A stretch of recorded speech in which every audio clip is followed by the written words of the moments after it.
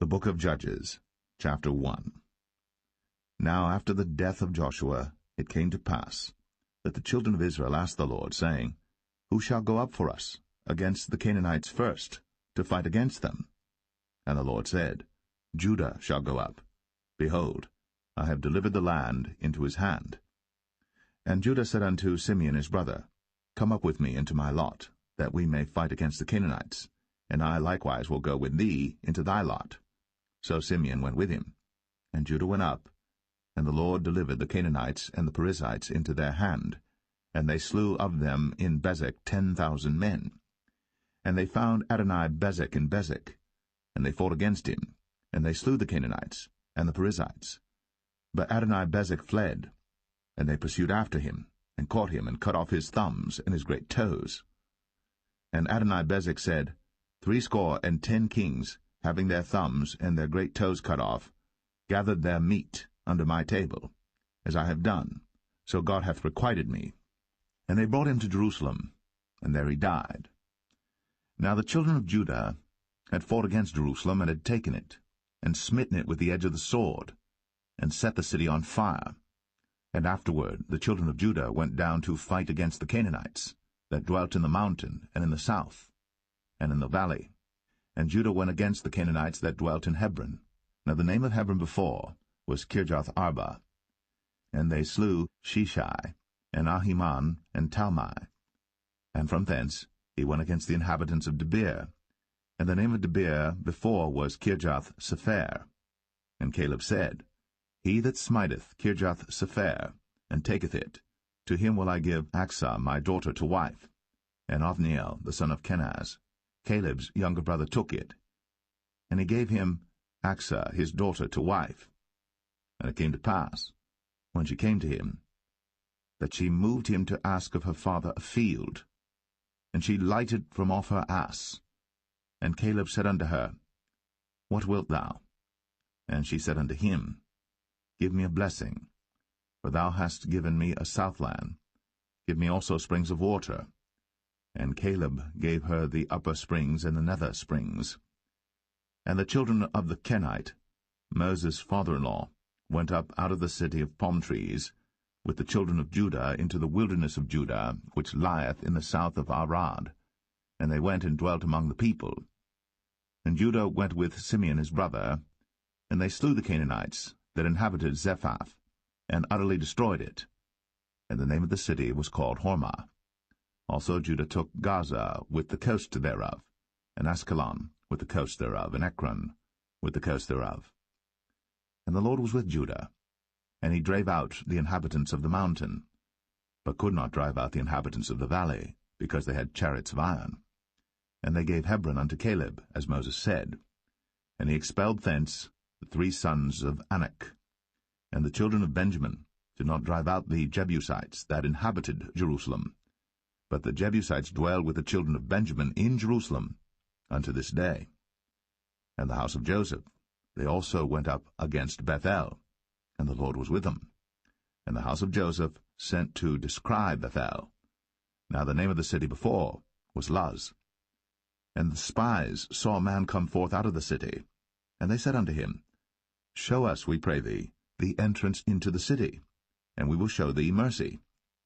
And when he showed them the entrance into the city, they smote the city with the edge of the sword, but they let go the man and all his family. And the man went into the land of the Hittites, and built a city, and called the name thereof Luz, which is the name thereof unto this day. Neither did Manasseh drive out the inhabitants of Beth-shan and her towns, nor Tanakh and her towns, nor the inhabitants of Dor and her towns, nor the inhabitants of Ibleam and her towns, nor the inhabitants of Megiddo and her towns, but the Canaanites would dwell in that land. And it came to pass, when Israel was strong, that they put the Canaanites to tribute, and did not utterly drive them out. Neither did Ephraim drive out the Canaanites that dwelt in Gezer, but the Canaanites dwelt in Gezer among them. Neither did Zebulun drive out the inhabitants of Kitron, nor the inhabitants of Nahalol, but the Canaanites dwelt among them, and became tributaries. Neither did Asher drive out the inhabitants of Akko, nor the inhabitants of Zidon, nor of Alab, nor of Agzib, nor of Helba, nor of Aphik, nor of Rehob. But the Asherites dwelt among the Canaanites, the inhabitants of the land, for they did not drive them out. Neither did Naphtali drive out the inhabitants of Beth-Shemesh, nor the inhabitants of Beth-Anath, but he dwelt among the Canaanites, the inhabitants of the land. Nevertheless the inhabitants of Beth-Shemesh and of Beth-Anath became tributaries unto them. And the Amorites forced the children of Dan into the mountain, for they would not suffer them to come down to the valley. But the Amorites would dwell in Mount Eres, in Ayalon, and in Shaalbim, yet the hand of the house of Joseph prevailed, so that they became tributaries. And the coast of the Amorites was from the going up to Akrabim, from the rock and upward.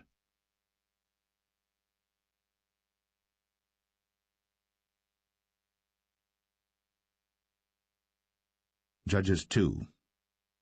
And an angel of the Lord came up from Gilgal to Bochim, and said, I made you to go up out of Egypt, and have brought you unto the land which I swear unto your fathers. And I said, I will never break my covenant with you.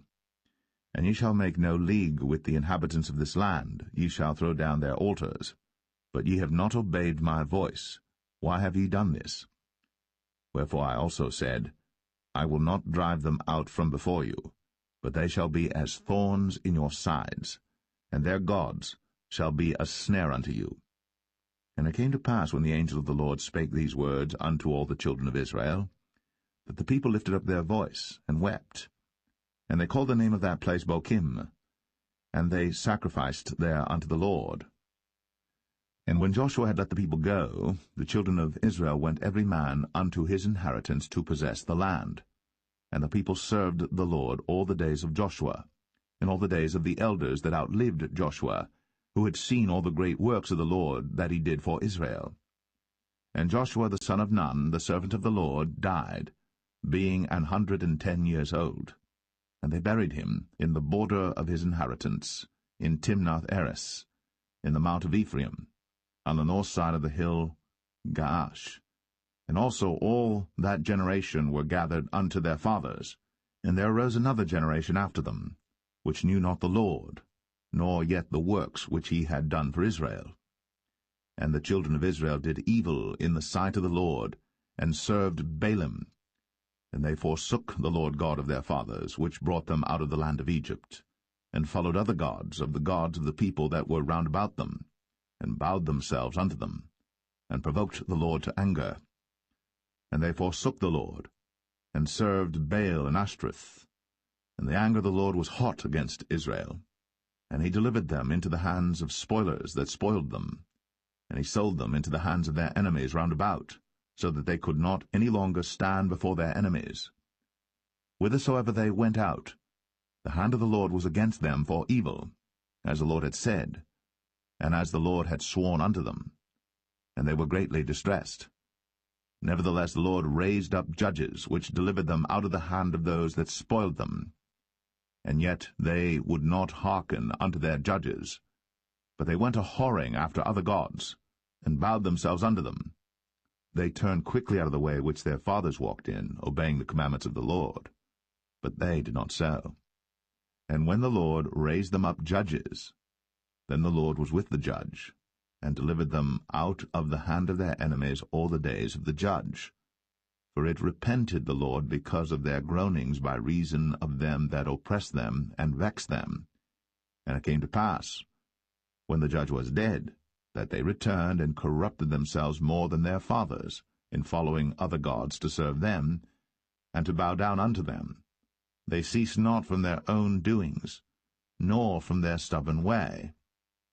And the anger of the Lord was hot against Israel, and he said, Because that this people hath transgressed my covenant which I commanded their fathers, and have not hearkened unto my voice, I also will not henceforth drive out any from before them of the nations which Joshua left when he died, that through them I may prove Israel, whether they will keep the way of the Lord to walk therein, as their fathers did keep it, or not. Therefore the Lord left those nations without driving them out hastily. neither delivered he them into the hand of Joshua.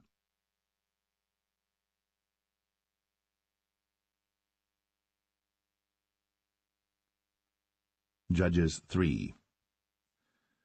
Now these are the nations which the Lord left, to prove Israel by them, even as many of Israel as had not known all the wars of Canaan, only that the generations of the children of Israel might know, to teach them war, at the least such as before knew nothing thereof. Namely, 5 lords of the Philistines, and all the Canaanites, and the Sidonians, and the Hivites, that dwelt in Mount Lebanon, from Mount Baal-Hermon unto the entering in of Hamath. And they were to prove Israel by them, to know whether they would hearken unto the commandments of the Lord, which he commanded their fathers by the hand of Moses. And the children of Israel dwelt among the Canaanites, Hittites, and Amorites, and Perizzites, and Hivites, and Jebusites. And they took their daughters to be their wives, and gave their daughters to their sons, and served their gods. And the children of Israel did evil in the sight of the Lord, and forgat the Lord their God, and served Baalim and the groves. Therefore the anger of the Lord was hot against Israel, and he sold them into the hand of Shushan-Rishathaim, king of Mesopotamia. And the children of Israel served Shushan-Rishathaim 8 years. And when the children of Israel cried unto the Lord raised up a deliverer to the children of Israel, who delivered them, even Othniel, the son of Kenaz, Caleb's younger brother. And the Spirit of the Lord came upon him, and he judged Israel, and went out to war. And the Lord delivered Shushan-Rishathaim, king of Mesopotamia, into his hand. And his hand prevailed against Shushan-Rishathaim. And the land had rest 40 years. And Othniel, the son of Kenaz, died. And the children of Israel did evil again in the sight of the Lord. And the Lord strengthened Eglon, the king of Moab, against Israel, because they had done evil in the sight of the Lord. And he gathered unto him the children of Ammon and Amalek, and went and smote Israel, and possessed the city of palm trees. So the children of Israel served Eglon the king of Moab 18 years. But when the children of Israel cried unto the Lord raised them up a deliverer, Ehud the son of Gera, a Benjamite, a man left-handed. And by him the children of Israel sent a present unto Eglon the king of Moab. But Ehud made him a dagger, which had 2 edges of a cubit length, and he did gird it under his raiment, upon his right thigh. And he brought the present unto Eglon king of Moab. And Eglon was a very fat man. And when he had made an end to offer the present, he sent away the people that bare the present. But he himself turned again from the quarries that were by Gilgal, and said, I have a secret errand unto thee, O king, who said, Keep silence. And all that stood by him went out from him. And Ehud came unto him, and he was sitting in a summer parlor, which he had for himself alone. And Ehud said, I have a message from God unto thee. And he rose out of his seat. And Ehud put forth his left hand, and took the dagger from his right thigh, and thrust it into his belly. And the haft also went in after the blade, and the fat closed upon the blade, so that he could not draw the dagger out of his belly. And the dirt came out. Then Ehud went forth through the porch, and shut the doors of the parlor upon him, and locked them. When he was gone out, his servants came, and when they saw that, behold, the doors of the parlor were locked, they said, Surely he covereth his feet in his summer chamber. And they tarried till they were ashamed, and behold, he opened not the doors of the parlor. Therefore they took a key, and opened them, and behold, their lord was fallen down dead on the earth. And Ehud escaped while they tarried, and passed beyond the quarries, and escaped unto Seirath. And it came to pass, when he was come, that he blew a trumpet in the mountain of Ephraim. And the children of Israel went down with him from the mount, and he before them. And he said unto them, Follow after me, for the Lord hath delivered your enemies the Moabites into your hand. And they went down after him, and took the fords of Jordan toward Moab, and suffered not a man to pass over. And they slew of Moab at that time about 10,000 men, all lusty, and all men of valor, and there escaped not a man. So Moab was subdued that day under the hand of Israel, and the land had rest 80 years. And after him was Shamgar the son of Anath, which slew the Philistines, 600 men with an ox goad, and he also delivered Israel.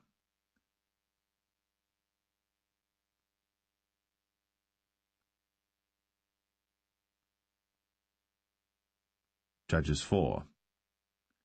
And the children of Israel again did evil in the sight of the Lord, when Ehud was dead. And the Lord sold them into the hand of Jabin, king of Canaan, that reigned in Hazor, the captain of whose host was Sisera, which dwelt in Harosheth of the Gentiles. And the children of Israel cried unto the Lord, for he had 900 chariots of iron. And 20 years he mightily oppressed the children of Israel.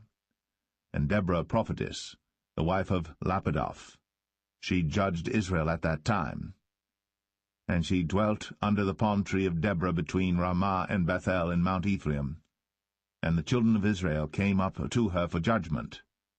And she sent and called Barak, the son of Abinoam, out of Kadesh Naphtali, and said unto him, Hath not the Lord God of Israel commanded, saying, Go and draw toward Mount Tabor, and take with thee 10,000 men of the children of Naphtali and of the children of Zebulun?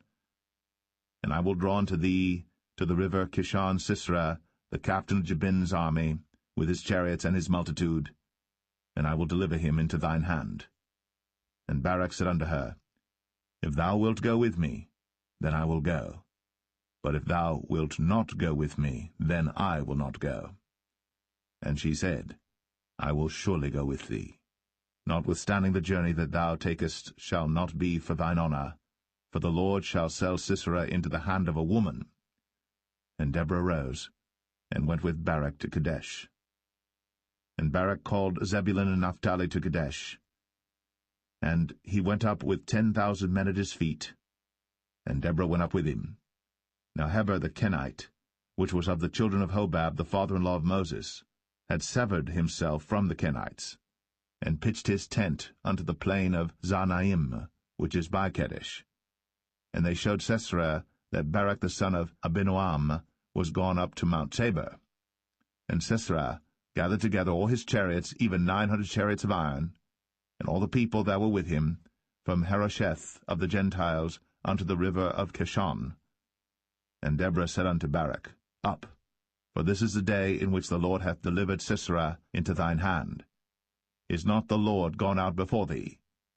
So Barak went down from Mount Tabor, and 10,000 men after him. And the Lord discomfited Sisera, and all his chariots and all his hosts with the edge of the sword before Barak, so that Sisera lighted down off his chariot, and fled away on his feet. But Barak pursued after the chariots and after the host, unto Harosheth of the Gentiles, and all the host of Sisera fell upon the edge of the sword, and there was not a man left. Howbeit Sisera fled away on his feet to the tent of Jael, the wife of Heber the Kenite. For there was peace between Jabin, the king of Hazor, and the house of Heber the Kenite. And Jael went out to meet Sisera, and said unto him, Turn in, my lord, turn in to me, fear not. And when he had turned in unto her into the tent, she covered him with a mantle. And he said unto her, Give me, I pray thee, a little water to drink, for I am thirsty.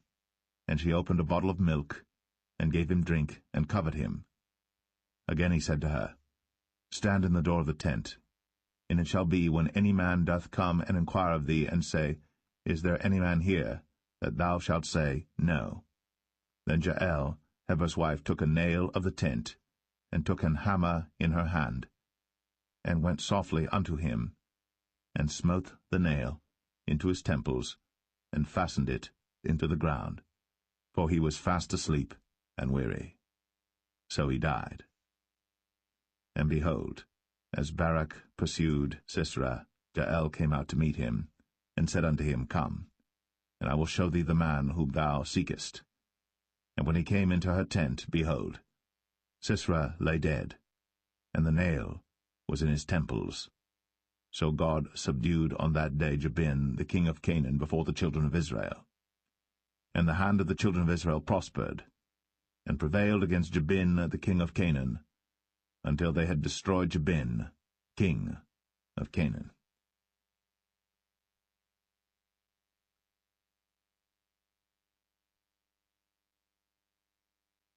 Judges 5. Then sang Deborah and Barak, the son of Abinoam, on that day, saying, Praise ye the Lord for the avenging of Israel, when the people willingly offered themselves. Hear, O ye kings, give ear, O ye princes. I, even I, will sing unto the Lord. I will sing praise to the Lord God of Israel. Lord, when thou wentest out of Seir, when thou marchedst out of the field of Edom, the earth trembled, and the heavens dropped. The clouds also dropped water.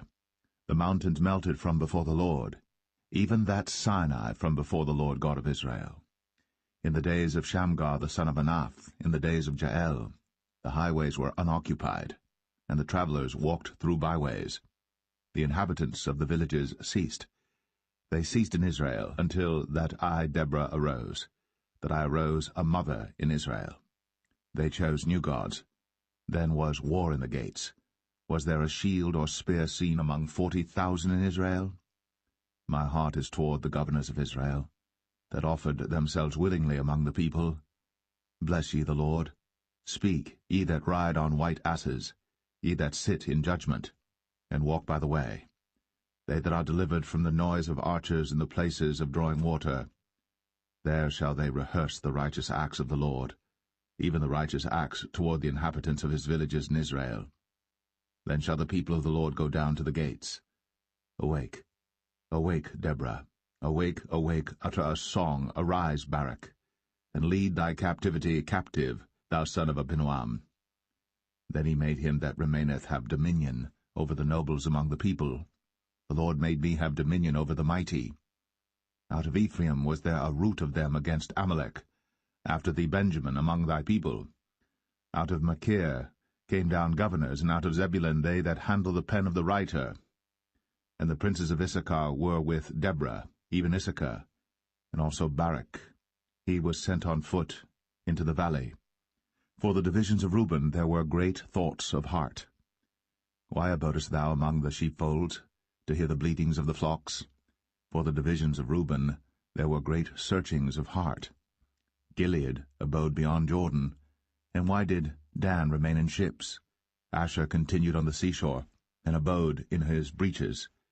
Zebulun and Naphtali were a people that jeoparded their lives unto the death in the high places of the field. The kings came and fought.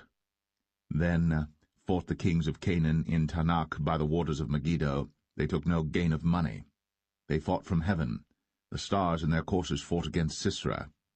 The river of Kishon swept them away, that ancient river, the river Kishon. O my soul, thou hast trodden down strength. Then were the horse hoofs broken by the means of the prancings of their mighty ones. Curse ye Meroz, said the angel of the Lord. Curse ye bitterly the inhabitants thereof, because they came not to the help of the Lord, against the mighty. Blessed above women shall Jael the wife of Heber the Kenite be. Blessed shall she be above women in the tent. He asked water, and she gave him milk. She brought forth butter in a lordly dish. She put her hand to the nail, and her right hand to the workman's hammer, and with the hammer she smote Sisera.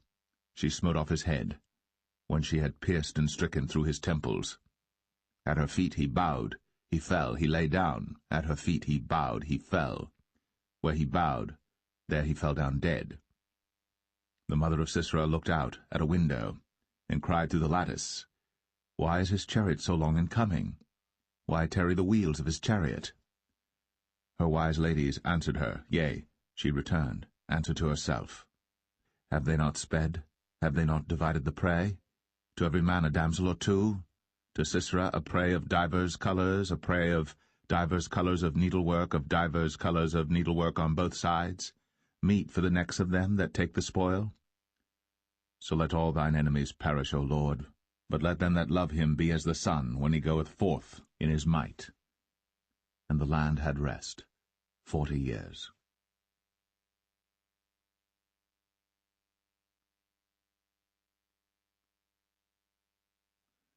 Judges 6. And the children of Israel did evil in the sight of the Lord. And the Lord delivered them into the hand of Midian 7 years. And the hand of Midian prevailed against Israel, and because of the Midianites, the children of Israel made them the dens which are in the mountains and caves and strongholds. And so it was, when Israel had sown, that the Midianites came up, and the Amalekites and the children of the east, even they came up against them, and they encamped against them, and destroyed the increase of the earth, till thou come unto Gaza, and left no sustenance for Israel, neither sheep, nor ox, nor ass. For they came up with their cattle and their tents, and they came as grasshoppers for multitude, for both they and their camels were without number. And they entered into the land to destroy it. And Israel was greatly impoverished because of the Midianites, and the children of Israel cried unto the Lord. And it came to pass, when the children of Israel cried unto the Lord because of the Midianites, that the Lord sent a prophet unto the children of Israel, which said unto them, Thus saith the Lord God of Israel, I brought you up from Egypt, and brought you forth out of the house of bondage. And I delivered you out of the hand of the Egyptians, and out of the hand of all that oppressed you, and drave them out from before you, and gave you their land. I said unto you, I am the Lord your God. Fear not the gods of the Amorites, in whose land ye dwell. But ye have not obeyed my voice. And there came an angel of the Lord, and sat under an oak which was in Ophrah, that pertained unto Joash the Abiezrite. And his son Gideon threshed wheat by the winepress to hide it from the Midianites. And the angel of the Lord appeared unto him, and said unto him, The Lord is with thee, thou mighty man of valour. And Gideon said unto him, O my Lord, if the Lord be with us, why then is all this befallen us? And where be all his miracles which our fathers told us of, saying, Did not the Lord bring us up from Egypt? But now the Lord hath forsaken us, and delivered us into the hands of the Midianites. And the Lord looked upon him, and said, Go in this thy might, and thou shalt save Israel from the hand of the Midianites. Have not I sent thee? And he said unto him, O my Lord, wherewith shall I save Israel? Behold, my family is poor in Manasseh, and I am the least in my father's house. And the Lord said unto him, Surely I will be with thee, and thou shalt smite the Midianites as one man. And he said unto him, If now I have found grace in thy sight, then show me a sign that thou talkest with me. Depart not hence, I pray thee, until I come unto thee, and bring forth my present, and set it before thee. And he said, I will tarry until thou come again.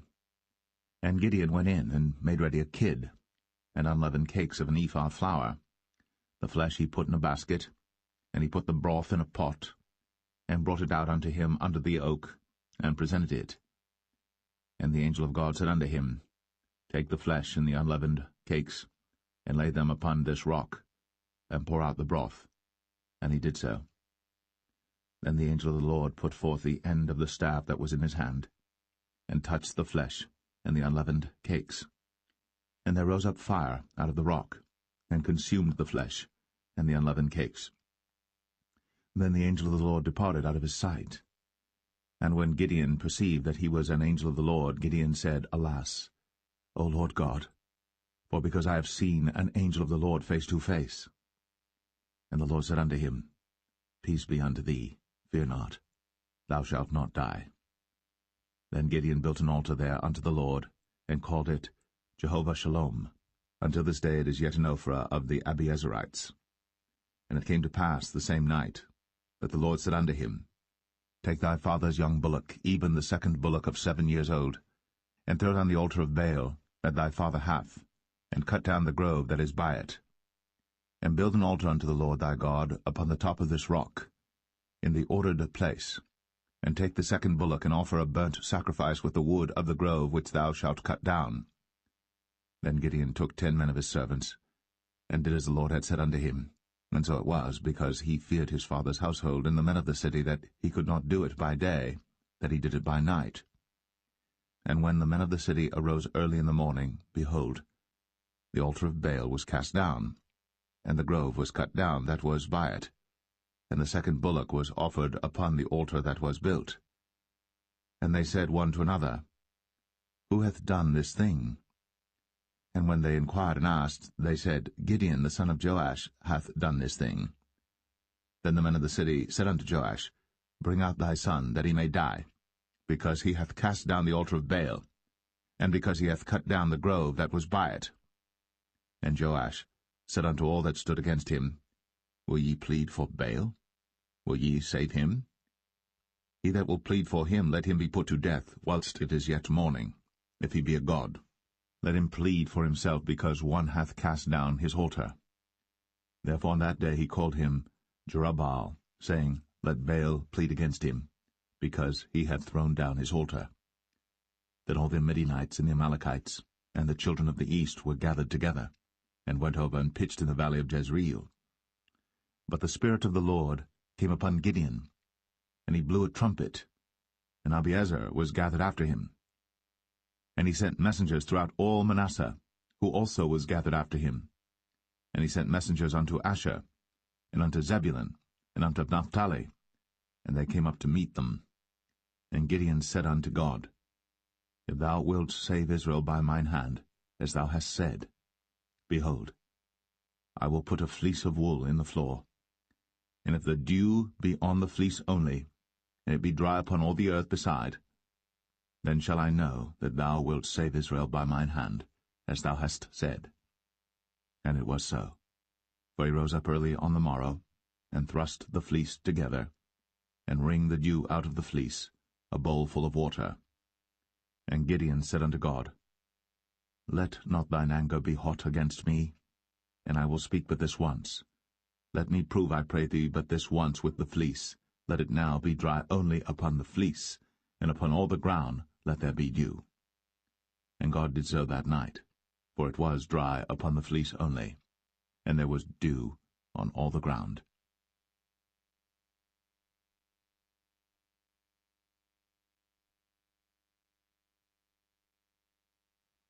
Judges 7. Then Jerubbaal, who was Gideon, and all the people that were with him, rose up early, and pitched beside the well of Harod, so that the host of the Midianites were on the north side of them, by the hill of Moreh in the valley. And the Lord said unto Gideon, The people that are with thee are too many for me to give the Midianites into their hands, lest Israel vaunt themselves against me, saying, Mine own hand hath saved me. Now therefore go to, proclaim in the ears of the people, saying, Whosoever is fearful and afraid, let him return and depart early from Mount Gilead. And there returned to the people 22,000, and there remained 10,000. And the Lord said unto Gideon, The people are yet too many. Bring them down unto the water, and I will try them for thee there. And it shall be that of whom I say unto thee, This shall go with thee, the same shall go with thee. And of whomsoever I say unto thee, This shall not go with thee, the same shall not go. So he brought down the people unto the water. And the Lord said unto Gideon, Every one that lappeth of the water with his tongue, as a dog lappeth, him shalt thou set by himself, likewise every one that boweth down upon his knees to drink. And the number of them that lapped, putting their hand to their mouth, were 300 men. But all the rest of the people bowed down upon their knees to drink water.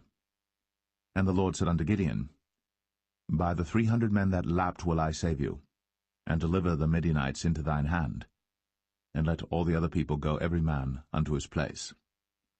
So the people took victuals in their hand, and their trumpets, and he sent all the rest of Israel every man unto his tent, and retained those 300 men, and the host of Midian was beneath him in the valley. And it came to pass the same night that the Lord said unto him, Arise, get thee down unto the host, for I have delivered it into thine hand.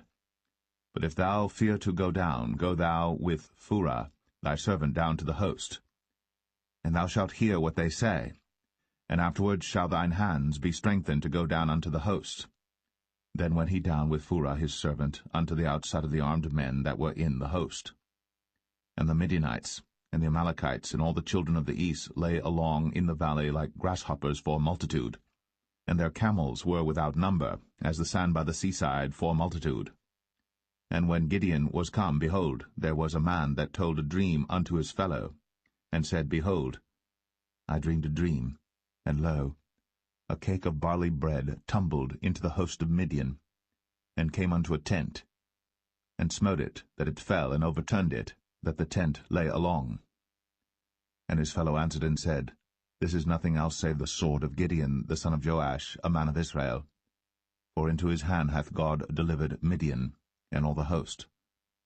And it was so, when Gideon heard the telling of the dream and the interpretation thereof, that he worshipped and returned into the host of Israel, and said, Arise, for the Lord hath delivered into your hand the host of Midian. And he divided the 300 men into 3 companies, and he put a trumpet in every man's hand, with empty pitchers and lamps within the pitchers. And he said unto them, Look on me, and do likewise, and behold, when I come to the outside of the camp, it shall be that as I do, so shall ye do. When I blow with the trumpet, I and all that are with me, then blow ye the trumpets also on every side of all the camp, and say, The sword of the Lord and of Gideon. So Gideon and the 100 men that were with him came unto the outside of the camp in the beginning of the middle watch. And they had but newly set the watch, and they blew the trumpets, and brake the pitchers that were in their hands. And the 3 companies blew the trumpets, and brake the pitchers, and held the lamps in their left hands, and the trumpets in their right hands, to blow withal. And they cried, The sword of the Lord and of Gideon. And they stood every man in his place round about the camp. And all the host ran and cried and fled. And the 300 blew the trumpets, and the Lord set every man's sword against his fellow, even throughout all the host. And the host fled to Beth-shittah in Zererath, and to the border of Abel-meholah, unto Tabbath. And the men of Israel gathered themselves together out of Naphtali, and out of Asher, and out of all Manasseh, and pursued after the Midianites. And Gideon sent messengers throughout all Mount Ephraim, saying, Come down against the Midianites, and take before them the waters unto Beth-barah and Jordan. Then all the men of Ephraim gathered themselves together, and took the waters unto Beth-barah and Jordan. And they took 2 princes of the Midianites, Oreb and Zeb. And they slew Oreb upon the rock Oreb, and Zeb they slew at the winepress of Zeb, and pursued Midian, and brought the heads of Oreb and Zeb to Gideon on the other side Jordan.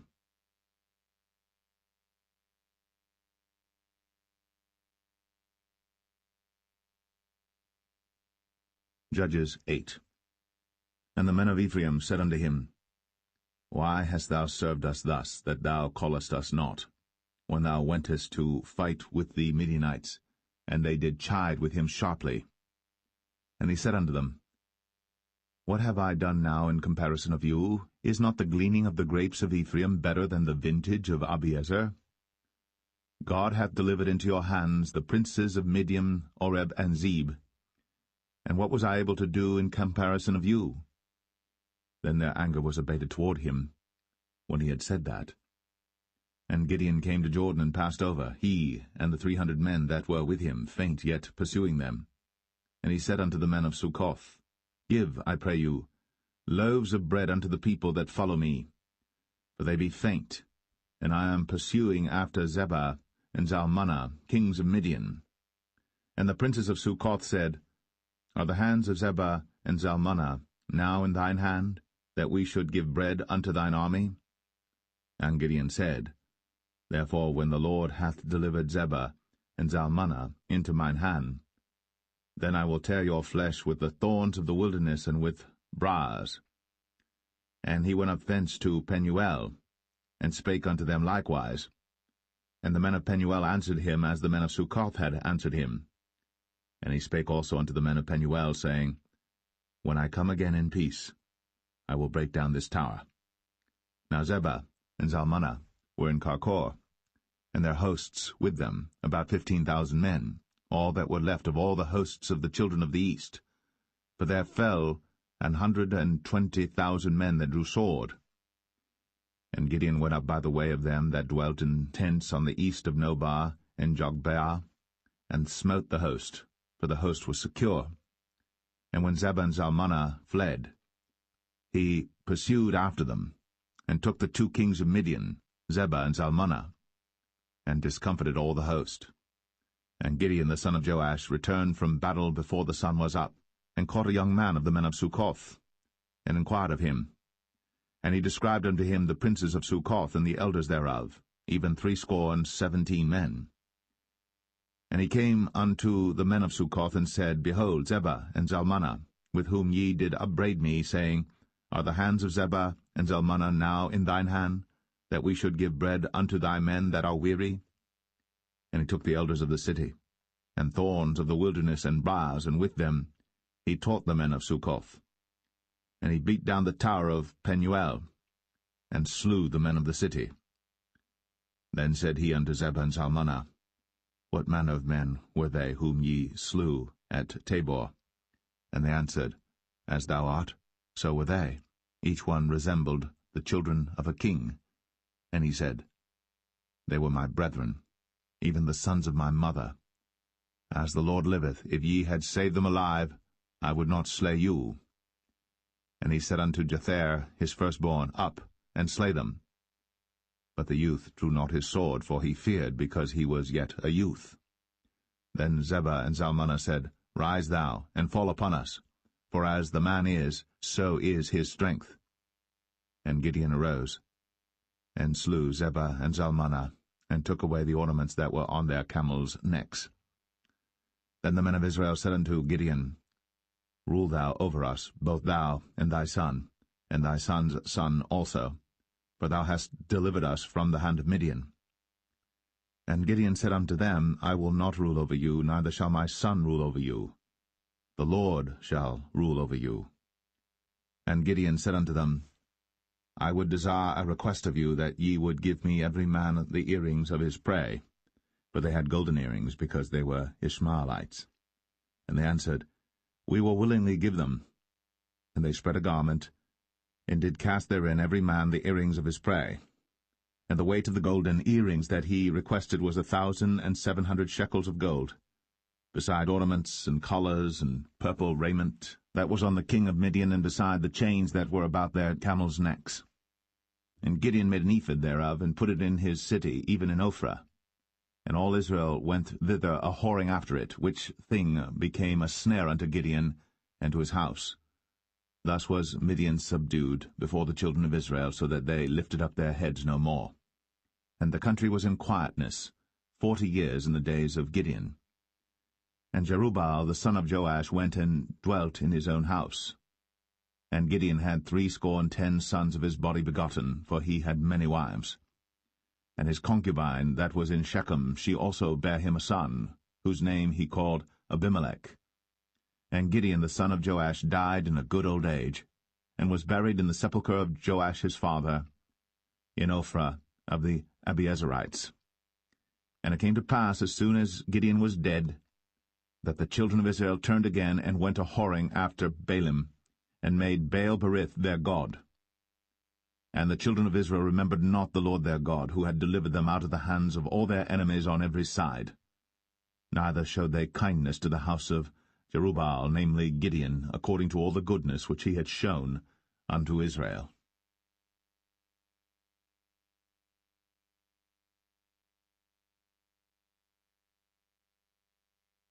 Judges 9. And Abimelech the son of Jerubbaal went to Shechem unto his mother's brethren, and communed with them and with all the family of the house of his mother's father, saying, Speak, I pray you, in the ears of all the men of Shechem, whether is better for you either that all the sons of Jerubbaal, which are 70 persons, reign over you, or that one reign over you? Remember also that I am your bone and your flesh. And his mother's brethren spake of him in the ears of all the men of Shechem all these words. And their hearts inclined to follow Abimelech, for they said, He is our brother. And they gave him 70 pieces of silver out of the house of Baal-berith, wherewith Abimelech hired vain and light persons which followed him. And he went unto his father's house at Ophrah, and slew his brethren the sons of Jerubbaal, being 70 persons, upon one stone. Notwithstanding yet Jotham, the youngest son of Jerubbaal, was left, for he hid himself. And all the men of Shechem gathered together, and all the house of Millo, and went, and made Abimelech king by the plain of the pillar that was in Shechem.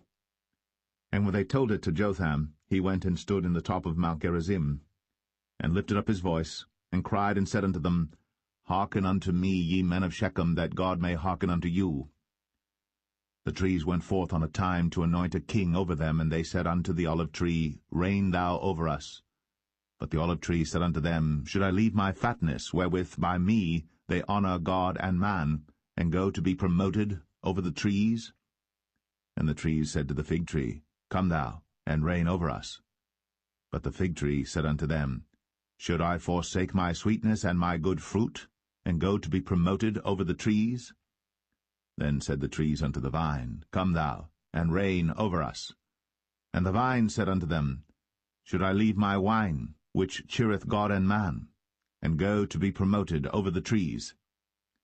Then said all the trees unto the bramble, Come thou, and reign over us.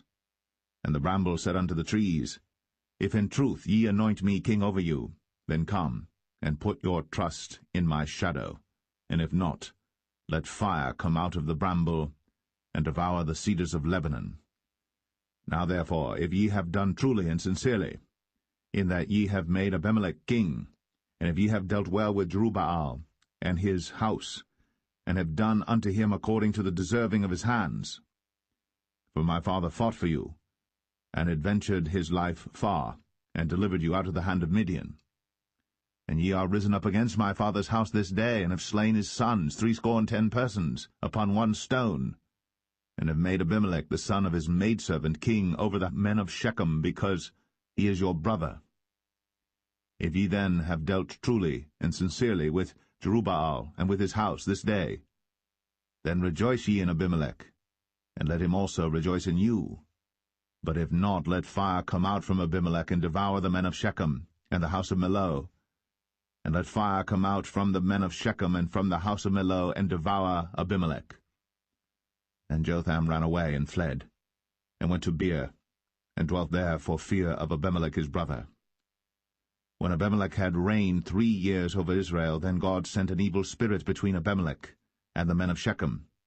And the men of Shechem dealt treacherously with Abimelech, that the cruelty done to the 70 sons of Jerubbaal might come, and their blood be laid upon Abimelech their brother, which slew them, and upon the men of Shechem, which aided him in the killing of his brethren. And the men of Shechem set liers in wait for him in the top of the mountains, and they robbed all that came along that way by them. And it was told Abimelech. And Gaal, the son of Ebed, came with his brethren, and went over to Shechem. And the men of Shechem put their confidence in him. And they went out into the fields, and gathered their vineyards, and trod the grapes, and made merry, and went to the house of their God, and did eat and drink, and cursed Abimelech. And Gaal the son of Ebed said, Who is Abimelech, and who is Shechem, that we should serve him? Is not he the son of Jerubbaal, and Zebul his officer? Serve the men of Hamor, the father of Shechem, for why should we serve him? And would to God this people were under my hand, then would I remove Abimelech. And he said to Abimelech, Increase thine army, and come out. And when Zebul, the ruler of the city, heard the words of Gaal the son of Ebed, his anger was kindled. And he sent messengers unto Abimelech privily, saying, Behold, Gaal the son of Ebed and his brethren be come to Shechem, and behold, they fortify the city against thee. Now therefore up by night thou and the people that is with thee, and lie in wait in the field. And it shall be that in the morning, as soon as the sun is up, thou shalt rise early, and set upon the city, and behold, when he and the people that is with him come out against thee, then mayest thou do to them as thou shalt find occasion. And Abimelech rose up, and all the people that were with him by night, and they laid wait against Shechem in 4 companies. And Gaal the son of Ebed went out, and stood in the entering of the gate of the city. And Abimelech rose up, and the people that were with him, from lying in wait. And when Gaal saw the people, he said to Zebul, Behold, there come people down from the top of the mountains. And Zebul said unto him, Thou seest the shadow of the mountains, as if they were men. And Gaal spake again, and said, See, there come people down by the middle of the land, and another company come along by the plain of Meonim. Then said Zebul unto him, Where is now thy mouth wherewith thou saidst, Who is Abimelech, that we should serve him? Is not this the people that thou hast despised? Go out, I pray now, and fight with them. And Gaal went out before the men of Shechem, and fought with Abimelech. And Abimelech chased him, and he fled before him, and many were overthrown and wounded, even unto the entering of the gate. And Abimelech dwelt at Arumah. And Zebul thrust out Gaal and his brethren, that they should not dwell in Shechem. And it came to pass on the morrow that the people went out into the field. And they told Abimelech.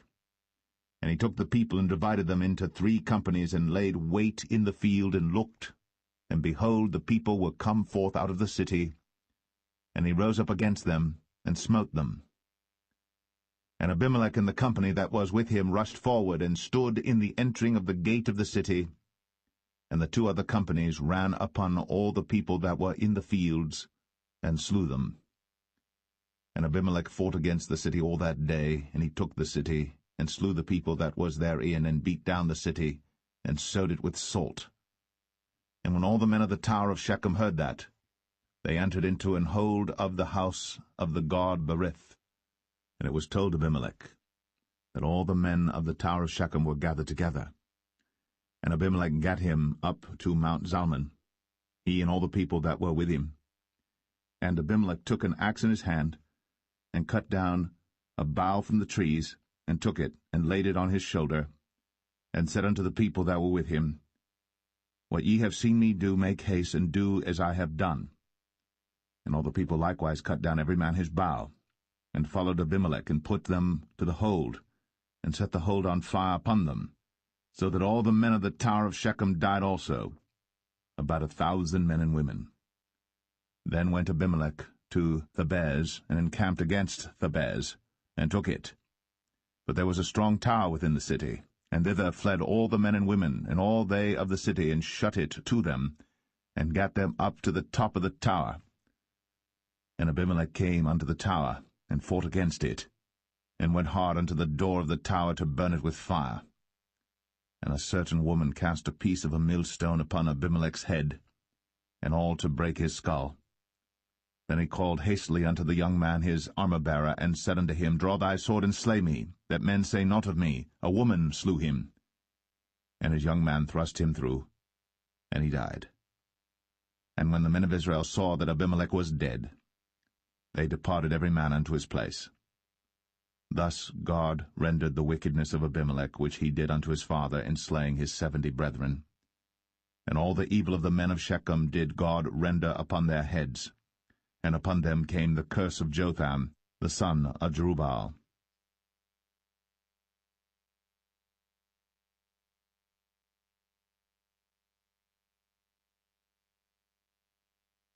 Judges 10.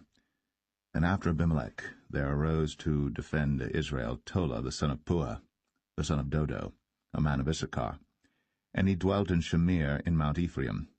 And he judged Israel 23 years, and died, and was buried in Shamir. And after him arose Jair, a Gileadite, and judged Israel 22 years. And he had 30 sons that rode on 30 ass colts. And they had 30 cities, which are called Hovath-Jair unto this day, which are in the land of Gilead. And Jair died, and was buried in Kaman. And the children of Israel did evil again in the sight of the Lord, and served Baalim, and Ashtoreth, and the gods of Syria, and the gods of Zidon, and the gods of Moab, and the gods of the children of Ammon, and the gods of the Philistines, and forsook the Lord, and served not him. And the anger of the Lord was hot against Israel, and he sold them into the hands of the Philistines, and into the hands of the children of Ammon. And that year they vexed and oppressed the children of Israel. 18 years, all the children of Israel that were on the other side Jordan in the land of the Amorites, which is in Gilead. Moreover, the children of Ammon passed over Jordan to fight also against Judah, and against Benjamin, and against the house of Ephraim, so that Israel was sore distressed. And the children of Israel cried unto the Lord, saying, We have sinned against thee, both because we have forsaken our God, and also served Baalim. And the Lord said unto the children of Israel, Did not I deliver you from the Egyptians, and from the Amorites, from the children of Ammon, and from the Philistines? The Zidonians also, and the Amalekites, and the Maonites did oppress you, and ye cried to me, and I delivered you out of their hand. Yet ye have forsaken me, and served other gods, wherefore I will deliver you no more.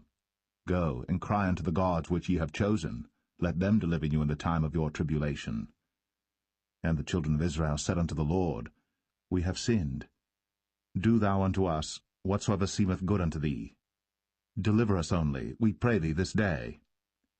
And they put away the strange gods from among them, and served the Lord. And his soul was grieved for the misery of Israel. Then the children of Ammon were gathered together and encamped in Gilead. And the children of Israel assembled themselves together, and encamped in Mizpeh. And the people and princes of Gilead said one to another, What man is he that will begin to fight against the children of Ammon? He shall be head over all the inhabitants of Gilead.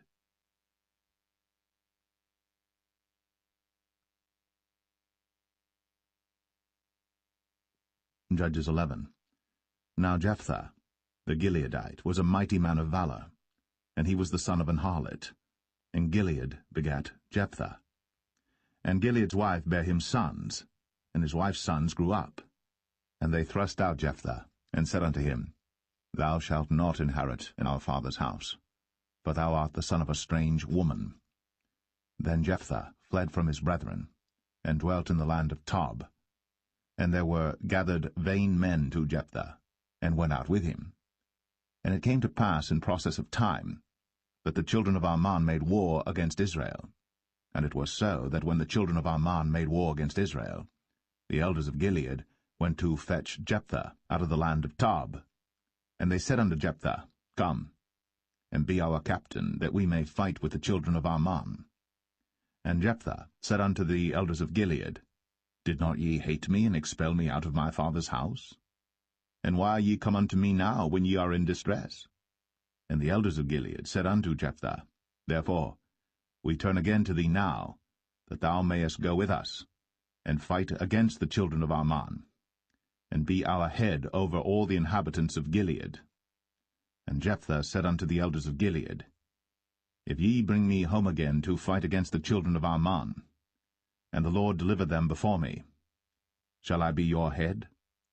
And the elders of Gilead said unto Jephthah, The Lord be witness between us, if we do not so according to thy words. Then Jephthah went with the elders of Gilead, and the people made him head and captain over them. And Jephthah uttered all his words before the Lord in Mizpeh. And Jephthah sent messengers unto the king of the children of Ammon, saying, What hast thou to do with me, that thou art come against me to fight in my land? And the king of the children of Ammon answered unto the messengers of Jephthah, Because Israel took away my land when they came up out of Egypt, from Arnon even unto Jabbok, and unto Jordan. Now therefore restore those lands again peaceably. And Jephthah sent messengers again unto the king of the children of Ammon, and said unto him, Thus saith Jephthah, Israel took not away the land of Moab, nor the land of the children of Ammon. But when Israel came up from Egypt, and walked through the wilderness unto the Red Sea, and came to Kadesh, then Israel sent messengers unto the king of Edom, saying, Let me, I pray thee, pass through thy land. But the king of Edom would not hearken thereto. And in like manner they sent unto the king of Moab, but he would not consent. And Israel abode in Kadesh. Then they went along through the wilderness, and compassed the land of Edom and the land of Moab, and came by the east side of the land of Moab, and pitched on the other side of Arnon, but came not within the border of Moab, for Arnon was the border of Moab. And Israel sent messengers unto Sihon, king of the Amorites, the king of Heshbon. And Israel said unto him, Let us pass, we pray thee, through thy land into my place. But Sihon trusted not Israel to pass through his coast. But Sihon gathered all his people together, and pitched in Jahaz, and fought against Israel. And the Lord God of Israel delivered Sihon and all his people into the hand of Israel, and they smote them. So Israel possessed all the land of the Amorites, the inhabitants of that country. And they possessed all the coasts of the Amorites, from Arnon even unto Jabbok, and from the wilderness even unto Jordan. So now the Lord God of Israel hath dispossessed the Amorites from before his people Israel. And shouldst thou possess it? Wilt not thou possess that which Chemosh thy God giveth thee to possess? So, whomsoever the Lord our God shall drive out from before us, then will we possess. And now, art thou anything better than Balak the son of Zippor, king of Moab? Did he ever strive against Israel, or did he ever fight against them? While Israel dwelt in Heshbon and her towns, and in Aroer and her towns, and in all the cities that be along by the coasts of Arnon, 300 years? Why therefore did ye not recover them within that time? Wherefore I have not sinned against thee, but thou dost me wrong to war against me. The Lord, the judge, be judged this day between the children of Israel and the children of Ammon. Howbeit the king of the children of Ammon hearkened not unto the words of Jephthah, which he sent him. Then the Spirit of the Lord came upon Jephthah, and he passed over Gilead and Manasseh, and passed over Mizpeh of Gilead, and from Mizpeh of Gilead he passed over unto the children of Ammon. And Jephthah vowed a vow unto the Lord, and said, If thou shalt without fail deliver the children of Ammon into mine hands, then it shall be, that whatsoever cometh forth of the doors of my house to meet me, when I return in peace from the children of Ammon, shall surely be the Lord's, and I will offer it up for a burnt offering. So Jephthah passed over unto the children of Ammon to fight against them, and the Lord delivered them into his hands. And he smote them from Aroer, even till thou come to Minnith, even 20 cities, and unto the plain of the vineyards, with a very great slaughter. Thus the children of Ammon were subdued before the children of Israel. And Jephthah came to Mizpeh unto his house, and behold, his daughter came out to meet him, with timbrels and with dances, and she was his only child. Beside her he had neither son nor daughter. And it came to pass, when he saw her, that he rent his clothes, and said, Alas, my daughter, thou hast brought me very low, and thou art one of them that trouble me. For I have opened my mouth unto the Lord, and I cannot go back. And she said unto him, My father, if thou hast opened thy mouth unto the Lord, do to me according to that which hath proceeded out of thy mouth. For as much as the Lord hath taken vengeance for thee of thine enemies, even of the children of Ammon. And she said unto her father, Let this thing be done for me. Let me alone 2 months, that I may go up and down upon the mountains and bewail my virginity, I and my fellows. And he said, Go. And he sent her away for 2 months. And she went with her companions, and bewailed her virginity upon the mountains. And it came to pass at the end of 2 months, that she returned unto her father, who did with her according to his vow which he had vowed. And she knew no man.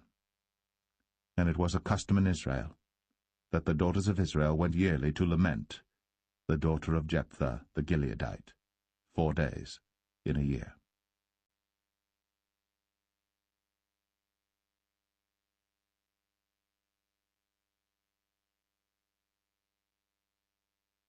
Judges 12. And the men of Ephraim gathered themselves together, and went northward, and said unto Jephthah, Wherefore passedst thou over to fight against the children of Ammon, and didst not call us to go with thee? We will burn thine house upon thee with fire. And Jephthah said unto them, I and my people were at great strife with the children of Ammon. And when I called you, ye delivered me not out of their hands. And when I saw that ye delivered me not, I put my life in my hands, and passed over against the children of Ammon.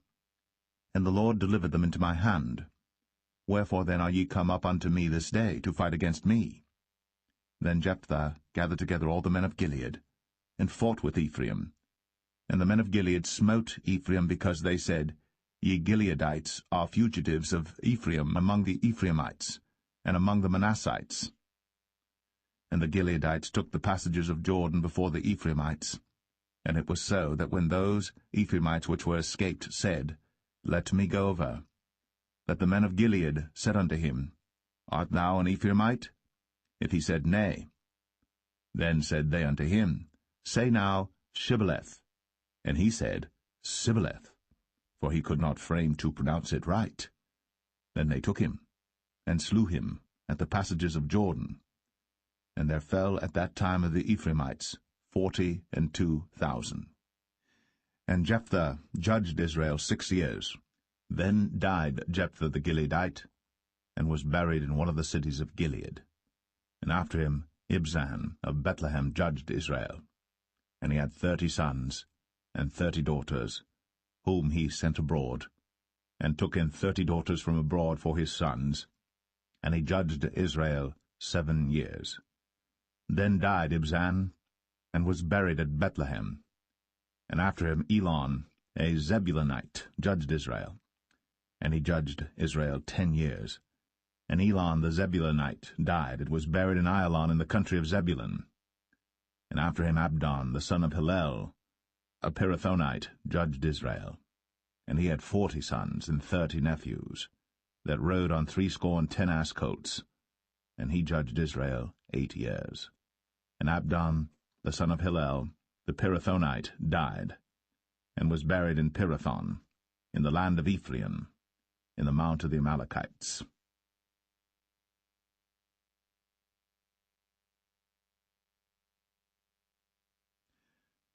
Judges 13.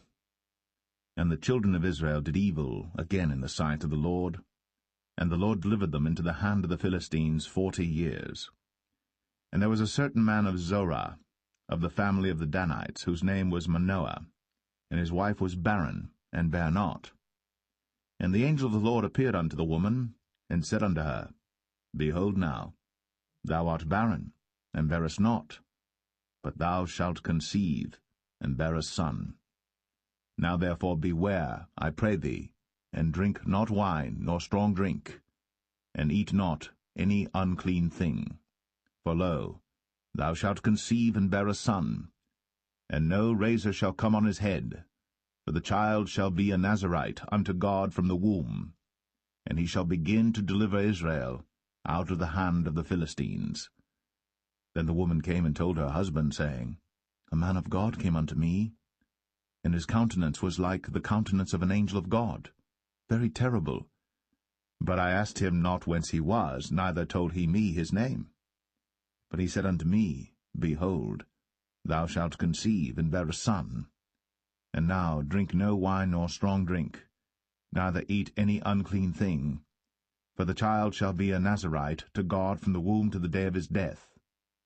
Then Manoah entreated the Lord, and said, O my Lord, let the man of God which thou didst send come again unto us, and teach us what we shall do unto the child that shall be born. And God hearkened to the voice of Manoah. And the angel of God came again unto the woman as she sat in the field. But Manoah, her husband, was not with her. And the woman made haste, and ran, and showed her husband, and said unto him, Behold, the man hath appeared unto me, that came unto me the other day. And Manoah arose, and went after his wife, and came to the man, and said unto him, Art thou the man that spakest unto the woman? And he said, I am. And Manoah said, Now let thy words come to pass. How shall we order the child, and how shall we do unto him? And the angel of the Lord said unto Manoah, Of all that I said unto the woman, let her beware. She may not eat of anything that cometh of the vine, neither let her drink wine or strong drink, nor eat any unclean thing. All that I commanded her let her observe. And Manoah said unto the angel of the Lord, I pray thee, let us detain thee, until we shall have made ready a kid for thee. And the angel of the Lord said unto Manoah, Though thou detain me, I will not eat of thy bread. And if thou wilt offer a burnt offering, thou must offer it unto the Lord. For Manoah knew not that he was an angel of the Lord. And Manoah said unto the angel of the Lord, What is thy name, that when thy sayings come to pass, we may do thee honor? And the angel of the Lord said unto him, Why askest thou thus after my name, seeing it is secret? So Manoah took a kid with a meat offering, and offered it upon a rock unto the Lord. And the angel did wondrously. And Manoah and his wife looked on. For it came to pass, when the flame went up toward heaven from off the altar, that the angel of the Lord ascended in the flame of the altar. And Manoah and his wife looked on it, and fell on their faces to the ground. But the angel of the Lord did no more appear to Manoah and to his wife. Then Manoah knew that he was an angel of the Lord. And Manoah said unto his wife, We shall surely die, because we have seen God. But his wife said unto him, If the Lord were pleased to kill us, he would not have received a burnt offering and a meat offering at our hands, neither would he have shown us all these things, nor would as at this time have told us such things as these. And the woman bare a son, and called his name Samson. And the child grew, and the Lord blessed him.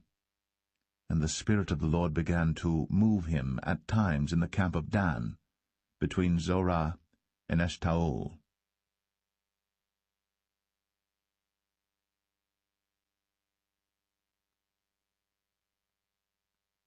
Judges 14. And Samson went down to Timnath, and saw a woman in Timnath of the daughters of the Philistines. And he came up and told his father and his mother, and said, I have seen a woman in Timnath of the daughters of the Philistines. Now therefore get her for me to wife. Then his father and his mother said unto him, Is there never a woman among the daughters of thy brethren, or among all my people, that thou goest to take a wife of the uncircumcised Philistines? And Samson said unto his father, Get her for me, for she pleaseth me well. But his father and his mother knew not that it was of the Lord that he sought an occasion against the Philistines, for at that time the Philistines had dominion over Israel. Then went Samson down, and his father and his mother, to Timnath, and came to the vineyards of Timnath, and behold, a young lion roared against him. And the Spirit of the Lord came mightily upon him, and he rent him as he would have rent a kid, and he had nothing in his hand. But he told not his father or his mother what he had done. And he went down, and talked with the woman, and she pleased Samson well. And after a time he returned to take her. And he turned aside to see the carcass of the lion, and behold, there was a swarm of bees and honey in the carcass of the lion. And he took thereof in his hands, and went on eating, and came to his father and mother, and he gave them, and they did eat. But he told not them that he had taken the honey out of the carcass of the lion. So his father went down unto the woman, and Samson made there a feast, for so used the young men to do. And it came to pass, when they saw him, that they brought 30 companions to be with him. And Samson said unto them, I will now put forth a riddle unto you. If ye can certainly declare it me within the 7 days of the feast, and find it out, then I will give you 30 sheets, and 30 change of garments. But if ye cannot declare it me, then shall ye give me 30 sheets, and 30 change of garments. And they said unto him, Put forth thy riddle, that we may hear it. And he said unto them, Out of the eater came forth meat, and out of the strong came forth sweetness. And they could not in 3 days expound the riddle. And it came to pass on the 7th day, that they said unto Samson's wife, Entice thy husband, that he may declare unto us the riddle, lest we burn thee, and thy father's house with fire. Have ye called us to take that we have? Is it not so? And Samson's wife wept before him, and said, Thou dost but hate me, and lovest me not. Thou hast put forth a riddle unto the children of my people, and hast not told it me. And he said unto her, Behold, I have not told it my father nor my mother, and shall I tell it thee? And she wept before him the 7 days, while their feast lasted. And it came to pass on the 7th day, that he told her, because she lay sore upon him, and she told the riddle to the children of her people. And the men of the city said unto him on the 7th day before the sun went down, What is sweeter than honey? And what is stronger than a lion? And he said unto them, If ye had not plowed with my heifer, ye had not found out my riddle. And the Spirit of the Lord came upon him, and he went down to Ashkelon, and slew 30 men of them, and took their spoil, and gave change of garments unto them which expounded the riddle. And his anger was kindled. and he went up to his father's house. But Samson's wife was given to his companion, whom he had used as his friend.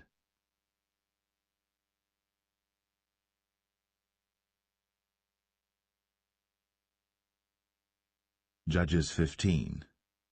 But it came to pass within a while after, in the time of wheat harvest, that Samson visited his wife with a kid, and he said, I will go in to my wife into the chamber. But her father would not suffer him to go in. And her father said, I verily thought that thou hadst utterly hated her. Therefore I gave her to thy companion. Is not her younger sister fairer than she? Take her, I pray thee, instead of her. And Samson said concerning them, Now shall I be more blameless than the Philistines, though I do them a displeasure. And Samson went and caught 300 foxes, and took firebrands, and turned tail to tail, and put a firebrand in the midst between two tails.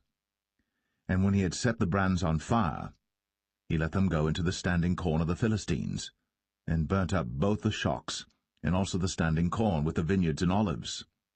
Then the Philistines said, Who hath done this? And they answered, Samson, the son-in-law of the Timnite, because he had taken his wife, and given her to his companion. And the Philistines came up, and burnt her and her father with fire. And Samson said unto them, Though ye have done this, yet will I be avenged of you, and after that I will cease. And he smote them hip and thigh with a great slaughter, and he went down and dwelt in the top of the rock Etam. Then the Philistines went up, and pitched in Judah, and spread themselves in Lehi. And the men of Judah said, Why are ye come up against us? And they answered, To bind Samson are we come up, to do to him as he hath done to us.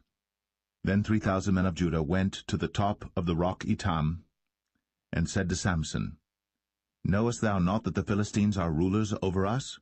What is this that thou hast done unto us? And he said unto them, As they did unto me, so have I done unto them. And they said unto him, We are come down to bind thee, that we may deliver thee into the hand of the Philistines. And Samson said unto them, Swear unto me, that ye will not fall upon me yourselves. And they spake unto him, saying, No, but we will bind thee fast, and deliver thee into their hand. But surely we will not kill thee. And they bound him with 2 new cords, and brought him up from the rock. And when he came unto Lehi, the Philistines shouted against him, and the Spirit of the Lord came mightily upon him, and the cords that were upon his arms became as flax that was burnt with fire, and his bands loosed from off his hands. And he found a new jawbone of an ass, and put forth his hand, and took it, and slew 1,000 men therewith. And Samson said, With the jawbone of an ass, heaps upon heaps, with the jaw of an ass have I slain 1,000 men. And it came to pass, when he had made an end of speaking, that he cast away the jawbone out of his hand, and called that place Ramath Lehi. And he was sore athirst, and called on the Lord, and said, Thou hast given this great deliverance into the hand of thy servant, and now shall I die for thirst, and fall into the hand of the uncircumcised? But God clave an hollow place that was in the jaw, and there came water thereout. And when he had drunk, his spirit came again, and he revived. Wherefore he called the name thereof En-Hakkore, which is in Lehi unto this day. And he judged Israel in the days of the Philistines 20 years.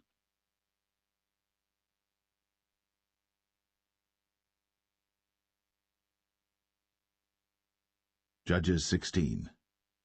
Then went Samson to Gaza, and saw there an harlot, and went in unto her. And it was told the Gazites, saying, Samson is come hither. And they compassed him in, and laid wait for him all night in the gate of the city, and were quiet all the night, saying, In the morning, when it is day, we shall kill him. And Samson lay till midnight, and arose at midnight, and took the doors of the gate of the city, and the 2 posts, and went away with them, bar and all, and put them upon his shoulders, and carried them up to the top of an hill that is before Hebron. And it came to pass afterward, that he loved a woman in the valley of Sorek, whose name was Delilah. And the lords of the Philistines came up unto her, and said unto her, Entice him, and see wherein his great strength lieth, and by what means we may prevail against him, that we may bind him to afflict him. And we will give thee every one of us 1,100 pieces of silver. And Delilah said to Samson, Tell me, I pray thee, wherein thy great strength lieth, and wherewith thou mightest be bound to afflict thee? And Samson said unto her, If they bind me with 7 green withs that were never dried, then shall I be weak, and be as another man. Then the lords of the Philistines brought up to her 7 green withs, which had not been dried, and she bound him with them. Now there were men lying in wait, abiding with her in the chamber. And she said unto him, The Philistines be upon thee, Samson. And he brake the withs, as a thread of tow is broken when it toucheth the fire. So his strength was not known. And Delilah said unto Samson, Behold, thou hast mocked me, and told me lies. Now tell me, I pray thee, wherewith thou mightest be bound. And he said unto her, If they bind me fast with new ropes, that never were occupied, then shall I be weak, and be as another man. Delilah therefore took new ropes, and bound him therewith, and said unto him, The Philistines be upon thee, Samson. And there were liers in wait, abiding in the chamber. And he brake them from off his arms like a thread. And Delilah said unto Samson, Hitherto thou hast mocked me, and told me lies. Tell me wherewith thou mightest be bound. And he said unto her, If thou weavest the 7 locks of my head with the web. And she fastened it with the pin, and said unto him, The Philistines be upon thee, Samson. And he awaked out of his sleep, and went away with the pin of the beam, and with the web. And she said unto him, How canst thou say, I love thee, when thine heart is not with me? Thou hast mocked me these 3 times, and hast not told me wherein thy great strength lieth. And it came to pass, when she pressed him daily with her words, and urged him, so that his soul was vexed unto death, that he told her all his heart, and said unto her, There hath not come a razor upon mine head, for I have been a Nazarite unto God from my mother's womb. If I be shaven, then my strength will go from me, and I shall become weak, and be like any other man. And when Delilah saw that he had told her all his heart, she sent and called for the lords of the Philistines, saying, Come up this once, for he hath shown me all his heart.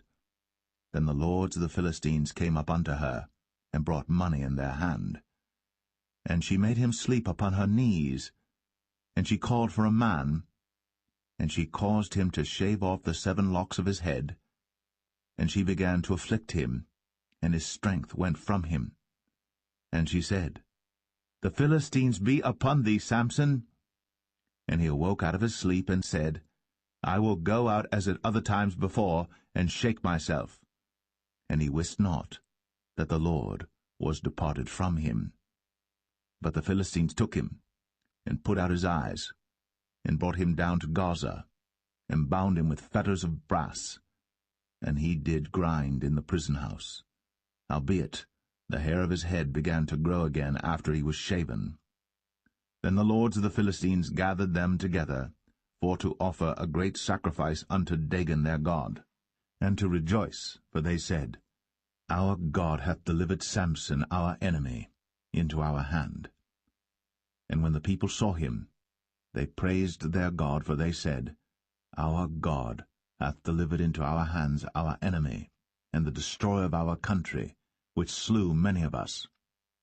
And it came to pass, when their hearts were merry, that they said, Call for Samson, that he may make us sport. And they called for Samson out of the prison house, and he made them sport, and they set him between the pillars. And Samson said unto the lad that held him by the hand, Suffer me that I may feel the pillars whereupon the house standeth, that I may lean upon them. Now the house was full of men and women, and all the lords of the Philistines were there. And there were upon the roof about 3,000 men and women that beheld, while Samson made sport. And Samson called unto the Lord, and said, O Lord God, remember me, I pray thee, and strengthen me, I pray thee, only this once, O God, that I may be at once avenged of the Philistines for my 2 eyes.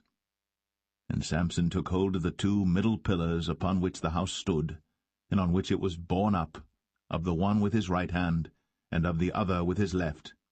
And Samson said, Let me die with the Philistines. And he bowed himself with all his might.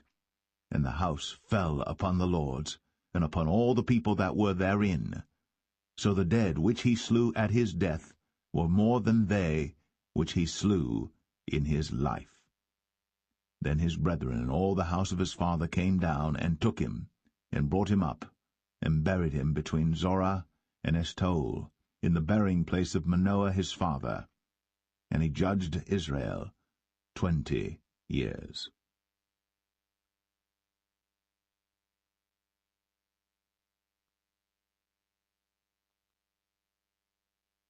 Judges 17. And there was a man of Mount Ephraim, whose name was Micah. And he said unto his mother, The 1,100 shekels of silver that were taken from thee, about which thou cursedst, and spakest of also in mine ears, behold, the silver is with me, I took it. And his mother said, Blessed be thou of the Lord, my son. And when he had restored the 1,100 shekels of silver to his mother said, I had wholly dedicated the silver unto the Lord from my hand for my son, to make a graven image and a molten image. Now therefore I will restore it unto thee. Yet he restored the money unto his mother, and his mother took 200 shekels of silver, and gave them to the founder, who made thereof a graven image and a molten image, and they were in the house of Micah. And the man Micah had an house of gods, and made an ephod, and teraphim, and consecrated one of his sons, who became his priest. In those days there was no king in Israel, but every man did that which was right in his own eyes. And there was a young man out of Bethlehem, Judah, of the family of Judah, who was a Levite, and he sojourned there. And the man departed out of the city from Bethlehem, Judah, to sojourn where he could find a place.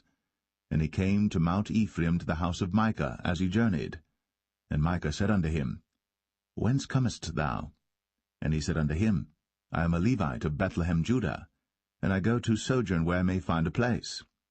And Micah said unto him, Dwell with me, and be unto me a father and a priest, and I will give thee 10 shekels of silver by the year, and a suit of apparel, and thy victuals.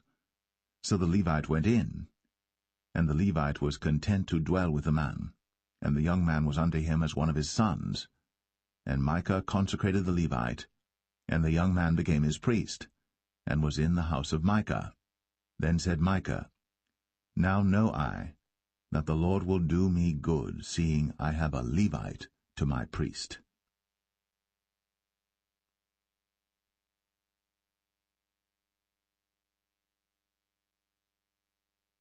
Judges 18.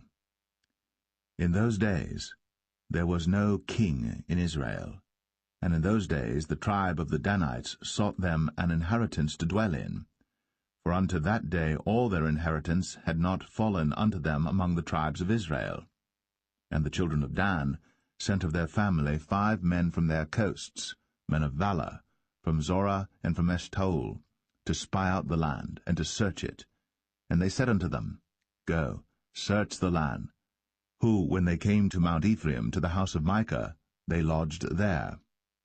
When they were by the house of Micah, they knew the voice of the young man the Levite, and they turned in thither, and said unto him, Who brought thee hither? And what makest thou in this place? And what hast thou here? And he said unto them, Thus and thus dealeth Micah with me, and hath hired me, and I am his priest. And they said unto him, Ask counsel, we pray thee, of God, that we may know whether our way which we go shall be prosperous. And the priest said unto them, Go in peace. Before the Lord is your way wherein ye go. Then the 5 men departed, and came to Laish, and saw the people that were therein, how they dwelt careless, after the manner of the Zidonians, quiet and secure, and there was no magistrate in the land that might put them to shame in any thing, and they were far from the Zidonians, and had no business with any man. And they came unto their brethren to Zoar and Eshtaol, and their brethren said unto them, What say ye?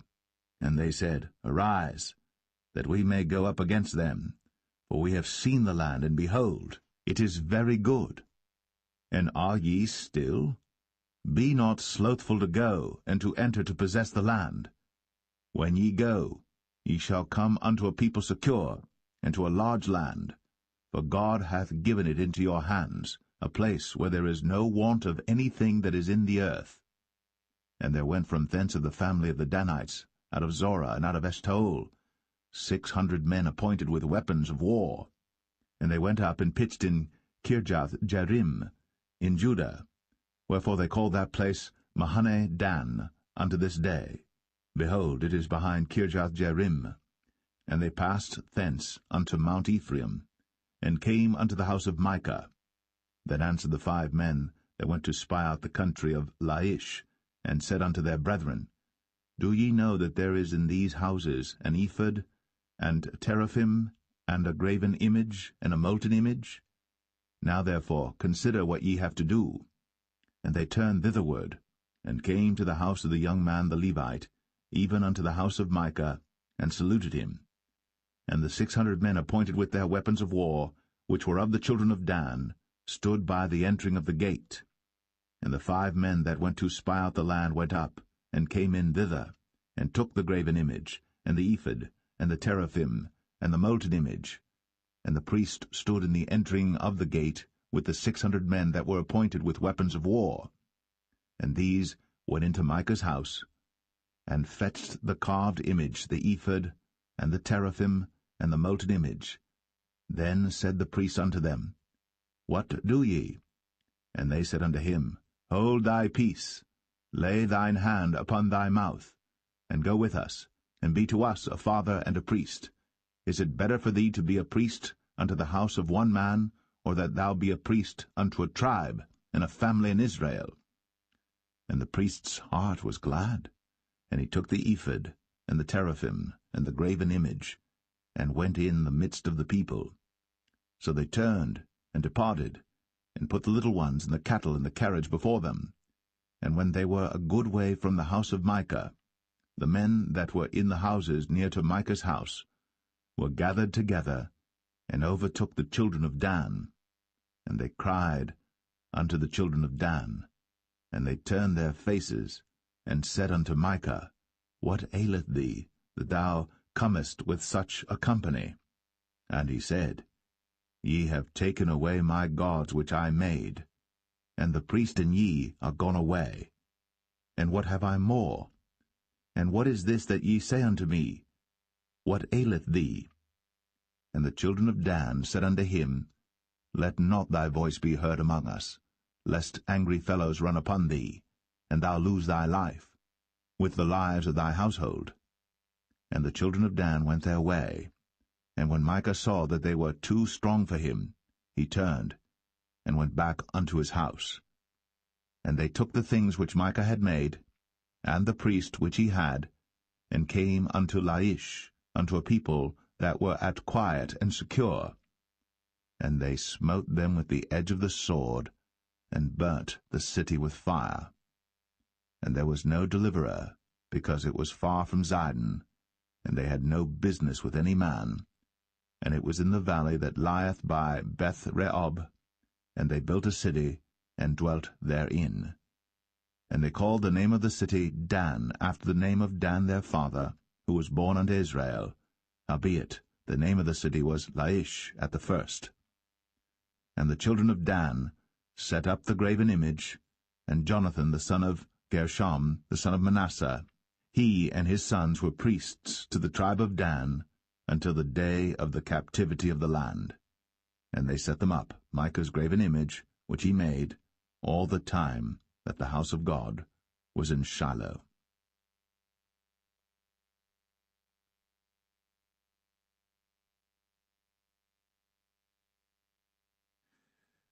Judges 19. And it came to pass in those days, when there was no king in Israel, that there was a certain Levite sojourning on the side of Mount Ephraim, who took to him a concubine out of Bethlehem Judah. And his concubine played the whore against him, and went away from him unto her father's house to Bethlehem Judah, and was there 4 whole months. And her husband arose, and went after her, to speak friendly unto her, and to bring her again, having his servant with him, and a couple of asses. And she brought him into her father's house. And when the father of the damsel saw him, he rejoiced to meet him. And his father-in-law, the damsel's father, retained him, and he abode with him 3 days. So they did eat and drink and lodged there. And it came to pass on the 4th day, when they arose early in the morning, that he rose up to depart. And the damsel's father said unto his son-in-law, Comfort thine heart with a morsel of bread, and afterward go your way. And they sat down, and did eat and drink both of them together. For the damsel's father had said unto the man, Be content, I pray thee, and tarry all night, and let thine heart be merry. And when the man rose up to depart, his father-in-law urged him, therefore he lodged there again. And he rose early in the morning on the 5th day to depart. And the damsel's father said, Comfort thine heart, I pray thee. And they tarried until afternoon, and they did eat both of them. And when the man rose up to depart, he and his concubine, and his servant, his father-in-law, the damsel's father, said unto him, Behold, now the day draweth toward evening. I pray you, tarry all night. Behold, the day groweth to an end. Lodge here, that thine heart may be merry. And tomorrow get you early on your way, that thou mayest go home. But the man would not tarry that night, but he rose up and departed, and came over against Jebus, which is Jerusalem. And there were with him 2 asses saddled. His concubine also was with him. And when they were by Jebus, the day was far spent. And the servant said unto his master, Come, I pray thee, and let us turn into this city of the Jebusites, and lodge in it. And his master said unto him, We will not turn aside hither into the city of a stranger, that is not of the children of Israel. We will pass over to Gibeah. And he said unto his servant, Come, and let us draw near to one of these places to lodge all night in Gibeah, or in Ramah. And they passed on, and went their way. And the sun went down upon them when they were by Gibeah, which belongeth to Benjamin. And they turned aside thither, to go in and to lodge in Gibeah. And when he went in, he sat him down in a street of the city, for there was no man that took them into his house to lodging.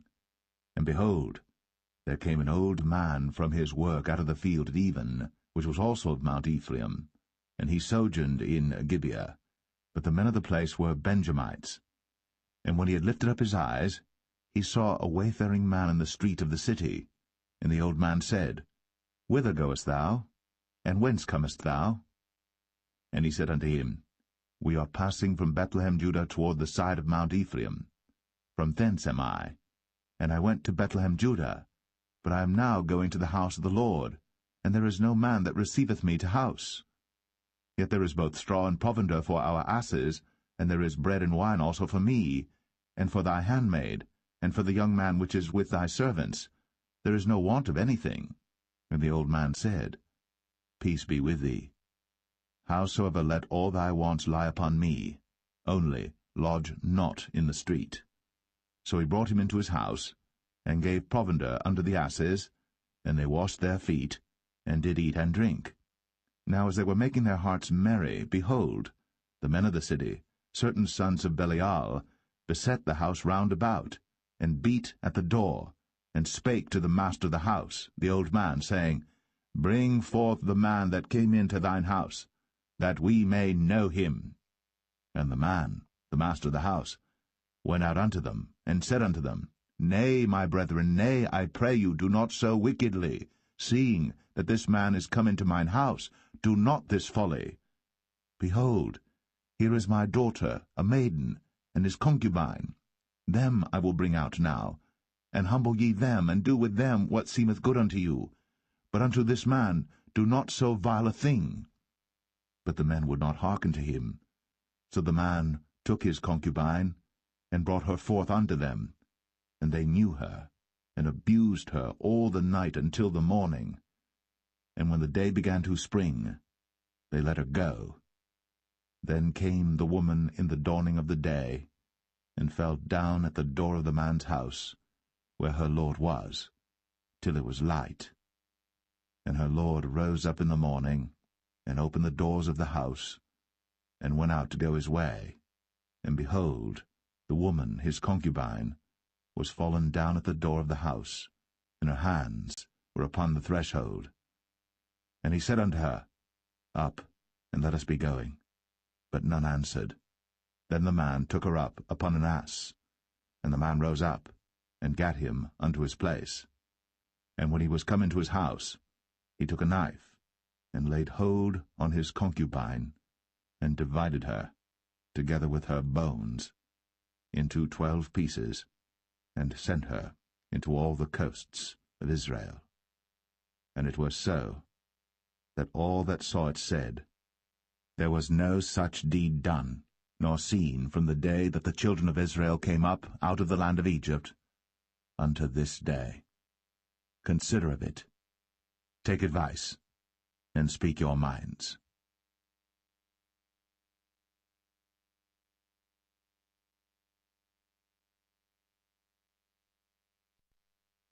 Judges 20. Then all the children of Israel went out, and the congregation was gathered together as one man, from Dan even to Beersheba with the land of Gilead unto the Lord in Mizpeh.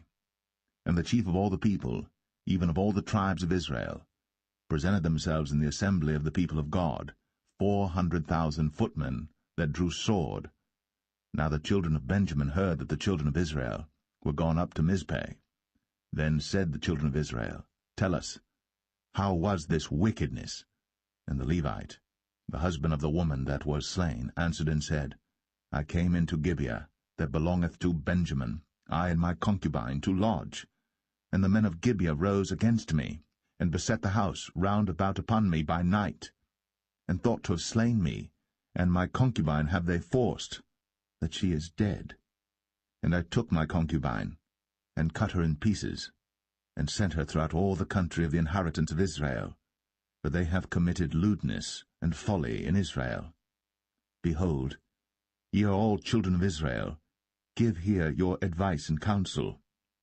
And all the people arose as one man, saying, We will not any of us go to his tent, neither will we any of us turn into his house. But now this shall be the thing which we will do to Gibeah. We will go up by lot against it. And we will take 10 men of 100 throughout all the tribes of Israel, and 100 of 1,000, and 1,000 out of 10,000, to fetch victual for the people, that they may do, when they come to Gibeah of Benjamin, according to all the folly that they have wrought in Israel. So all the men of Israel were gathered against the city, knit together as one man.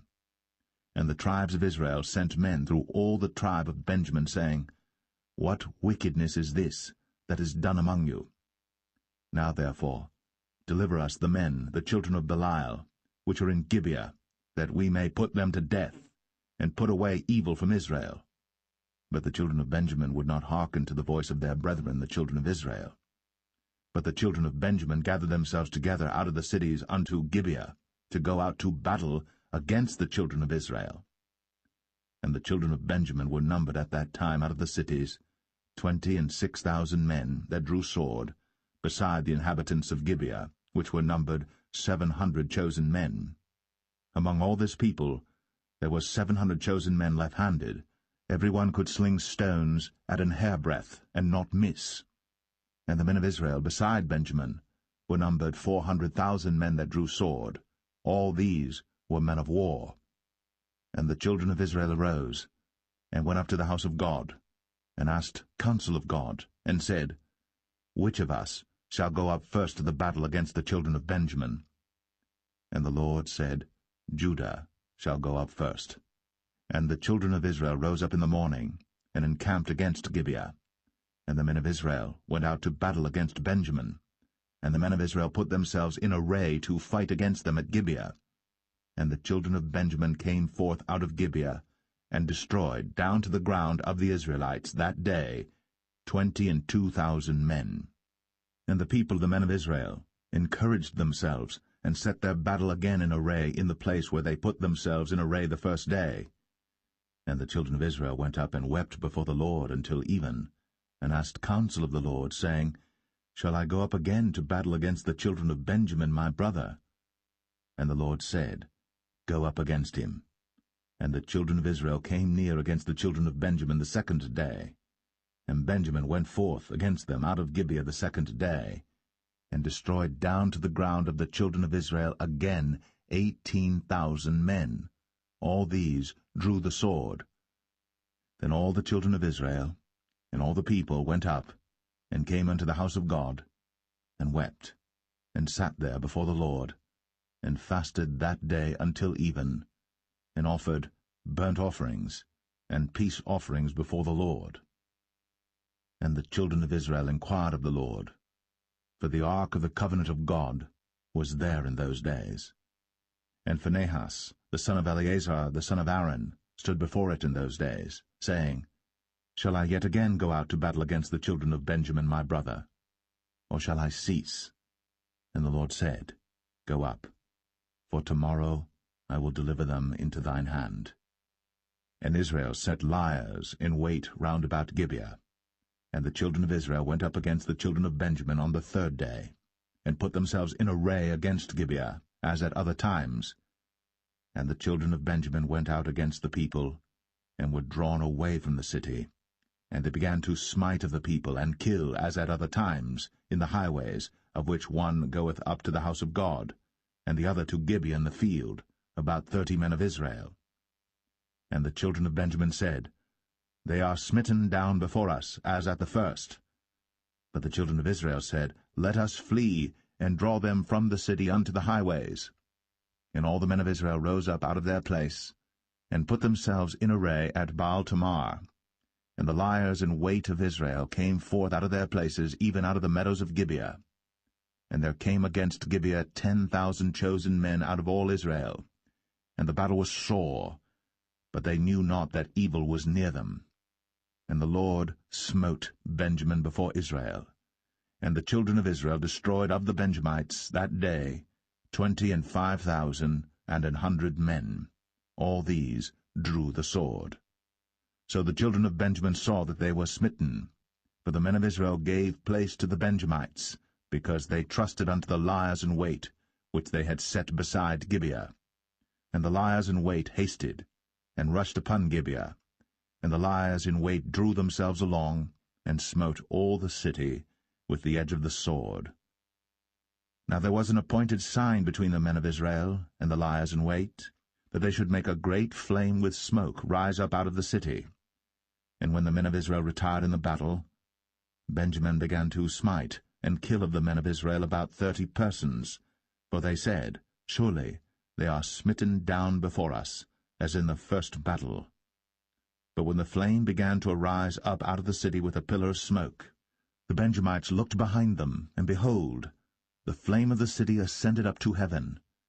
And when the men of Israel turned again, the men of Benjamin were amazed, for they saw that evil was come upon them.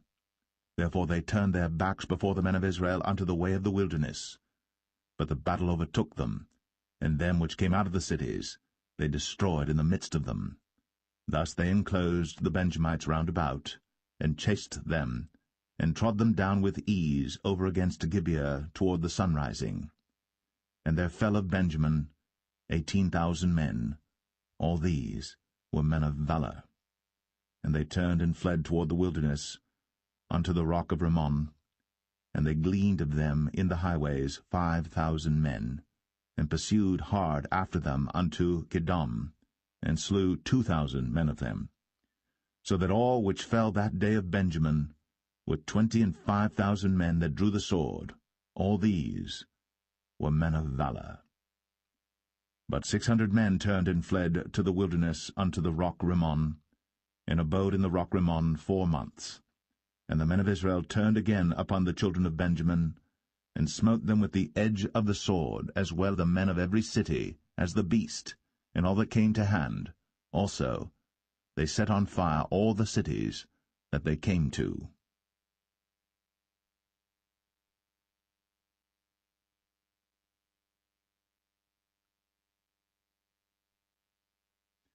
Judges 21. Now the men of Israel had sworn in Mizpeh, saying, There shall not any of us give his daughter unto Benjamin to wife. And the people came to the house of God, and abode there till even before God, and lifted up their voices, and wept sore, and said, O Lord God of Israel, why is this come to pass in Israel, that there should be today one tribe lacking in Israel?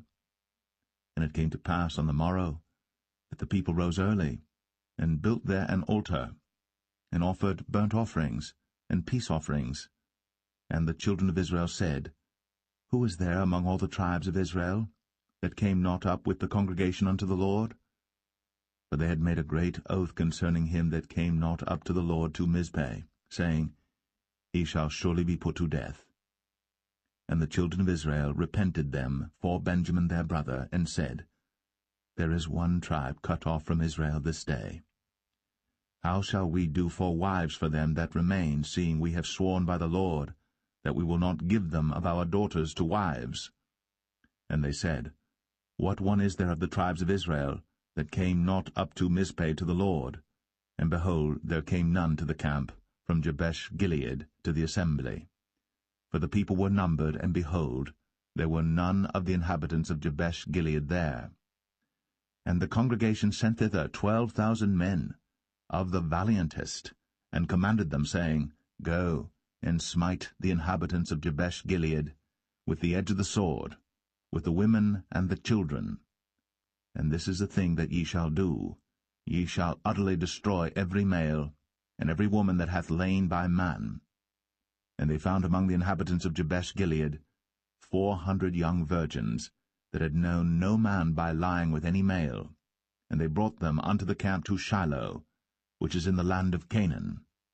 And the whole congregation sent some to speak to the children of Benjamin that were in the rock Rimmon, and to call peaceably unto them. And Benjamin came again at that time, and they gave them wives which they had saved alive of the women of Jabesh-Gilead, and yet so they sufficed them not. And the people repented them for Benjamin, because that the Lord had made a breach in the tribes of Israel. Then the elders of the congregation said, How shall we do for wives for them that remain, seeing the women are destroyed out of Benjamin? And they said, There must be an inheritance for them that be escaped of Benjamin, that a tribe be not destroyed out of Israel. Howbeit we may not give them wives of our daughters, for the children of Israel have sworn, saying, Cursed be he that giveth a wife to Benjamin. Then they said, Behold, there is a feast of the Lord in Shiloh yearly, in a place which is on the north side of Bethel, on the east side of the highway that goeth up from Bethel to Shechem, and on the south of Lebonah. Therefore they commanded the children of Benjamin, saying, Go, and lie in wait in the vineyards, and see, and behold, if the daughters of Shiloh come out to dance in dances. Then come ye out of the vineyards, and catch you every man his wife of the daughters of Shiloh, and go to the land of Benjamin. And it shall be, when their fathers or their brethren come unto us to complain, that we will say unto them, Be favorable unto them for our sakes, because we reserved not to each man his wife in the war. For ye did not give unto them at this time, that ye should be guilty. And the children of Benjamin did so, and took them wives, according to their number of them that danced, whom they caught. And they went and returned unto their inheritance, and repaired to the cities, and dwelt in them. And the children of Israel departed thence at that time, every man to his tribe and to his family. And they went out from thence every man to his inheritance. In those days there was no king in Israel. Every man did that which was right in his own eyes.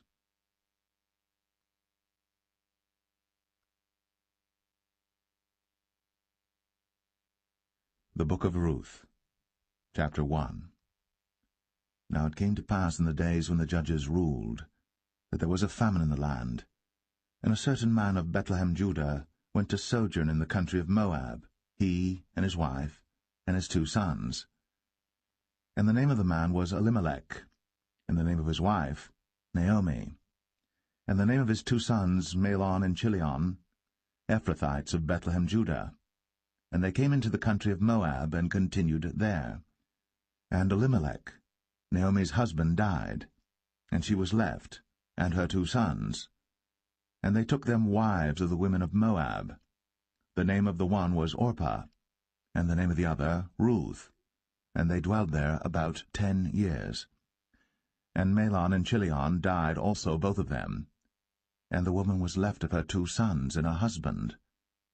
Then she arose with her daughters-in-law, that she might return from the country of Moab, for she had heard in the country of Moab how that the Lord had visited his people in giving them bread. Wherefore she went forth out of the place where she was, and her 2 daughters-in-law with her, and they went on the way to return unto the land of Judah. And Naomi said unto her 2 daughters-in-law, Go, return each to her mother's house. The Lord deal kindly with you, as ye have dealt with the dead, and with me. The Lord grant you that ye may find rest, each of you, in the house of her husband. Then she kissed them, and they lifted up their voice, and wept. And they said unto her, Surely we will return with thee unto thy people. And Naomi said, Turn again, my daughters, why will ye go with me? Are there yet any more sons in my womb, that they may be your husbands? Turn again, my daughters, go your way. For I am too old to have an husband. If I should say I have hope, if I should have an husband also tonight, and should also bear sons, would ye tarry for them till they were grown? Would ye stay for them from having husbands?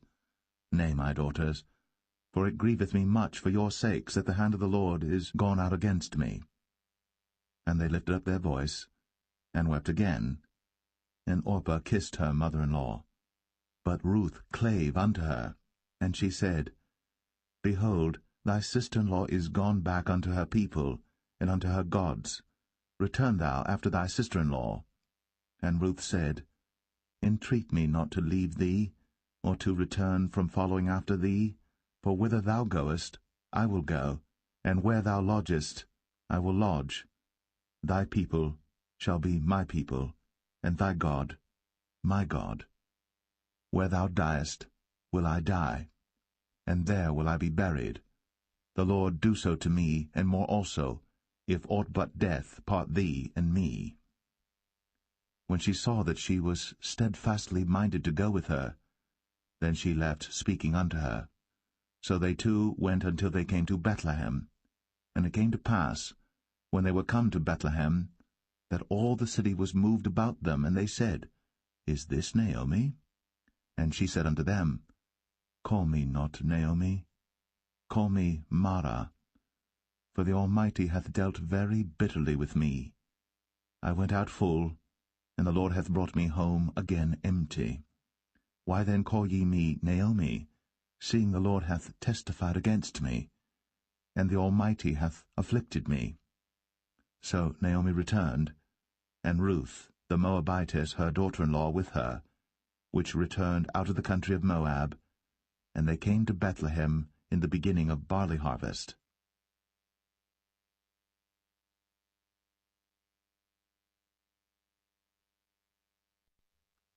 Ruth 2.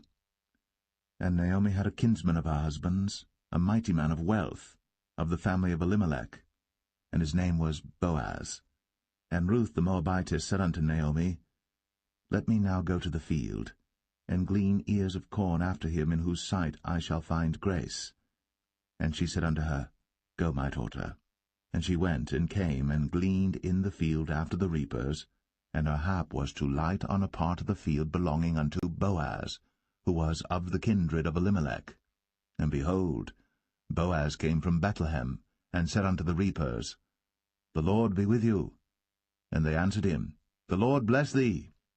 Then said Boaz unto his servant that was set over the reapers, Whose damsel is this? And the servant that was set over the reapers answered and said, It is the Moabitish damsel that came back with Naomi out of the country of Moab. And she said, I pray you, let me glean and gather after the reapers among the sheaves. So she came, and hath continued even from the morning until now, that she tarried a little in the house. Then said Boaz unto Ruth, Hearest thou not, my daughter? Go not to glean in another field, neither go from hence, but abide here fast by my maidens. Let thine eyes be on the field that they do reap, and go thou after them. Have I not charged the young men that they shall not touch thee? And when thou art athirst, go unto the vessels, and drink of that which the young men have drawn. Then she fell on her face, and bowed herself to the ground, and said unto him, Why have I found grace in thine eyes, that thou shouldst take knowledge of me, seeing I am a stranger? And Boaz answered and said unto her, It hath fully been shown me all that thou hast done unto thy mother-in-law since the death of thine husband, and how thou hast left thy father and thy mother, and the land of thy nativity, and art come unto a people which thou knewest not heretofore. The Lord recompense thy work, and a full reward be given thee of the Lord God of Israel, under whose wings thou art come to trust. Then she said, Let me find favor in thy sight, my lord, for that thou hast comforted me, and for that thou hast spoken friendly unto thine handmaid, though I be not like unto one of thine handmaidens. And Boaz said unto her, At mealtime come thou hither, and eat of the bread, and dip thy morsel in the vinegar. And she sat beside the reapers, and he reached her parched corn, and she did eat, and was sufficed, and left. And when she was risen up to glean, Boaz commanded his young men, saying, Let her glean even among the sheaves, and reproach her not. And let fall also some of the handfuls of purpose for her, and leave them, that she may glean them, and rebuke her not. So she gleaned in the field until even, and beat out that she had gleaned, and it was about an ephah of barley. And she took it up, and went into the city, and her mother-in-law saw what she had gleaned, and she brought forth, and gave to her that she had reserved after she was sufficed.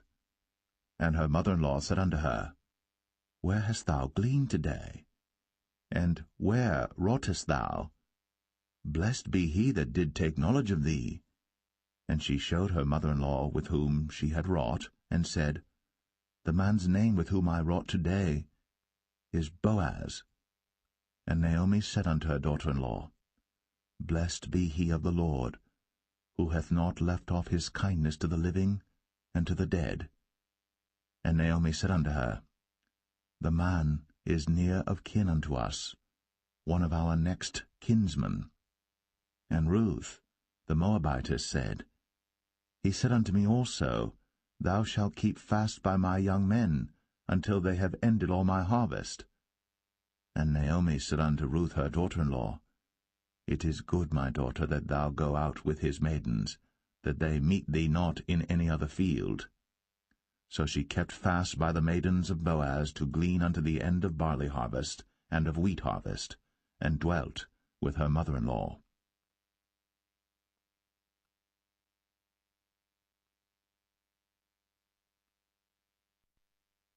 Ruth 3.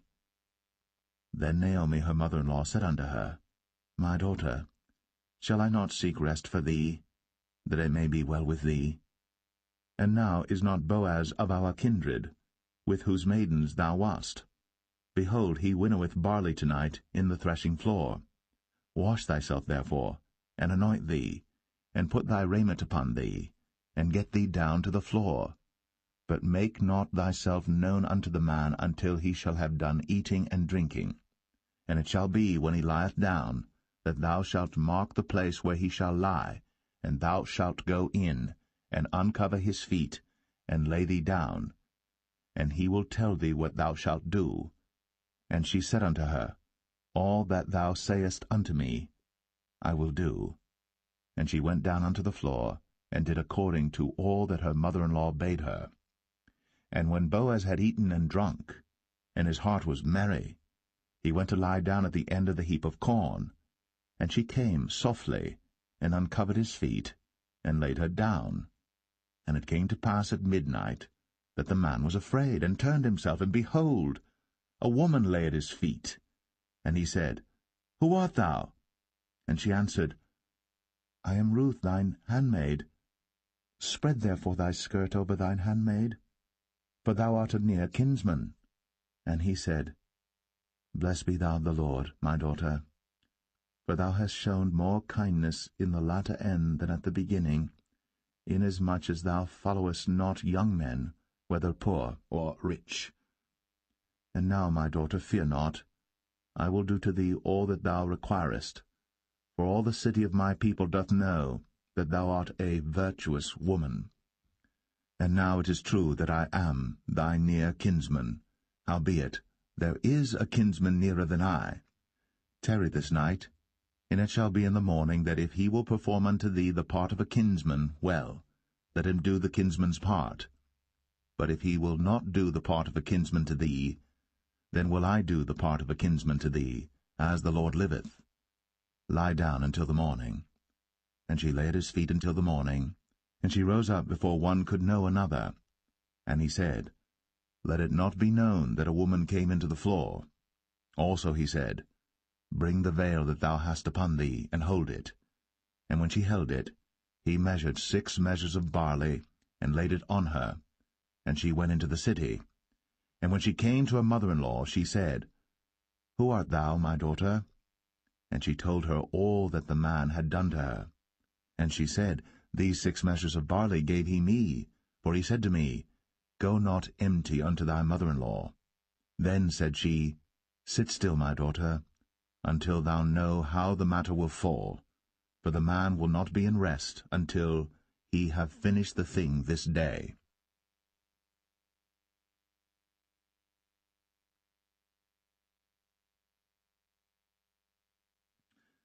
Ruth 4. Then went Boaz up to the gate, and sat him down there, and behold, the kinsman of whom Boaz spake came by, unto whom he said, Ho, such a one, turn aside, sit down here. And he turned aside and sat down. And he took 10 men of the elders of the city, and said, Sit ye down here. And they sat down. And he said unto the kinsman, Naomi, that is come again out of the country of Moab, selleth a parcel of land, which was our brother Elimelech's. And I thought to advertise thee, saying, Buy it before the inhabitants, and before the elders of my people. If thou wilt redeem it, redeem it. But if thou wilt not redeem it, then tell me, that I may know. For there is none to redeem it beside thee, and I am after thee. And he said, I will redeem it. Then said Boaz, What day thou buyest the field of the hand of Naomi, thou must buy it also of Ruth the Moabitess, the wife of the dead, to raise up the name of the dead upon his inheritance. And the kinsman said, I cannot redeem it for myself, lest I mar mine own inheritance. Redeem thou my right to thyself, for I cannot redeem it. Now this was the manner in former time in Israel concerning redeeming and concerning changing, for to confirm all things, a man plucked off his shoe, and gave it to his neighbor, and this was a testimony in Israel. Therefore the kinsman said unto Boaz, Buy it for thee. So he drew off his shoe. And Boaz said unto the elders, and unto all the people, Ye are witnesses this day, that I have bought all that was Elimelech's, and all that was Chilion's and Mahlon's of the hand of Naomi.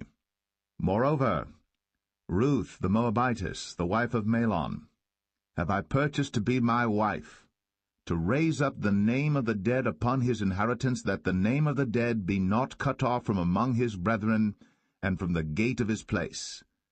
Ye are witnesses this day. And all the people that were in the gate, and the elders said, We are witnesses. The Lord make the woman that is come into thine house like Rachel and like Leah, which two did build the house of Israel. And do thou worthily in Ephratah, and be famous in Bethlehem. And let thy house be like the house of Pharez, whom Tamar bare unto Judah, of the seed which the Lord shall give thee of this young woman. So Boaz took Ruth, and she was his wife. And when he went in unto her, the Lord gave her conception, and she bare a son.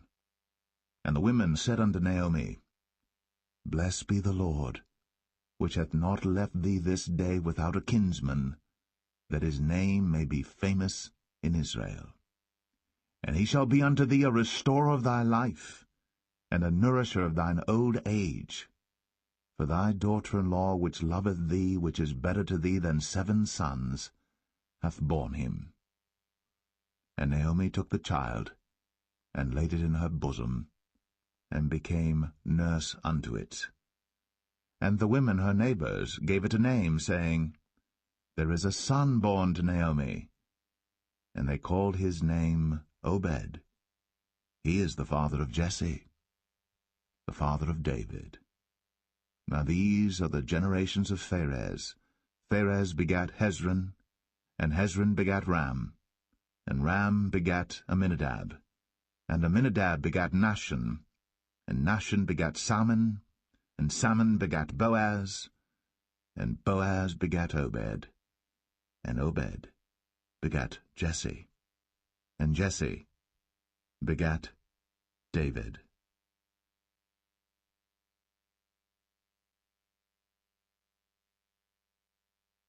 The first book of Samuel, chapter 1. Now there was a certain man of Ramathaim Zophim of Mount Ephraim, and his name was Elkanah, the son of Jeroham, the son of Elihu, the son of Tohu, the son of Zoph, an Ephrathite. And he had 2 wives. The name of the one was Hannah, and the name of the other was Peninnah. And Peninnah had children, but Hannah had no children. And this man went up out of his city yearly to worship and to sacrifice unto the Lord of hosts in Shiloh. And the 2 sons of Eli, Hophni and Phinehas, the priests of the Lord, were there. And when the time was that Elkanah offered, he gave to Peninnah his wife and to all her sons and her daughters portions. But unto Hannah he gave a worthy portion, for he loved Hannah. But the Lord had shut up her womb. And her adversary also provoked her sore, for to make her fret, because the Lord had shut up her womb. And as he did so year by year, when she went up to the house of the Lord, so she provoked her. Therefore she wept, and did not eat. Then said Elkanah her husband to her, Hannah, why weepest thou? And why eatest thou not? And why is thy heart grieved? Am not I better to thee than 10 sons? So Hannah rose up after they had eaten in Shiloh, and after they had drunk. Now Eli the priest sat upon a seat by a post of the temple of the Lord. And she was in bitterness of soul, and prayed unto the Lord, and wept sore. And she vowed a vow, and said, O Lord of hosts, if thou wilt indeed look on the affliction of thine handmaid, and remember me, and not forget thine handmaid, but wilt give unto thine handmaid a man-child, then I will give him unto the Lord all the days of his life, and there shall no razor come upon his head. And it came to pass, as she continued praying before the Lord, that Eli marked her mouth. Now Hannah, she spake in her heart, only her lips moved, but her voice was not heard. Therefore Eli thought she had been drunken. And Eli said unto her, How long wilt thou be drunken? Put away thy wine from thee. And Hannah answered and said, No, my lord, I am a woman of a sorrowful spirit. I have drunk neither wine nor strong drink, but have poured out my soul before the Lord. Count not thine handmaid for a daughter of Belial, for out of the abundance of my complaint and grief have I spoken hitherto. Then Eli answered and said, Go in peace, and the God of Israel grant thee thy petition that thou hast asked of him. And she said, Let thine handmaid find grace in thy sight. So the woman went her way, and did eat, and her countenance was no more sad. And they rose up in the morning early, and worshipped before the Lord, and returned, and came to their house to Ramah. And Elkanah knew Hannah his wife, and the Lord remembered her. Wherefore it came to pass, when the time was come about after Hannah had conceived, that she bare a son, and called his name Samuel, saying, Because I have asked him of the Lord. And the man Elkanah and all his house went up to offer unto the Lord the yearly sacrifice and his vow. But Hannah went not up. For she said unto her husband, I will not go up until the child be weaned, and then I will bring him, that he may appear before the Lord, and there abide for ever. And Elkanah her husband said unto her, Do what seemeth thee good. Tarry until thou have weaned him. Only the Lord establish his word. So the woman abode, and gave her son suck, until she weaned him. And when she had weaned him, she took him up with her, with 3 bullocks, and 1 ephah of flour, and a bottle of wine, and brought him unto the house of the Lord in Shiloh. And the child was young. And they slew a bullock, and brought the child to Eli. And she said, O my Lord, as thy soul liveth, my Lord, I am the woman that stood by thee here, praying unto the Lord. For this child I prayed, and the Lord hath given me my petition, which I asked of him. Therefore also I have lent him to the Lord. As long as he liveth, he shall be lent to the Lord. And he worshipped the Lord there.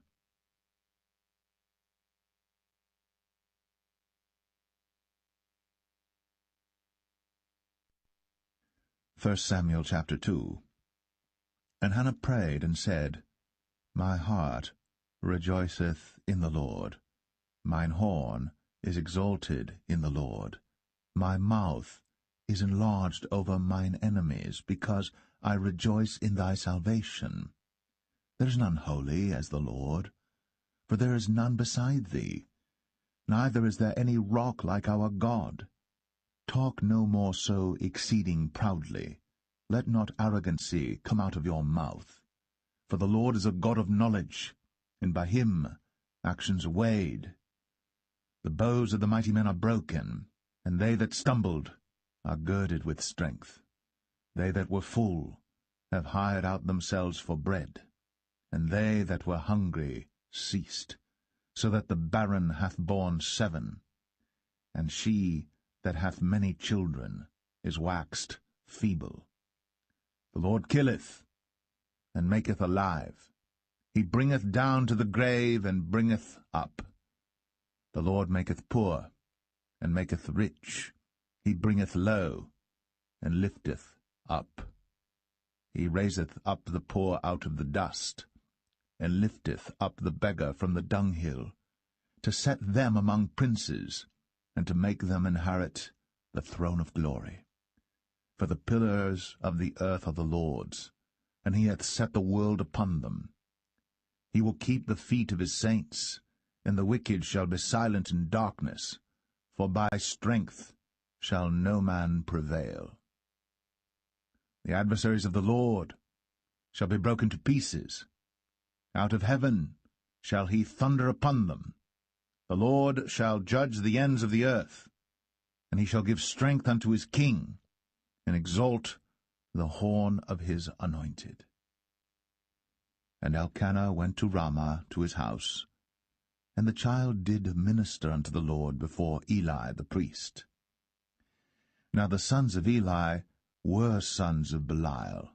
They knew not the Lord. And the priest's custom with the people was, that when any man offered sacrifice, the priest's servant came, while the flesh was in seething, with a flesh-hook of 3 teeth in his hand, and he struck it into the pan or kettle or cauldron or pot. All that the flesh-hook brought up, the priest took for himself. So they did in Shiloh unto all the Israelites that came thither.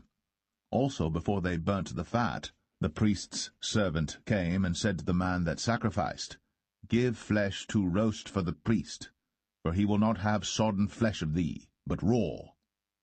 And if any man said unto him, Let them not fail to burn the fat presently, and then take as much as thy soul desireth, then he would answer him, Nay, but thou shalt give it me now, and if not, I will take it by force. Wherefore the sin of the young men was very great before the Lord, for men abhorred the offering of the Lord. But Samuel ministered before the Lord, being a child, girded with a linen ephod. Moreover, his mother made him a little coat, and brought it to him from year to year, when she came up with her husband to offer the yearly sacrifice. And Eli blessed Elkanah and his wife, and said, The Lord give thee seed of this woman for the loan which is lent to the Lord. And they went unto their own home. And the Lord visited Hannah, so that she conceived, and bare 3 sons and 2 daughters.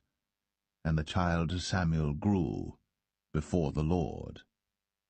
Now Eli was very old, and heard all that his sons did unto all Israel, and how they lay with the women that assembled at the door of the tabernacle of the congregation. And he said unto them, Why do ye such things? For I hear of your evil dealings by all this people. Nay, my sons, for it is no good report that I hear. Ye make the Lord's people to transgress. If one man sin against another, the judge shall judge him.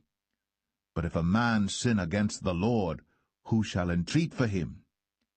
Notwithstanding, they hearkened not unto the voice of their father, because the Lord would slay them. And the child Samuel grew on, and was in favor both with the Lord and also with men. And there came a man of God unto Eli, and said unto him, Thus saith the Lord, Did I plainly appear unto the house of thy father, when they were in Egypt, in Pharaoh's house? And did I choose him out of all the tribes of Israel to be my priest, to offer upon mine altar, to burn incense, to wear an ephod before me? And did I give unto the house of thy father all the offerings made by fire of the children of Israel? Wherefore kick ye at my sacrifice and at mine offering, which I have commanded in my habitation, and honourest thy sons above me, to make yourselves fat with the chiefest of all the offerings of Israel my people? Wherefore the Lord God of Israel saith, I said indeed that thy house and the house of thy father should walk before me for ever. But now the Lord saith, Be it far from me, for them that honour me I will honour, and they that despise me shall be lightly esteemed. Behold, the days come that I will cut off thine arm, and the arm of thy father's house, that there shall not be an old man in thine house. And thou shalt see an enemy in my habitation, in all the wealth which God shall give Israel. And there shall not be an old man in thine house for ever. And the man of thine whom I shall not cut off from mine altar shall be to consume thine eyes and to grieve thine heart, and all the increase of thine house shall die in the flower of their age. And this shall be a sign unto thee, that shall come upon thy 2 sons, on Hophni and Phinehas, in one day. They shall die, both of them. And I will raise me up a faithful priest, that shall do according to that which is in mine heart and in my mind. And I will build him a sure house, and he shall walk before mine anointed for ever. And it shall come to pass, that every one that is left in thine house shall come and crouch to him for a piece of silver and a morsel of bread, and shall say, Put me, I pray thee, into one of the priest's offices, that I may eat a piece of bread.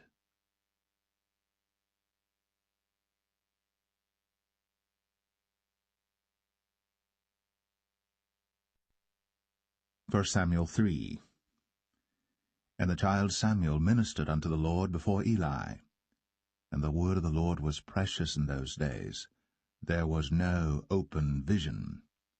And it came to pass at that time, when Eli was laid down in his place, and his eyes began to wax dim, that he could not see, and ere the lamp of God went out in the temple of the Lord, where the ark of God was, and Samuel was laid down to sleep, that the Lord called Samuel, and he answered, Here am I. And he ran unto Eli, and said, Here am I, for thou calledst me. And he said, I called not, lie down again. And he went and lay down. And the Lord called yet again, Samuel. And Samuel arose and went to Eli, and said, Here am I, for thou didst call me. And he answered, I called not, my son, lie down again. Now Samuel did not yet know the Lord, neither was the word of the Lord yet revealed unto him. And the Lord called Samuel again the third time, and he arose, and went to Eli, and said, Here am I, for thou didst call me. And Eli perceived that the Lord had called the child. Therefore Eli said unto Samuel, Go, lie down, and it shall be, if he call thee, that thou shalt say, Speak, Lord, for thy servant heareth. So Samuel went, and lay down in his place. And the Lord came, and stood, and called, as at other times, Samuel, Samuel. Then Samuel answered, Speak, for thy servant heareth. And the Lord said to Samuel, Behold, I will do a thing in Israel, at which both the ears of every one that heareth it shall tingle. In that day I will perform against Eli all things which I have spoken concerning his house. When I begin, I will also make an end. For I have told him that I will judge his house for ever for the iniquity which he knoweth, because his sons made themselves vile, and he restrained them not. And therefore I have sworn unto the house of Eli, that the iniquity of Eli's house shall not be purged with sacrifice nor offering for ever. And Samuel lay until the morning, and opened the doors of the house of the Lord. And Samuel feared to show Eli the vision. Then Eli called Samuel, and said, Samuel, my son. And he answered, Here am I. And he said, What is the thing that the Lord hath said unto thee? I pray thee, hide it not from me. God do so to thee, and more also, if thou hide anything from me of all the things that he said unto thee. And Samuel told him every whit, and hid nothing from him. And he said, It is the Lord. Let him do what seemeth him good. And Samuel grew, and the Lord was with him, and did let none of his words fall to the ground. And all Israel from Dan even to Beersheba knew that Samuel was established to be a prophet of the Lord. And the Lord appeared again in Shiloh. For the Lord revealed himself to Samuel in Shiloh by the word of the Lord.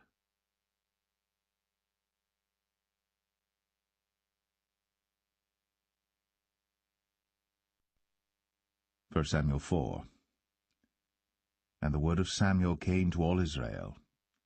Now Israel went out against the Philistines to battle, and pitched beside Ebenezer. And the Philistines pitched in Aphek. And the Philistines put themselves in array against Israel. And when they joined battle, Israel was smitten before the Philistines, and they slew of the army in the field about 4,000 men. And when the people were come into the camp, the elders of Israel said, Wherefore hath the Lord smitten us today before the Philistines? Let us fetch the ark of the covenant of the Lord out of Shiloh unto us, that, when it cometh among us, it may save us out of the hand of our enemies. So the people sent to Shiloh, that they might bring from thence the ark of the covenant of the Lord of hosts, which dwelleth between the cherubims.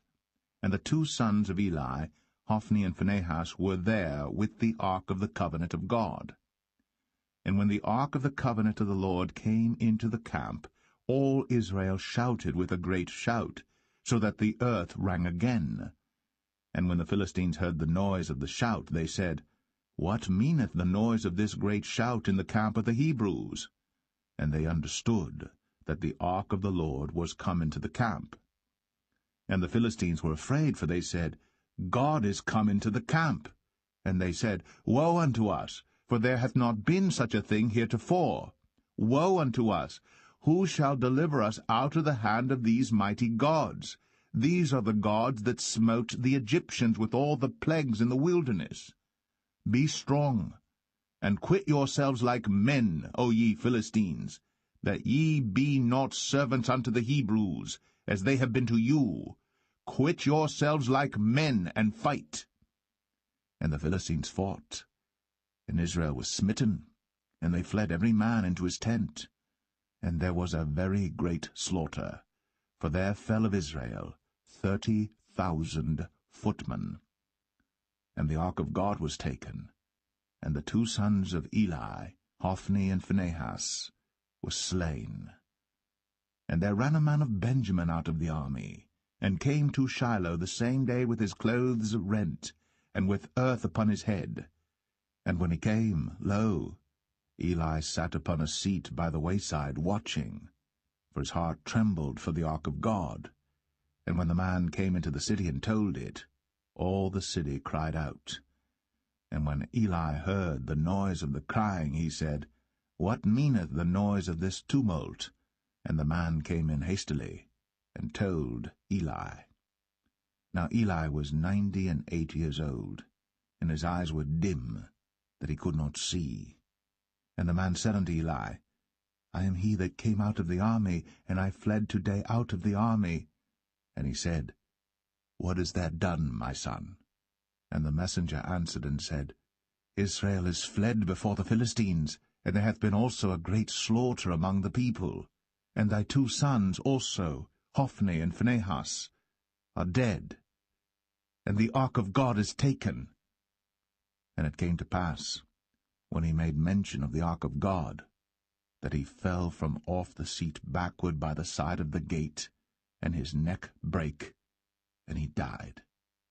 For he was an old man, and heavy, and he had judged Israel 40 years. And his daughter-in-law Phinehas' wife was with child, near to be delivered. And when she heard the tidings that the ark of God was taken, and that her father-in-law and her husband were dead, she bowed herself and travailed, for her pains came upon her.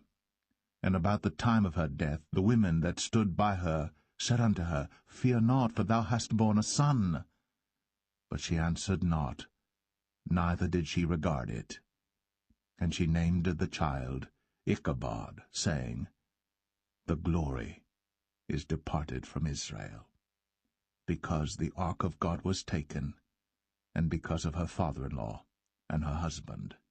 And she said, The glory is departed from Israel, for the ark of God is taken.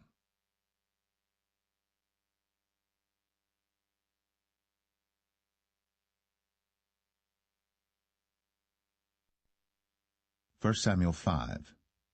And the Philistines took the ark of God, and brought it from Ebenezer unto Ashdod. When the Philistines took the ark of God, they brought it into the house of Dagon, and set it by Dagon. And when they of Ashdod arose early on the morrow, behold, Dagon was fallen upon his face to the earth before the ark of the Lord. And they took Dagon, and set him in his place again. And when they arose early on the morrow morning, behold, Dagon was fallen upon his face to the ground before the ark of the Lord, and the head of Dagon, and both the palms of his hands were cut off upon the threshold. Only the stump of Dagon was left to him. Therefore neither the priests of Dagon, nor any that come into Dagon's house, tread on the threshold of Dagon in Ashdod unto this day. But the hand of the Lord was heavy upon them of Ashdod, and he destroyed them, and smote them with emerods, even Ashdod, and the coasts thereof. And when the men of Ashdod saw that it was so, they said, The ark of the God of Israel shall not abide with us, for his hand is sore upon us, and upon Dagon our God. They sent therefore, and gathered all the lords of the Philistines unto them, and said, What shall we do with the ark of the God of Israel? And they answered, Let the ark of the God of Israel be carried about unto Gath. And they carried the ark of the God of Israel about thither. And it was so, that after they had carried it about, the hand of the Lord was against the city with a very great destruction, and he smote the men of the city, both small and great, and they had emerods in their secret parts. Therefore they sent the ark of God to Ekron, And it came to pass, as the ark of God came to Ekron, that the Ekronites cried out, saying, They have brought about the ark of the God of Israel to us, to slay us and our people. So they sent and gathered together all the lords of the Philistines, and said, Send away the ark of the God of Israel, and let it go again to his own place, that it slay us not and our people. For there was a deadly destruction throughout all the city. The hand of God was very heavy there. And the men that died not were smitten with the emerods, and the cry of the city went up to heaven.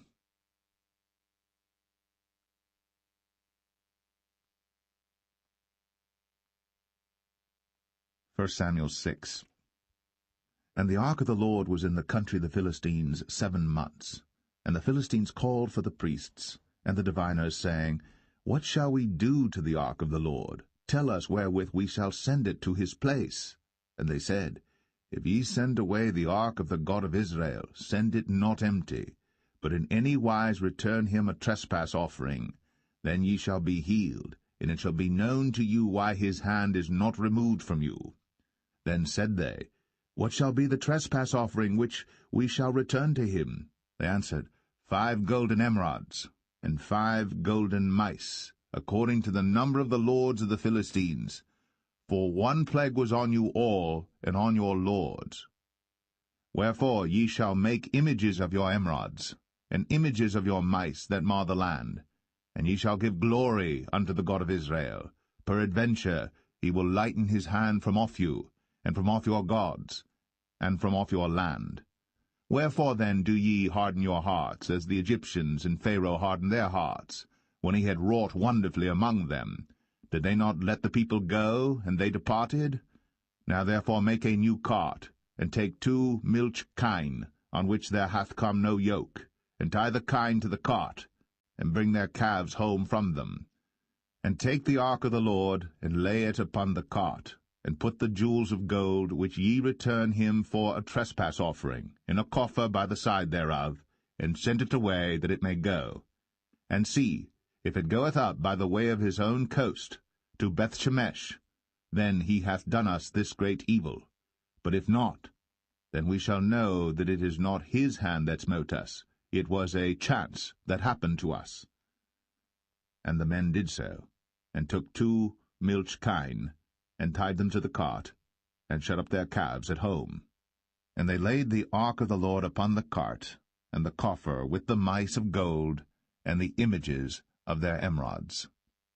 And the kine took the straight way to the way of Bethshemesh, and went along the highway, lowing as they went, and turned not aside to the right hand or to the left. And the lords of the Philistines went after them unto the border of Bethshemesh. And they of Bethshemesh were reaping their wheat harvest in the valley. And they lifted up their eyes, and saw the ark, and rejoiced to see it. And the cart came into the field of Joshua, a Bethshemite, and stood there, where there was a great stone. And they clave the wood of the cart, and offered the kine a burnt offering unto the Lord. And the Levites took down the ark of the Lord, and the coffer that was with it, wherein the jewels of gold were, and put them on the great stone. And the men of Bethshemesh offered burnt offerings, and sacrificed sacrifices the same day unto the Lord. And when the 5 lords of the Philistines had seen it, they returned to Ekron the same day. And these are the golden emerods, which the Philistines returned for a trespass offering unto the Lord: for Ashdod 1, for Gaza 1, for Ashkelon 1, for Gath 1, for Ekron 1. And the golden mice, according to the number of all the cities of the Philistines, belonging to the 5 lords, both of fenced cities and of country villages, even unto the great stone of Abel, whereon they set down the ark of the Lord, which stone remaineth unto this day in the field of Joshua the Bethshemite. And he smote the men of Bethshemesh, because they had looked into the ark of the Lord. Even he smote of the people 50,000 and 60 men. And the people lamented, because the Lord had smitten many of the people with a great slaughter. And the men of Bethshemesh said, Who is able to stand before this holy Lord God? And to whom shall he go up from us? And they sent messengers to the inhabitants of Kirjath-jearim, saying, The Philistines have brought again the ark of the Lord. Come ye down, and fetch it up to you.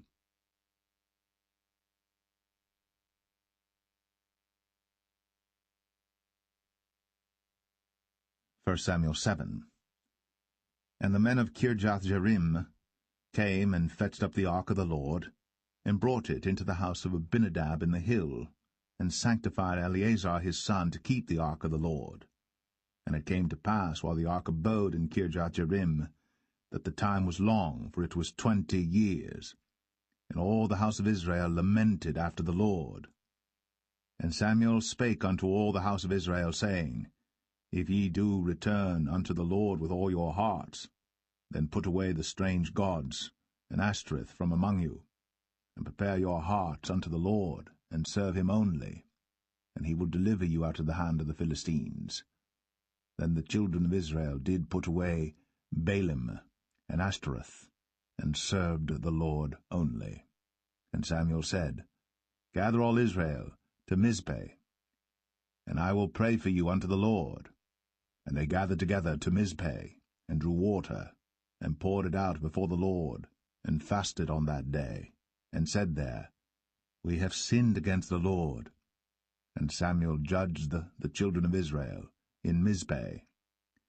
And when the Philistines heard that the children of Israel were gathered together to Mizpeh, the lords of the Philistines went up against Israel.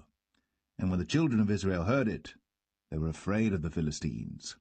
And the children of Israel said to Samuel, Cease not to cry unto the Lord our God for us, that he will save us out of the hand of the Philistines.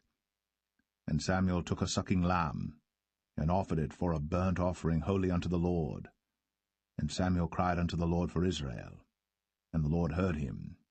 And as Samuel was offering up the burnt offering, the Philistines drew near to battle against Israel. But the Lord thundered with a great thunder on that day upon the Philistines, and discomfited them, and they were smitten before Israel. And the men of Israel went out of Mizpeh, and pursued the Philistines, and smote them until they came under Bethkar. Then Samuel took a stone, and set it between Mizpeh and Shen, and called the name of it Ebenezer, saying, Hitherto hath the Lord helped us. So the Philistines were subdued, and they came no more into the coast of Israel. And the hand of the Lord was against the Philistines all the days of Samuel. And the cities which the Philistines had taken from Israel were restored to Israel, from Ekron even unto Gath.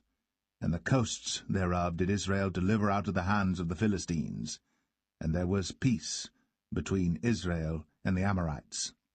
And Samuel judged Israel all the days of his life. And he went from year to year in circuit to Bethel, and Gilgal, and Mizpeh, and judged Israel in all those places. And his return was to Ramah, for there was his house, and there he judged Israel, and there he built an altar unto the Lord.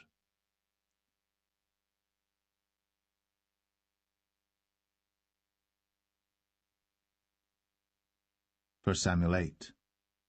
And it came to pass, when Samuel was old, that he made his sons judges over Israel. Now the name of his firstborn was Joel, and the name of his second Abiah. They were judges in Beersheba.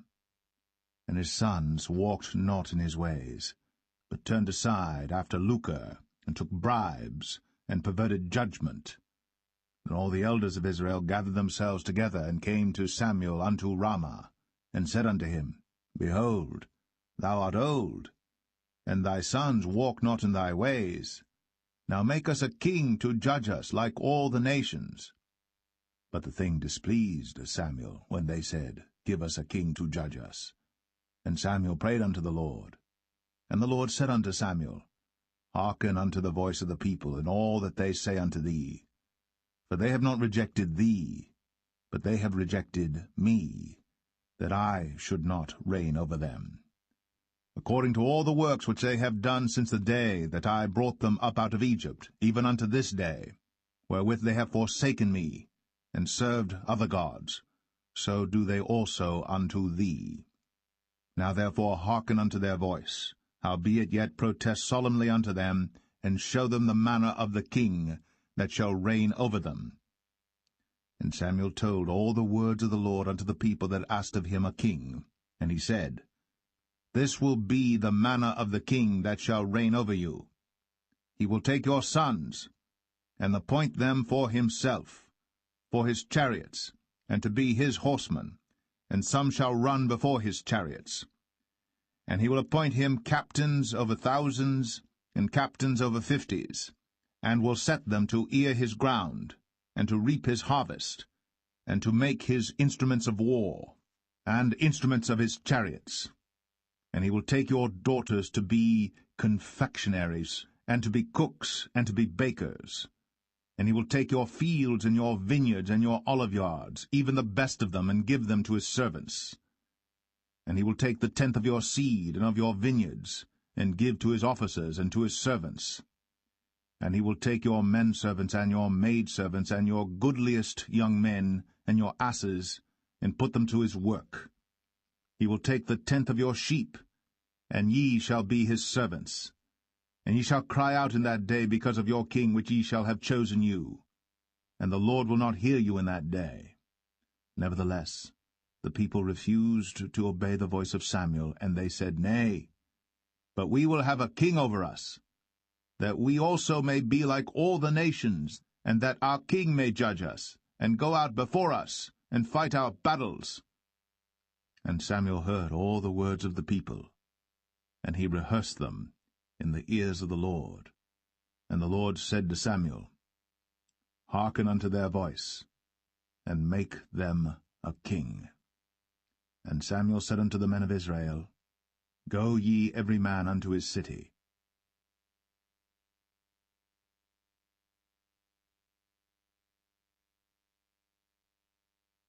1 Samuel 9. Now there was a man of Benjamin, whose name was Kish, the son of Abiel, the son of Zeror, the son of Bechorath, the son of Aphiah, a Benjamite, a mighty man of power. And he had a son whose name was Saul, a choice young man, and a goodly. And there was not among the children of Israel a goodlier person than he. From his shoulders and upward he was higher than any of the people. And the asses of Kish, Saul's father, were lost. And Kish said to Saul his son, Take now one of the servants with thee, and arise, go seek the asses. And he passed through Mount Ephraim, and passed through the land of Shalisha. But they found them not. Then they passed through the land of Shalim, and there they were not. And he passed through the land of the Benjamites, but they found them not. And when they were come to the land of Zuph, Saul said to his servant that was with him, Come, and let us return, lest my father leave caring for the asses, and take thought for us. And he said unto him, Behold now, there is in this city a man of God, and he is an honorable man. All that he saith cometh surely to pass. Now let us go thither. Peradventure he can show us our way that we should go. Then said Saul to his servant, But behold, if we go, what shall we bring the man? For the bread is spent in our vessels, and there is not a present to bring to the man of God. What have we? And the servant answered Saul again, and said, Behold, I have here at hand the 4th part of a shekel of silver. That will I give to the man of God, to tell us our way. Before time in Israel, when a man went to inquire of God, thus he spake, Come, and let us go to the seer. For he that is now called a prophet was before time called a seer. Then said Saul to his servant, Well said, Come, let us go. So they went unto the city where the man of God was. And as they went up the hill to the city, they found young maidens going out to draw water, and said unto them, Is the seer here? And they answered them, and said, He is, behold, he is before you. Make haste now, for he came today to the city, for there is a sacrifice of the people today in the high place. As soon as ye be come into the city, ye shall straightway find him, before he go up to the high place to eat. For the people will not eat until he come, because he doth bless the sacrifice, and afterwards they eat that be bidden. Now therefore get you up, for about this time ye shall find him. And they went up into the city. And when they were come into the city, behold, Samuel came out against them, for to go up to the high place. Now the Lord had told Samuel in his ear a day before Saul came, saying, Tomorrow, about this time, I will send thee a man out of the land of Benjamin, and thou shalt anoint him to be captain over my people Israel, that he may save my people out of the hand of the Philistines. For I have looked upon my people, because their cry is come unto me. And when Samuel saw Saul, the Lord said unto him, Behold the man whom I spake to thee of. This same shall reign over my people.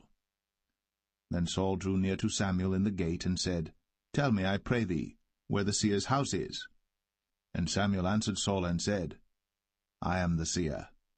Go up before me unto the high place. For ye shall eat with me today, and tomorrow I will let thee go, and will tell thee all that is in thine heart. And as for thine asses that were lost 3 days ago, set not thy mind on them, for they are found. And on whom is all the desire of Israel? Is it not on thee, and on all thy father's house? And Saul answered and said, Am not I a Benjamite, of the smallest of the tribes of Israel, and my family the least of all the families of the tribe of Benjamin? Wherefore then speakest thou so to me? And Samuel took Saul and his servant, and brought them into the parlour, and made them sit in the chiefest place among them that were bidden, which were about 30 persons. And Samuel said unto the cook, Bring the portion which I gave thee, of which I said unto thee, Set it by thee. And the cook took up the shoulder, and that which was upon it, and set it before Saul. And Samuel said, Behold that which is left, set it before thee, and eat. For unto this time hath it been kept for thee, since I said, I have invited the people. So Saul did eat with Samuel that day. And when they were come down from the high place into the city, Samuel communed with Saul upon the top of the house. And they arose early. And it came to pass about the spring of the day that Samuel called Saul to the top of the house, saying, Up, that I may send thee away. And Saul arose. And they went out, both of them, he and Samuel, abroad. And as they were going down to the end of the city, Samuel said to Saul, Bid the servant pass on before us. And he passed on. But stand thou still a while, that I may show thee the word of God.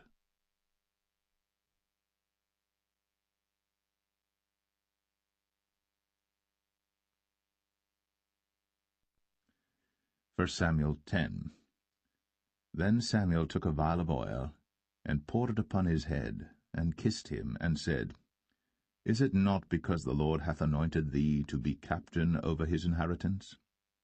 When thou art departed from me today, then thou shalt find 2 men by Rachel's sepulchre, in the border of Benjamin at Zelzah.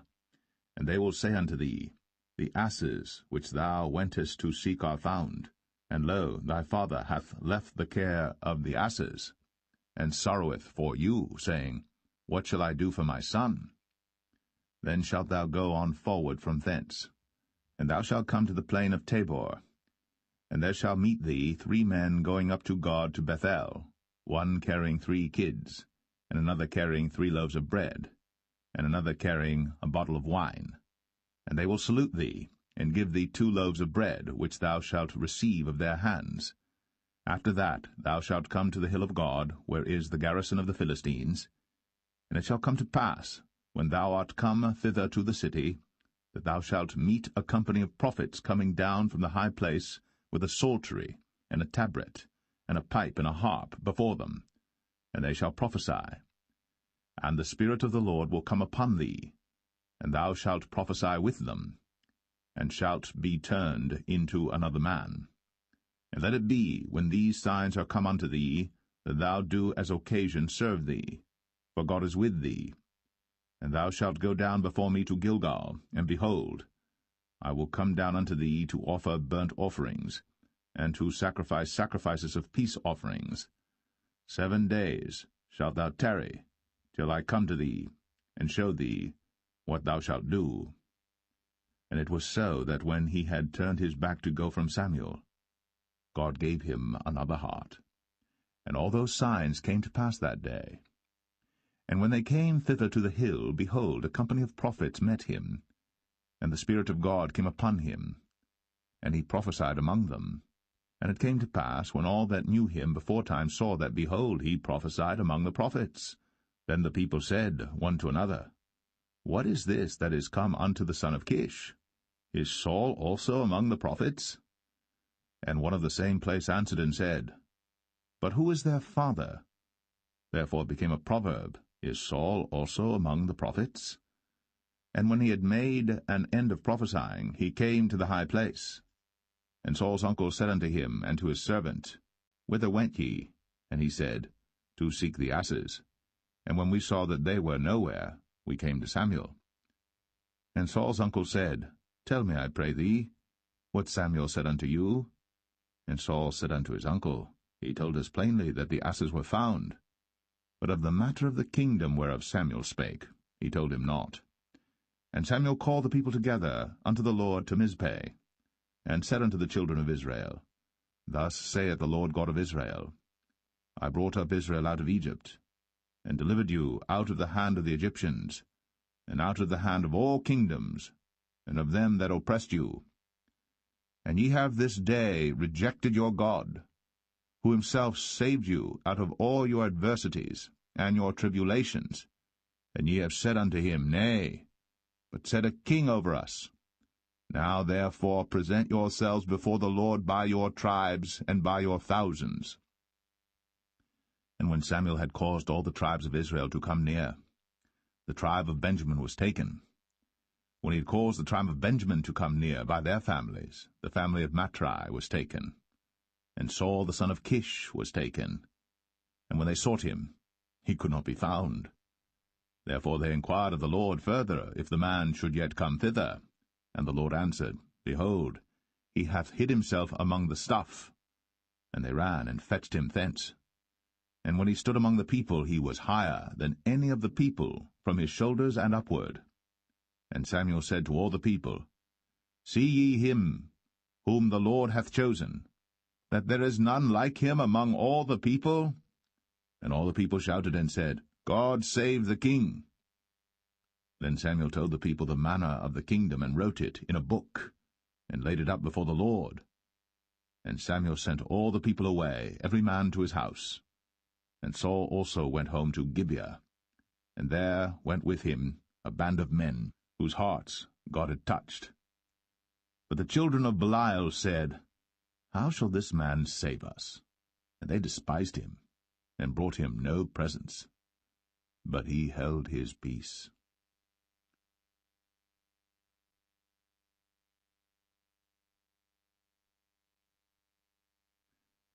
1 Samuel 11.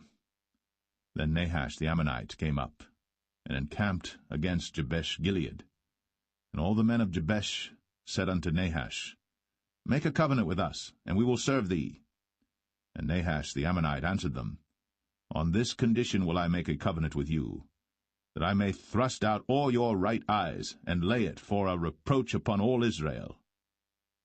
And the elders of Jabesh said unto him, Give us 7 days' respite, that we may send messengers unto all the coasts of Israel, and then, if there be no man to save us, we will come out to thee. Then came the messengers to Gibeah of Saul, and told the tidings in the ears of the people. And all the people lifted up their voices and wept. And behold, Saul came after the herd out of the field. And Saul said, What aileth the people that they weep? And they told him the tidings of the men of Jabesh. And the Spirit of God came upon Saul when he heard those tidings, and his anger was kindled greatly. And he took a yoke of oxen, and hewed them in pieces, and sent them throughout all the coast of Israel by the hands of messengers, saying, Whosoever cometh not forth after Saul and after Samuel, so shall it be done unto his oxen. And the fear of the Lord fell on the people, and they came out with one consent. And when he numbered them in Bezek, the children of Israel were 300,000, and the men of Judah 30,000. And they said unto the messengers that came, Thus shall ye say unto the men of Jabesh Gilead, Tomorrow by that time the sun be hot, ye shall have help. And the messengers came and showed it to the men of Jabesh, and they were glad. Therefore the men of Jabesh said, Tomorrow we will come out unto you, and ye shall do with us all that seemeth good unto you. And it was so in the morrow, that Saul put the people in 3 companies, and they came into the midst of the host in the morning watch, and slew the Ammonites until the heat of the day. And it came to pass that they which remained were scattered, so that 2 of them were not left together. And the people said unto Samuel, Who is he that said, Shall Saul reign over us? Bring the men, that we may put them to death. And Saul said, There shall not a man be put to death this day, for today the Lord hath wrought salvation in Israel. Then said Samuel to the people, Come, and let us go to Gilgal, and renew the kingdom there. And all the people went to Gilgal, and there they made Saul king before the Lord in Gilgal. And there they sacrificed sacrifices of peace offerings before the Lord. And there Saul and all the men of Israel rejoiced greatly.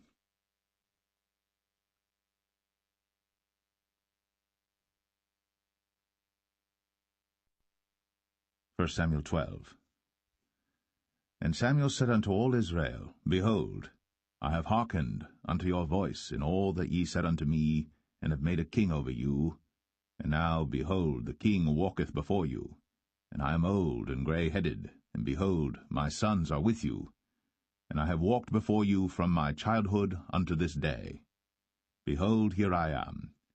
Witness against me before the Lord and before his anointed, whose ox have I taken? Or whose ass have I taken? Or whom have I defrauded? Whom have I oppressed? Or of whose hand have I received any bribe to blind mine eyes therewith? And I will restore it you. And they said, Thou hast not defrauded us, nor oppressed us, neither hast thou taken aught of any man's hand. And he said unto them, The Lord is witness against you, and his anointed is witness this day, that ye have not found aught in my hand. And they answered, He is witness. And Samuel said unto the people, It is the Lord that advanced Moses and Aaron, and that brought your fathers up out of the land of Egypt. Now therefore stand still, that I may reason with you before the Lord of all the righteous acts of the Lord, which he did to you and to your fathers. When Jacob was come into Egypt, and your fathers cried unto the Lord, then the Lord sent Moses and Aaron, which brought forth your fathers out of Egypt, and made them dwell in this place. And when they forgat the Lord their God, he sold them into the hand of Sisera, captain of the host of Hazor, and into the hand of the Philistines, and into the hand of the king of Moab. And they fought against them. And they cried unto the Lord, and said, We have sinned, because we have forsaken the Lord, and have served Balaam and Ashtoreth. But now deliver us out of the hand of our enemies, and we will serve thee. And the Lord sent Jerubbaal, and Bedan, and Jephthah, and Samuel, and delivered you out of the hand of your enemies on every side, and ye dwelled safe. And when ye saw that Nahash the king of the children of Ammon came against you, ye said unto me, Nay, but a king shall reign over us, when the Lord your God was your king. Now therefore, behold, the king whom ye have chosen, and whom ye have desired, and behold, the Lord hath set a king over you. If ye will fear the Lord, and serve him, and obey his voice, and not rebel against the commandment of the Lord, then shall both ye and also the king that reigneth over you continue following the Lord your God. But if ye will not obey the voice of the Lord, but rebel against the commandment of the Lord, then shall the hand of the Lord be against you, as it was against your fathers. Now therefore stand and see this great thing which the Lord will do before your eyes. Is it not wheat harvest today? I will call unto the Lord, and he shall send thunder and rain, that ye may perceive and see that your wickedness is great, which ye have done in the sight of the Lord in asking you a king. So Samuel called unto the Lord, and the Lord sent thunder and rain that day. And all the people greatly feared the Lord and Samuel. And all the people said unto Samuel, Pray for thy servants unto the Lord thy God, that we die not. For we have added unto all our sins this evil, to ask us a king. And Samuel said unto the people, Fear not, ye have done all this wickedness. Yet turn not aside from following the Lord, but serve the Lord with all your heart. And turn ye not aside, for then should ye go after vain things which cannot profit nor deliver, for they are vain. For the Lord will not forsake his people for his great name's sake, because it hath pleased the Lord to make you his people. Moreover, as for me, God forbid that I should sin against the Lord in ceasing to pray for you. But I will teach you the good and the right way. Only fear the Lord, and serve him in truth with all your heart. For consider how great things he hath done for you. But if ye shall still do wickedly, ye shall be consumed, both ye and your king.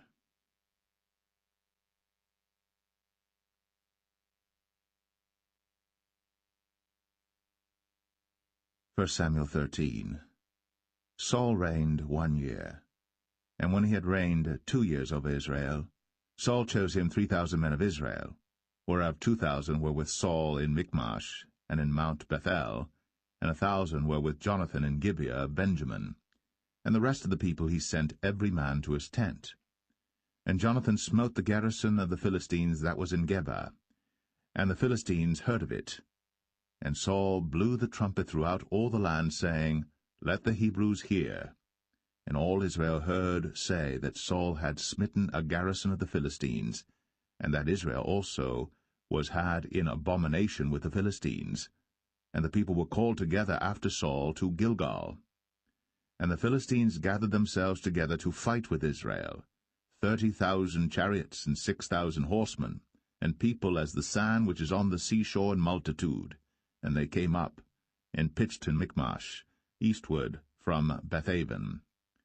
When the men of Israel saw that they were in a strait, for the people were distressed, then the people did hide themselves in caves, and in thickets, and in rocks, and in high places, and in pits.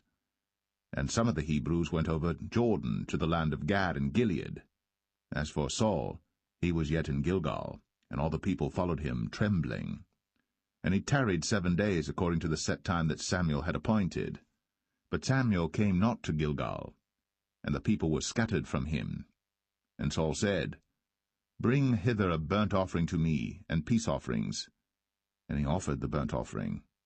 And it came to pass that as soon as he had made an end of offering the burnt offering, behold, Samuel came. And Saul went out to meet him, that he might salute him. And Samuel said, What hast thou done? And Saul said, Because I saw that the people were scattered from me, and that thou camest not within the days appointed, and that the Philistines gathered themselves together at Michmash. Therefore said I, The Philistines will come down now upon me to Gilgal, and I have not made supplication unto the Lord. I forced myself therefore, and offered a burnt offering. And Samuel said to Saul, Thou hast done foolishly. Thou hast not kept the commandment of the Lord thy God, which he commanded thee. For now would the Lord have established thy kingdom upon Israel for ever. But now thy kingdom shall not continue. The Lord hath sought him a man after his own heart. And the Lord hath commanded him to be captain over his people, because thou hast not kept that which the Lord commanded thee. And Samuel arose, and gat him up from Gilgal unto Gibeah of Benjamin. And Saul numbered the people that were present with him about 600 men. And Saul and Jonathan his son, and the people that were present with him, abode in Gibeah of Benjamin. But the Philistines encamped in Michmash. And the spoilers came out of the camp of the Philistines in 3 companies. 1 company turned unto the way that leadeth to Ophrah, unto the land of Shual. And another company turned the way to Bethhoron. And another company turned to the way of the border that looketh to the valley of Zeboim, toward the wilderness. Now there was no smith found throughout all the land of Israel. For the Philistines said, Lest the Hebrews make them swords or spears. But all the Israelites went down to the Philistines to sharpen every man his share, and his coulter, and his axe, and his mattock. Yet they had a file for the mattocks, and for the coulters, and for the forks, and for the axes, and to sharpen the goads. So it came to pass in the day of battle that there was neither sword nor spear found in the hand of any of the people that were with Saul and Jonathan. But with Saul and with Jonathan his son was there found. And the garrison of the Philistines went out to the passage of Michmash.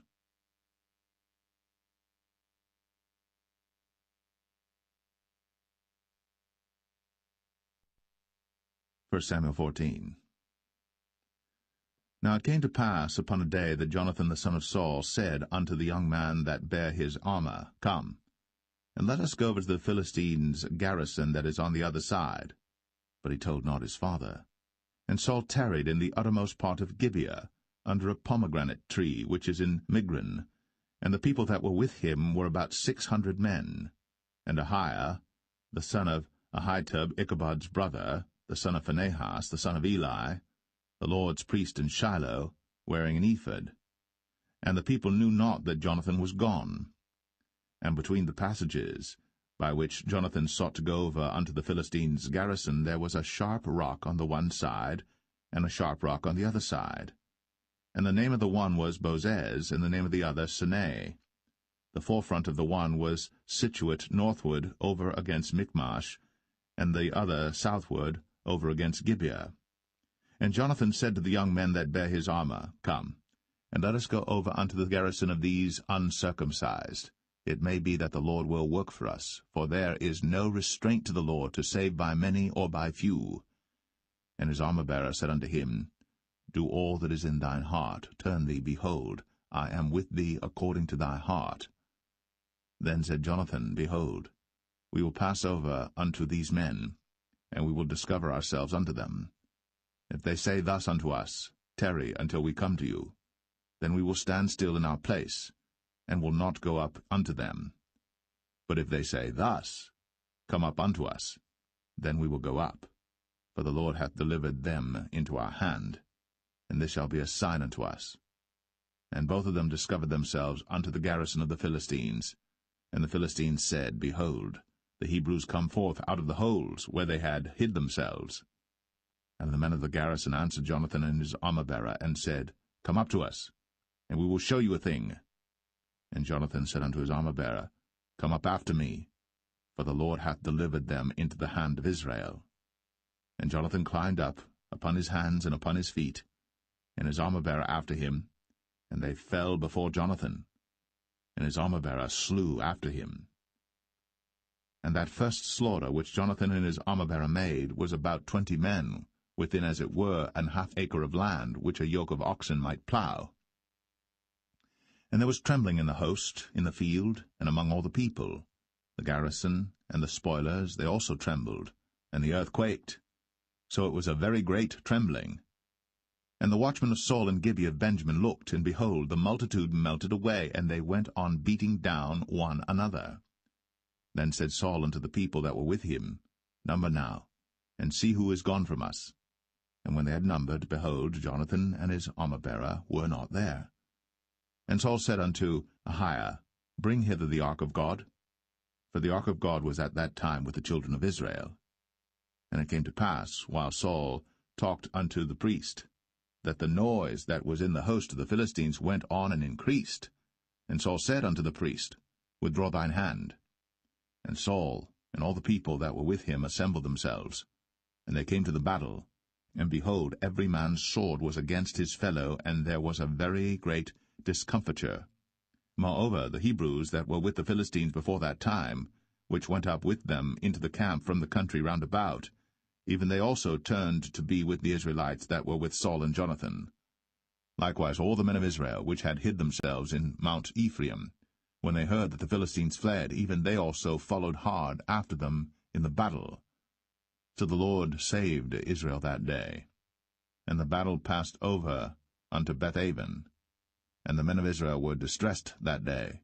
For Saul had adjured the people, saying, Cursed be the man that eateth any food until evening, that I may be avenged on mine enemies. So none of the people tasted any food. And all they of the land came to a wood, and there was honey upon the ground. And when the people were come into the wood, behold, the honey dropped. but no man put his hand to his mouth, for the people feared the oath. But Jonathan heard not, when his father charged the people with the oath, wherefore he put forth the end of the rod that was in his hand, and dipped it in an honeycomb, and put his hand to his mouth, and his eyes were enlightened. Then answered one of the people, and said, Thy father straitly charged the people with an oath, saying, Cursed be the man that eateth any food this day. And the people were faint. Then said Jonathan, My father hath troubled the land. See, I pray you, how mine eyes have been enlightened, because I tasted a little of this honey. How much more, if haply the people had eaten freely today of the spoil of their enemies which they found? For had there not been now a much greater slaughter among the Philistines? And they smote the Philistines that day, from Michmash to Ajalon. And the people were very faint. And the people flew upon the spoil, and took sheep and oxen and calves, and slew them on the ground. And the people did eat them with the blood. Then they told Saul, saying, Behold, the people sin against the Lord, in that they eat with the blood. And he said, Ye have transgressed. Roll a great stone unto me this day. And Saul said, Disperse yourselves among the people, and say unto them, Bring me hither every man his ox, and every man his sheep, and slay them here, and eat, and sin not against the Lord in eating with the blood. And all the people brought every man his ox with him that night, and slew them there. And Saul built an altar unto the Lord. The same was the first altar that he built unto the Lord. And Saul said, Let us go down after the Philistines by night, and spoil them until the morning light, and let us not leave a man of them. And they said, Do whatsoever seemeth good unto thee. Then said the priest, Let us draw near hither unto God. And Saul asked counsel of God, Shall I go down after the Philistines? Wilt thou deliver them into the hand of Israel? But he answered him not that day. And Saul said, Draw ye near hither, all the chief of the people, and know and see wherein this sin hath been this day. For as the Lord liveth, which saveth Israel, though it be in Jonathan my son, he shall surely die. But there was not a man among all the people that answered him. Then said he unto all Israel, Be ye on one side, and I and Jonathan my son will be on the other side. And the people said unto Saul, Do what seemeth good unto thee. Therefore Saul said unto the Lord God of Israel, Give a perfect lot. And Saul and Jonathan were taken, but the people escaped. And Saul said, Cast lots between me and Jonathan my son. And Jonathan was taken. Then Saul said to Jonathan, Tell me what thou hast done. And Jonathan told him, and said, I did but taste a little honey with the end of the rod that was in mine hand, and lo, I must die. And Saul answered, God do so and more also, for thou shalt surely die, Jonathan. And the people said unto Saul, Shall Jonathan die, who hath wrought this great salvation in Israel? God forbid, as the Lord liveth. There shall not one hair of his head fall to the ground, for he hath wrought with God this day. So the people rescued Jonathan, that he died not. Then Saul went up from following the Philistines, and the Philistines went to their own place. So Saul took the kingdom over Israel, and fought against all his enemies on every side, against Moab, and against the children of Ammon, and against Edom, and against the kings of Zobah, and against the Philistines, and whithersoever he turned himself, he vexed them. And he gathered an host, and smote the Amalekites, and delivered Israel out of the hands of them that spoiled them. Now the sons of Saul were Jonathan and Ishuai, and Melch-Ishuai. And the names of his two daughters were these, the name of the firstborn Merab, and the name of the younger Michal. And the name of Saul's wife was Ahinoam, the daughter of Ahimaaz. And the name of the captain of his host was Abner, the son of Ner, Saul's uncle. And Kish was the father of Saul, and Ner, the father of Abner, was the son of Abiel. And there was sore war against the Philistines all the days of Saul. And when Saul saw any strong man or any valiant man, he took him unto him.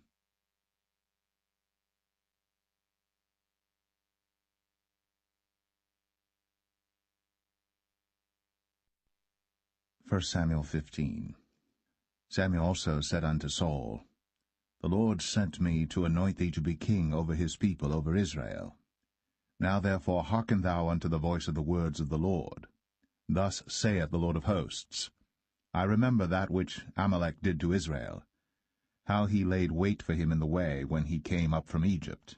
Now go, and smite Amalek, and utterly destroy all that they have, and spare them not, but slay both man and woman, infant and suckling, ox and sheep, camel and ass.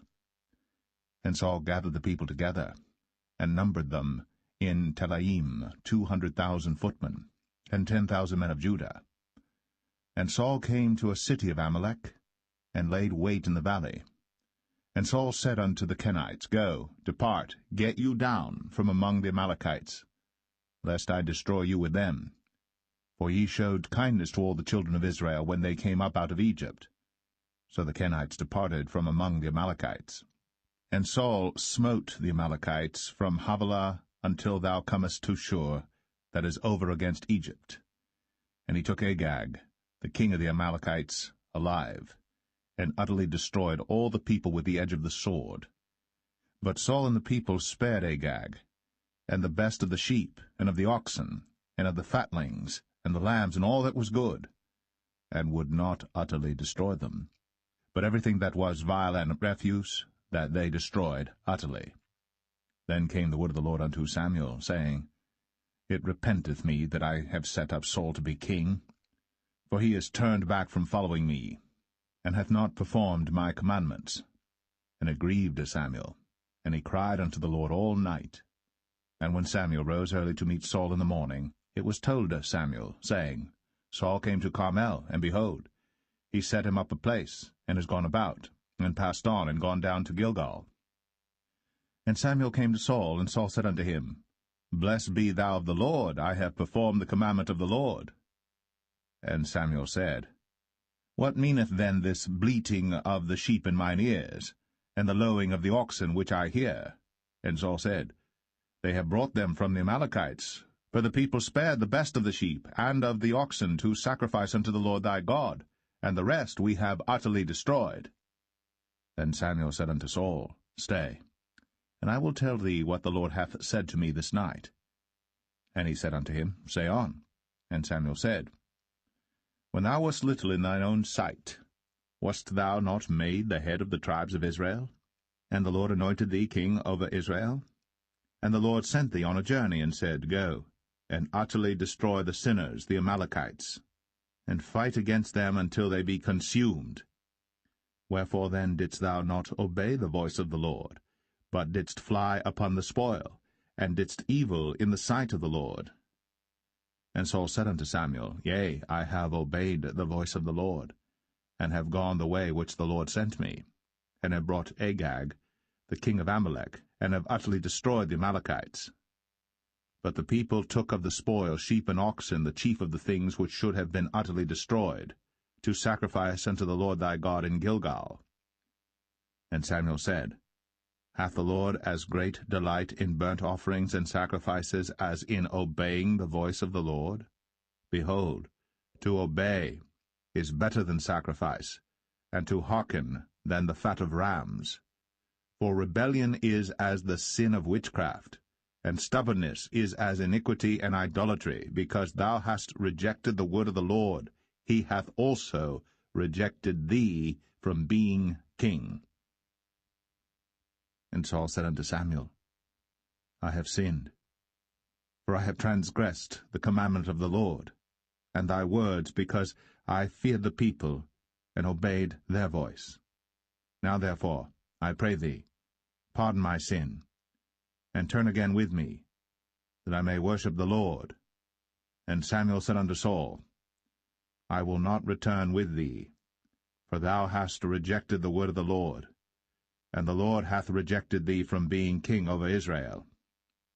And as Samuel turned about to go away, he laid hold upon the skirt of his mantle, and it rent. And Samuel said unto him, The Lord hath rent the kingdom of Israel from thee this day, and hath given it to a neighbor of thine, that is better than thou. And also the strength of Israel will not lie nor repent, for he is not a man that he should repent.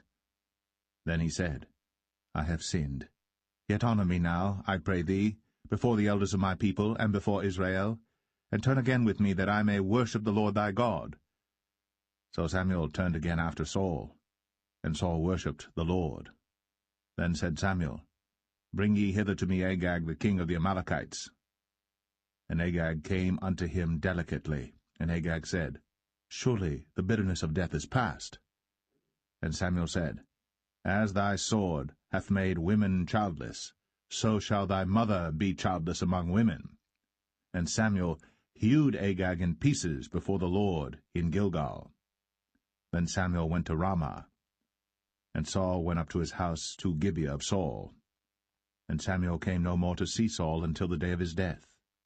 Nevertheless Samuel mourned for Saul, and the Lord repented that he had made Saul king over Israel.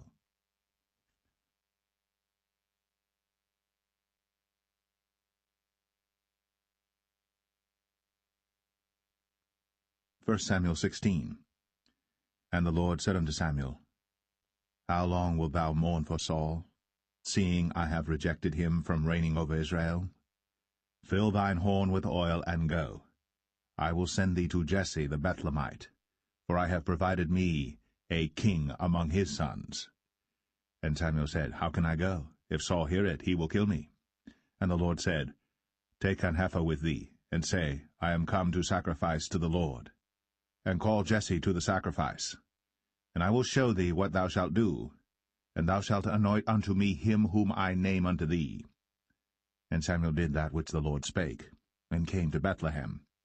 And the elders of the town trembled at his coming, and said, Comest thou peaceably? And he said, Peaceably. I am come to sacrifice unto the Lord. Sanctify yourselves, and come with me to the sacrifice. And he sanctified Jesse and his sons, and called them to the sacrifice. And it came to pass, when they were come, that he looked on Eliab, and said, Surely the Lord's anointed is before him. But the Lord said unto Samuel, Look not on his countenance, or on the height of his stature, because I have refused him. For the Lord seeth not as man seeth. For man looketh on the outward appearance, but the Lord looketh on the heart. Then Jesse called Abinadab, and made him pass before Samuel, and he said, Neither hath the Lord chosen this. Then Jesse made Shammah to pass by, and he said, Neither hath the Lord chosen this. Again Jesse made 7 of his sons to pass before Samuel. And Samuel said unto Jesse, The Lord hath not chosen these. And Samuel said unto Jesse, Are here all thy children? And he said, There remaineth yet the youngest, and behold, he keepeth the sheep. And Samuel said unto Jesse, Send and fetch him, for we will not sit down till he come hither. And he sent and brought him in. Now he was ruddy, and withal of a beautiful countenance, and goodly to look to. And the Lord said, Arise, anoint him, for this is he. Then Samuel took the horn of oil, and anointed him in the midst of his brethren. And the Spirit of the Lord came upon David from that day forward. So Samuel rose up, and went to Ramah. But the Spirit of the Lord departed from Saul, and an evil spirit from the Lord troubled him.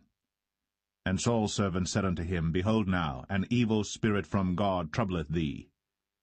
Let our Lord now command thy servants, which are before thee, to seek out a man who is a cunning player on an harp. And it shall come to pass, when the evil spirit from God is upon thee, that he shall play with his hand, and thou shalt be well. And Saul said unto his servants, Provide me now a man that can play well, and bring him to me. Then answered one of the servants, and said, Behold, I have seen a son of Jesse the Bethlehemite, that is cunning in playing, and a mighty valiant man, and a man of war, and prudent in matters, and a comely person. And the Lord is with him. Wherefore Saul sent messengers unto Jesse, and said, Send me David thy son, which is with the sheep. And Jesse took an ass laden with bread, and a bottle of wine, and a kid, and sent them by David his son unto Saul. And David came to Saul, and stood before him. And he loved him greatly, and he became his armor-bearer. And Saul sent to Jesse, saying, Let David, I pray thee, stand before me, for he hath found favor in my sight. And it came to pass, when the evil spirit from God was upon Saul, that David took an harp, and played with his hand. So Saul was refreshed, and was well. And the evil spirit departed from him.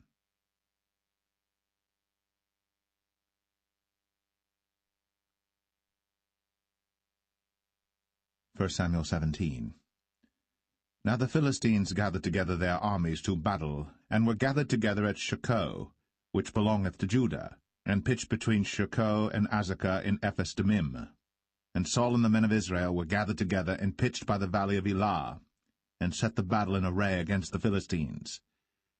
And the Philistines stood on a mountain on the one side, and Israel stood on a mountain on the other side, and there was a valley between them. And there went out a champion out of the camp of the Philistines, named Goliath of Gath, whose height was 6 cubits and a span. And he had an helmet of brass upon his head, and he was armed with a coat of mail, and the weight of the coat was 5,000 shekels of brass. And he had greaves of brass upon his legs, and a target of brass between his shoulders. And the staff of his spear was like a weaver's beam, and his spear's head weighed 600 shekels of iron, and one bearing a shield went before him. And he stood and cried unto the armies of Israel, and said unto them, Why are ye come out to set your battle in array? Am not I a Philistine, and ye servants to Saul? Choose you a man for you, and let him come down to me. If he be able to fight with me and to kill me, then will we be your servants. But if I prevail against him, and kill him, then shall ye be our servants, and serve us. And the Philistine said, I defy the armies of Israel this day. Give me a man, that we may fight together. When Saul and all Israel heard those words of the Philistine, they were dismayed, and greatly afraid. Now David was the son of that Ephrathite of Bethlehem, Judah, whose name was Jesse, and he had 8 sons. And the man went among men, for an old man, in the days of Saul. And the 3 eldest sons of Jesse went and followed Saul to the battle. And the names of his 3 sons that went to the battle were Eliab the firstborn, and next unto him Abinadab, and the third Shammah. And David was the youngest, and the 3 eldest followed Saul. But David went and returned from Saul to feed his father's sheep at Bethlehem. And the Philistine drew near morning and evening, and presented himself 40 days. And Jesse said unto David his son, Take now for thy brethren an ephah of this parched corn, and these 10 loaves, and run to the camp to thy brethren. And carry these 10 cheeses unto the captain of their 1,000, and look how thy brethren fare, and take their pledge. Now Saul and they, and all the men of Israel, were in the valley of Elah, fighting with the Philistines. And David rose up early in the morning, and left the sheep with a keeper, and took and went, as Jesse had commanded him. And he came to the trench, as the host was going forth to the fight, and shouted for the battle. For Israel and the Philistines had put the battle in array, army against army. And David left his carriage in the hand of the keeper of the carriage, and ran into the army, and came and saluted his brethren. And as he talked with them, behold, there came up the champion, the Philistine of Gath, Goliath by name, out of the armies of the Philistines, and spake according to the same words, and David heard them. And all the men of Israel, when they saw the man, fled from him, and were sore afraid. And the men of Israel said, Have ye seen this man that is come up? Surely to defy Israel is he come up. And it shall be that the man who killeth him, the king will enrich him with great riches, and will give him his daughter, and make his father's house free in Israel. And David spake to the men that stood by him, saying, What shall be done to the man that killeth this Philistine, and taketh away the reproach from Israel? For who is this uncircumcised Philistine, that he should defy the armies of the living God? And the people answered him after this manner, saying, So shall it be done to the man that killeth him. And Eliab, his eldest brother, heard when he spake unto the men. And Eliab's anger was kindled against David, and he said, Why camest thou down hither? And with whom hast thou left those few sheep in the wilderness? I know thy pride, and the naughtiness of thine heart, for thou art come down that thou mightest see the battle. And David said, What have I now done? Is there not a cause? And he turned from him toward another, and spake after the same manner. And the people answered him again after the former manner. And when the words were heard which David spake, they rehearsed them before Saul. And he sent for him. And David said to Saul, Let no man's heart fail because of him. Thy servant will go and fight with this Philistine. And Saul said to David, Thou art not able to go against this Philistine to fight with him, for thou art but a youth, and he a man of war from his youth. And David said unto Saul, Thy servant kept his father's sheep, and there came a lion and a bear, and took a lamb out of the flock. And I went out after him, and smote him, and delivered it out of his mouth. And when he arose against me, I caught him by his beard, and smote him, and slew him. Thy servant slew both the lion and the bear, and this uncircumcised Philistine shall be as one of them, seeing he hath defied the armies of the living God.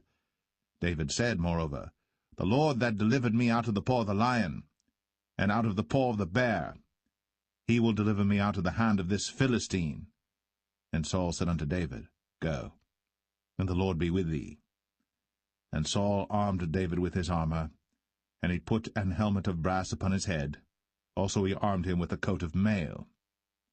And David girded his sword upon his armor, and he essayed to go, for he had not proved it. And David said unto Saul, I cannot go with these, for I have not proved them. And David put them off him. And he took his staff in his hand, and chose him 5 smooth stones out of the brook, and put them in a shepherd's bag which he had, even in a scrip, and his sling was in his hand. And he drew near to the Philistine. And the Philistine came on and drew near unto David. And the man that bare the shield went before him. And when the Philistine looked about and saw David, he disdained him, for he was but a youth, and ruddy, and of a fair countenance. And the Philistine said unto David, Am I a dog that thou comest to me with staves? And the Philistine cursed David by his gods. And the Philistine said to David, Come to me, and I will give thy flesh unto the fowls of the air, and to the beasts of the field. Then said David to the Philistine, Thou comest to me with a sword, and with a spear, and with a shield. But I come to thee in the name of the Lord of hosts, the God of the armies of Israel, whom thou hast defied. This day will the Lord deliver thee into mine hand, and I will smite thee, and take thine head from thee. And I will give the carcasses of the host of the Philistines this day unto the fowls of the air, and to the wild beasts of the earth, that all the earth may know that there is a God in Israel. And all this assembly shall know that the Lord saveth not with sword and spear, for the battle is the Lord's, and he will give you into our hands. And it came to pass, when the Philistine arose, and came and drew nigh to meet David, that David hasted, and ran toward the army to meet the Philistine. And David put his hand in his bag, and took thence a stone, and slang it, and smote the Philistine in his forehead, that the stone sunk into his forehead, and he fell upon his face to the earth. So David prevailed over the Philistine with a sling and with a stone, and smote the Philistine, and slew him. But there was no sword in the hand of David. Therefore David ran, and stood upon the Philistine, and took his sword, and drew it out of the sheath thereof, and slew him, and cut off his head therewith. And when the Philistines saw their champion was dead, they fled. And the men of Israel and of Judah arose, and shouted, and pursued the Philistines until thou come to the valley, and to the gates of Ekron. And the wounded of the Philistines fell down by the way to Sharaim, even unto Gath and unto Ekron. And the children of Israel returned from chasing after the Philistines, and they spoiled their tents. And David took the head of the Philistine, and brought it to Jerusalem, but he put his armor in his tent. And when Saul saw David go forth against the Philistines, he said unto Abner, the captain of the host, Abner, whose son is this youth? And Abner said, As thy soul liveth, O king, I cannot tell. And the king said, Inquire thou whose son the stripling is. And as David returned from the slaughter of the Philistine, Abner took him, and brought him before Saul with the head of the Philistine in his hand. And Saul said to him, Whose son art thou, thou young man? And David answered, I am the son of thy servant Jesse, the Bethlehemite.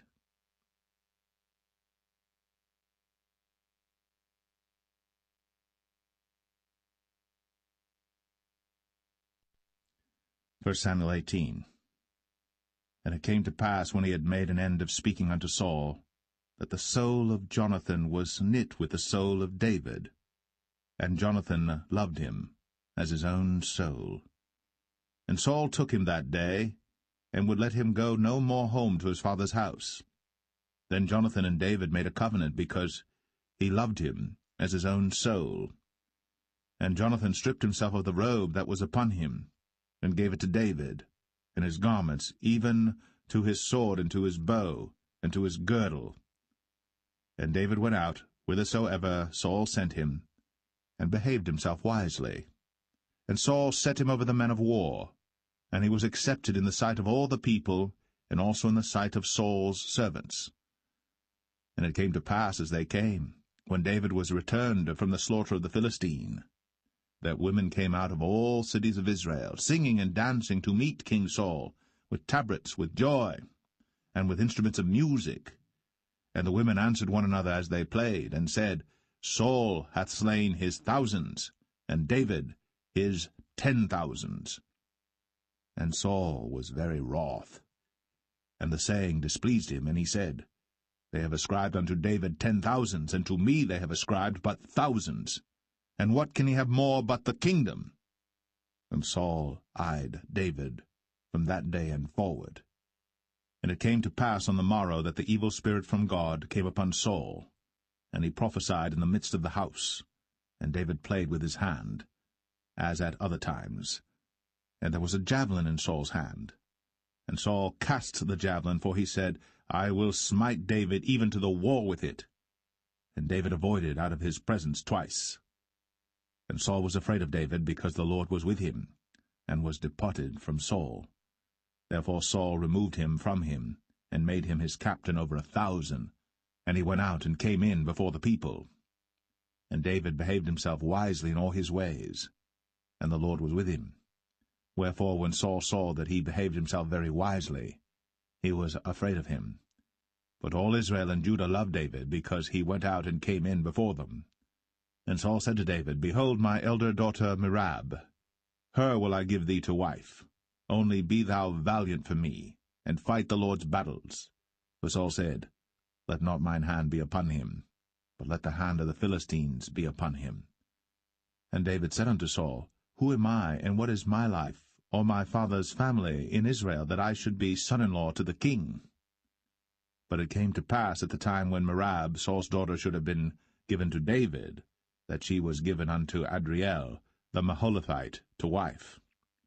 And Michal, Saul's daughter, loved David. And they told Saul, and the thing pleased him. And Saul said, I will give him her, that she may be a snare to him, and that the hand of the Philistines may be against him. Wherefore Saul said to David, Thou shalt this day be my son-in-law in the one of the twain.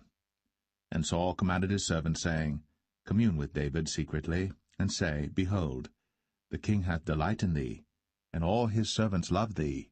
Now therefore be the king's son-in-law. And Saul's servants spake those words in the ears of David. And David said, Seemeth it to you a light thing to be a king's son-in-law, seeing that I am a poor man, and lightly esteemed?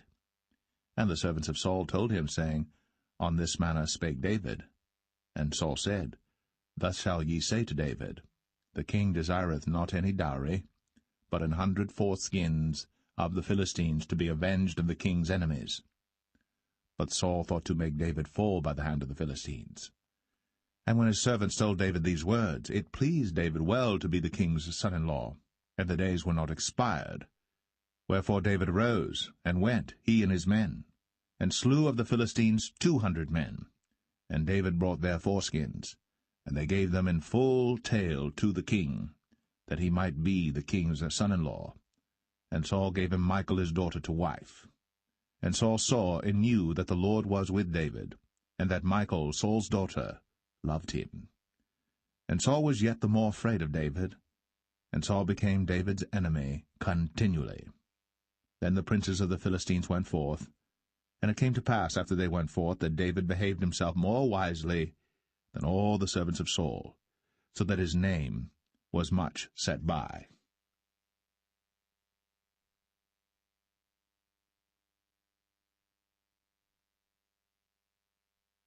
1 Samuel 19. And Saul spake to Jonathan his son, and to all his servants, that they should kill David.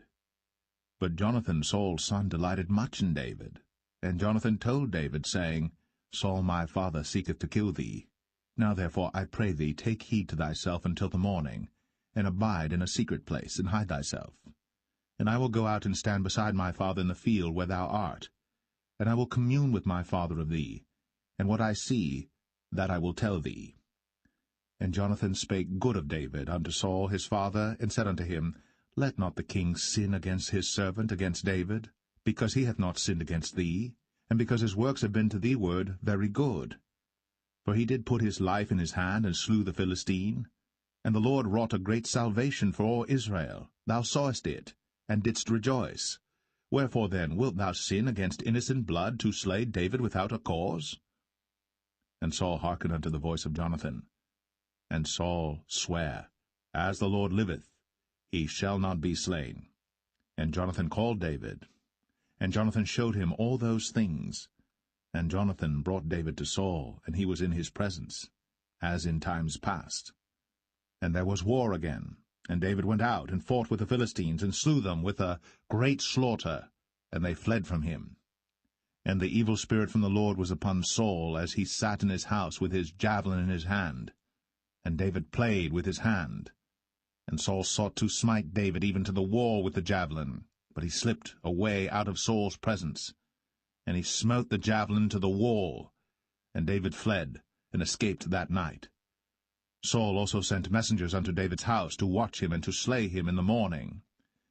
And Michal, David's wife, told him, saying, If thou save not thy life tonight, tomorrow thou shalt be slain. So Michal let David down through a window, and he went and fled, and escaped. And Michal took an image, and laid it in the bed, and put a pillow of goat's hair for his bolster, and covered it with a cloth. And when Saul sent messengers to take David, she said, He is sick. And Saul sent the messengers again to see David, saying, Bring him up to me in the bed, that I may slay him. And when the messengers were come in, behold, there was an image in the bed, with a pillow of goat's hair for his bolster. And Saul said unto Michal, Why hast thou deceived me so, and sent away mine enemy, that he is escaped? And Michal answered Saul, He said unto me, Let me go, why should I kill thee? So David fled, and escaped, and came to Samuel to Ramah, and told him all that Saul had done to him. And he and Samuel went, and dwelt in Naueth. And it was told Saul, saying, Behold, David is at Naueth in Ramah. And Saul sent messengers to take David. And when they saw the company of the prophets prophesying, and Samuel standing as appointed over them, the Spirit of God was upon the messengers of Saul, and they also prophesied. And when it was told Saul, he sent other messengers, and they prophesied likewise. And Saul sent messengers again the third time, and they prophesied also. Then went he also to Ramah, and came to a great well that is in Sechu. And he asked and said, Where are Samuel and David? And one said, Behold, they be at Naueth in Ramah. And he went thither to Naueth in Ramah. And the Spirit of God was upon him also. And he went on, and prophesied, until he came to Naueth in Ramah. And he stripped off his clothes also, and prophesied before Samuel in like manner, and lay down naked all that day, and all that night. Wherefore they say, Is Saul also among the prophets?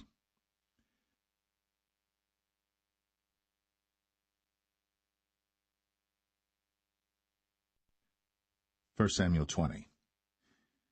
And David fled from Naueth in Ramah, and came and said before Jonathan, What have I done? What is mine iniquity? And what is my sin before thy father, that he seeketh my life?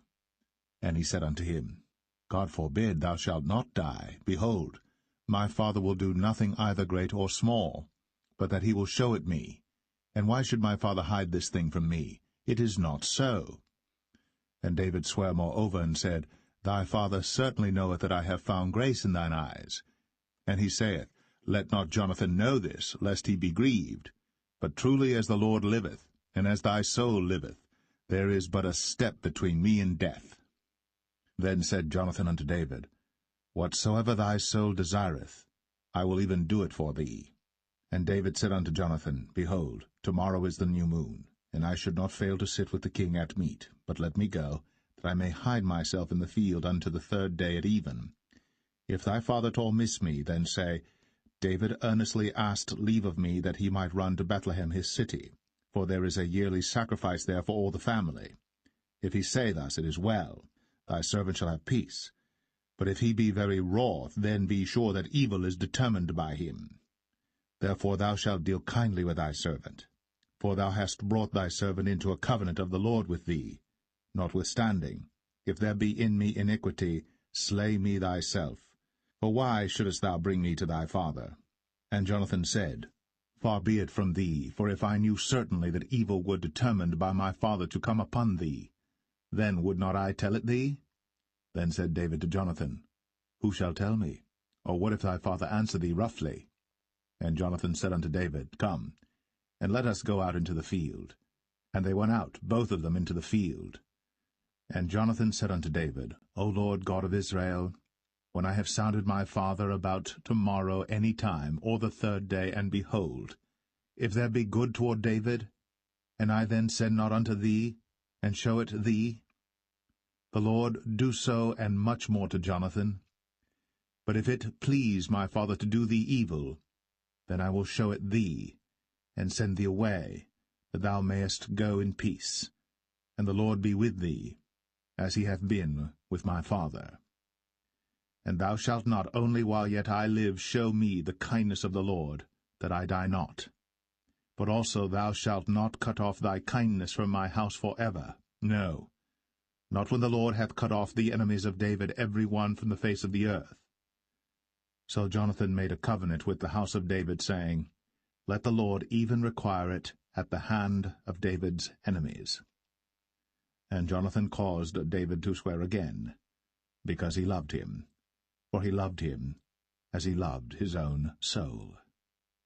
Then Jonathan said to David, Tomorrow is the new moon, and thou shalt be missed, because thy seat will be empty. And when thou hast stayed 3 days, then thou shalt go down quickly, and come to the place where thou didst hide thyself when the business was in hand, and shalt remain by the stone Zelle. And I will shoot 3 arrows on the side thereof, as though I shot at a mark, and behold, I will send a lad, saying, Go, find out the arrows. If I expressly say unto the lad, Behold, the arrows are on this side of thee, take them, then come thou. For there is peace to thee, and no hurt, as the Lord liveth. But if I say thus unto the young man, Behold, the arrows are beyond thee, go thy way, for the Lord hath sent thee away. And as touching the matter which thou and I have spoken of, behold, the Lord be between thee and me for ever. So David hid himself in the field. And when the new moon was come, the king sat him down to eat meat. And the king sat upon his seat as at other times, even upon a seat by the wall. And Jonathan arose, and Abner sat by Saul's side, and David's place was empty. Nevertheless Saul spake not anything that day, for he thought, Something hath befallen him. He is not clean. Surely he is not clean. And it came to pass on the morrow, which was the 2nd day of the month, that David's place was empty. And Saul said unto Jonathan his son, Wherefore cometh not the son of Jesse to meat, neither yesterday nor today? And Jonathan answered Saul, David earnestly asked leave of me to go to Bethlehem. And he said, Let me go, I pray thee.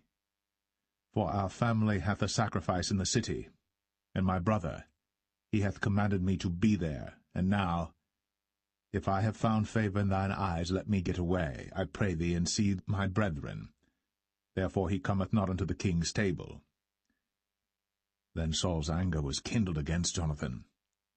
And he said unto him, Thou son of the perverse, rebellious woman, Do not I know that thou hast chosen the son of Jesse to thine own confusion, and unto the confusion of thy mother's nakedness? For as long as the son of Jesse liveth upon the ground, thou shalt not be established, nor thy kingdom. Wherefore, now send and fetch him unto me, for he shall surely die. And Jonathan answered Saul his father, and said unto him, Wherefore shall he be slain? What hath he done? And Saul cast a javelin at him to smite him, whereby Jonathan knew that it was determined of his father to slay David. So Jonathan arose from the table in fierce anger, and did eat no meat the 2nd day of the month, for he was grieved for David, because his father had done him shame. And it came to pass in the morning that Jonathan went out into the field at the time appointed with David, and a little lad with him. And he said unto his lad, Run, find out now the arrows which I shoot. And as the lad ran, he shot an arrow beyond him. And when the lad was come to the place of the arrow which Jonathan had shot, Jonathan cried after the lad, and said, Is not the arrow beyond thee? And Jonathan cried after the lad, Make speed, haste, stay not. And Jonathan's lad gathered up the arrows, and came to his master. But the lad knew not anything, only Jonathan and David knew the matter. And Jonathan gave his artillery unto his lad, and said unto him, Go, carry them to the city. And as soon as the lad was gone, David arose out of a place toward the south, and fell on his face to the ground, and bowed himself 3 times. And they kissed one another, and wept one with another, until David exceeded. And Jonathan said to David, Go in peace, forasmuch as we have sworn both of us in the name of the Lord, saying, The Lord be between me and thee, and between my seed and thy seed forever. And he arose, and departed. And Jonathan went into the city.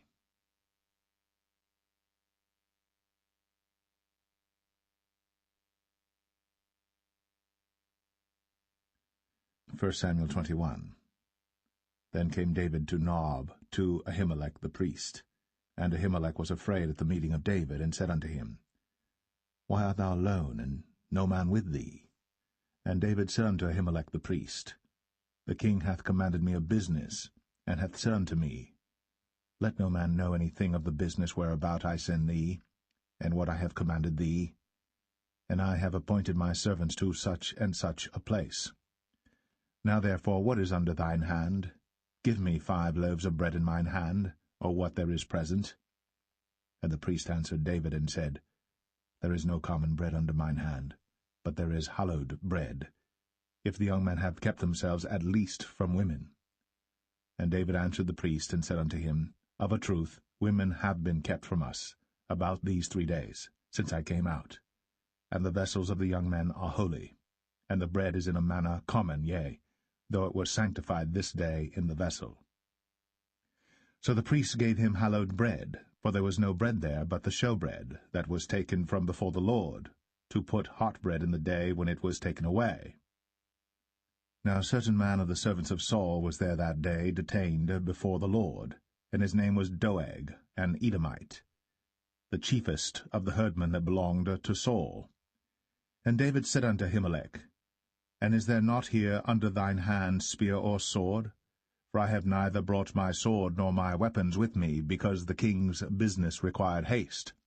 And the priest said, The sword of Goliath the Philistine, whom thou slewest in the valley of Elah, behold, it is here, wrapped in a cloth behind the ephod. If thou wilt take that, take it, for there is no other save that here. And David said, There is none like that, give it me. And David arose, and fled that day for fear of Saul, and went to Achish, the king of Gath. And the servants of Achish said unto him, Is not this David the king of the land? Did they not sing one to another of him in dances, saying, Saul hath slain his thousands, and David his 10,000s? And David laid up these words in his heart, and was sore afraid of Achish, the king of Gath. And he changed his behavior before them, and feigned himself mad in their hands, and scrabbled on the doors of the gate. and let his spittle fall down upon his beard. Then said Achish unto his servants, Lo, ye see the man is mad. Wherefore then have ye brought him to me? Have I need of madmen that ye have brought this fellow to play the madman in my presence? Shall this fellow come into my house?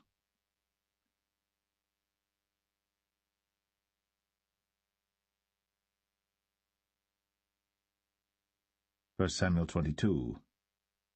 David therefore departed thence, and escaped to the cave Adullam. And when his brethren and all his father's house heard it, they went down thither to him. And every one that was in distress, and every one that was in debt, and every one that was discontented gathered themselves unto him.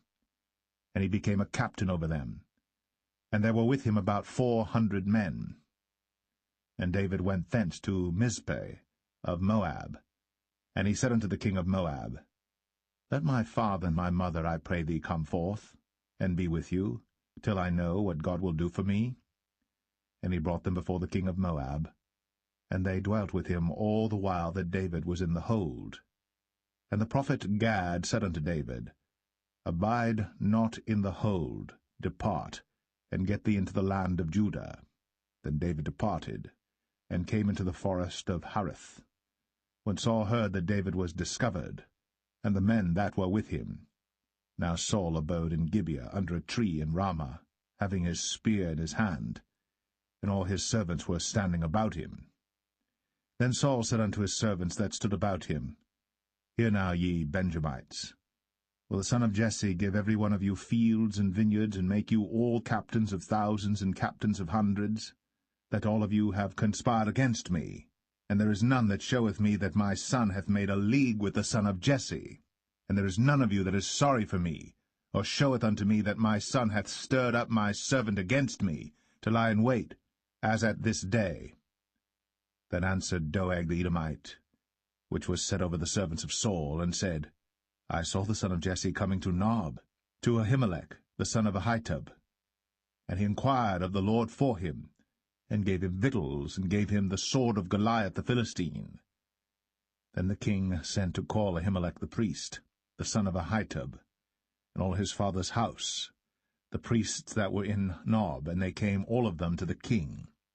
And Saul said, Hear now, thou son of Ahitub. And he answered, Here I am, my lord.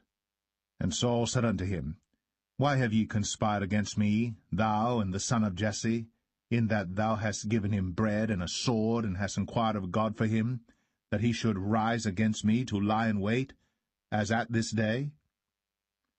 Then Ahimelech answered the king, and said, And who is so faithful among all thy servants as David, which is the king's son-in-law, and goeth at thy bidding, and is honorable in thine house? Did I then begin to inquire of God for him? Be it far from me. Let not the king impute anything unto his servant, nor to all the house of my father, for thy servant knew nothing of all this, less or more. And the king said, Thou shalt surely die, Ahimelech, thou, and all thy father's house.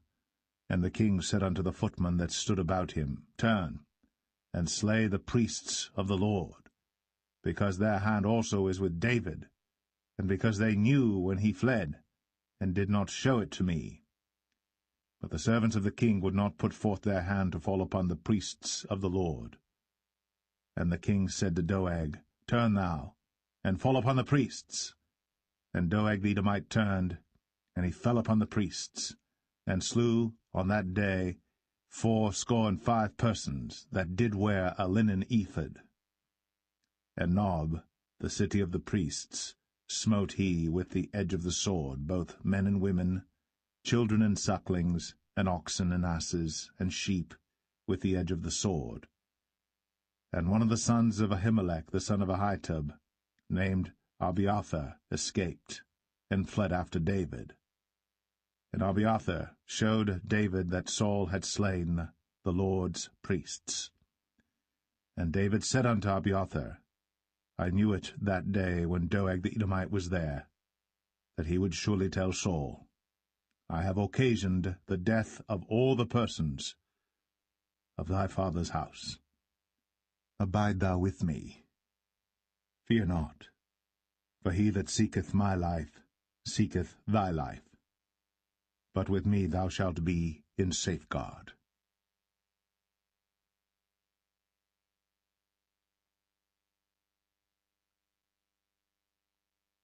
1 Samuel 23.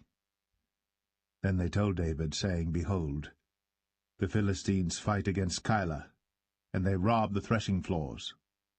Therefore David inquired of the Lord, saying, Shall I go and smite these Philistines? And the Lord said unto David, Go, and smite the Philistines, and save Keilah.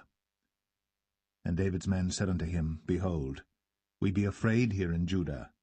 How much more then if we come to Keilah against the armies of the Philistines? Then David inquired of the Lord yet again. And the Lord answered him and said, Arise, go down to Keilah, for I will deliver the Philistines into thine hand. So David and his men went to Keilah, and fought with the Philistines, and brought away their cattle, and smote them with a great slaughter. So David saved the inhabitants of Keilah. And it came to pass, when Abiathar, the son of Ahimelech, fled to David to Keilah, that he came down with an ephod in his hand. And it was told Saul that David was come to Keilah, and Saul said, God hath delivered him into mine hand, for he is shut in, by entering into a town that hath gates and bars. And Saul called all the people together to war, to go down to Keilah, to besiege David and his men. And David knew that Saul secretly practiced mischief against him. And he said to Abiathar the priest, Bring hither the ephod. Then said David, O Lord God of Israel, thy servant hath certainly heard that Saul seeketh to come to Keilah, to destroy the city for my sake. Will the men of Keilah deliver me up into his hand? Will Saul come down as thy servant hath heard? O Lord God of Israel, I beseech thee, tell thy servant. And the Lord said, He will come down. Then said David, Will the men of Keilah deliver me and my men into the hand of Saul? And the Lord said, They will deliver thee up. Then David and his men, which were about 600, arose, and departed out of Keilah, and went whithersoever they could go. And it was told Saul that David was escaped from Keilah, and he forbare to go forth. And David abode in the wilderness in strongholds, and remained in a mountain in the wilderness of Ziph. And Saul sought him every day, but God delivered him not into his hand. And David saw that Saul was come out to seek his life. And David was in the wilderness of Ziph in a wood. And Jonathan, Saul's son, arose, and went to David into the wood, and strengthened his hand in God. And he said unto him, Fear not, but the hand of Saul my father shall not find thee, and thou shalt be king over Israel, and I shall be next unto thee, and that also Saul my father knoweth. And they two made a covenant before the Lord. And David abode in the wood, and Jonathan went to his house. Then came up the Ziphites to Saul to Gibeah, saying, Doth not David hide himself with us in strongholds in the wood, in the hill of Hachilah, which is on the south of Jeshimon? Now therefore, O king, come down according to all the desire of thy soul to come down, and our part shall be to deliver him into the king's hand. And Saul said, Blessed be ye of the Lord, for ye have compassion on me. Go, I pray you, prepare yet, and know and see his place where his haunt is. And who hath seen him there? For it is told me that he dealeth very subtly. See therefore, and take knowledge of all the lurking places where he hideth himself, and come ye again to me with the certainty, and I will go with you. And it shall come to pass, if he be in the land, that I will search him out throughout all the thousands of Judah. And they arose, and went to Ziph before Saul.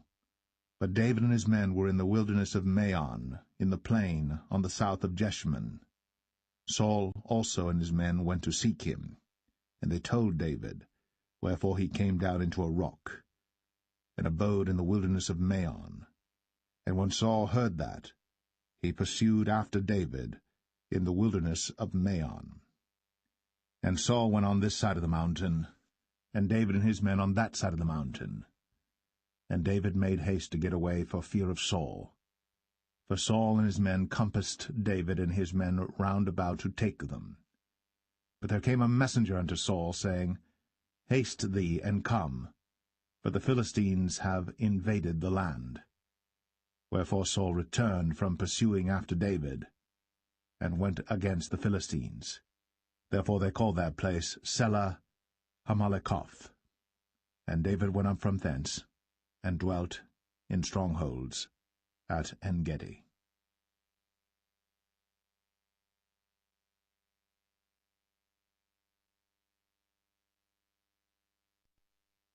1 Samuel 24.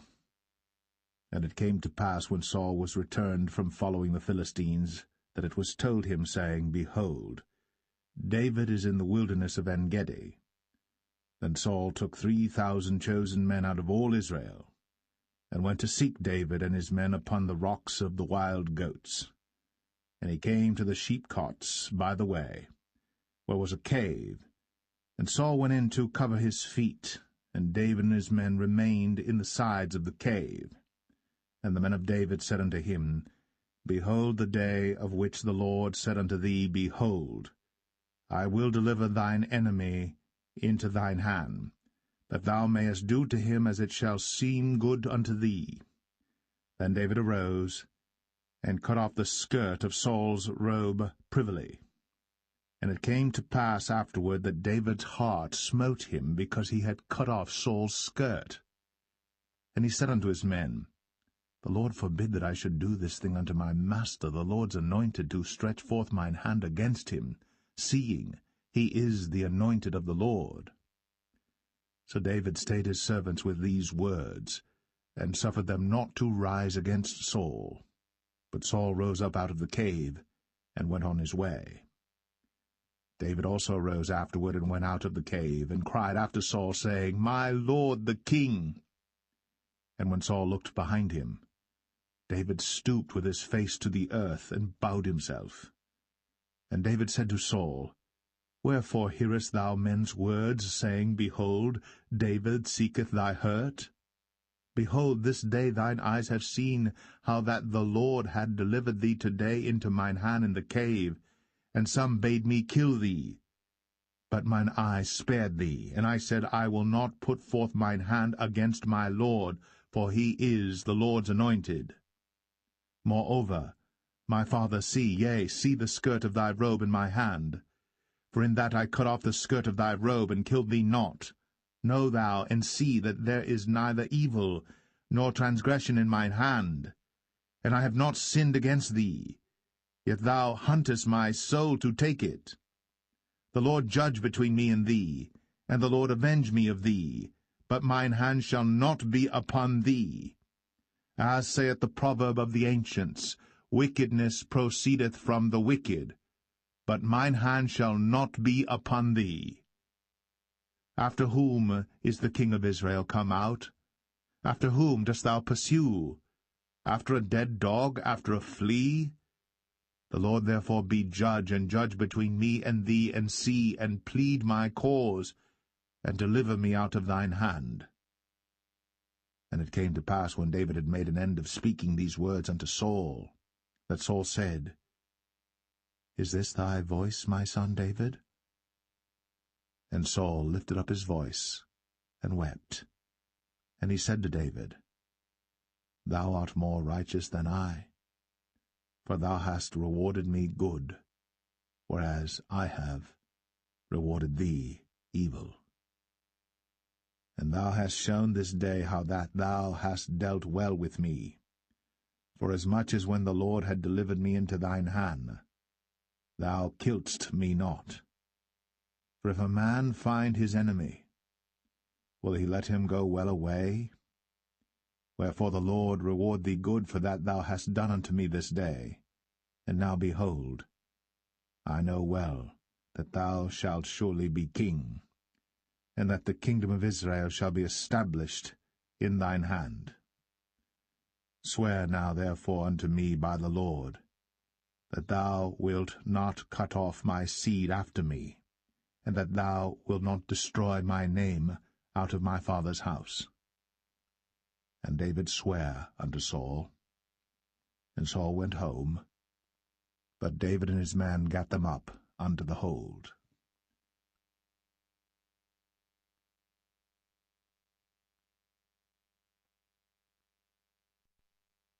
1 Samuel 25.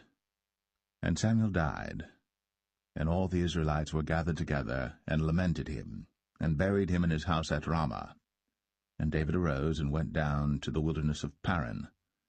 And there was a man in Maon, whose possessions were in Carmel. And the man was very great, and he had 3,000 sheep and 1,000 goats. And he was shearing his sheep in Carmel. Now the name of the man was Nabal, and the name of his wife Abigail. And she was a woman of good understanding, and of a beautiful countenance. But the man was churlish, and evil in his doings, and he was of the house of Caleb. And David heard in the wilderness that Nabal did shear his sheep. And David sent out 10 young men, and David said unto the young men, Get you up to Carmel, and go to Nabal, and greet him in my name. And thus shall ye say to him that liveth in prosperity, Peace be both to thee, and peace be to thine house, and peace be unto all that thou hast. And now I have heard that thou hast shearers. Now thy shepherds which were with us, we hurt them not, neither was there aught missing unto them all the while they were in Carmel.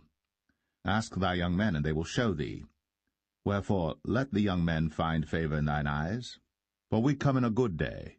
Give, I pray thee, whatsoever cometh to thine hand unto thy servants, and to thy son David.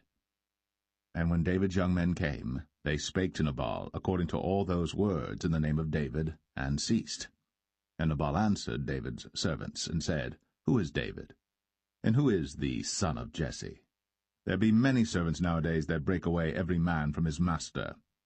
Shall I then take my bread and my water and my flesh that I have killed for my shearers, and give it unto men whom I know not whence they be? So David's young men turned their way, and went again, and came and told him all those sayings. And David said unto his men, Gird ye on every man his sword. And they girded on every man his sword. And David also girded on his sword. And there went up after David about 400 men, and 200 abode by the stuff. But one of the young men told Abigail, Nabal's wife, saying, Behold, David sent messengers out of the wilderness to salute our master, and he railed on them. But the men were very good unto us, and we were not hurt, neither missed we any thing as long as we were conversant with them when we were in the fields. They were a wall unto us both by night and day. All the while we were with them keeping the sheep. Now therefore know and consider what thou wilt do, for evil is determined against our master, and against all his household. For he is such a son of Belial, that a man cannot speak to him. Then Abigail made haste, and took 200 loaves and 2 bottles of wine, and 5 sheep ready dressed, and 5 measures of parched corn, and 100 clusters of raisins, and 200 cakes of figs, and laid them on asses. And she said unto her servants, Go on before me, behold, I come after you. But she told not her husband Nabal. And it was so, as she rode on the ass, that she came down by the covert of the hill, and behold, David and his men came down against her, and she met them. Now David had said, Surely in vain have I kept all that this fellow hath in the wilderness, so that nothing was missed of all that pertained unto him, and he hath requited me evil for good. So, and more also do God unto the enemies of David, if I leave of all that pertain to him by the morning light any that pisseth against the wall. And when Abigail saw David, she hasted, and lighted off the ass, and fell before David on her face, and bowed herself to the ground, and fell at his feet, and said, Upon me, my lord, upon me let this iniquity be, and let thine handmaid, I pray thee, speak in thine audience, and hear the words of thine handmaid. Let not, my lord, I pray thee, regard this man of Belial, even Nabal. For as his name is, so is he. Nabal is his name, and folly is with him. But I, thine handmaid, saw not the young men of my lord, whom thou didst send.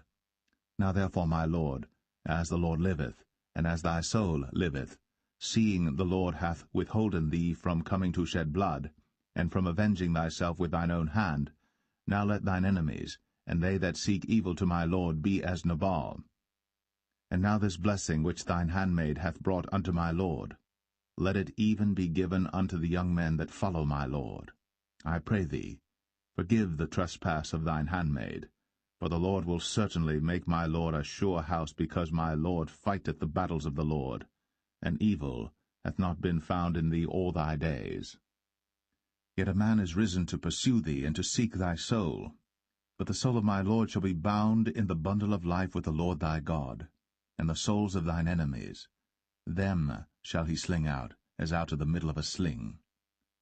And it shall come to pass, when the Lord shall have done to my lord according to all the good that he hath spoken concerning thee, and shall have appointed thee ruler over Israel, that this shall be no grief unto thee, nor offense of heart unto my lord, either that thou hast shed blood causeless, or that my lord hath avenged himself. But when the Lord shall have dealt well with my lord, then remember thine handmaid. And David said to Abigail, Blessed be the Lord God of Israel, which sent thee this day to meet me. And blessed be thy advice, and blessed be thou, which hast kept me this day from coming to shed blood, and from avenging myself with mine own hand. For in very deed, as the Lord God of Israel liveth, which hath kept me back from hurting thee, except thou hadst hasted and come to meet me, surely there had not been left unto Nabal by the morning light any that pisseth against the wall. So David received of her hand that which he had brought him, and said unto her, Go up in peace to thine house. See, I have hearkened to thy voice, and have accepted thy person. And Abigail came to Nabal, and behold, he held a feast in his house, like the feast of a king. And Nabal's heart was merry within him, for he was very drunken. Wherefore she told him nothing, less or more, until the morning light. But it came to pass in the morning, when the wine was gone out of Nabal, and his wife had told him these things, that his heart died within him, and he became as a stone. And it came to pass about 10 days after, that the Lord smote Nabal, that he died. And when David heard that Nabal was dead, he said, Blessed be the Lord, that hath pleaded the cause of my reproach from the hand of Nabal, and hath kept his servant from evil. For the Lord hath returned the wickedness of Nabal upon his own head. And David sent and communed with Abigail, to take her to him to wife. And when the servants of David were come to Abigail to Carmel, they spake unto her, saying, David sent us unto thee, to take thee to him to wife. And she arose, and bowed herself on her face to the earth, and said, Behold, let thine handmaid be a servant to wash the feet of the servants of my lord. And Abigail hasted, and arose, and rode upon an ass, with 5 damsels of hers that went after her. And she went after the messengers of David, and became his wife. David also took Ahinoam of Jezreel, and they were also both of them his wives. But Saul had given Michal his daughter, David's wife, to Phalti, the son of Laish, which was of Galim.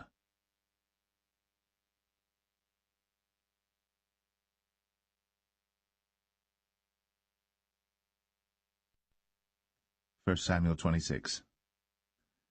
And the Ziphites came unto Saul to Gibeah, saying, Doth not David hide himself in the hill of Hachilah, which is before Jeshimon? Then Saul arose, and went down to the wilderness of Ziph, having 3,000 chosen men of Israel with him to seek David in the wilderness of Ziph. And Saul pitched in the hill of Hachilah, which is before Jeshimon, by the way. But David abode in the wilderness, and he saw that Saul came after him into the wilderness. David therefore sent out spies, and understood that Saul was come in very deed. And David arose, and came to the place where Saul had pitched. And David beheld the place where Saul lay, and Abner the son of Ner, the captain of his host. And Saul lay in the trench, and the people pitched round about him. Then answered David, and said to Ahimelech the Hittite, and to Abishai, the son of Zeruiah, brother to Joab, saying, Who will go down with me to Saul to the camp? And Abishai said, I will go down with thee. So David and Abishai came to the people by night, and behold, Saul lay sleeping within the trench, and his spear stuck in the ground at his bolster. But Abner and the people lay round about him. Then said Abishai to David, God hath delivered thine enemy into thine hand this day. Now therefore let me smite him, I pray thee, with the spear even to the earth at once, and I will not smite him the second time. And David said to Abishai, Destroy him not, for who can stretch forth his hand against the Lord's anointed, and be guiltless? David said furthermore, As the Lord liveth, the Lord shall smite him, or his day shall come to die, or he shall descend into battle and perish. The Lord forbid that I should stretch forth mine hand against the Lord's anointed. But I pray thee, take thou now the spear that is at his bolster, and the cruse of water, and let us go. So David took the spear and the cruse of water from Saul's bolster, and they gat them away. And no man saw it, nor knew it, neither awaked, for they were all asleep, because a deep sleep from the Lord was fallen upon them. Then David went over to the other side, and stood on the top of an hill afar off, a great space being between them. And David cried to the people, and to Abner the son of Ner, saying, Answerest thou not, Abner? Then Abner answered and said, Who art thou that criest to the king? And David said to Abner, Art not thou a valiant man? And who is like to thee in Israel? Wherefore then hast thou not kept thy lord the king?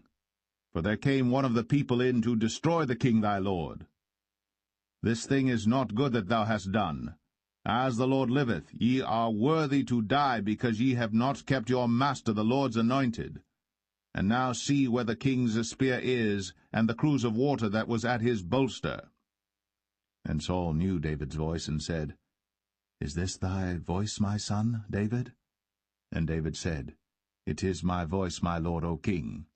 And he said, Wherefore doth my lord thus pursue after his servant? For what have I done, or what evil is in mine hand? Now therefore, I pray thee, let my lord the king hear the words of his servant.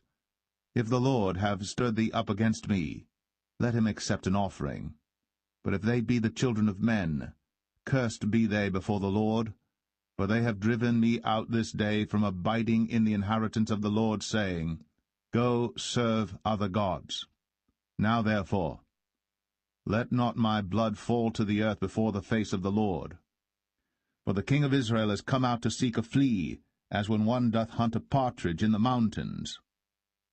Then said Saul, I have sinned. Return, my son David. For I will no more do thee harm, because my soul was precious in thine eyes this day. Behold, I have played the fool, and have erred exceedingly. And David answered and said, Behold the king's spear, and let one of the young men come over and fetch it. The Lord render to every man his righteousness and his faithfulness. For the Lord delivered thee into my hand today. But I would not stretch forth mine hand against the Lord's anointed. And behold, as thy life was much set by this day in mine eyes, so let my life be much set by in the eyes of the Lord, and let him deliver me out of all tribulation. Then Saul said to David, Blessed be thou, my son David. Thou shalt both do great things, and also shalt still prevail. So David went on his way, and Saul returned to his place.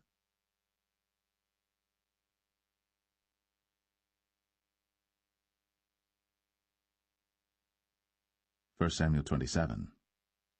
And David said in his heart, I shall now perish one day by the hand of Saul. There is nothing better for me than that I should speedily escape into the land of the Philistines, and Saul shall despair of me, to seek me any more in any coast of Israel. So shall I escape out of his hand.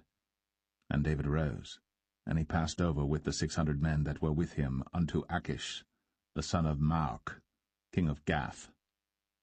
And David dwelt with Achish at Gath, he and his men, every man with his household, even David with his 2 wives, Ahinoam the Jezreelitess, and Abigail the Carmelitess, Nabal's wife. And it was told Saul that David was fled to Gath, and he sought no more again for him. And David said unto Achish, If I have now found grace in thine eyes, let them give me a place in some town in the country, that I may dwell there. For why should thy servant dwell in the royal city with thee? Then Achish gave him Ziklag that day. Wherefore Ziklag pertaineth unto the kings of Judah unto this day. And the time that David dwelt in the country of the Philistines was a full year and 4 months. And David and his men went up, and invaded the Geshurites, and the Gezrites, and the Amalekites, for those nations were of old the inhabitants of the land, as thou goest to Shur, even unto the land of Egypt. And David smote the land, and left neither man nor woman alive, and took away the sheep and the oxen, and the asses, and the camels, and the apparel, and returned and came to Achish. And Achish said, Whither have ye made a road today? And David said, Against the south of Judah, and against the south of the Jerahmeelites, and against the south of the Kenites. And David saved neither man nor woman alive, to bring tidings to Gath, saying, Lest they should tell on us, saying, So did David, and so will be his manner all the while he dwelleth in the country of the Philistines. And Achish believed David, saying, He hath made his people Israel utterly to abhor him. Therefore he shall be my servant for ever.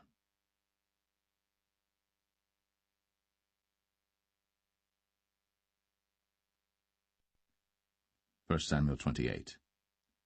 And it came to pass in those days that the Philistines gathered their armies together for warfare, to fight with Israel. And Achish said unto David, Know thou assuredly that thou shalt go out with me to battle, thou and thy men. And David said to Achish, Surely thou shalt know what thy servant can do? And Achish said to David, Therefore will I make thee keeper of mine head for ever. Now Samuel was dead, and all Israel had lamented him, and buried him in Ramah, even in his own city. And Saul had put away those that had familiar spirits, and the wizards out of the land. And the Philistines gathered themselves together, and came and pitched in Shunem. And Saul gathered all Israel together, and they pitched in Gilboa. And when Saul saw the host of the Philistines, he was afraid, and his heart greatly trembled. And when Saul inquired of the Lord answered him not, neither by dreams, nor by Urim, nor by prophets. Then said Saul unto his servants, Seek me a woman that hath a familiar spirit, that I may go to her, and inquire of her. And his servants said to him, Behold, there is a woman that hath a familiar spirit at Endor. And Saul disguised himself, and put on other raiment, and he went, and 2 men with him. And they came to the woman by night. And he said, I pray thee, divine unto me by the familiar spirit, and bring me him up, whom I shall name unto thee. And the woman said unto him, Behold, thou knowest what Saul hath done, how he hath cut off those that have familiar spirits and the wizards out of the land?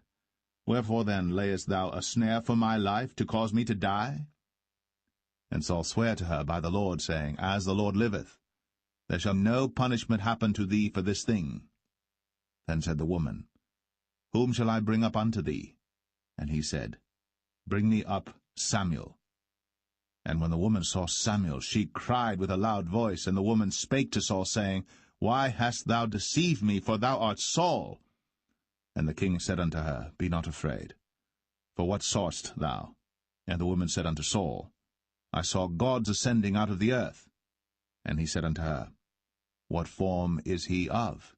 And she said, An old man cometh up, and he is covered with a mantle. And Saul perceived that it was Samuel, and he stooped with his face to the ground, and bowed himself. And Samuel said to Saul, Why hast thou disquieted me to bring me up? And Saul answered, I am sore distressed, for the Philistines make war against me, and God is departed from me, and answereth me no more, neither by prophets nor by dreams. Therefore I have called thee, that thou mayest make known unto me what I shall do. Then said Samuel, Wherefore then dost thou ask of me, seeing the Lord is departed from thee, and is become thine enemy? And the Lord hath done to him as he spake by me. For the Lord hath rent the kingdom out of thine hand, and given it to thy neighbor, even to David, because thou obeyest not the voice of the Lord, nor executest his fierce wrath upon Amalek. Therefore hath the Lord done this thing unto thee this day. Moreover the Lord will also deliver Israel with thee into the hand of the Philistines, and tomorrow shalt thou and thy sons be with me. The Lord also shall deliver the host of Israel into the hand of the Philistines. Then Saul fell straightway all along on the earth, and was sore afraid because of the words of Samuel. And there was no strength in him, for he had eaten no bread all the day, nor all the night. And the woman came unto Saul, and saw that he was sore troubled, and said unto him, Behold, thine handmaid hath obeyed thy voice, and I have put my life in my hand, and have hearkened unto thy words which thou spakest unto me. Now therefore, I pray thee, hearken thou also unto the voice of thine handmaid, and let me set a morsel of bread before thee, and eat, that thou mayest have strength, when thou goest on thy way. But he refused, and said, I will not eat. But his servants, together with the woman, compelled him, and he hearkened unto their voice. So he arose from the earth, and sat upon the bed. And the woman had a fat calf in the house, and she hasted and killed it, and took flour and kneaded it, and did bake unleavened bread thereof. And she brought it before Saul, and before his servants, and they did eat. Then they rose up, and went away that night.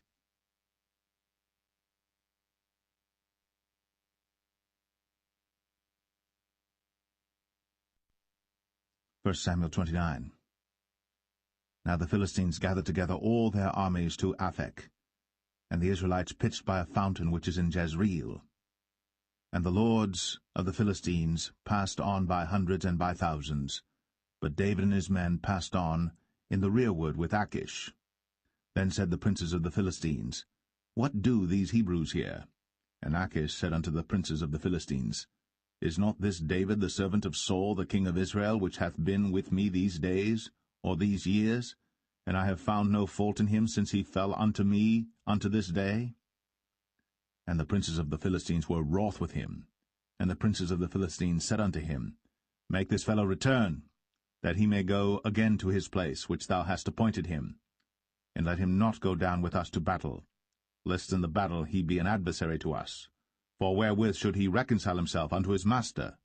Should it not be with the heads of these men?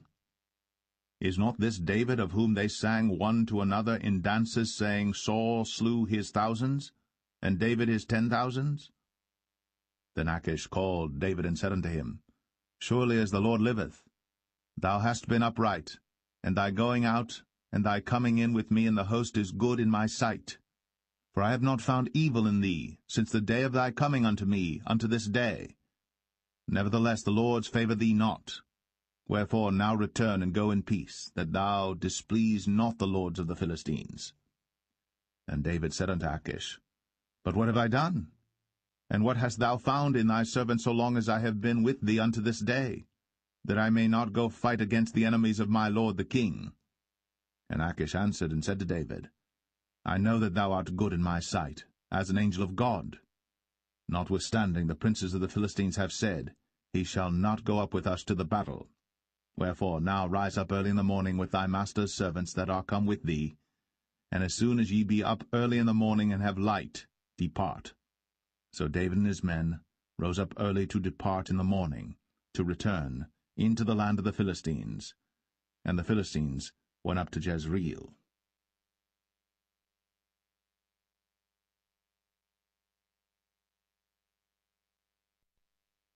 First Samuel 30.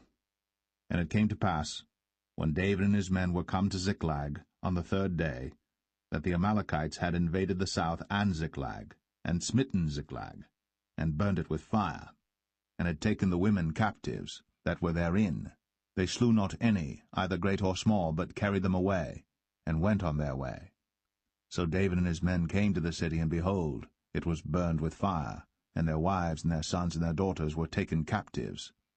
Then David and the people that were with him lifted up their voice and wept until they had no more power to weep. And David's 2 wives were taken captives, Ahinoam the Jezreelitess, and Abigail the wife of Nabal the Carmelite.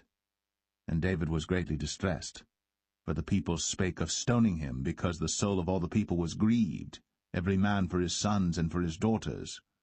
But David encouraged himself in the Lord his God. And David said to Abiathar the priest, Ahimelech's son, I pray thee, bring me hither the ephod. And Abiathar brought thither the the ephod to David. And David inquired at the Lord, saying, Shall I pursue after this troop? Shall I overtake them? And he answered him, Pursue, for thou shalt surely overtake them, and without fail recover all. So David went, he and the 600 men that were with him, and came to the brook Besor, where those that were left behind stayed. But David pursued, he and 400 men, for 200 abode behind, which were so faint that they could not go over the brook Besor. And they found an Egyptian in the field, and brought him to David, and gave him bread, and he did eat, and they made him drink water. And they gave him a piece of a cake of figs, and 2 clusters of raisins. And when he had eaten, his spirit came again to him, for he had eaten no bread nor drunk any water 3 days and 3 nights. And David said unto him, To whom belongest thou, and whence art thou? And he said, I am a young man of Egypt, servant to an Amalekite, and my master left me because 3 days agone I fell sick. We made an invasion upon the south of the Cherethites, and upon the coast which belongeth to Judah, and upon the south of Caleb, and we burned Ziklag with fire.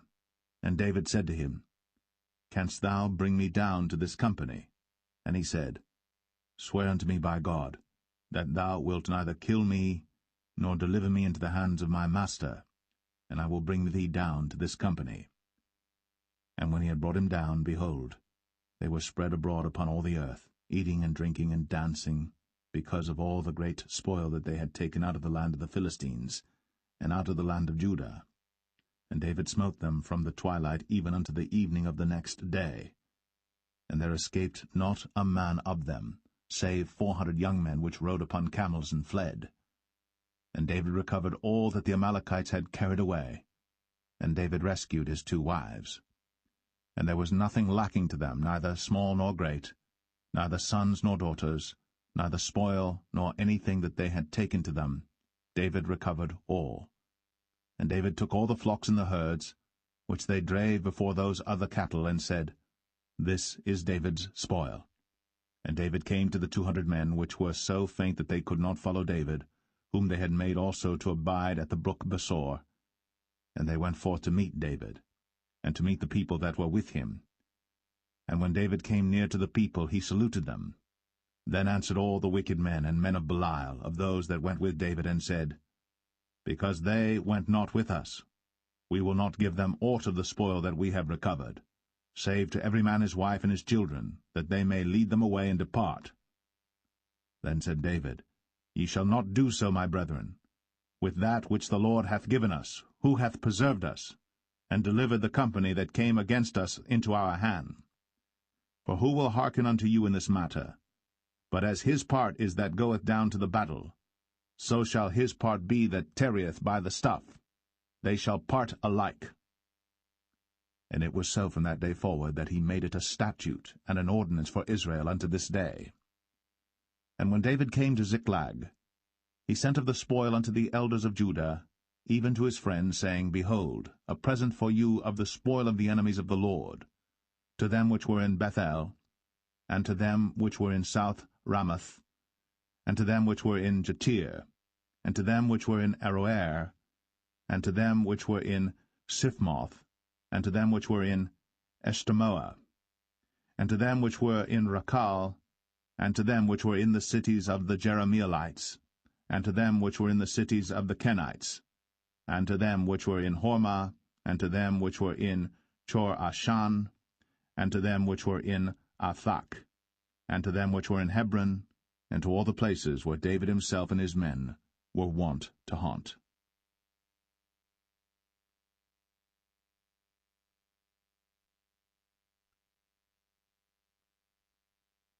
1 Samuel 31. Now the Philistines fought against Israel, and the men of Israel fled from before the Philistines, and fell down slain in Mount Gilboa. And the Philistines followed hard upon Saul and upon his sons. And the Philistines slew Jonathan, and Abinadab, and Malchishua, Saul's sons. And the battle went sore against Saul, and the archers hit him, and he was sore wounded of the archers. Then said Saul unto his armor-bearer, Draw thy sword. and thrust me through therewith, lest these uncircumcised come and thrust me through and abuse me. But his armor-bearer would not, for he was sore afraid. Therefore Saul took a sword, and fell upon it. And when his armor-bearer saw that Saul was dead, he fell likewise upon his sword, and died with him. So Saul died, and his 3 sons, and his armor-bearer, and all his men, that same day together. And when the men of Israel that were on the other side of the valley, and they that were on the other side Jordan, saw that the men of Israel fled, and that Saul and his sons were dead, they forsook the cities and fled. And the Philistines came and dwelt in them.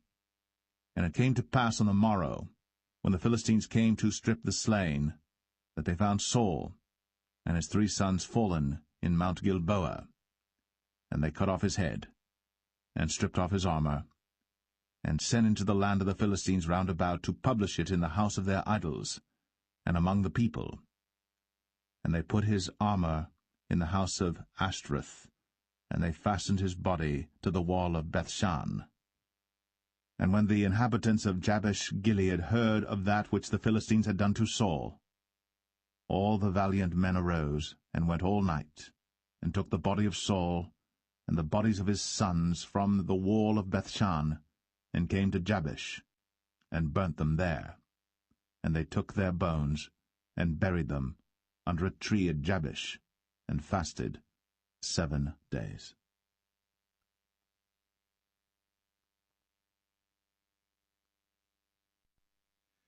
The second book of Samuel, chapter 1. Now it came to pass after the death of Saul, when David was returned from the slaughter of the Amalekites, and David had abode 2 days in Ziklag, it came even to pass on the 3rd day that, behold, a man came out of the camp from Saul with his clothes rent, and earth upon his head. And so it was when he came to David, that he fell to the earth, and did obeisance. And David said unto him, From whence comest thou? And he said unto him, Out of the camp of Israel am I escaped. And David said unto him, How went the matter? I pray thee, tell me. And he answered, That the people are fled from the battle, and many of the people also are fallen and dead. And Saul and Jonathan his son are dead also. Then David said unto the young man that told him, How knowest thou that Saul and Jonathan his son be dead? And the young man that told him said, As I happened by chance upon Mount Gilboa, behold, Saul leaned upon his spear, and lo, the chariots and horsemen followed hard after him. And when he looked behind him, he saw me, and called unto me, and I answered, Here am I. And he said unto me, Who art thou? And I answered him, I am an Amalekite. He said unto me again, Stand, I pray thee, upon me, and slay me. For anguish is come upon me, because my life is yet whole in me. So I stood upon him, and slew him, because I was sure that he could not live after that he was fallen. And I took the crown that was upon his head, and the bracelet that was on his arm, and have brought them hither unto my lord. Then David took hold on his clothes, and rent them, and likewise all the men that were with him. And they mourned, and wept, and fasted until even, for Saul and for Jonathan his son, and for the people of the Lord, and for the house of Israel, because they were fallen by the sword. And David said unto the young man that told him, Whence art thou? And he answered, I am the son of a stranger, an Amalekite. And David said unto him, How wast thou not afraid to stretch forth thine hand to destroy the Lord's anointed?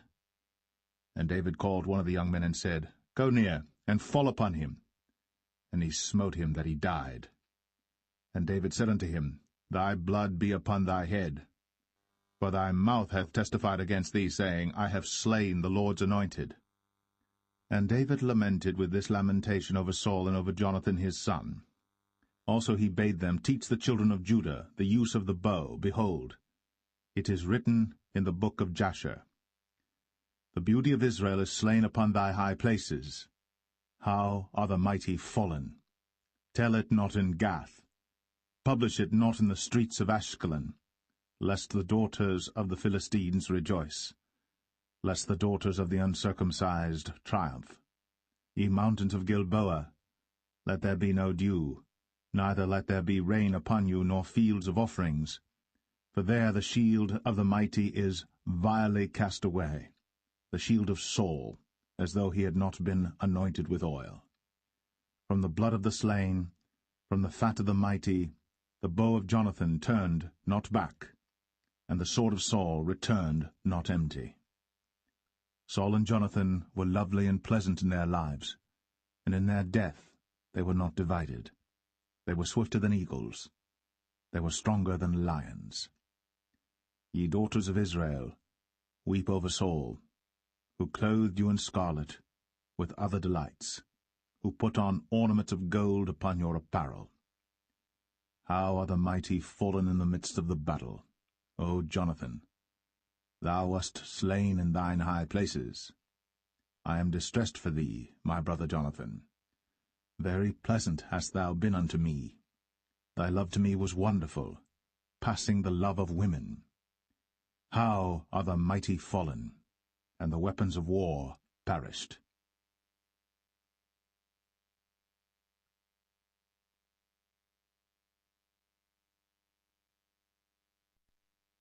2 Samuel 2. And it came to pass after this that David inquired of the Lord, saying, Shall I go up into any of the cities of Judah? And the Lord said unto him, Go up. And David said, Whither shall I go up? And he said, Unto Hebron. So David went up thither, and his 2 wives also, Ahinoam the Jezreelitess, and Abigail Nabal's wife, the Carmelite. And his men that were with him did David bring up, every man with his household, and they dwelt in the cities of Hebron. And the men of Judah came, and there they anointed David king over the house of Judah. And they told David, saying, that the men of Jabesh-Gilead were they that buried Saul.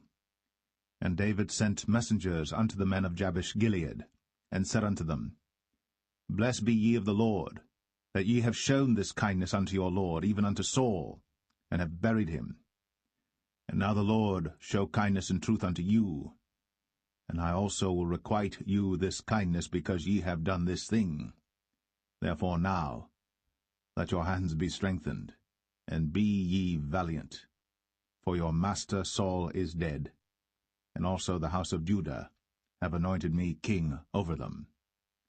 But Abner, the son of Ner, captain of Saul's host, took Ishbosheth, the son of Saul, and brought him over to Mahanaim, and made him king over Gilead, and over the Asherites, and over Jezreel, and over Ephraim, and over Benjamin, and over all Israel.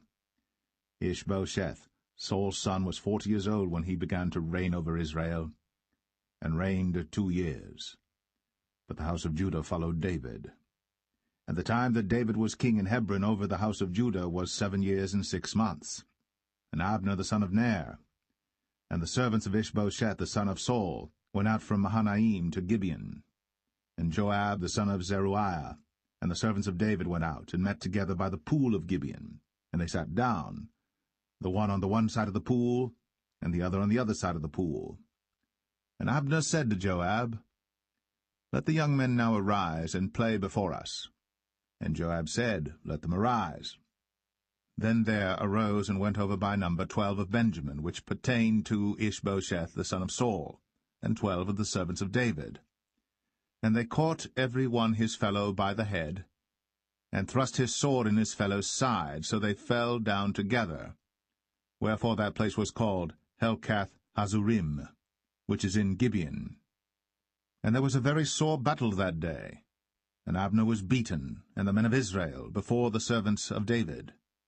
And there were 3 sons of Zeruiah there, Joab, and Abishai, and Asahel. And Asahel was as light of foot as a wild roe. And Asahel pursued after Abner, and in going he turned not to the right hand nor to the left from following Abner. Then Abner looked behind him, and said, Art thou Asahel? And he answered, I am. And Abner said to him, Turn thee aside to thy right hand or to thy left, and lay thee hold on one of the young men, and take thee his armor. But Asahel would not turn aside from following of him. And Abner said again to Asahel, Turn thee aside from following me. Wherefore should I smite thee to the ground? How then should I hold up my face to Joab thy brother? Howbeit he refused to turn aside. Wherefore Abner, with the hinder end of the spear, smote him under the 5th rib, that the spear came out behind him. And he fell down there, and died in the same place. And it came to pass, that as many as came to the place where Asahel fell down and died stood still. Joab also and Abishai pursued after Abner. And the sun went down when they were come to the hill of Ammah, that lieth before Giah by the way of the wilderness of Gibeon.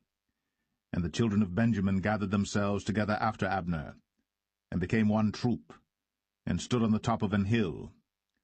Then Abner called to Joab and said, Shall the sword devour for ever? Knowest thou not that it will be bitterness in the latter end? How long shall it be then, ere thou bid the people return from following their brethren? And Joab said, As God liveth, unless thou hadst spoken. Surely then in the morning the people had gone up every one from following his brother. So Joab blew a trumpet, and all the people stood still, and pursued after Israel no more, neither fought they any more. And Abner and his men walked all that night through the plain, and passed over Jordan, and went through all Bithron, and they came to Mahanaim. And Joab returned from following Abner. And when he had gathered all the people together, there lacked of David's servants 19 men, and Asahel. But the servants of David had smitten of Benjamin, and of Abner's men, so that 360 men died. And they took up Asahel, and buried him in the sepulchre of his father, which was in Bethlehem. And Joab and his men went all night, and they came to Hebron at break of day.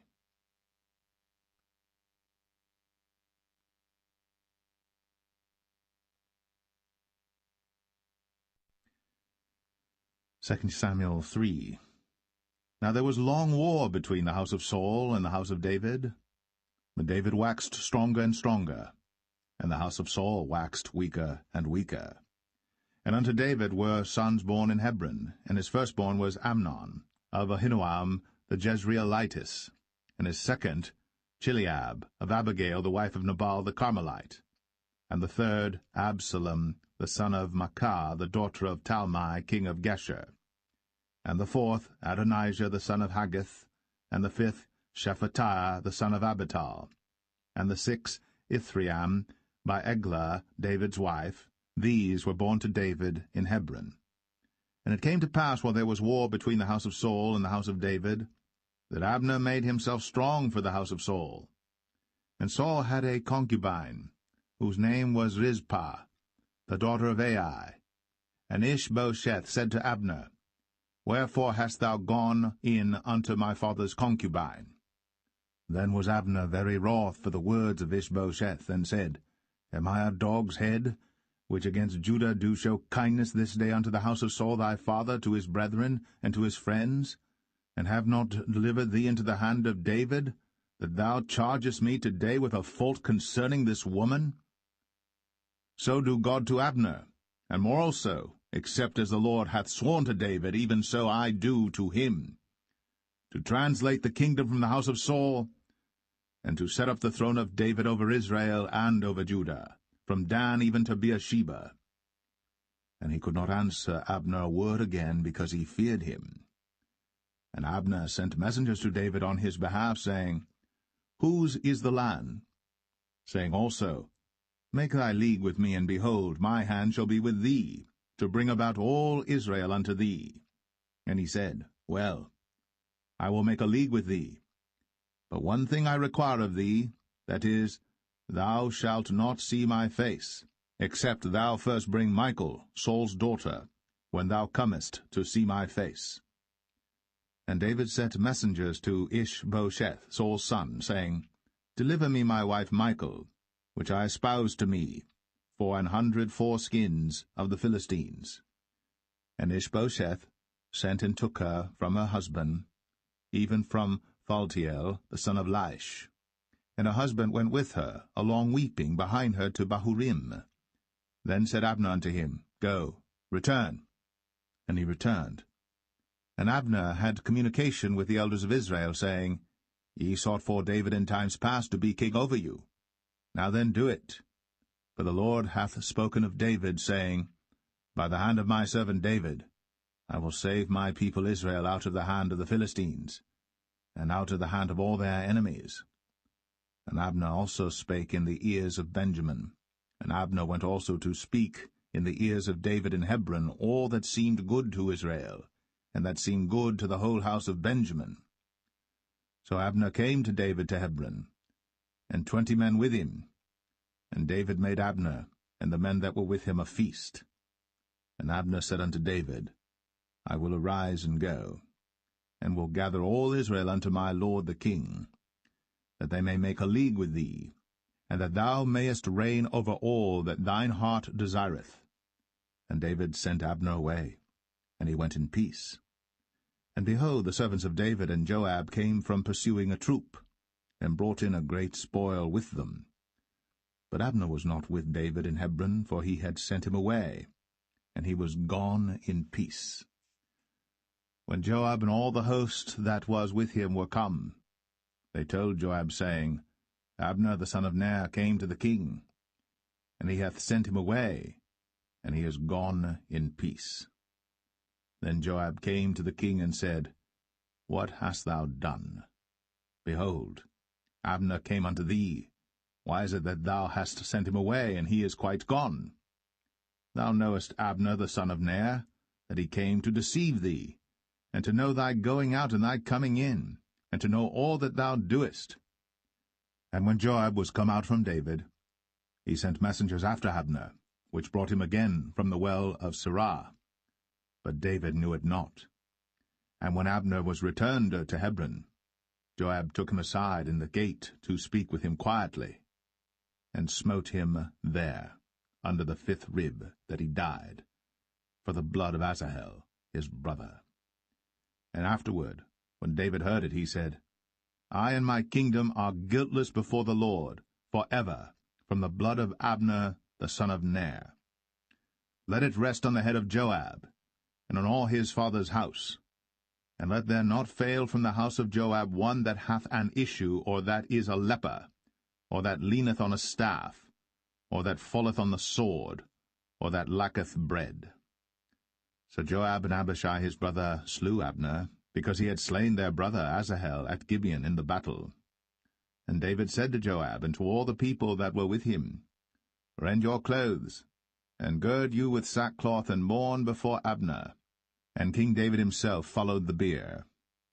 And they buried Abner in Hebron. And the king lifted up his voice, and wept at the grave of Abner. And all the people wept. And the king lamented over Abner, and said, Died Abner as a fool dieth. Thy hands were not bound, nor thy feet put into fetters. As a man falleth before wicked men, so fellest thou. And all the people wept again over him.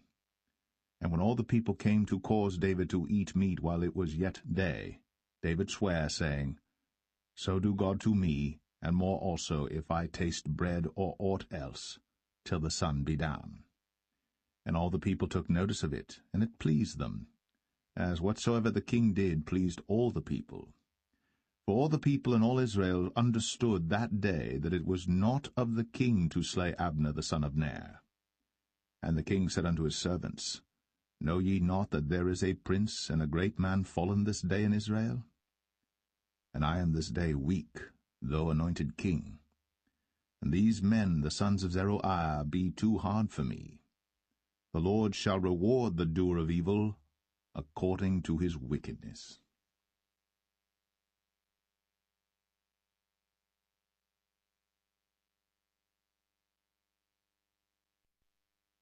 2 Samuel 4. And when Saul's son heard that Abner was dead in Hebron, his hands were feeble, and all the Israelites were troubled. And Saul's son had 2 men that were captains of bands. The name of the one was Baanah, and the name of the other Rechab, the sons of Rimmon, a Beerothite, of the children of Benjamin. For Beeroth also was reckoned to Benjamin. And the Beerothites fled to Gittaim, and were sojourners there until this day. And Jonathan Saul's son had a son that was lame of his feet. He was 5 years old when the tidings came of Saul and Jonathan out of Jezreel, and his nurse took him up and fled. And it came to pass, as she made haste to flee, that he fell and became lame. And his name was Mephibosheth. And the sons of Rimmon the Beerothite, Rechab and Baanah, went, and came about the heat of the day to the house of Ishbosheth, who lay on a bed, at noon. And they came thither into the midst of the house, as though they would have fetched wheat, and they smote him under the 5th rib. And Rechab and Baanah his brother escaped. For when they came into the house, he lay on his bed in his bedchamber, and they smote him, and slew him, and beheaded him, and took his head, and gat them away through the plain all night. And they brought the head of Ishbosheth unto David to Hebron, and said to the king, Behold, the head of Ishbosheth, the son of Saul, thine enemy, which sought thy life. And the Lord hath avenged my lord the king this day of Saul, and of his seed. And David answered Rechab and Baanah his brother, the sons of Rimmon the Beerothite, and said unto them, As the Lord liveth, who hath redeemed my soul out of all adversity? When one told me, saying, Behold, Saul is dead, thinking to have brought good tidings, I took hold of him, and slew him in Ziklag, who thought that I would have given him a reward for his tidings. How much more, when wicked men have slain a righteous person in his own house upon his bed? Shall I not therefore now require his blood of your hand, and take you away from the earth? And David commanded his young men, and they slew them, and cut off their hands and their feet, and hanged them up over the pool in Hebron. But they took the head of Ishbosheth, and buried it in the sepulchre of Abner in Hebron.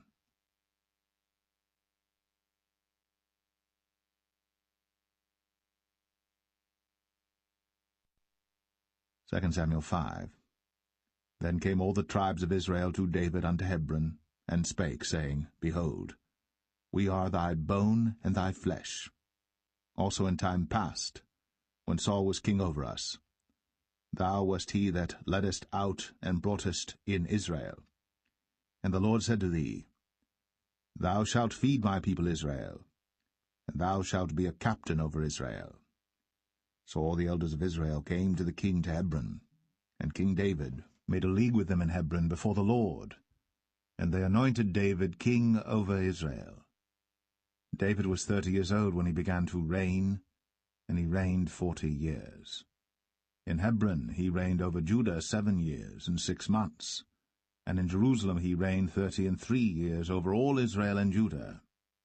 And the king and his men went to Jerusalem unto the Jebusites, the inhabitants of the land, which spake unto David, saying, Except thou take away the blind and the lame, thou shalt not come in hither, thinking, David cannot come in hither. Nevertheless, David took the stronghold of Zion, the same is the city of David. And David said on that day, Whosoever getteth up to the gutter, and smiteth the Jebusites, and the lame and the blind, that are hated of David's soul, he shall be chief and captain.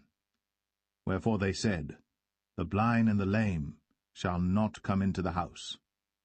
So David dwelt in the fort, and called it the city of David. And David built round about from Millo and inward. And David went on, and grew great, and the Lord God of hosts was with him. And Hiram king of Tyre sent messengers to David, and cedar trees, and carpenters, and masons, and they built David an house. And David perceived that the Lord had established him king over Israel, and that he had exalted his kingdom for his people Israel's sake. And David took him more concubines and wives out of Jerusalem, after he was come from Hebron, and there were yet sons and daughters born to David. And these be the names of those that were born unto him in Jerusalem, Shammua, and Shobab, and Nathan, and Solomon, Ibhar also, and Elishua, and Nepheg, and Japhia, and Elishama, and Eliada, and Eliphalet. But when the Philistines heard that they had anointed David king over Israel, all the Philistines came up to seek David, And David heard of it, and went down to the hold. The Philistines also came and spread themselves in the valley of Rephaim. And David inquired of the Lord, saying, Shall I go up to the Philistines? Wilt thou deliver them into mine hand? And the Lord said unto David, Go up, for I will doubtless deliver the Philistines into thine hand. And David came to Baal Perazim, and David smote them there, and said, The Lord hath broken forth upon mine enemies before me, as the breach of waters. Therefore he called the name of that place Baal Perazim. And there they left their images, and David and his men burned them. And the Philistines came up yet again, and spread themselves in the valley of Rephaim. And when David inquired of the Lord, he said, Thou shalt not go up, but fetch a compass behind them, and come upon them over against the mulberry trees. And let it be, when thou hearest the sound of a going in the tops of the mulberry trees, that then thou shalt bestir thyself, for then shall the Lord go out before thee to smite the host of the Philistines. And David did so, as the Lord had commanded him, and smote the Philistines from Geba until thou come to Gazer.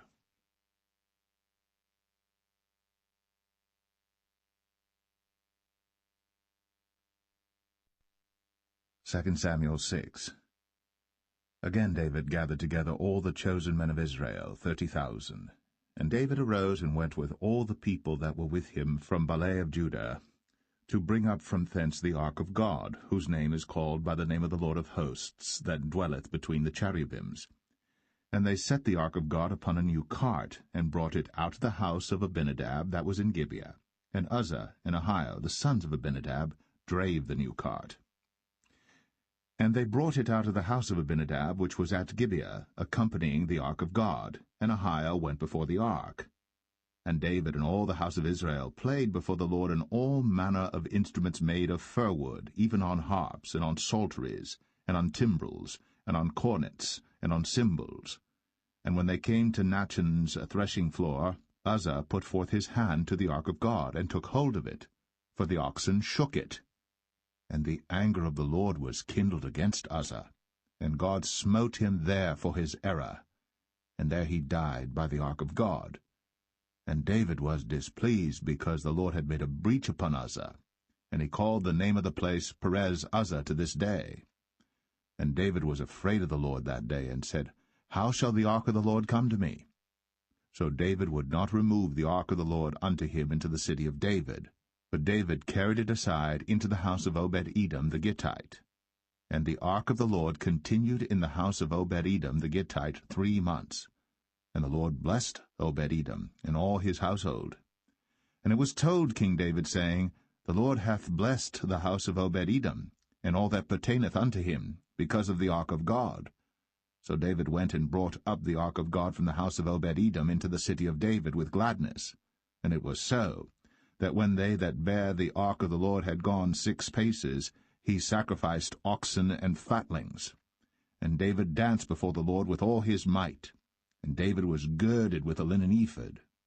So David and all the house of Israel brought up the ark of the Lord with shouting, and with the sound of the trumpet. And as the ark of the Lord came into the city of David, Michal, Saul's daughter, looked through a window, and saw King David leaping and dancing before the Lord. And she despised him in her heart. And they brought in the ark of the Lord, and set it in his place in the midst of the tabernacle that David had pitched for it. And David offered burnt offerings and peace offerings before the Lord. And as soon as David had made an end of offering burnt offerings and peace offerings, he blessed the people in the name of the Lord of hosts. And he dealt among all the people, even among the whole multitude of Israel, as well to the women as men, to every one a cake of bread, and a good piece of flesh, and a flagon of wine. So all the people departed every one to his house. Then David returned to bless his household, and Michal, the daughter of Saul, came out to meet David, and said, How glorious was the king of Israel today, who uncovered himself today in the eyes of the handmaids of his servants, as one of the vain fellows shamelessly uncovereth himself. And David said unto Michal, It was before the Lord which chose me before thy father and before all his house, to appoint me ruler over the people of the Lord, over Israel. Therefore will I play before the Lord. And I will yet be more vile than thus, and will be base in mine own sight. And of the maidservants which thou hast spoken of them shall I be had in honor. Therefore Michal, the daughter of Saul, had no child unto the day of her death.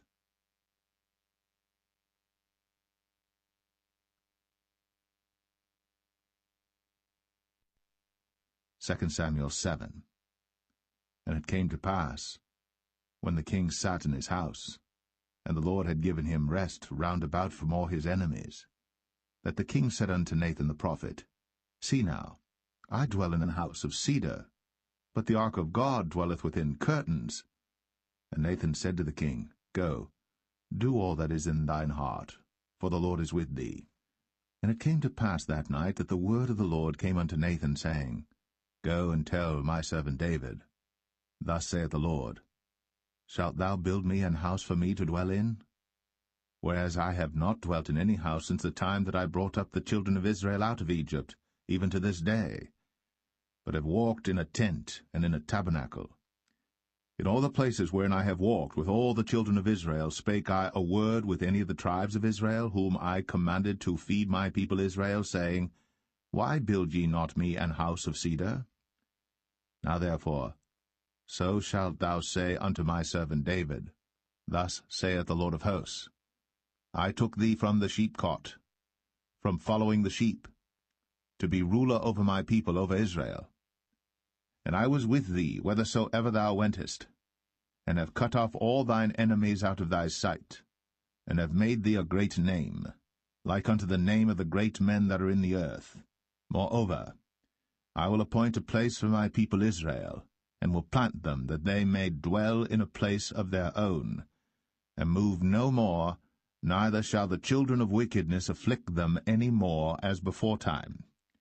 And as since the time that I commanded judges to be over my people Israel, and have caused thee to rest from all thine enemies, also the Lord telleth thee that he will make thee an house. And when thy days be fulfilled, and thou shalt sleep with thy fathers, I will set up thy seed after thee, which shall proceed out of thy bowels, and I will establish his kingdom. He shall build an house for my name, and I will establish the throne of his kingdom for ever. I will be his father, and he shall be my son. If he commit iniquity, I will chasten him with the rod of men, and with the stripes of the children of men. But my mercy shall not depart away from him, as I took it from Saul, whom I put away before thee.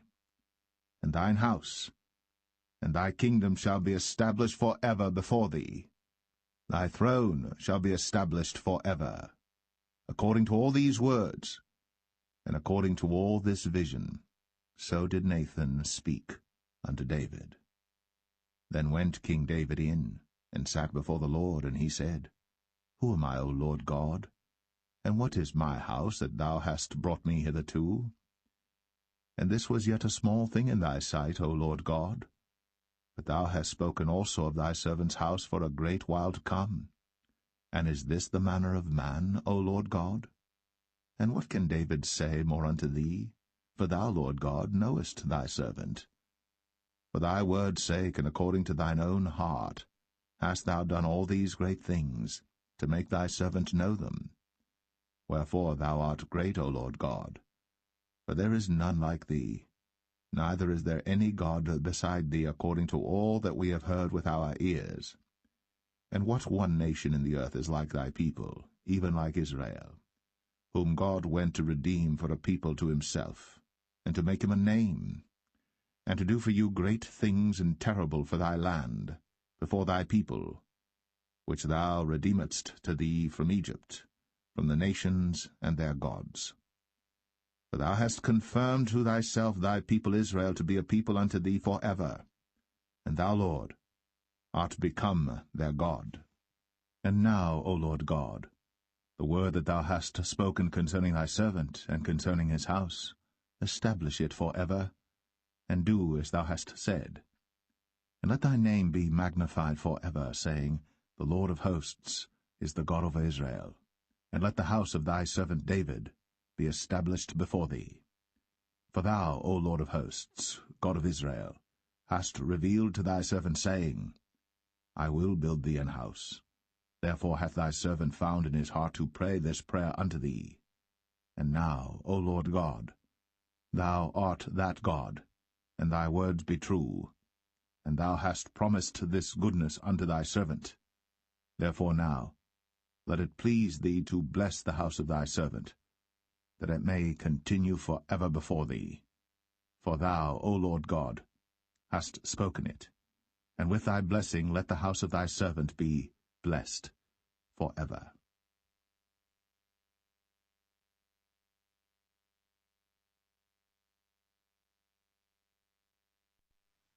Second Samuel 8.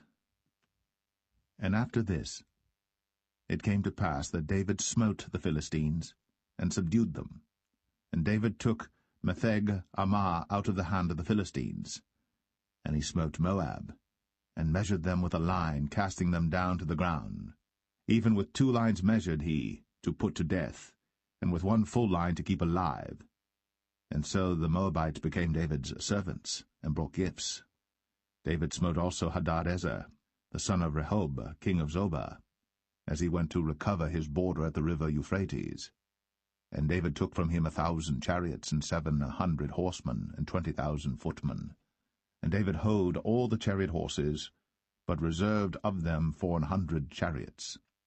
And when the Syrians of Damascus came to succor Hadadezer, king of Zobah, David slew of the Syrians 22,000 men. Then David put garrisons in Syria of Damascus, and the Syrians became servants to David and brought gifts. And the Lord preserved David whithersoever he went. And David took the shields of gold that were on the servants of Hadadezer, and brought them to Jerusalem.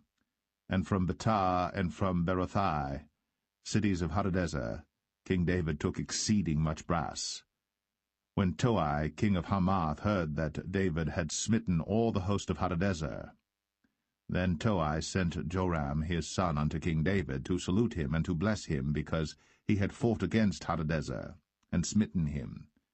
For Hadadezer had wars with Toi. And Joram brought with him vessels of silver, and vessels of gold, and vessels of brass, which also King David did dedicate unto the Lord, with the silver and gold that he had dedicated of all nations which he subdued, of Syria, and of Moab, and of the children of Ammon, and of the Philistines, and of Amalek, and of the spoil of Hadadezer, son of Rehob, king of Zobah. And David gat him a name when he returned from smiting of the Syrians in the valley of Salt, being 18,000 men. And he put garrisons in Edom. Throughout all Edom put he garrisons, and all they of Edom became David's servants. And the Lord preserved David whithersoever he went. And David reigned over all Israel. And David executed judgment and justice unto all his people. And Joab the son of Zeruiah was over the host, and Jehoshaphat the son of Ahilud was recorder, and Zadok the son of Ahitub, and Ahimelech the son of Abiathar were the priests, and Seraiah was the scribe, and Benaniah the son of Jehoiada was over both the Cherethites and the Pelethites, and David's sons were chief rulers.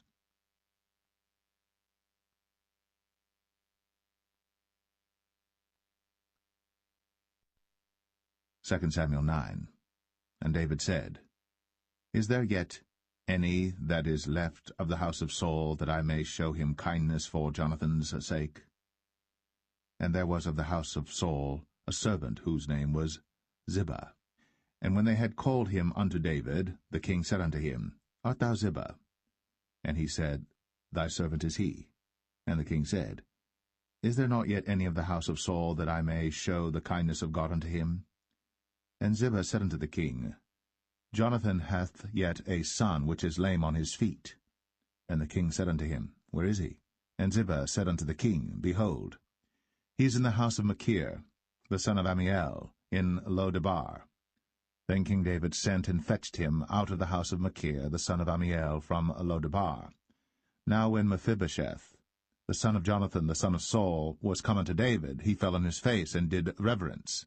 And David said, Mephibosheth. And he answered, Behold, thy servant. And David said unto him, Fear not, for I will surely show thee kindness for Jonathan thy father's sake, and will restore thee all the land of Saul thy father, and thou shalt eat bread at my table continually. And he bowed himself and said, What is thy servant, that thou shouldst look upon such a dead dog as I am? Then the king called to Ziba, Saul's servant, and said unto him, I have given unto thy master's son all that pertained to Saul, and to all his house. Thou therefore, and thy sons and thy servants, shall till the land for him, and thou shalt bring in the fruits, that thy master's son may have food to eat. But Mephibosheth, thy master's son, shall eat bread always at my table. Now Ziba had 15 sons and 20 servants. Then said Ziba unto the king, According to all that my lord the king hath commanded his servant, so shall thy servant do.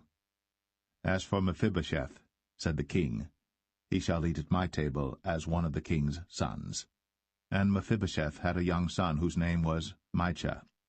And all that dwelt in the house of Ziba were servants unto Mephibosheth.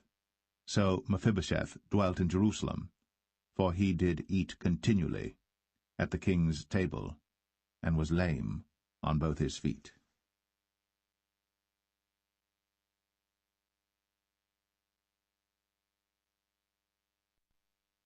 2 Samuel 10. And it came to pass after this, that the king of the children of Ammon died, and Hanan his son reigned in his stead. Then said David, I will show kindness unto Hanan the son of Nahash, as his father showed kindness unto me. And David sent to comfort him by the hand of his servants for his father. And David's servants came into the land of the children of Ammon. And the princes of the children of Ammon said unto Hanan their lord, Thinkest thou that David doth honour thy father, that he hath sent comforters unto thee? Hath not David rather sent his servants unto thee to search the city, and to spy it out, and to overthrow it? Wherefore Hanan took David's servants, and shaved off the one half of their beards, and cut off their garments in the middle, even to their buttocks, and sent them away. When they told it unto David, he sent to meet them, because the men were greatly ashamed. And the king said, Tarry at Jericho until your beards be grown, and then return. And when the children of Ammon saw that they stank before David, the children of Ammon sent and hired the Syrians of Beth-rehob, and the Syrians of Zobah, 20,000 footmen, and of King Maacah 1,000 men, and of Ishtab 12,000 men. And when David heard of it, he sent Joab and all the host of the mighty men. And the children of Ammon came out and put the battle in array at the entering in of the gate. And the Syrians of Zobah, and of Rehob, and Ishtab, and Maacah were by themselves in the field. When Joab saw that the front of the battle was against him before and behind, he chose of all the choice men of Israel, and put them in array against the Syrians. And the rest of the people he delivered into the hand of Abishai his brother, that he might put them in array against the children of Ammon. And he said, If the Syrians be too strong for me, then thou shalt help me. But if the children of Ammon be too strong for thee, then I will come and help thee. Be of good courage. Let us play the men for our people, and for the cities of our God. And the Lord do that which seemeth him good. And Joab drew nigh, and the people that were with him, unto the battle against the Syrians. And they fled before him. And when the children of Ammon saw that the Syrians were fled, then fled they also before Abishai, and entered into the city. So Joab returned from the children of Ammon, and came to Jerusalem. And when the Syrians saw that they were smitten before Israel, they gathered themselves together. And Hadarezer sent, and brought out the Syrians that were beyond the river, and they came to Helam. And Shobach, the captain of the host of Hadarezer, went before them. And when it was told David, he gathered all Israel together, and passed over Jordan, and came to Helam. And the Syrians set themselves in array against David, and fought with him. And the Syrians fled before Israel. And David slew the men of 700 chariots of the Syrians, and 40,000 horsemen, and smote Shobach, the captain of their host, who died there. And when all the kings that were servants to Hadarezer saw that they were smitten before Israel, they made peace with Israel, and served them. So the Syrians feared to help the children of Ammon any more.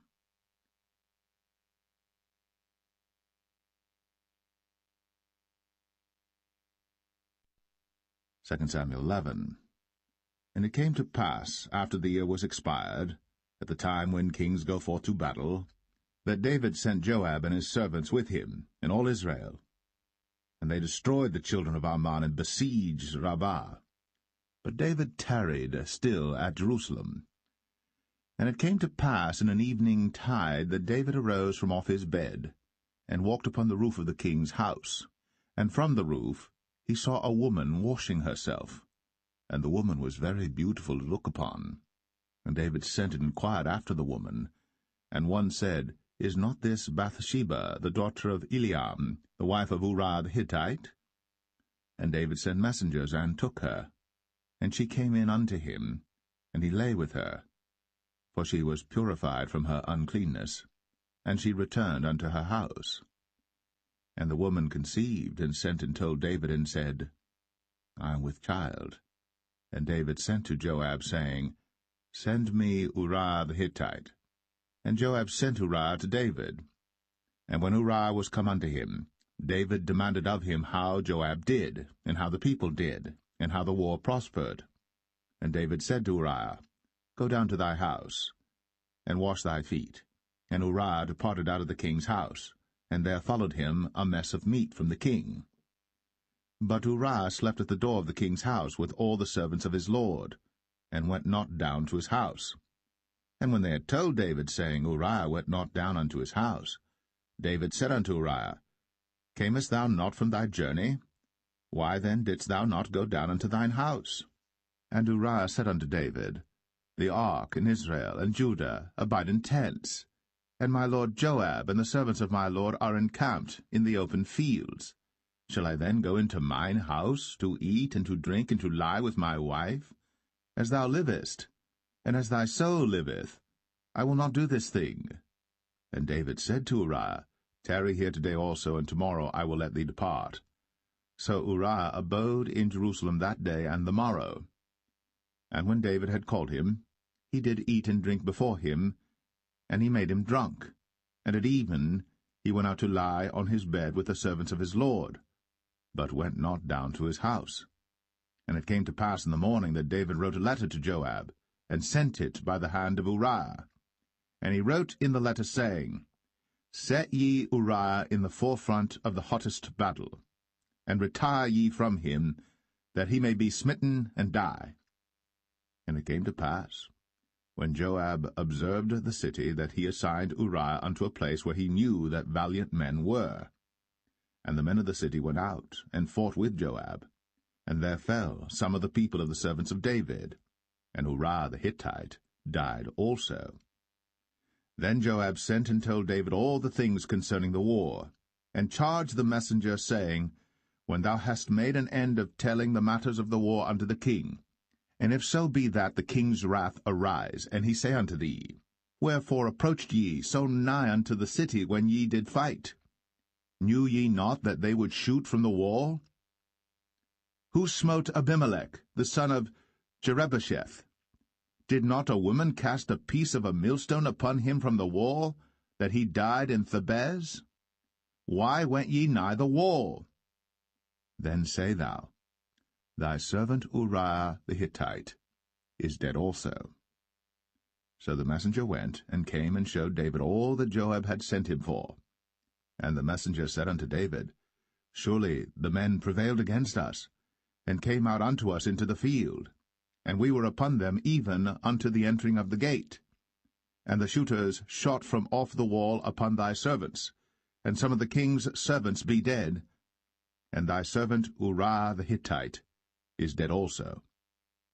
Then David said unto the messenger, Thus shalt thou say unto Joab, Let not this thing displease thee, for the sword devoureth one as well as another. Make thy battle more strong against the city, and overthrow it, and encourage thou him. And when the wife of Uriah heard that Uriah her husband was dead, she mourned for her husband.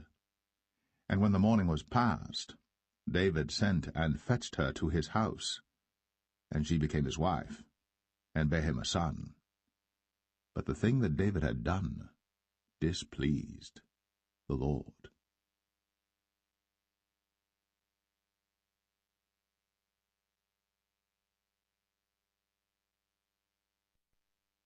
Second Samuel 12. And the Lord sent Nathan unto David. And he came unto him, and said unto him, There were 2 men in one city, the one rich and the other poor. The rich man had exceeding many flocks and herds, but the poor man had nothing save one little ewe lamb, which he had bought and nourished up. And it grew up together with him, and with his children. It did eat of his own meat, and drank of his own cup, and lay in his bosom, and was unto him as a daughter.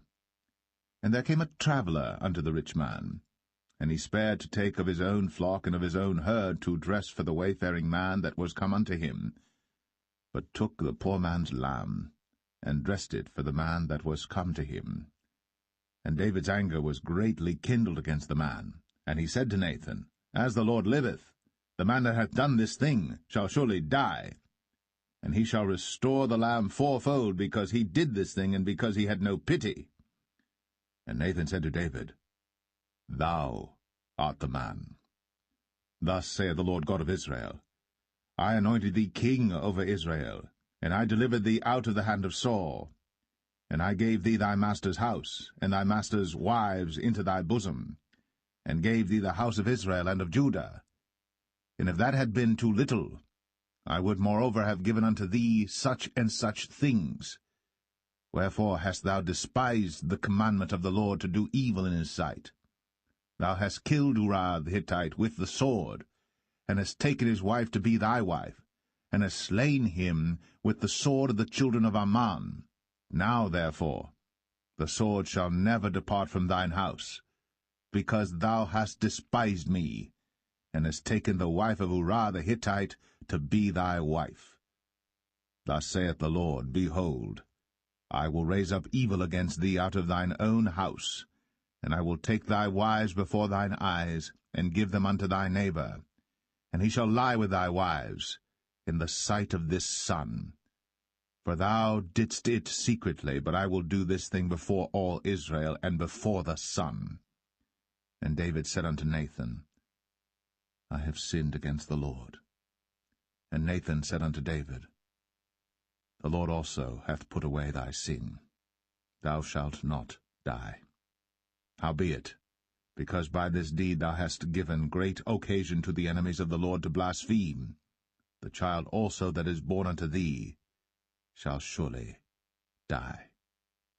And Nathan departed unto his house. And the Lord struck the child that Uriah's wife bare unto David, and it was very sick. David therefore besought God for the child. And David fasted, and went in, and lay all night upon the earth.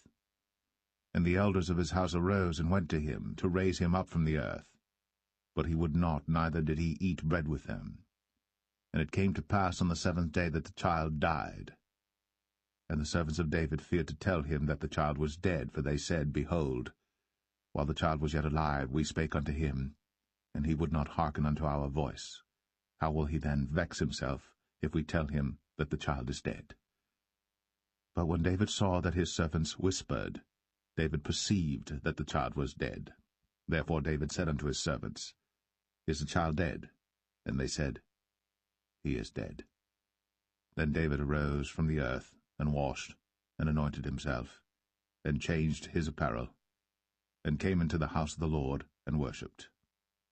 Then he came to his own house, and when he required, they set bread before him, and he did eat. Then said his servants unto him, What thing is this that thou hast done? Thou didst fast and weep for the child while it was alive, but when the child was dead thou didst rise and eat bread. And he said, While the child was yet alive, I fasted and wept, for I said, Who can tell whether God will be gracious to me, that the child may live? But now he is dead. Wherefore should I fast? Can I bring him back again? I shall go to him, but he shall not return to me. And David comforted Bathsheba his wife, and went in unto her, and lay with her. And she bare a son, and he called his name Solomon. and the Lord loved him. And he sent by the hand of Nathan the prophet, and he called his name Jedediah, because of the Lord. And Joab fought against Rabbah of the children of Ammon, and took the royal city. And Joab sent messengers to David, and said, I have fought against Rabbah, and have taken the city of waters. Now therefore, gather the rest of the people together, and encamp against the city, and take it, lest I take the city, and it be called after my name. And David gathered all the people together, and went to Rabbah, and fought against it, and took it. And he took their king's crown from off his head, the weight whereof was a talent of gold, with the precious stones, and it was set on David's head. And he brought forth the spoil of the city in great abundance. And he brought forth the people that were therein, and put them under saws, and under harrows of iron, and under axes of iron, and made them pass through the brick kiln. And thus did he unto all the cities of the children of Ammon. So David and all the people returned unto Jerusalem.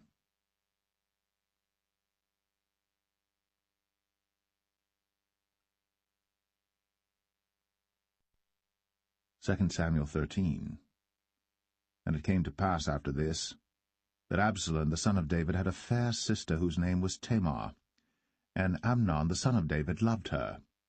And Amnon was so vexed that he felt sick for his sister Tamar, for she was a virgin, and Amnon thought it hard for him to do anything to her. But Amnon had a friend whose name was Jonadab, the son of Shimea, David's brother. And Jonadab was a very subtle man. And he said unto him, Why art thou, being the king's son, lean from day to day? Wilt thou not tell me?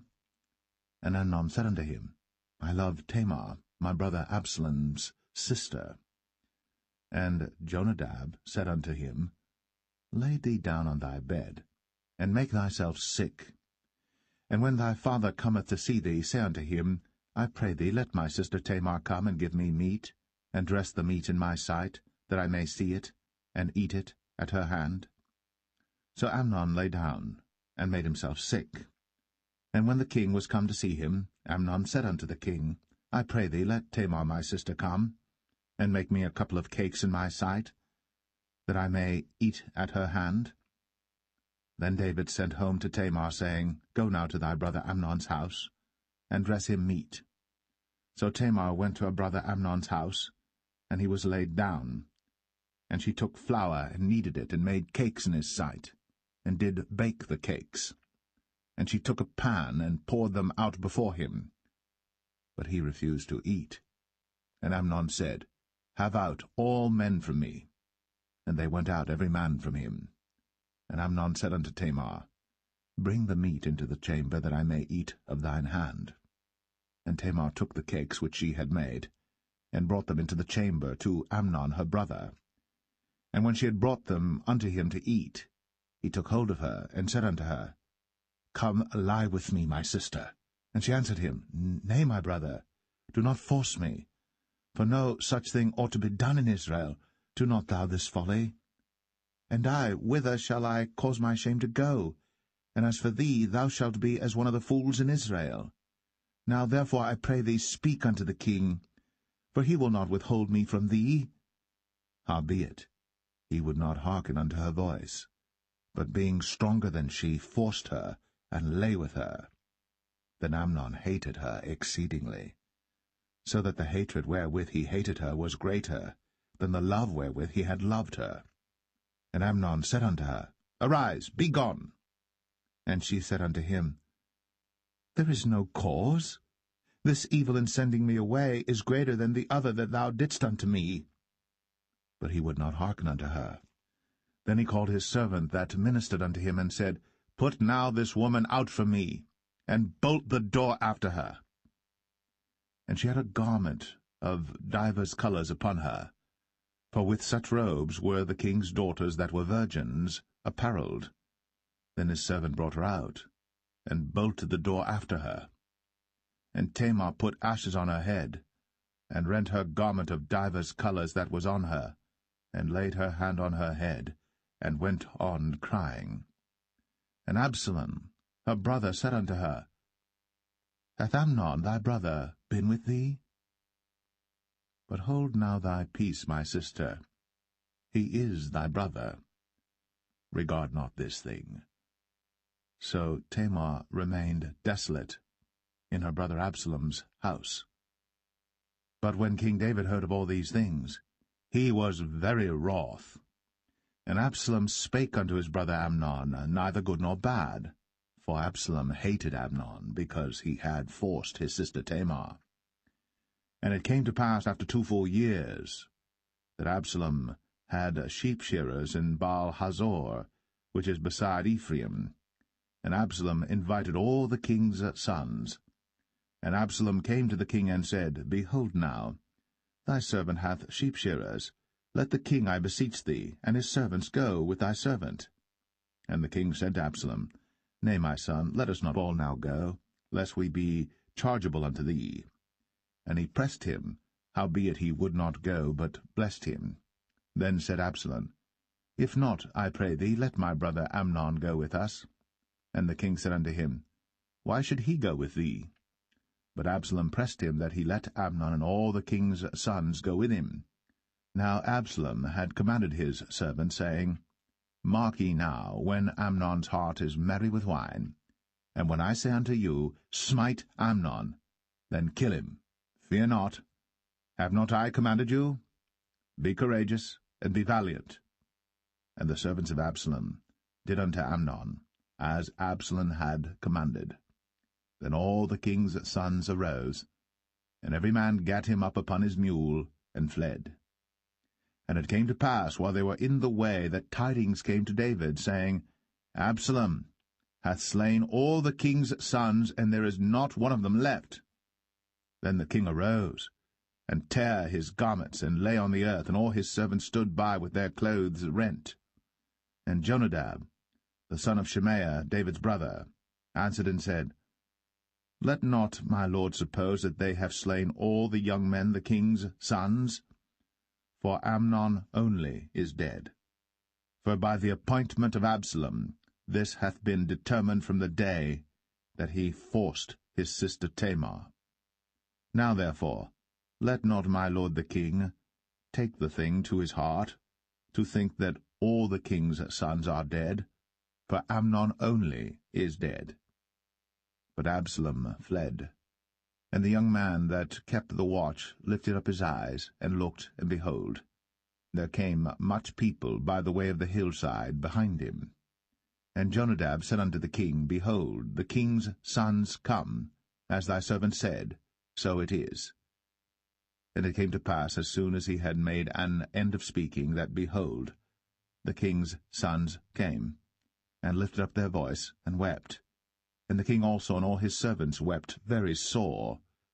But Absalom fled and went to Talmai, the son of Ammihud, king of Geshur. And David mourned for his son every day. So Absalom fled and went to Geshur, and was there 3 years. And the soul of King David longed to go forth unto Absalom, for he was comforted concerning Amnon, seeing he was dead.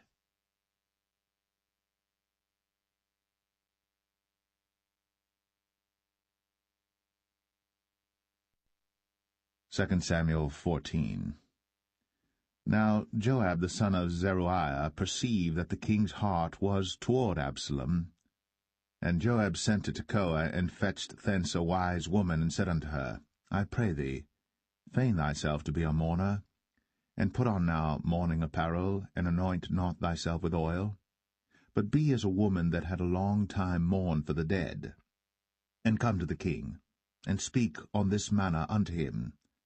So Joab put the words in her mouth. And when the woman of Tekoa spake to the king, she fell on her face to the ground, and did obeisance, and said, Help, O king.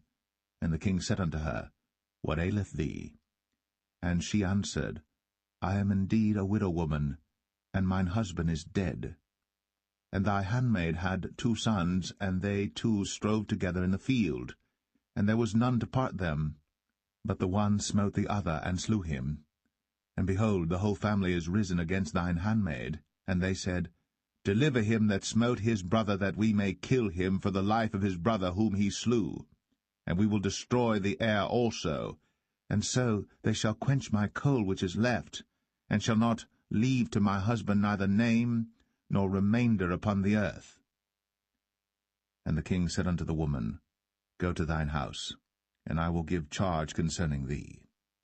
And the woman of Tekoa said unto the king, My lord, O king, the iniquity be on me, and on my father's house, and the king and his throne be guiltless.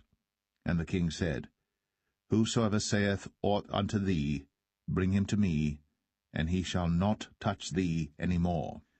Then said she, I pray thee, let the king remember the Lord thy God, that thou wouldst not suffer the revengers of blood to destroy any more, lest they destroy my son. And he said, As the Lord liveth, there shall not one hair of thy son fall to the earth. Then the woman said, Let thine handmaid, I pray thee, speak one word unto my lord the king. And he said, Say on. And the woman said, Wherefore then hast thou thought such a thing against the people of God? For the king doth speak this thing as one which is faulty, in that the king doth not fetch home again his banished. For we must needs die, and are as water spilt on the ground, which cannot be gathered up again. Neither doth God respect any person, yet doth he devise means that his banished be not expelled from him. Now therefore that I am come to speak of this thing unto my lord the king, it is because the people have made me afraid. And thy handmaid said, I will now speak unto the king. It may be that the king will perform the request of his handmaid. For the king will hear to deliver his handmaid out of the hand of the man that would destroy me and my son together out of the inheritance of God. Then thine handmaid said, The word of my lord the king shall now be comfortable. For as an angel of God, so is my lord the king to discern good and bad. Therefore the Lord thy God will be with thee. Then the king answered and said unto the woman, Hide not from me, I pray thee, the thing that I shall ask thee. And the woman said, Let my lord the king now speak. And the king said, Is not the hand of Joab with thee in all this? And the woman answered and said, As thy soul liveth, my lord the king, none can turn to the right hand or to the left from aught that my lord the king hath spoken. For thy servant Joab, he bade me, and he put all these words in the mouth of thine handmaid. To fetch about this form of speech hath thy servant Joab done this thing. And my lord is wise, according to the wisdom of an angel of God, to know all things that are in the earth. And the king said unto Joab, Behold now, I have done this thing. Go therefore, bring the young man Absalom again. And Joab fell to the ground on his face, and bowed himself, and thanked the king. And Joab said, Today thy servant knoweth that I have found grace in thy sight, my lord, O king, in that the king hath fulfilled the request of his servant. So Joab arose and went to Geshur, and brought Absalom to Jerusalem. And the king said, Let him turn to his own house, and let him not see my face. So Absalom returned to his own house, and saw not the king's face. But in all Israel there was none to be so much praised as Absalom for his beauty. From the sole of his foot even to the crown of his head, there was no blemish in him. And when he polled his head, for it was at every year's end that he polled it, because the hair was heavy on him, therefore he polled it, he weighed the hair of his head at 200 shekels after the king's weight. And unto Absalom there were born 3 sons, and 1 daughter, whose name was Tamar. She was a woman of a fair countenance. So Absalom dwelt 2 full years in Jerusalem, and saw not the king's face. Therefore Absalom sent for Joab to have sent him to the king, but he would not come to him. And when he sent again the 2nd time, he would not come. Therefore he said unto his servants, See, Joab's field is near mine, and he hath barley there. Go and set it on fire. And Absalom's servants set the field on fire. Then Joab arose, and came to Absalom unto his house, and said unto him, Wherefore have thy servants set my field on fire? And Absalom answered Joab, Behold, I sent unto thee, saying, Come hither. that I may send thee to the king, to say, Wherefore am I come from Geshur? It had been good for me to have been there still. Now therefore let me see the king's face, and if there be any iniquity in me, let him kill me. So Joab came to the king, and told him. And when he had called for Absalom, he came to the king, and bowed himself on his face to the ground before the king. And the king kissed Absalom.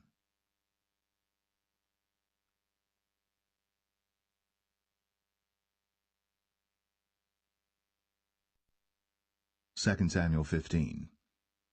And it came to pass after this, that Absalom prepared him chariots and horses, and 50 men to run before him. And Absalom rose up early, and stood beside the way of the gate. And it was so, that when any man that had a controversy came to the king for judgment, then Absalom called unto him, and said, Of what city art thou? And he said, Thy servant is of one of the tribes of Israel. And Absalom said unto him, See, thy matters are good and right, but there is no man deputed of the king to hear thee. Absalom said moreover, O that I were made judge in the land, that every man which hath any suit or cause might come unto me, and I would do him justice. And it was so, that when any man came nigh to him to do him obeisance, he put forth his hand, and took him, and kissed him. And on this manner did Absalom to all Israel that came to the king for judgment. So Absalom stole the hearts of the men of Israel. And it came to pass after 40 years that Absalom said unto the king, I pray thee, let me go and pay my vow, which I have vowed unto the Lord in Hebron. For thy servant vowed a vow while I abode at Geshur in Syria, saying, If the Lord shall bring me again indeed to Jerusalem, then I will serve the Lord. And the king said unto him, Go in peace. So he arose, and went to Hebron. But Absalom sent spies throughout all the tribes of Israel, saying, As soon as ye hear the sound of the trumpet, then ye shall say, Absalom reigneth in Hebron. And with Absalom went 200 men out of Jerusalem, that were called, and they went in their simplicity, and they knew not anything. And Absalom sent for Ahithophel the Gilonite, David's counselor, from his city, even from Gilo, while he offered sacrifices. And the conspiracy was strong, for the people increased continually with Absalom. And there came a messenger to David, saying, The hearts of the men of Israel are after Absalom. And David said unto all his servants that were with him at Jerusalem, Arise, and let us flee. For we shall not else escape from Absalom. Make speed to depart, lest he overtake us suddenly, and bring evil upon us, and smite the city with the edge of the sword. And the king's servant said unto the king, Behold, thy servants are ready to do whatsoever my lord the king shall appoint. And the king went forth, and all his household after him. And the king left 10 women which were concubines to keep the house. And the king went forth, and all the people after him, and tarried in a place that was far off. And all his servants passed on beside him, and all the Cherethites, and all the Pelethites, and all the Gittites, 600 men which came after him from Gath, passed on before the king. Then said the king to Ittai the Gittite, Wherefore goest thou also with us? Return to thy place, and abide with the king, for thou art a stranger, and also an exile.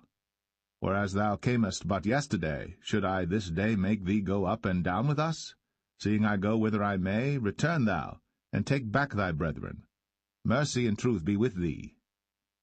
And Ittai answered the king, and said, As the Lord liveth, and as my lord the king liveth, surely in what place my lord the king shall be, whether in death or life, even there also will thy servant be.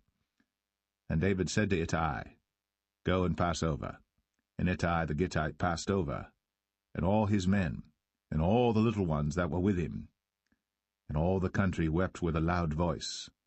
And all the people passed over. The king also himself passed over the brook Kidron. And all the people passed over toward the way of the wilderness.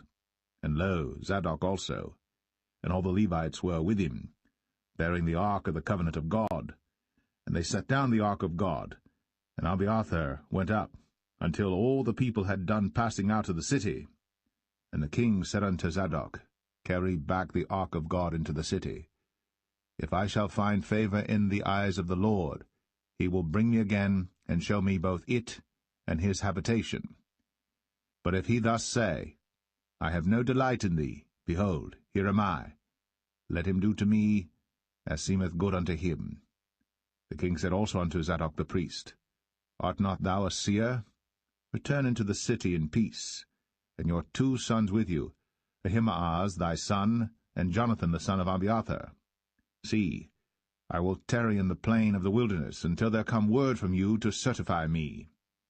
Zadok therefore and Abiathar carried the ark of God again to Jerusalem, and they tarried there.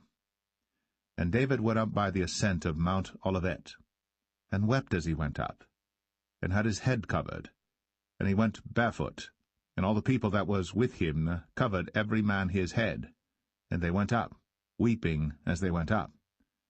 And one told David, saying, Ahithophel is among the conspirators with Absalom. And David said, O Lord, I pray thee, turn the counsel of Ahithophel into foolishness. And it came to pass that when David was come to the top of the mount, where he worshipped God, behold, Hushai the Archite came to meet him with his coat rent, and earth upon his head. Unto whom David said, If thou passest on with me, then thou shalt be a burden unto me.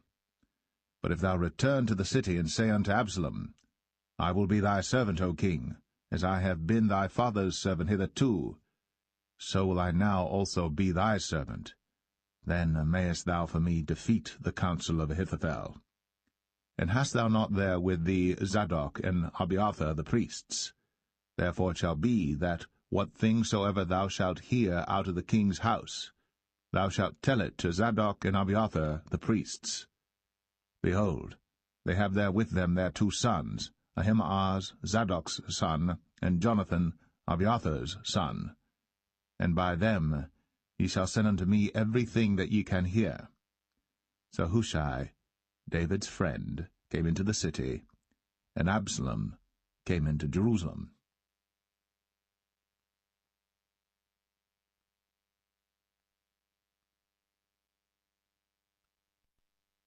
2 Samuel 16. And when David was a little past the top of the hill, behold, Ziba, the servant of Mephibosheth, met him with a couple of asses saddled, and upon them 200 loaves of bread, and 100 bunches of raisins, and 100 of summer fruits, and a bottle of wine. And the king said unto Ziba, What meanest thou by these? And Ziba said, The asses be for the king's household to ride on, and the bread and summer fruit for the young men to eat, and the wine, that such as be faint in the wilderness may drink. And the king said, And where is thy master's son? And Ziba said unto the king, Behold, he abideth at Jerusalem, for he said, Today shall the house of Israel restore me the kingdom of my father. Then said the king to Ziba, Behold, thine are all that pertained unto Mephibosheth. And Ziba said, I humbly beseech thee that I may find grace in thy sight, my lord, O king. And when King David came to Bahurim, behold, thence came out a man of the family of the house of Saul, whose name was Shimei, the son of Gera. He came forth, and cursed still as he came. And he cast stones at David, and at all the servants of King David. And all the people and all the mighty men were on his right hand and on his left. And thus said Shimei, when he cursed, Come out, thou bloody man, and thou man of Belial. The Lord hath returned upon thee all the blood of the house of Saul, in whose stead thou hast reigned. And the Lord hath delivered the kingdom into the hand of Absalom thy son, and behold, thou art taken in thy mischief, because thou art a bloody man. Then said Abishai the son of Zeruiah unto the king, Why should this dead dog curse my lord the king? Let me go over, I pray thee, and take off his head. And the king said, What have I to do with you, ye sons of Zeruiah? So let him curse, because the Lord hath said unto him, Curse David. Who shall then say, Wherefore hast thou done so? And David said to Abishai and to all his servants, Behold, my son, which came forth of my bowels, seeketh my life. how much more now may this Benjamite do it? Let him alone, and let him curse, for the Lord hath bidden him. It may be that the Lord will look on mine affliction, and that the Lord will requite me good for his cursing this day. And as David and his men went by the way, Shimei went along on the hill's side over against him, and cursed as he went, and threw stones at him, and cast dust. And the king and all the people that were with him came weary, and refreshed themselves there. And Absalom and all the people, the men of Israel, came to Jerusalem, and Ahithophel with him. And it came to pass, when Hushai the Archite, David's friend, was come unto Absalom, that Hushai said unto Absalom, God save the king! God save the king! And Absalom said to Hushai, Is this thy kindness to thy friend? Why wentest thou not with thy friend? And Hushai said unto Absalom, Nay, but whom the Lord and this people, and all the men of Israel choose, his will I be, and with him will I abide. And again, whom should I serve? Should I not serve in the presence of his son? As I have served in thy father's presence, so will I be in thy presence. Then said Absalom to Ahithophel, Give counsel among you what we shall do. And Ahithophel said unto Absalom, Go in unto thy father's concubines, which he hath left to keep the house. And all Israel shall hear that thou art abhorred of thy father. Then shall the hands of all that are with thee be strong. So they spread Absalom a tent upon the top of the house. And Absalom went in unto his father's concubines in the sight of all Israel. And the counsel of Ahithophel, which he counselled in those days, was as if a man had inquired at the oracle of God. So was all the counsel of Ahithophel, both with David and with Absalom.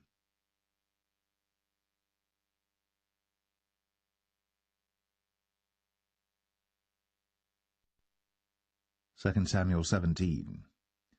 Moreover Ahithophel said unto Absalom, Let me now choose out 12,000 men, and I will arise and pursue after David this night. And I will come upon him while he is weary and weak-handed, and will make him afraid, and all the people that are with him shall flee, and I will smite the king only. And I will bring back all the people unto thee. The man whom thou seekest is as if all returned, so all the people shall be in peace.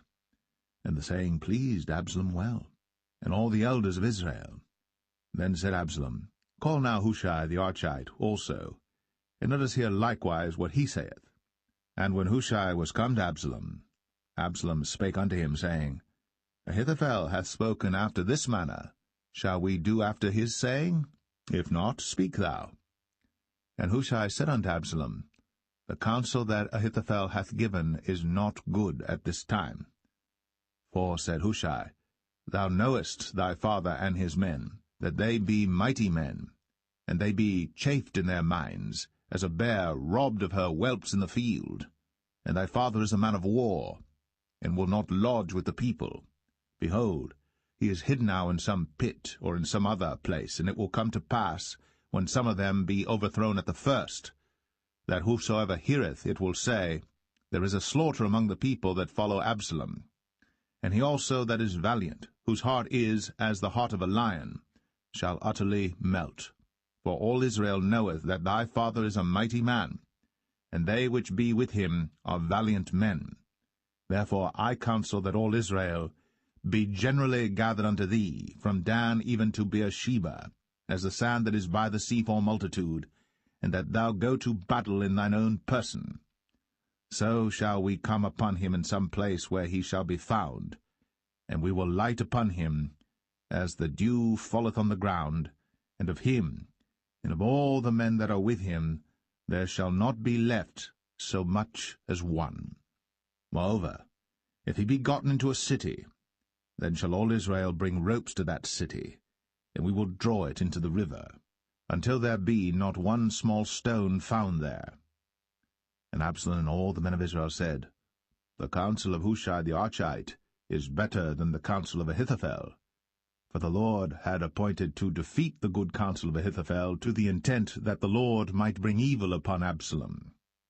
Then said Hushai unto Zadok, and to Abiathar the priests, Thus and thus did Ahithophel counsel Absalom and the elders of Israel, and thus have I counselled.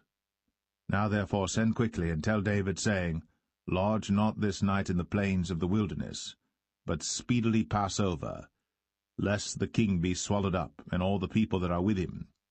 Now Jonathan and Ahimaaz stayed by En-Rogel, for they might not be seen to come into the city. And a wench went and told them, and they went and told King David. Nevertheless a lad saw them and told Absalom. But they went both of them away quickly, and came to a man's house in Bahurim, which had a well in his court, whither they went down.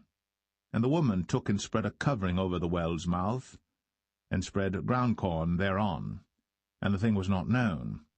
And when Absalom's servants came to the woman to the house, they said, Where is Ahimaaz and Jonathan? And the woman said unto them, They be gone over the brook of water. And when they had sought and could not find them, they returned to Jerusalem.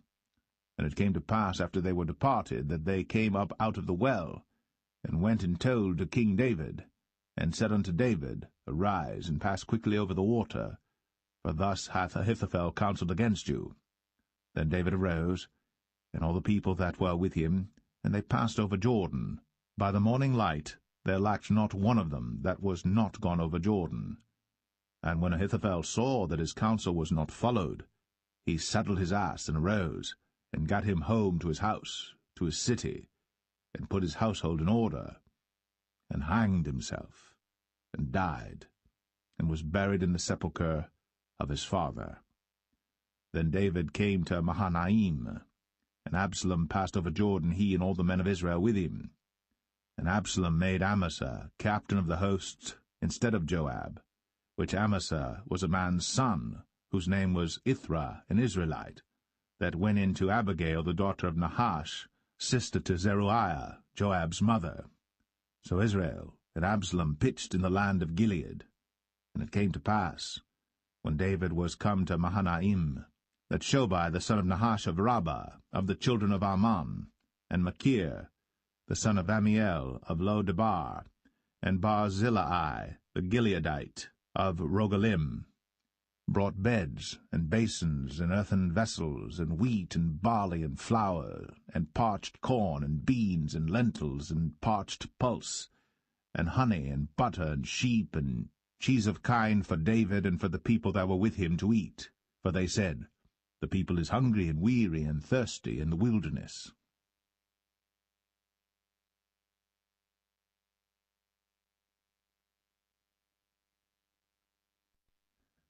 2 Samuel 18. And David numbered the people that were with him, and set captains of thousands and captains of hundreds over them. And David sent forth a third part of the people under the hand of Joab, and a third part under the hand of Abishai the son of Zeruiah, Joab's brother, and a third part under the hand of Ittai the Gittite. And the king said unto the people, I will surely go forth with you myself also. But the people answered, Thou shalt not go forth, for if we flee away, they will not care for us, neither, if half of us die, will they care for us. But now thou art worth 10,000 of us. Therefore now it is better that thou succour us out of the city. And the king said unto them, What seemeth you best, I will do. And the king stood by the gate side, and all the people came out by hundreds and by thousands. And the king commanded Joab and Abishai and Ittai, saying, Deal gently for my sake with the young man, even with Absalom. And all the people heard when the king gave all the captains charge concerning Absalom. So the people went out into the field against Israel, and the battle was in the wood of Ephraim, where the people of Israel were slain before the servants of David, and there was there a great slaughter that day of 20,000 men. For the battle was there scattered over the face of all the country, and the wood devoured more people that day than the sword devoured. And Absalom met the servants of David, and Absalom rode upon a mule, and the mule went under the thick boughs of a great oak, and his head caught hold of the oak, and he was taken up between the heaven and the earth, and the mule that was under him went away. And a certain man saw it, and told Joab, and said, Behold, I saw Absalom hanged in an oak. And Joab said unto the man that told him, And behold, thou sawest him, and why didst thou not smite him there to the ground? And I would have given thee 10 shekels of silver and a girdle. And the man said unto Joab, Though I should receive 1,000 shekels of silver in mine hand, yet would I not put forth mine hand against the king's son. For in our hearing the king charged thee and Abishai and Ittai, saying, Beware that none touch the young man Absalom. Otherwise I should have wrought falsehood against mine own life. For there is no matter hid from the king, and thou thyself wouldest have set thyself against me. Then said Joab, I may not tarry thus with thee. And he took 3 darts in his hand, and thrust them through the heart of Absalom, while he was yet alive, in the midst of the oak. And 10 young men that bare Joab's armor compassed about, and smote Absalom, and slew him. And Joab blew the trumpet, and the people returned from pursuing after Israel. For Joab held back the people. And they took Absalom, and cast him into a great pit in the wood, and laid a very great heap of stones upon him. And all Israel fled, every one to his tent. Now Absalom, in his lifetime, had taken and reared up for himself a pillar which is in the king's dale, for he said, I have no son to keep my name in remembrance. And he called the pillar after his own name, and it is called unto this day Absalom's place. Then said Ahimaaz, the son of Zadok, Let me now run, and bear the king tidings, how that the Lord hath avenged him of his enemies. And Joab said unto him, Thou shalt not bear tidings this day, but thou shalt bear tidings another day. But this day thou shalt bear no tidings, because the king's son is dead. Then said Joab to Cushai, Go tell the king what thou hast seen. And Cushai bowed himself unto Joab, and ran. Then said Ahimaaz, the son of Zadok, yet again to Joab, But howsoever let me, I pray thee, also run after Cushai. And Joab said, Wherefore wilt thou run, my son, seeing that thou hast no tidings ready? But howsoever said he, Let me run. And he said unto him, Run. Then Ahimaaz ran by the way of the plain, and overran Cushai. And David sat between the 2 gates, and the watchman went up to the roof over the gate unto the wall, and lifted up his eyes, and looked, and behold, a man running alone. And the watchman cried, and told the king. And the king said, If he be alone, there is tidings in his mouth. And he came apace, and drew near. And the watchman saw another man running. And the watchman called unto the porter, and said, Behold, another man running alone. And the king said, He also bringeth tidings. And the watchman said, Methinketh the running of the foremost is like the running of Ahimaaz the son of Zadok. And the king said, He is a good man, and cometh with good tidings. And Ahimaaz called, and said unto the king, All is well. And he fell down to the earth upon his face before the king, and said, Blessed be the Lord thy God, which hath delivered up the men that lifted up their hand against my lord the king. And the king said, Is the young man Absalom safe? And Ahimaaz answered, When Joab sent the king's servant, and me thy servant, I saw a great tumult, but I knew not what it was. And the king said unto him, Turn aside, and stand here. And he turned aside, and stood still. And behold, Cushai came. And Cushai said, Tidings, my lord the king. For the Lord hath avenged thee this day of all them that rose up against thee. And the king said unto Cushai, Is the young man Absalom safe? And Cushai answered, The enemies of my lord the king, and all that rise against thee to do thee hurt, be as that young man is. And the king was much moved, and went up to the chamber over the gate, and wept. And as he went, thus he said, O my son Absalom, my son Absalom, would God I had died for thee, O Absalom, my son, my son.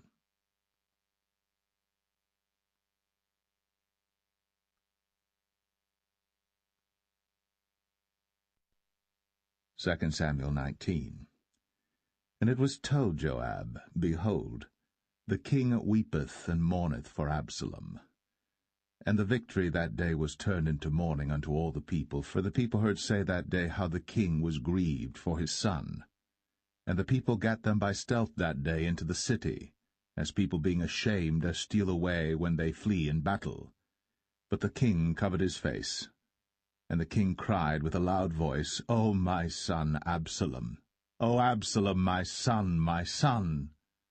And Joab came into the house to the king, and said, Thou hast shamed this day the faces of all thy servants, which this day have saved thy life and the lives of thy sons and of thy daughters, and the lives of thy wives and the lives of thy concubines, in that thou lovest thine enemies and hatest thy friends. For thou hast declared this day that thou regardest neither princes nor servants. For this day I perceive that if Absalom had lived, and all we had died this day, then it had pleased thee well. Now therefore arise, go forth, and speak comfortably unto thy servants. For I swear by the Lord, if thou go not forth, there will not tarry one with thee this night. And that will be worse unto thee than all the evil that befell thee from thy youth until now. Then the king arose and sat in the gate. And they told unto all the people, saying, Behold, the king doth sit in the gate. And all the people came before the king, for Israel had fled every man to his tent. And all the people were at strife throughout all the tribes of Israel, saying, The king saved us out of the hand of our enemies, and he delivered us out of the hand of the Philistines, and now he is fled out of the land for Absalom. And Absalom, whom we anointed over us, is dead in battle. Now therefore why speak ye not a word of bringing the king back?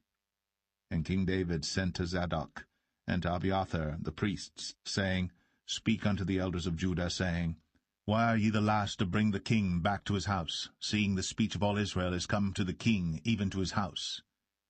Ye are my brethren, ye are my bones and my flesh, wherefore then are ye the last to bring back the king? And say ye to Amasa, Art thou not of my bone and of my flesh? God do so to me, and more also, if thou be not captain of the host before me continually in the room of Joab. And he bowed the heart of all the men of Judah, even as the heart of one man, so that they sent this word unto the king, Return thou, and all thy servants.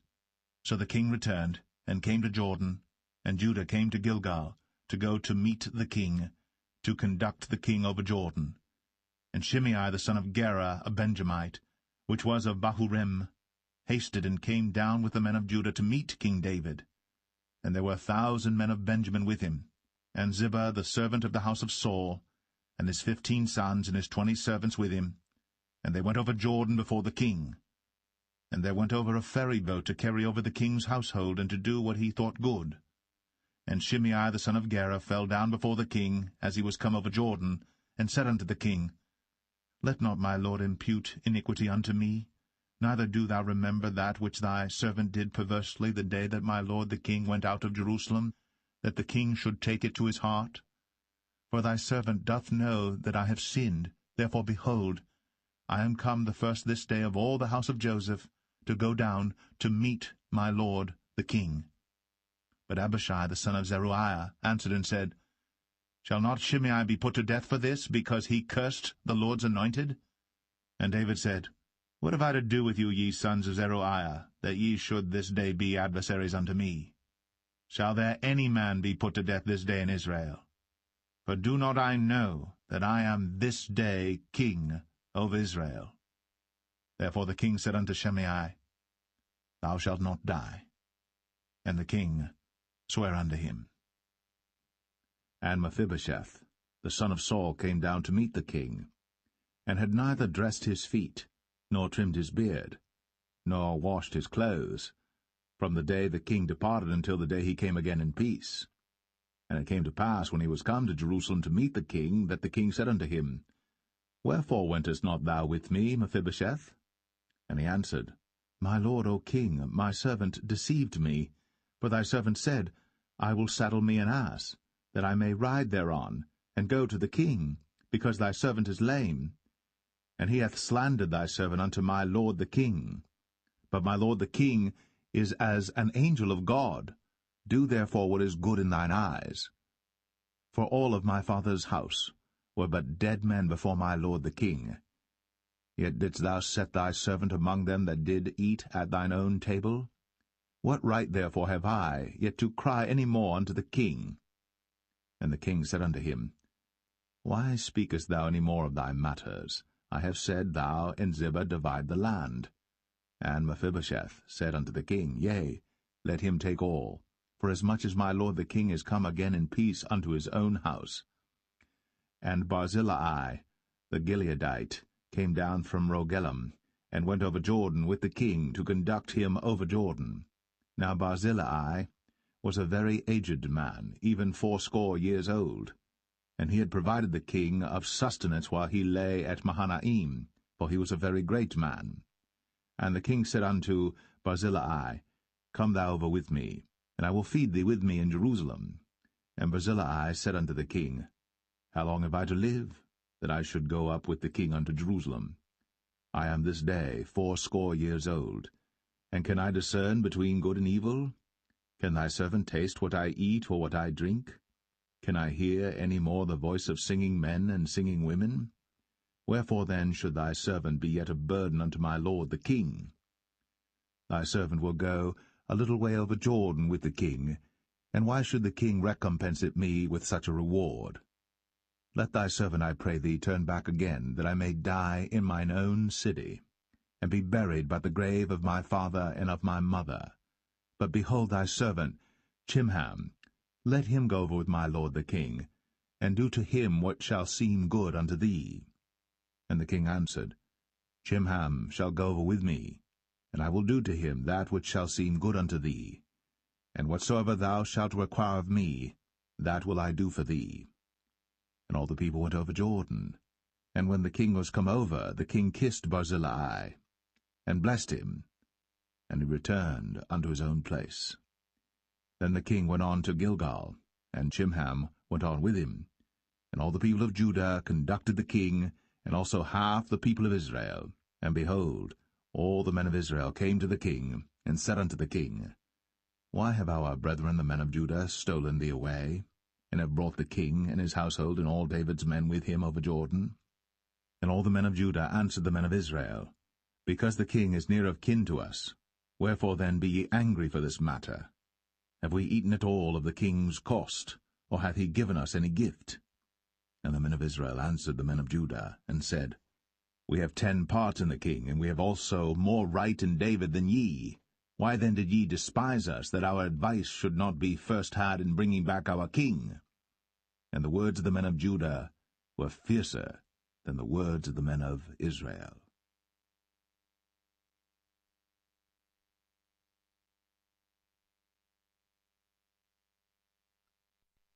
Second Samuel 20. And there happened to be there a man of Belial, whose name was Sheba, the son of Bichri, a Benjamite. And he blew a trumpet, and said, We have no part in David, neither have we inheritance in the son of Jesse. Every man to his tents, O Israel. So every man of Israel went up from after David, and followed Sheba the son of Bichri. But the men of Judah clave unto their king, from Jordan even to Jerusalem. And David came to his house at Jerusalem. And the king took the 10 women his concubines, whom he had left to keep the house, and put them in ward, and fed them, but went not in unto them. So they were shut up unto the day of their death, living in widowhood. Then said the king to Amasa, Assemble me the men of Judah within 3 days, and be thou here present. So Amasa went to assemble the men of Judah, but he tarried longer than the set time which he had appointed him. And David said to Abishai, Now shall Sheba the son of Bichri do us more harm than did Absalom. Take thou thy lord's servants, and pursue after him, lest he get him fenced cities and escape us.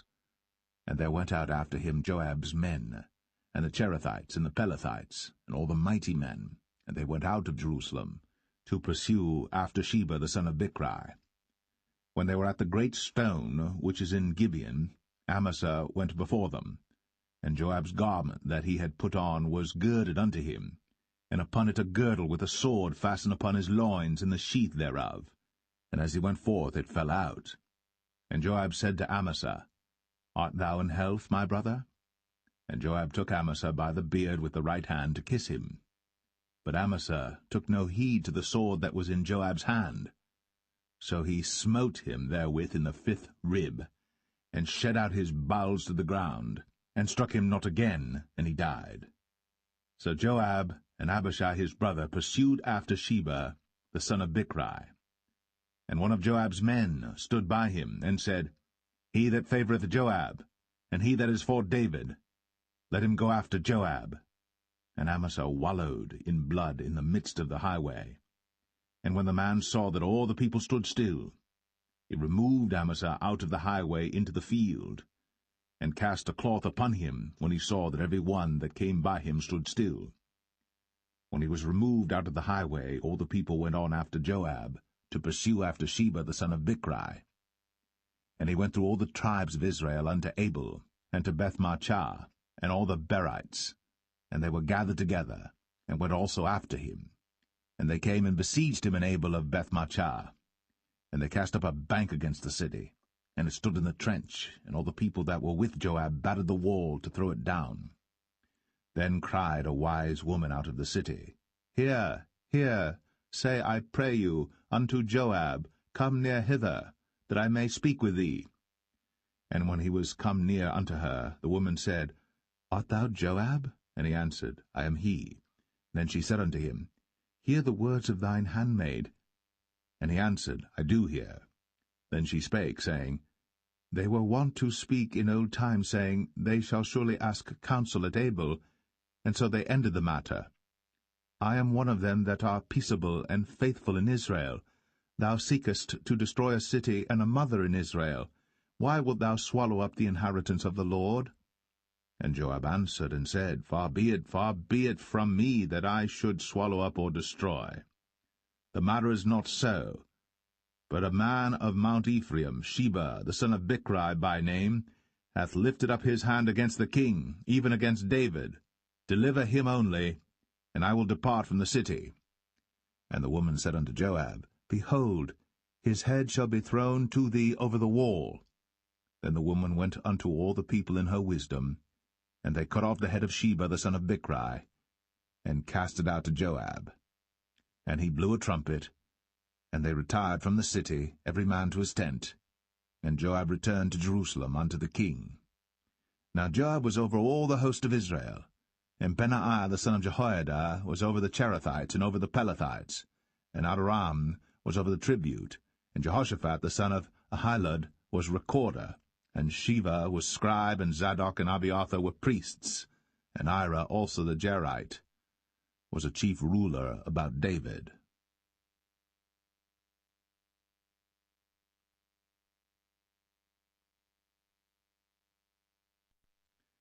Second Samuel 21. Then there was a famine in the days of David 3 years, year after year. And David inquired of the Lord. And the Lord answered, It is for Saul and for his bloody house, because he slew the Gibeonites. And the king called the Gibeonites, and said unto them, Now the Gibeonites were not of the children of Israel, but of the remnant of the Amorites, and the children of Israel had sworn unto them. And Saul sought to slay them in his zeal to the children of Israel and Judah. Wherefore David said unto the Gibeonites, What shall I do for you? And wherewith shall I make the atonement, that ye may bless the inheritance of the Lord? And the Gibeonites said unto him, We will have no silver nor gold of Saul, nor of his house, neither for us shalt thou kill any man in Israel. And he said, What ye shall say, that will I do for you. And they answered the king, The man that consumed us, and that devised against us, that we should be destroyed from remaining in any of the coasts of Israel. Let 7 men of his sons be delivered unto us, and we will hang them up unto the Lord in Gibeah of Saul, whom the Lord did choose. And the king said, I will give them. But the king spared Mephibosheth, the son of Jonathan the son of Saul, because of the Lord's oath that was between them, between David and Jonathan the son of Saul. But the king took the 2 sons of Rizpah, the daughter of Aiah, whom she bare unto Saul, Armoni and Mephibosheth, and the 5 sons of Michal the daughter of Saul, whom she brought up for Adriel the son of Barzillai the Maholathite. And he delivered them into the hands of the Gibeonites, and they hanged them in the hill before the Lord. And they fell all 7 together, and were put to death in the days of harvest, in the first days, in the beginning of barley harvest. And Rizpah the daughter of Aiah took sackcloth, and spread it for her upon the rock, from the beginning of harvest until water dropped upon them out of heaven, and suffered neither the birds of the air to rest on them by day, nor the beast of the field by night. And it was told David what Rizpah the daughter of Aiah, the concubine of Saul, had done. And David went and took the bones of Saul, and the bones of Jonathan his son, from the men of Jabesh-Gilead, which had stolen them from the street of Bethshan, where the Philistines had hanged them, when the Philistines had slain Saul in Gilboa.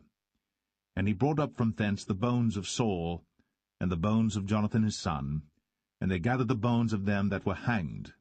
And the bones of Saul and Jonathan his son buried they in the country of Benjamin in Zelle, in the sepulchre of Kish his father. And they performed all that the king commanded, and after that God was entreated for the land. Moreover, the Philistines had yet war again with Israel, and David went down, and his servants with him, and fought against the Philistines, and David waxed faint.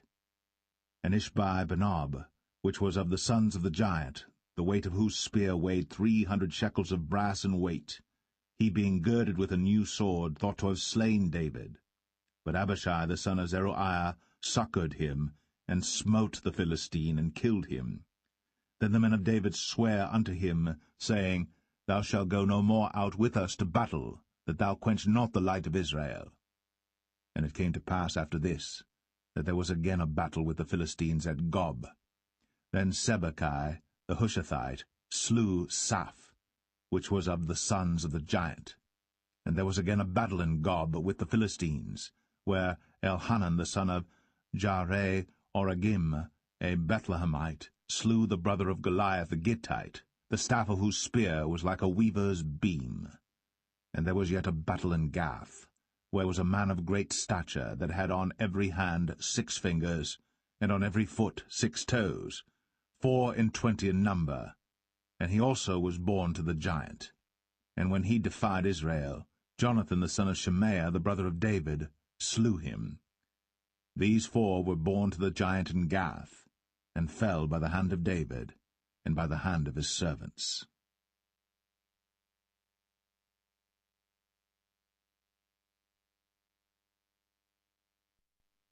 2 Samuel 22.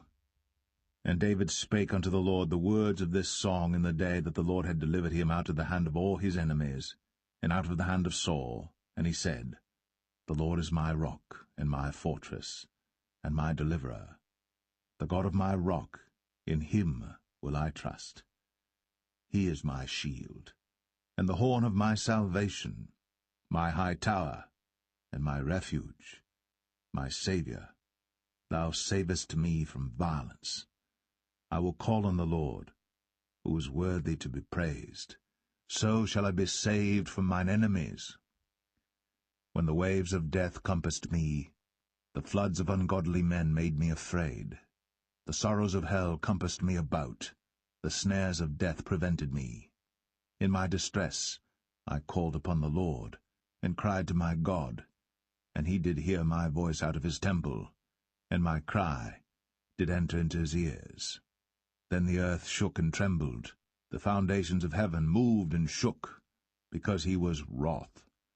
There went up a smoke out of his nostrils, and fire out of his mouth devoured.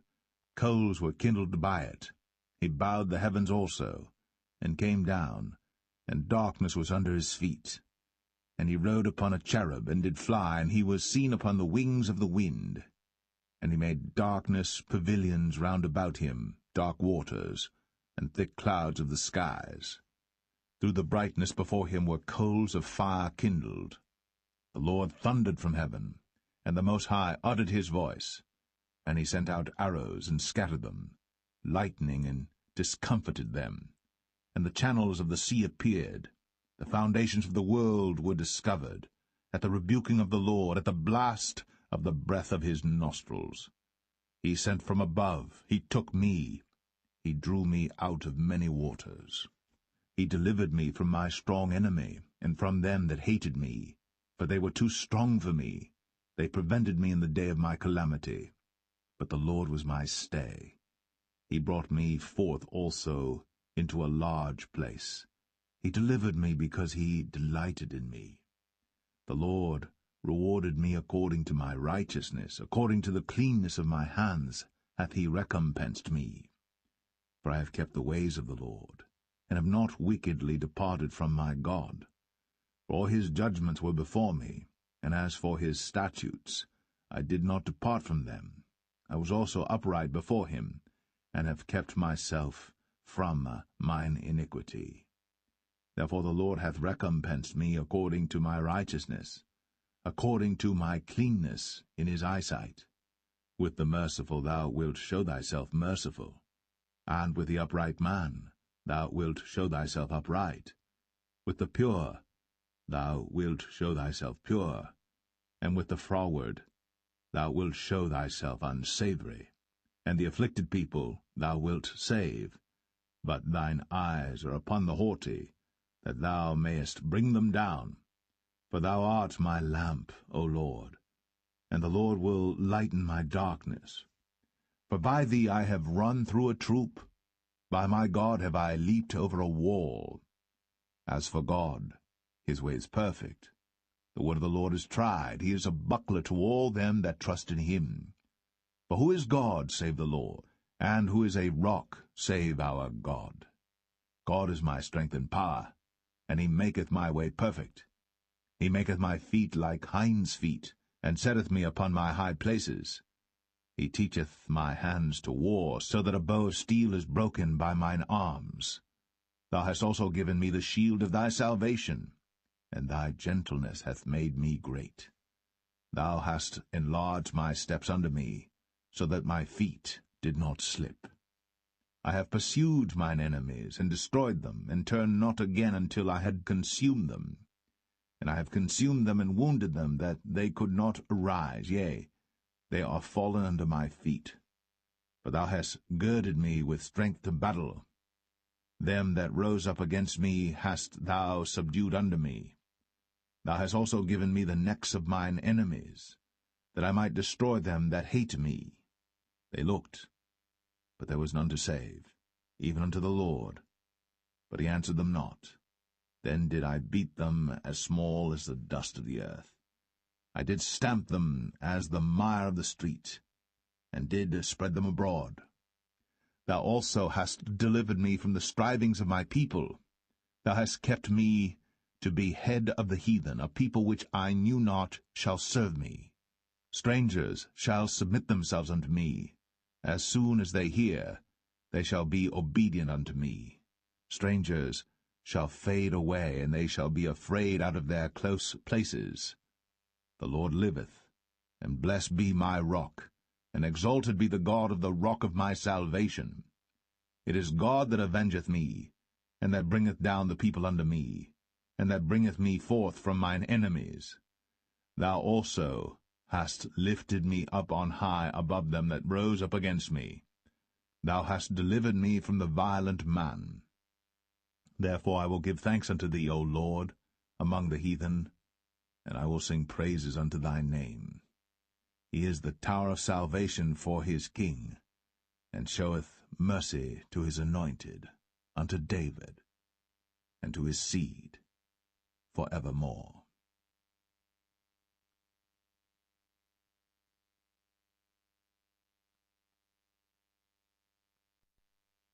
2 Samuel 23. Now these be the last words of David.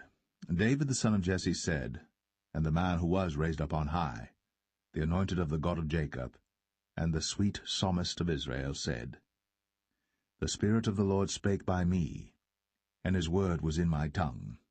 The God of Israel said, The rock of Israel spake to me. He that ruleth over men must be just, ruling in the fear of God. And he shall be as the light of the morning, when the sun riseth, even a morning without clouds, as the tender grass springing out of the earth by clear shining after rain. although my house be not so with God, yet he hath made with me an everlasting covenant, ordered in all things and sure. For this is all my salvation and all my desire, although he make it not to grow. But the sons of Belial shall be all of them as thorns thrust away, because they cannot be taken with hands.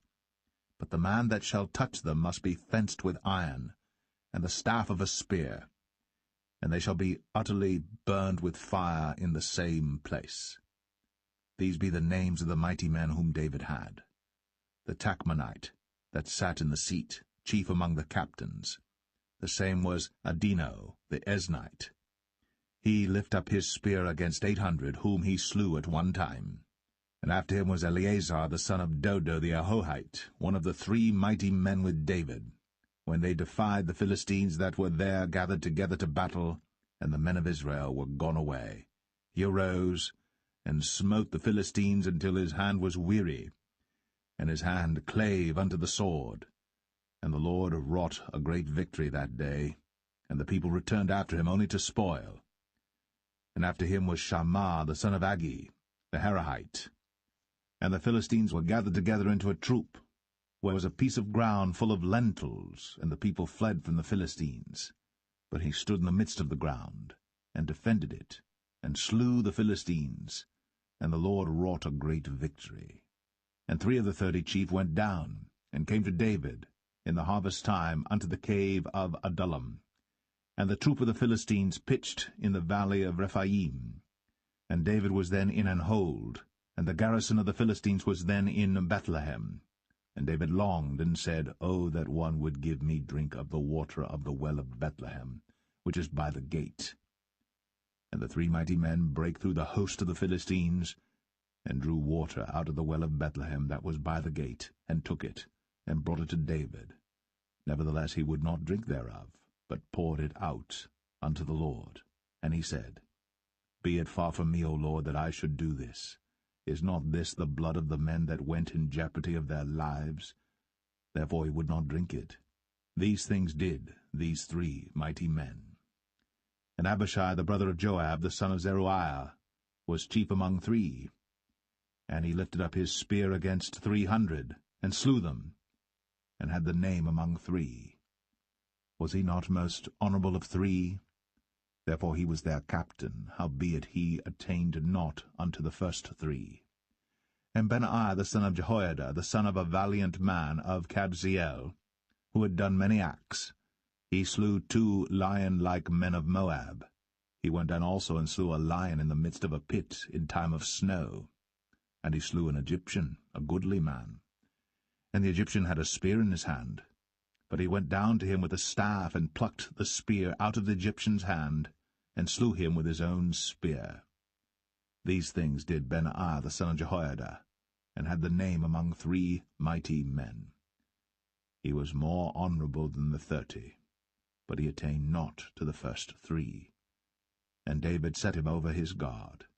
Asahel the brother of Joab was one of the 30, Elhanan the son of Dodo of Bethlehem, Shammah the Harodite, Elika the Harodite, Helez the Paltite, Ira the son of Ikesh the Tekoite, Abiezer the Anethathite, Mebunai the Hushathite, Zalman the Ahohite, Maharai the Netophathite, Heleb the son of Baanah a Netophathite, Ittai the son of Ribai, out of Gibeah of the children of Benjamin, Benaiah the Parathonite, Hiddai of the brooks of Gaash, Abialbon the Arbathite, Asmaveth the Bahamite, Eliabah the Shaalbanite, of the sons of Jashan, Jonathan, Shammah the Hararite, Ahiam the son of Sharar, the Hararite, Eliphalet the son of Ahasbai, the son of the Maacathite, Eliam the son of Ahithophel the Gelonite,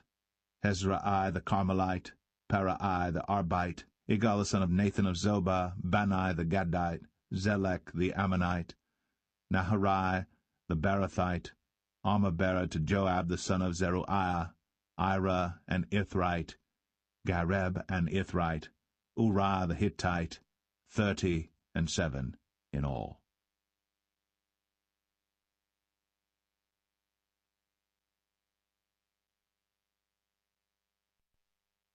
2 Samuel 24. And again the anger of the Lord was kindled against Israel, and he moved David against them to say, Go, number Israel and Judah. For the king said to Joab, the captain of the hosts, which was with him, Go now through all the tribes of Israel, from Dan even to Beersheba, and number ye the people, that I may know the number of the people. And Joab said unto the king, Now the Lord thy God add unto the people, how many soever they be, an hundredfold, and that the eyes of my lord the king may see it. But why doth my lord the king delight in this thing? Notwithstanding the king's word prevailed against Joab and against the captains of the host. And Joab and the captains of the host went out from the presence of the king, to number the people of Israel. And they passed over Jordan, and pitched in Aroer, on the right side of the city that lieth in the midst of the river of Gad, and toward Jazer. Then they came to Gilead, and to the land of Tatim Hoshai, and they came to Dan Jaan, and about to Zidon, and came to the stronghold of Tyre, and to all the cities of the Hivites and of the Canaanites, and they went out to the south of Judah, even to Beersheba. So when they had gone through all the land, they came to Jerusalem at the end of 9 months and 20 days. And Joab gave up the sum of the number of the people unto the king.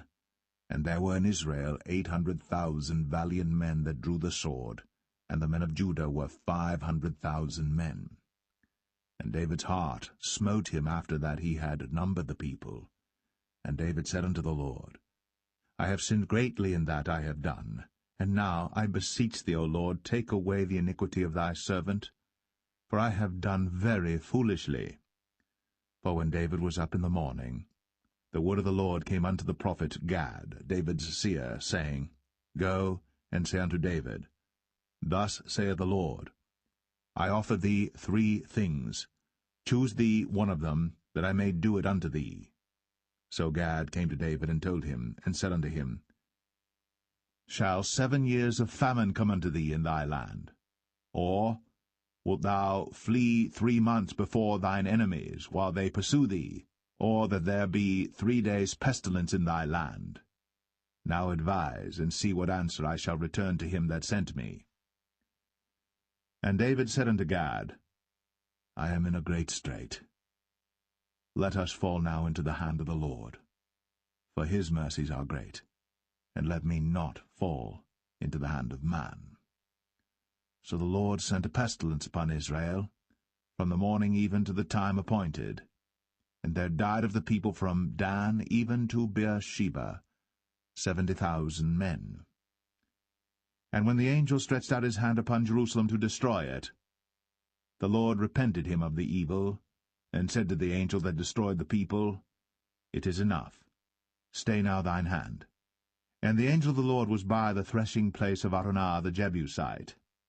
And David spake unto the Lord when he saw the angel that smote the people, and said, Lo, I have sinned, and I have done wickedly. But these sheep, what have they done? Let thine hand, I pray thee, be against me, and against my father's house. And Gad came that day to David, and said unto him, Go up, rear an altar unto the Lord in the threshing floor of Araunah the Jebusite. And David, according to the saying of Gad, went up as the Lord commanded. And Araunah looked, and saw the king and his servants coming on toward him. And Araunah went out, and bowed himself before the king on his face upon the ground. And Araunah said, Wherefore is my lord the king come to his servant? And David said, To buy the threshing floor of thee, to build an altar unto the Lord, that the plague may be stayed from the people. And Araunah said unto David, Let my lord the king take and offer up what seemeth good unto him. Behold, here be oxen for burnt sacrifice, and threshing instruments, and other instruments of the oxen for wood. All these things did Araunah as a king give unto the king. And Araunah said unto the king, The Lord thy God accept thee. And the king said unto Araunah, Nay, but I will surely buy it of thee at a price. Neither will I offer burnt offerings unto the Lord my God of that which doth cost me nothing. So David bought the threshing floor and the oxen for 50 shekels of silver. And David built there an altar unto the Lord, and offered burnt offerings and peace offerings. So the Lord was entreated for the land, and the plague was stayed from Israel.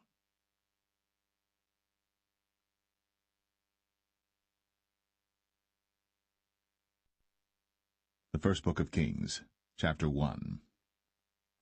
Now King David was old, and stricken in years, and they covered him with clothes, but he gat no heat. Wherefore his servants said unto him, Let there be sought for my lord the king a young virgin, and let her stand before the king, and let her cherish him, and let her lie in thy bosom, that my lord the king may get heat.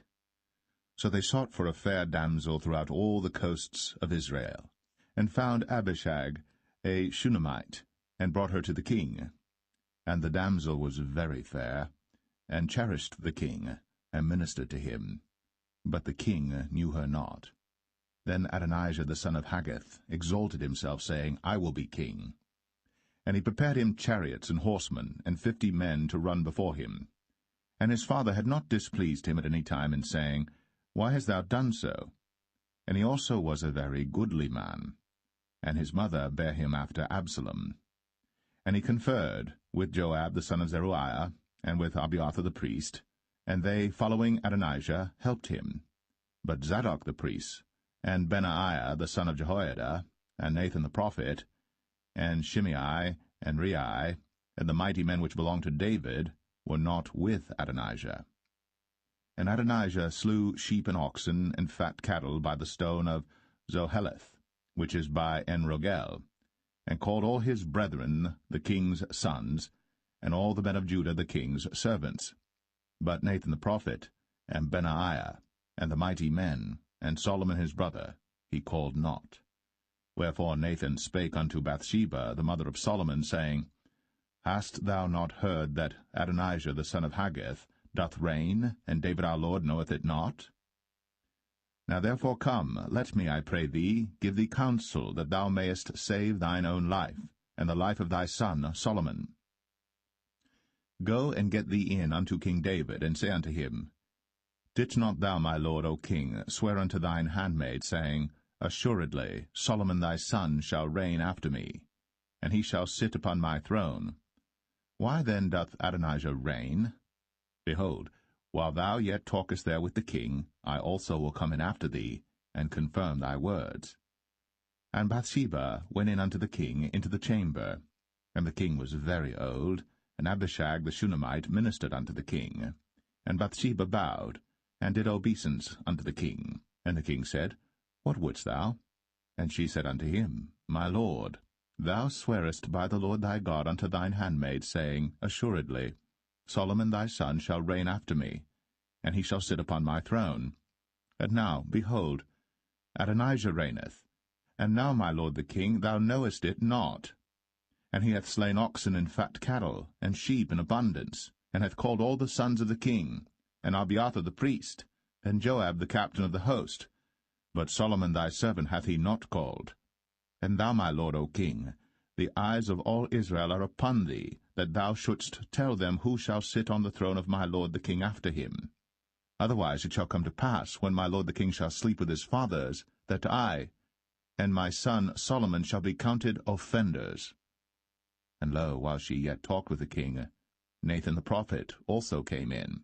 And they told the king, saying, Behold, Nathan the prophet. And when he was come in before the king, he bowed himself before the king with his face to the ground. And Nathan said, My lord, O king, hast thou said, Adonijah shall reign after me, and he shall sit upon my throne? For he is gone down this day, and hath slain oxen and fat cattle and sheep in abundance, and hath called all the king's sons, and the captains of the host, and Abiathar the priest, and behold, they eat and drink before him, and say, God save King Adonijah. But me, even me thy servant, and Zadok the priest, and Benaiah the son of Jehoiada, and thy servant Solomon hath he not called. Is this thing done by my lord the king, and thou hast not showed it unto thy servant, who should sit on the throne of my lord the king after him? Then King David answered and said, Call me Bathsheba. And she came into the king's presence, and stood before the king. And the king sware, and said, As the Lord liveth, that hath redeemed my soul out of all distress, even as I swear unto thee by the Lord God of Israel, saying, Assuredly Solomon thy son shall reign after me, and he shall sit upon my throne in my stead, even so will I certainly do this day. Then Bathsheba bowed with her face to the earth, and did reverence to the king, and said, Let my lord King David live for ever. And King David said, Call me Zadok the priest, and Nathan the prophet, and Benaiah the son of Jehoiada. And they came before the king. The king also said unto them, Take with you the servants of your lord, and cause Solomon my son to ride upon mine own mule, and bring him down to Gihon. And let Zadok the priest, and Nathan the prophet, anoint him there king over Israel. And blow ye with the trumpet, and say, God save King Solomon. Then ye shall come up after him, that he may come and sit upon my throne, for he shall be king in my stead. And I have appointed him to be ruler over Israel and over Judah. And Benaiah the son of Jehoiada answered the king, and said, Amen. The Lord God of my lord the king say so too. As the Lord hath been with my lord the king, even so be he with Solomon, and make his throne greater than the throne of my lord King David. So Zadok the priest, and Nathan the prophet, and Benaiah the son of Jehoiada, and the Cherethites, and the Pelethites, went down, and caused Solomon to ride upon King David's mule, and brought him to Gihon. And Zadok the priest took an horn of oil out of the tabernacle, and anointed Solomon, and they blew the trumpet. And all the people said, God save King Solomon. And all the people came up after him, and the people piped with pipes, and rejoiced with great joy, so that the earth rent with the sound of them. And Adonijah and all the guests that were with him heard it as they had made an end of eating. And when Joab heard the sound of the trumpet, he said, Wherefore is this noise of the city being in an uproar? And while he yet spake, behold, Jonathan the son of Abiathar the priest came. And Adonijah said unto him, Come in, for thou art a valiant man, and bringest good tidings. And Jonathan answered and said to Adonijah, Verily, our lord King David hath made Solomon king. And the king hath sent with him Zadok the priest, and Nathan the prophet, and Benaiah the son of Jehoiada, and the Cherethites and the Pelethites, and they have caused him to ride upon the king's mule. And Zadok the priest, and Nathan the prophet, have anointed him king in Gihon, and they are come up from thence, rejoicing, so that the city rang again. This is the noise that ye have heard. And also Solomon sitteth on the throne of the kingdom. And moreover, the king's servants came to bless our lord King David, saying, God make the name of Solomon better than thy name, and make his throne greater than thy throne. And the king bowed himself upon the bed. And also thus said the king, Blessed be the Lord God of Israel, which hath given one to sit on my throne this day, mine eyes even seeing it. And all the guests that were with Adonijah were afraid, and rose up, and went every man his way. And Adonijah feared because of Solomon, and arose, and went, and caught hold on the horns of the altar. And it was told Solomon, saying, Behold, Adonijah feareth King Solomon, for lo, he hath caught hold on the horns of the altar, saying, Let King Solomon swear unto me today, that he will not slay his servant with the sword. And Solomon said, If he will show himself a worthy man, there shall not an hair of him fall to the earth. But if wickedness shall be found in him, he shall die. So King Solomon sent, and they brought him down from the altar, and he came, and bowed himself to King Solomon. And Solomon said unto him, Go to thine house.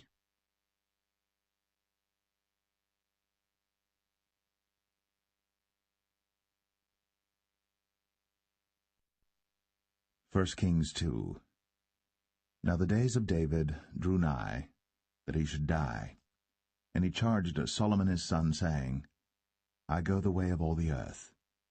Be thou strong therefore, and show thyself a man, and keep the charge of the Lord thy God, to walk in his ways, to keep his statutes and his commandments, and his judgments, and his testimonies, as it is written in the law of Moses, that thou mayest prosper in all that thou doest, and whithersoever thou turnest thyself, that the Lord may continue his word which he spake concerning me, saying, If thy children take heed to their way, to walk before me in truth with all their heart and with all their soul, there shall not fail thee, said he, a man on the throne of Israel.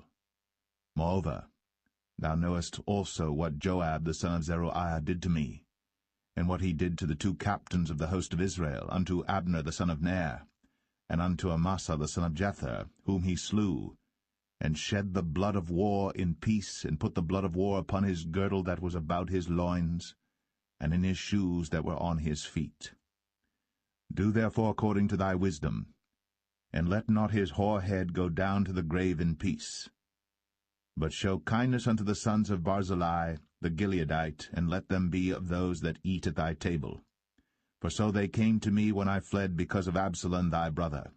And behold, thou hast with thee Shimei the son of Gera, a Benjamite of Bahurim, which cursed me with a grievous curse, in the day when I went to Mahanaim. But he came down to meet me at Jordan, and I sware to him by the Lord, saying, I will not put thee to death with the sword.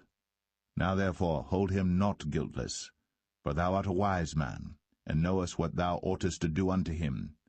But his hoar head bring thou down to the grave with blood. So David slept with his fathers, and was buried in the city of David. And the days that David reigned over Israel were 40 years. 7 years reigned he in Hebron, and 33 years reigned he in Jerusalem. Then sat Solomon upon the throne of David his father, and his kingdom was established greatly. And Adonijah the son of Haggith came to Bathsheba, the mother of Solomon, and she said, Comest thou peaceably? And he said, Peaceably. He said, Moreover, I have somewhat to say unto thee. And she said, Say on. And he said, Thou knowest that the kingdom was mine, and that all Israel set their faces on me, that I should reign. Howbeit the kingdom is turned about, and is become my brother's, for it was his from the Lord. And now I ask one petition of thee, deny me not. And she said unto him, Say on. And he said, Speak, I pray thee, unto Solomon the king. For he will not say thee nay, that he give me Abishag the Shunammite to wife. And Bathsheba said, Well, I will speak for thee unto the king. Bathsheba therefore went unto King Solomon, to speak unto him for Adonijah. And the king rose up to meet her, and bowed himself unto her, and sat down on his throne, and caused a seat to be set for the king's mother. And she sat on his right hand. Then she said, I desire one small petition of thee. I pray thee, say me not nay. And the king said unto her, Ask on, my mother, for I will not say thee nay. And she said, Let Abishag the Shunammite be given to Adonijah thy brother to wife. And King Solomon answered and said unto his mother, And why dost thou ask Abishag the Shunammite for Adonijah? Ask for him the kingdom also? For he is mine elder brother, even for him, and for Abiathar the priest, and for Joab the son of Zeruiah. Then King Solomon sware by the Lord, saying, God do so to me, and more also, if Adonijah have not spoken this word against his own life. Now therefore, as the Lord liveth, which hath established me, and set me on the throne of David my father, and who hath made me an house, as he promised, Adonijah shall be put to death this day. And King Solomon sent by the hand of Benaiah the son of Jehoiada, and he fell upon him, that he died. And unto Abiathar the priest said the king, Get thee to Anathoth, unto thine own fields, for thou art worthy of death. But I will not at this time put thee to death, because thou bearest the ark of the Lord God before David my father, and because thou hast been afflicted in all wherein my father was afflicted. So Solomon thrust out Abiathar from being priest unto the Lord, that he might fulfill the word of the Lord, which he spake concerning the house of Eli in Shiloh. Then tidings came to Joab, For Joab had turned after Adonijah, though he turned not after Absalom. And Joab fled unto the tabernacle of the Lord, and caught hold on the horns of the altar. And it was told King Solomon that Joab was fled unto the tabernacle of the Lord, and behold, he is by the altar. Then Solomon sent Benaiah the son of Jehoiada, saying, Go, fall upon him.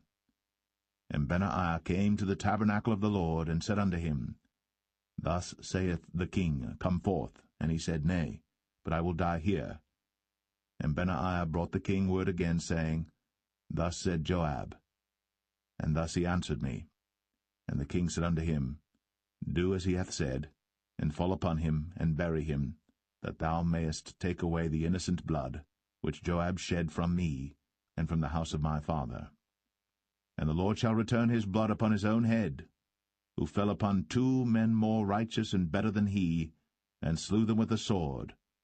My father David, not knowing thereof, to wit, Abner the son of Ner, captain of the host of Israel, and Amasa the son of Jether, captain of the host of Judah. Their blood shall therefore return upon the head of Joab, and upon the head of his seed for ever.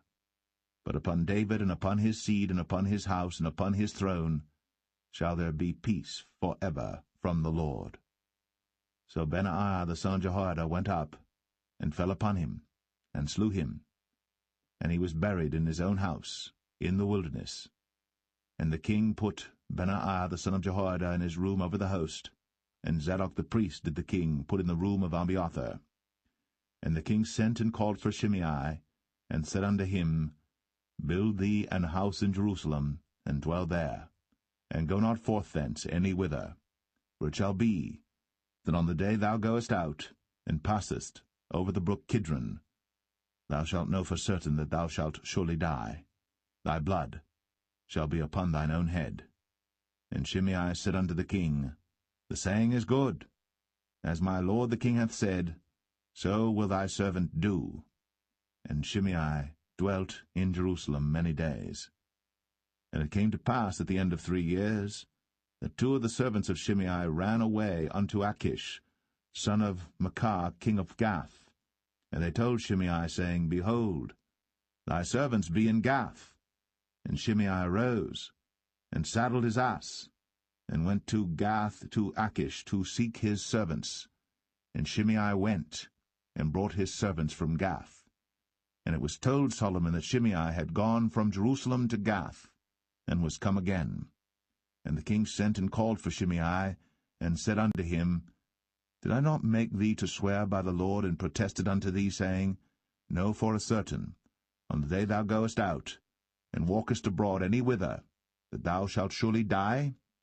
And thou saidst unto me, The word that I have heard is good. Why then hast thou not kept the oath of the Lord, and the commandment that I have charged thee with? The king said moreover to Shimei, Thou knowest all the wickedness which thine heart is privy to, that thou didst to David my father. Therefore the Lord shall return thy wickedness upon thine own head. And King Solomon shall be blessed, and the throne of David shall be established before the Lord for ever. So the king commanded Benaiah the son of Jehoiada, which went out, and fell upon him that he died. And the kingdom was established in the hand of Solomon.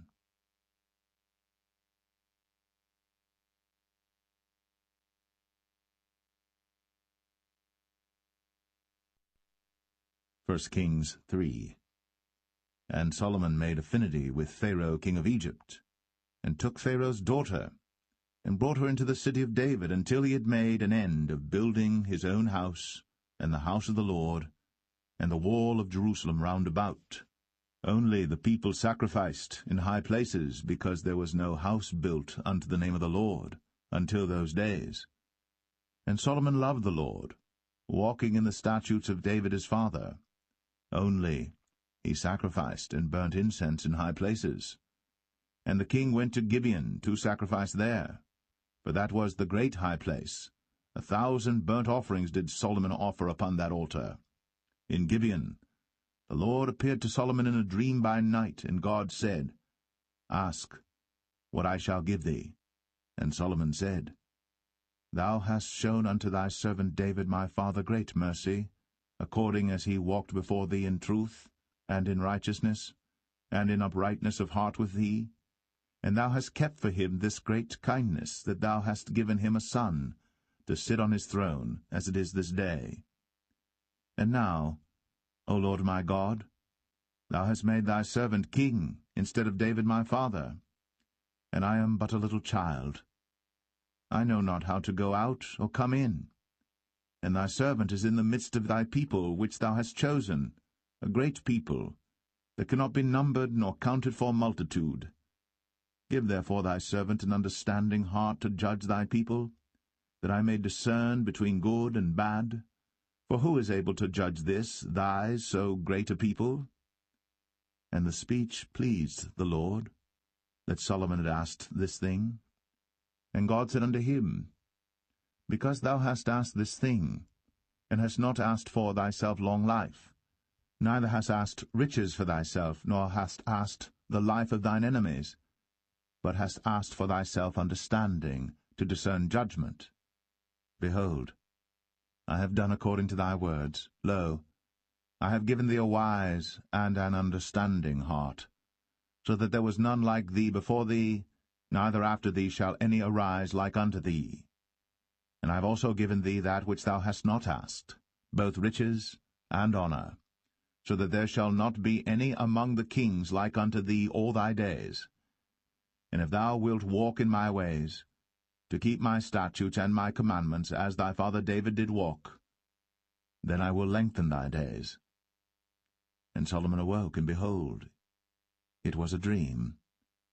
And he came to Jerusalem, and stood before the ark of the covenant of the Lord, and offered up burnt offerings, and offered peace offerings, and made a feast to all his servants. Then came there 2 women that were harlots unto the king, and stood before him.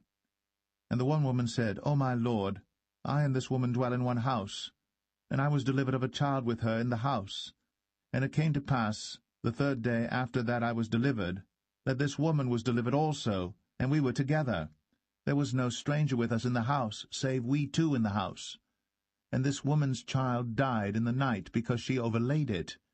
And she arose at midnight, and took my son from beside me while thine handmaid slept, and laid it in her bosom, and laid her dead child in my bosom.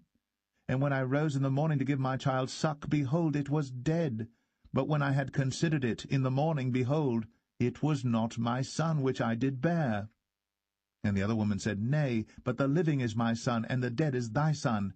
And this said, No, but the dead is thy son, and the living is my son. Thus they spake before the king. Then said the king, The one saith, This is my son that liveth, and thy son is the dead.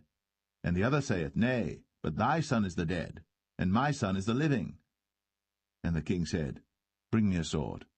And they brought a sword before the king. And the king said, Divide the living child in 2, and give half to the one, and half to the other. Then spake the woman, whose the living child was, unto the king. For her bowels yearned upon her son, and she said, O my lord, give her the living child, and in no wise slay it. But the other said, Let it be neither mine nor thine, but divide it. Then the king answered and said, Give her the living child, and in no wise slay it. She is the mother thereof. And all Israel heard of the judgment which the king had judged. And they feared the king, for they saw that the wisdom of God was in him, to do judgment.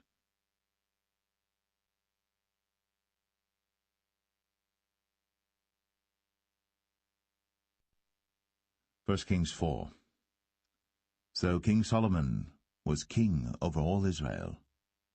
And these were the princes which he had: Azariah the son of Zadok the priest, Elihoreph and Ahiah the sons of Shishah, scribes, Jehoshaphat the son of Ahilud, the recorder, and Benaiah the son of Jehoiada was over the host, and Zadok and Abiathar were the priests. And Azariah the son of Nathan was over the officers, and Zabud the son of Nathan was principal officer, and the king's friend. And Ahishah was over the household, and Adoniram the son of Abda was over the tribute. And Solomon had 12 officers over all Israel, which provided victuals for the king and his household. Each man his month in a year made provision. And these are their names: the son of Hur, in Mount Ephraim, the son of Dekar, in Makaz, and in Shaalbim, and in Beth-Shemesh, in Elon Bethanan, the son of Hesed, in Arabath. To him pertained Socho, in all the land of Hepher, the son of Abinadab, in all the region of Dor, which had Taphath, the daughter of Solomon, to wife. Baanah, the son of Ahilud, to him pertained Tanakh and Megiddo, in all Bethshan, which is by Zartanah beneath Jezreel, from Bethshan to Abel-Meholah, even unto the place that is beyond Jokneam. The son of Geber, in Ramoth-Gilead, to him pertain the towns of Jair, the son of Manasseh, which are in Gilead. To him also pertain the region of Argob, which is in Bashan, 80 great cities with walls and brazen bars. Ahinadab, the son of Edo, had Mahanaim. Ahimaaz was in Naphtali. He also took Basmath, the daughter of Solomon, to wife. Baanah, the son of Hushai, was in Asher and in Aloth. Jehoshaphat, the son of Paruah, in Issachar. Shimei, the son of Elah, in Benjamin. Geber, the son of Uri, was in the country of Gilead, in the country of Sihon, the king of the Amorites, and of Og, the king of Bashan, and he was the only officer which was in the land. Judah and Israel were many, as the sand which is by the sea in multitude, eating and drinking and making merry. And Solomon reigned over all kingdoms, from the river unto the land of the Philistines, and unto the border of Egypt. They brought presents, and served Solomon all the days of his life. And Solomon's provisions for one day was 30 measures of fine flour, and 80 measures of meal, 10 fat oxen, and 20 oxen out of the pastures, and 100 sheep beside harts and roebucks, and fallow deer and fatted fowl, for he had dominion over all the region on this side the river, from Tiphsah even to Azar, over all the kings on this side the river, and he had peace on all sides round about him. And Judah and Israel dwelt safely, every man under his vine and under his fig tree, from Dan even to Beersheba, all the days of Solomon. And Solomon had 40,000 stalls of horses for his chariots, and 12,000 horsemen. And those officers provided victual for King Solomon, and for all that came unto King Solomon's table, every man in his month, they lacked nothing. Barley also, and straw for the horses, and dromedaries brought they unto the place where the officers were, every man according to his charge. And God gave Solomon wisdom and understanding exceeding much, and largeness of heart, even as the sand that is on the seashore. And Solomon's wisdom excelled the wisdom of all the children of the east country, and all the wisdom of Egypt. For he was wiser than all men, than Ethan the Ezrahite, and Heman, and Chalcol, and Darda, the sons of Mahol, and his fame was in all nations round about. And he spake 3,000 proverbs, and his songs were 1,005. And he spake of trees, from the cedar tree that is in Lebanon, even unto the hyssop that springeth out of the wall. He spake also of beasts, and of fowl, and of creeping things, and of fishes. And there came of all people to hear the wisdom of Solomon, from all kings of the earth, which had heard of his wisdom.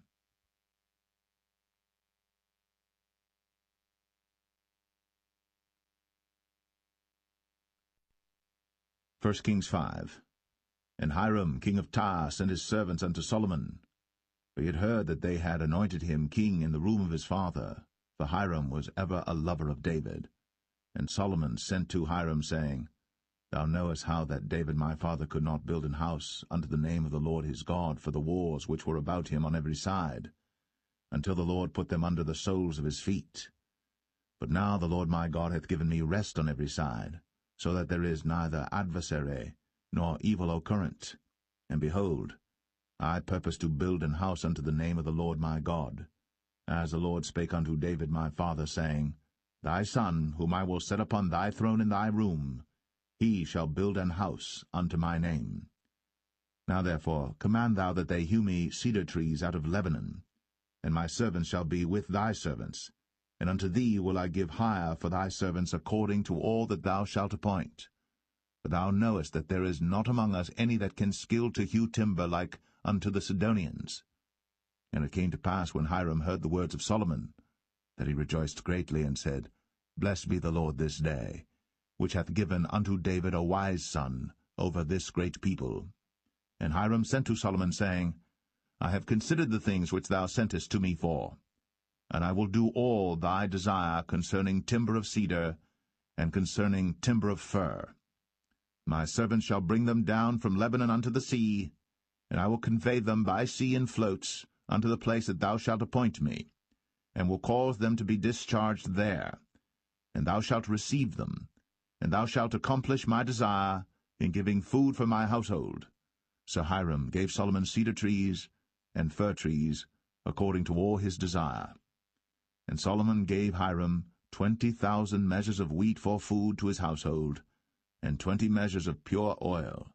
Thus gave Solomon to Hiram year by year.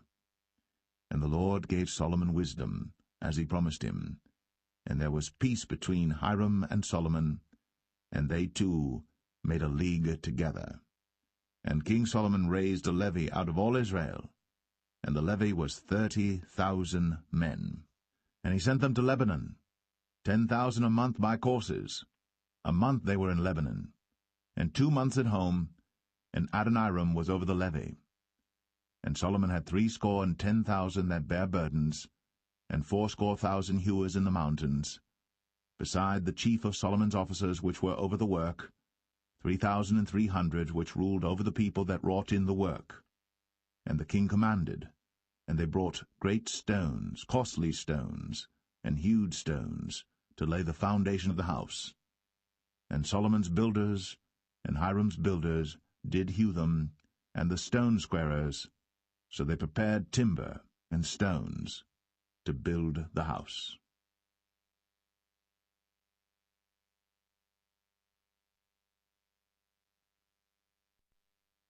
1 Kings 6.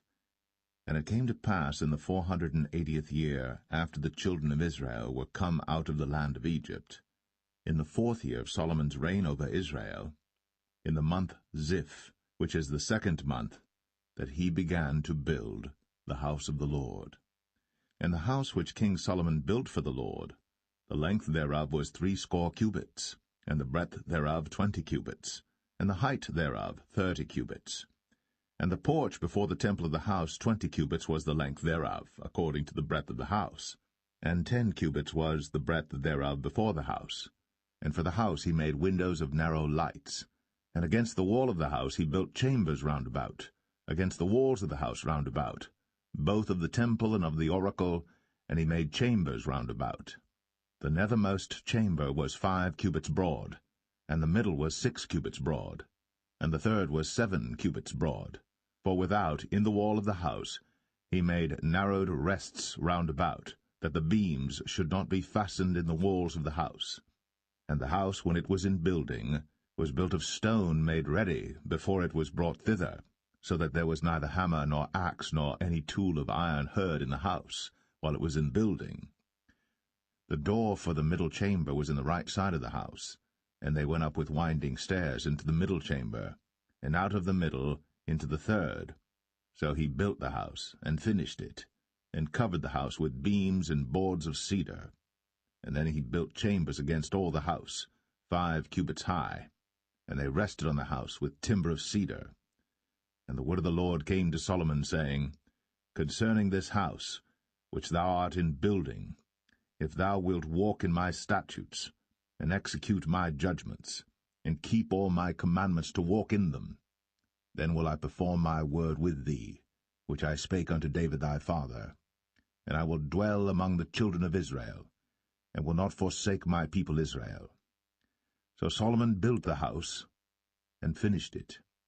And he built the walls of the house within with boards of cedar, both the floor of the house and the walls of the ceiling, and he covered them on the inside with wood, and covered the floor of the house with planks of fir.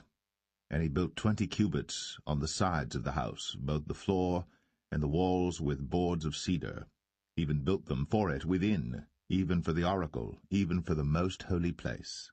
And the house, that is, the temple before it, was 40 cubits long. And the cedar of the house within was carved with knobs and open flowers. All was cedar. There was no stone seen. And the oracle he prepared in the house within, to set there the ark of the covenant of the Lord. And the oracle in the forepart was 20 cubits in length, and 20 cubits in breadth, and 20 cubits in the height thereof. And he overlaid it with pure gold, and so covered the altar which was of cedar. So Solomon overlaid the house within with pure gold, and he made a partition by the chains of gold before the oracle, and he overlaid it with gold. And the whole house he overlaid with gold until he had finished all the house. Also the whole altar that was by the oracle he overlaid with gold. And within the oracle he made 2 cherubims of olive tree, each 10 cubits high. And 5 cubits was the one wing of the cherub, and 5 cubits the other wing of the cherub. From the uttermost part of the one wing unto the uttermost part of the other were 10 cubits. And the other cherub was 10 cubits. Both the cherubims were of one measure and one size. The height of the one cherub was 10 cubits, and so was it of the other cherub. And he set the cherubims within the inner house, and they stretched forth the wings of the cherubims, so that the wing of the one touched the one wall, and the wing of the other cherub touched the other wall, and their wings touched one another in the midst of the house. And he overlaid the cherubims with gold, and he carved all the walls of the house round about with carved figures of cherubims and palm trees and open flowers, within and without. And the floor of the house he overlaid with gold, within and without. And for the entering of the oracle he made doors of olive tree. The lintel and side posts were a 5th part of the wall. The 2 doors also were of olive tree, and he carved upon them carvings of cherubims and palm trees and open flowers, and overlaid them with gold, and spread gold upon the cherubims and upon the palm trees. So also made he for the door of the temple posts of olive tree, a 4th part of the wall. And the 2 doors were of fir tree. The 2 leaves of the one door were folding, and the 2 leaves of the other door were folding.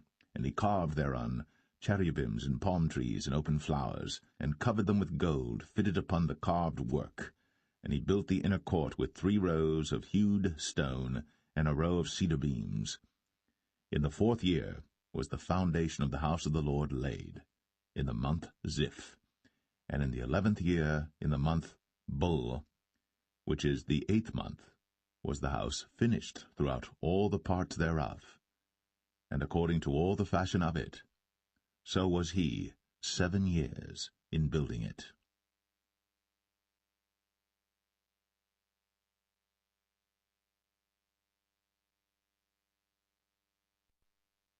1 Kings 7.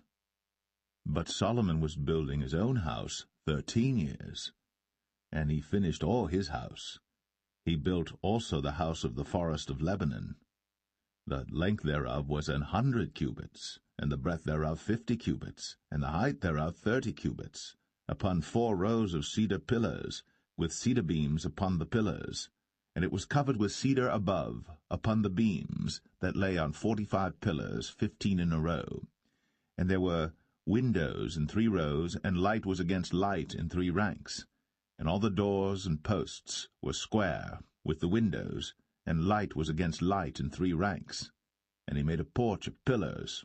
The length thereof was 50 cubits, and the breadth thereof 30 cubits, and the porch was before them. And the other pillars and the thick beam were before them. Then he made a porch for the throne where he might judge, even the porch of judgment, and it was covered with cedar from one side of the floor to the other. And his house where he dwelt had another court within the porch, which was of the like work. Solomon made also an house for Pharaoh's daughter, whom he had taken to wife, like unto this porch.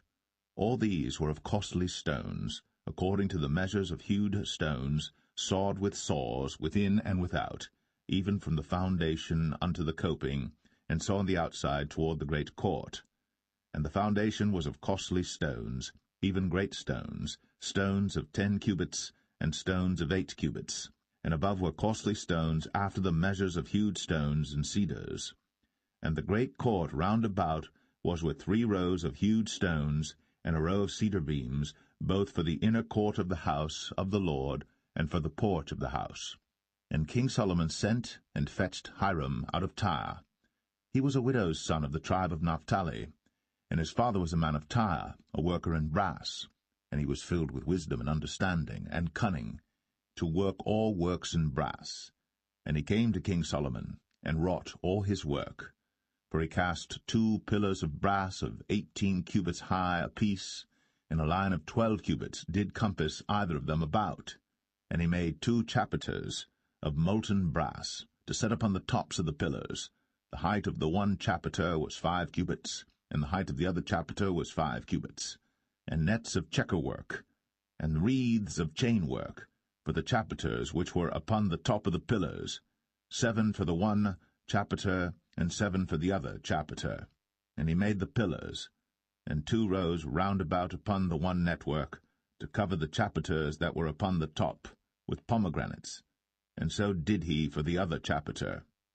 And the chapiters that were upon the top of the pillars were of lily work in the porch 4 cubits. And the chapiters upon the 2 pillars had pomegranates also above, over against the belly which was by the network. And the pomegranates were 200 in rows round about upon the other chapiter. And he set up the pillars in the porch of the temple.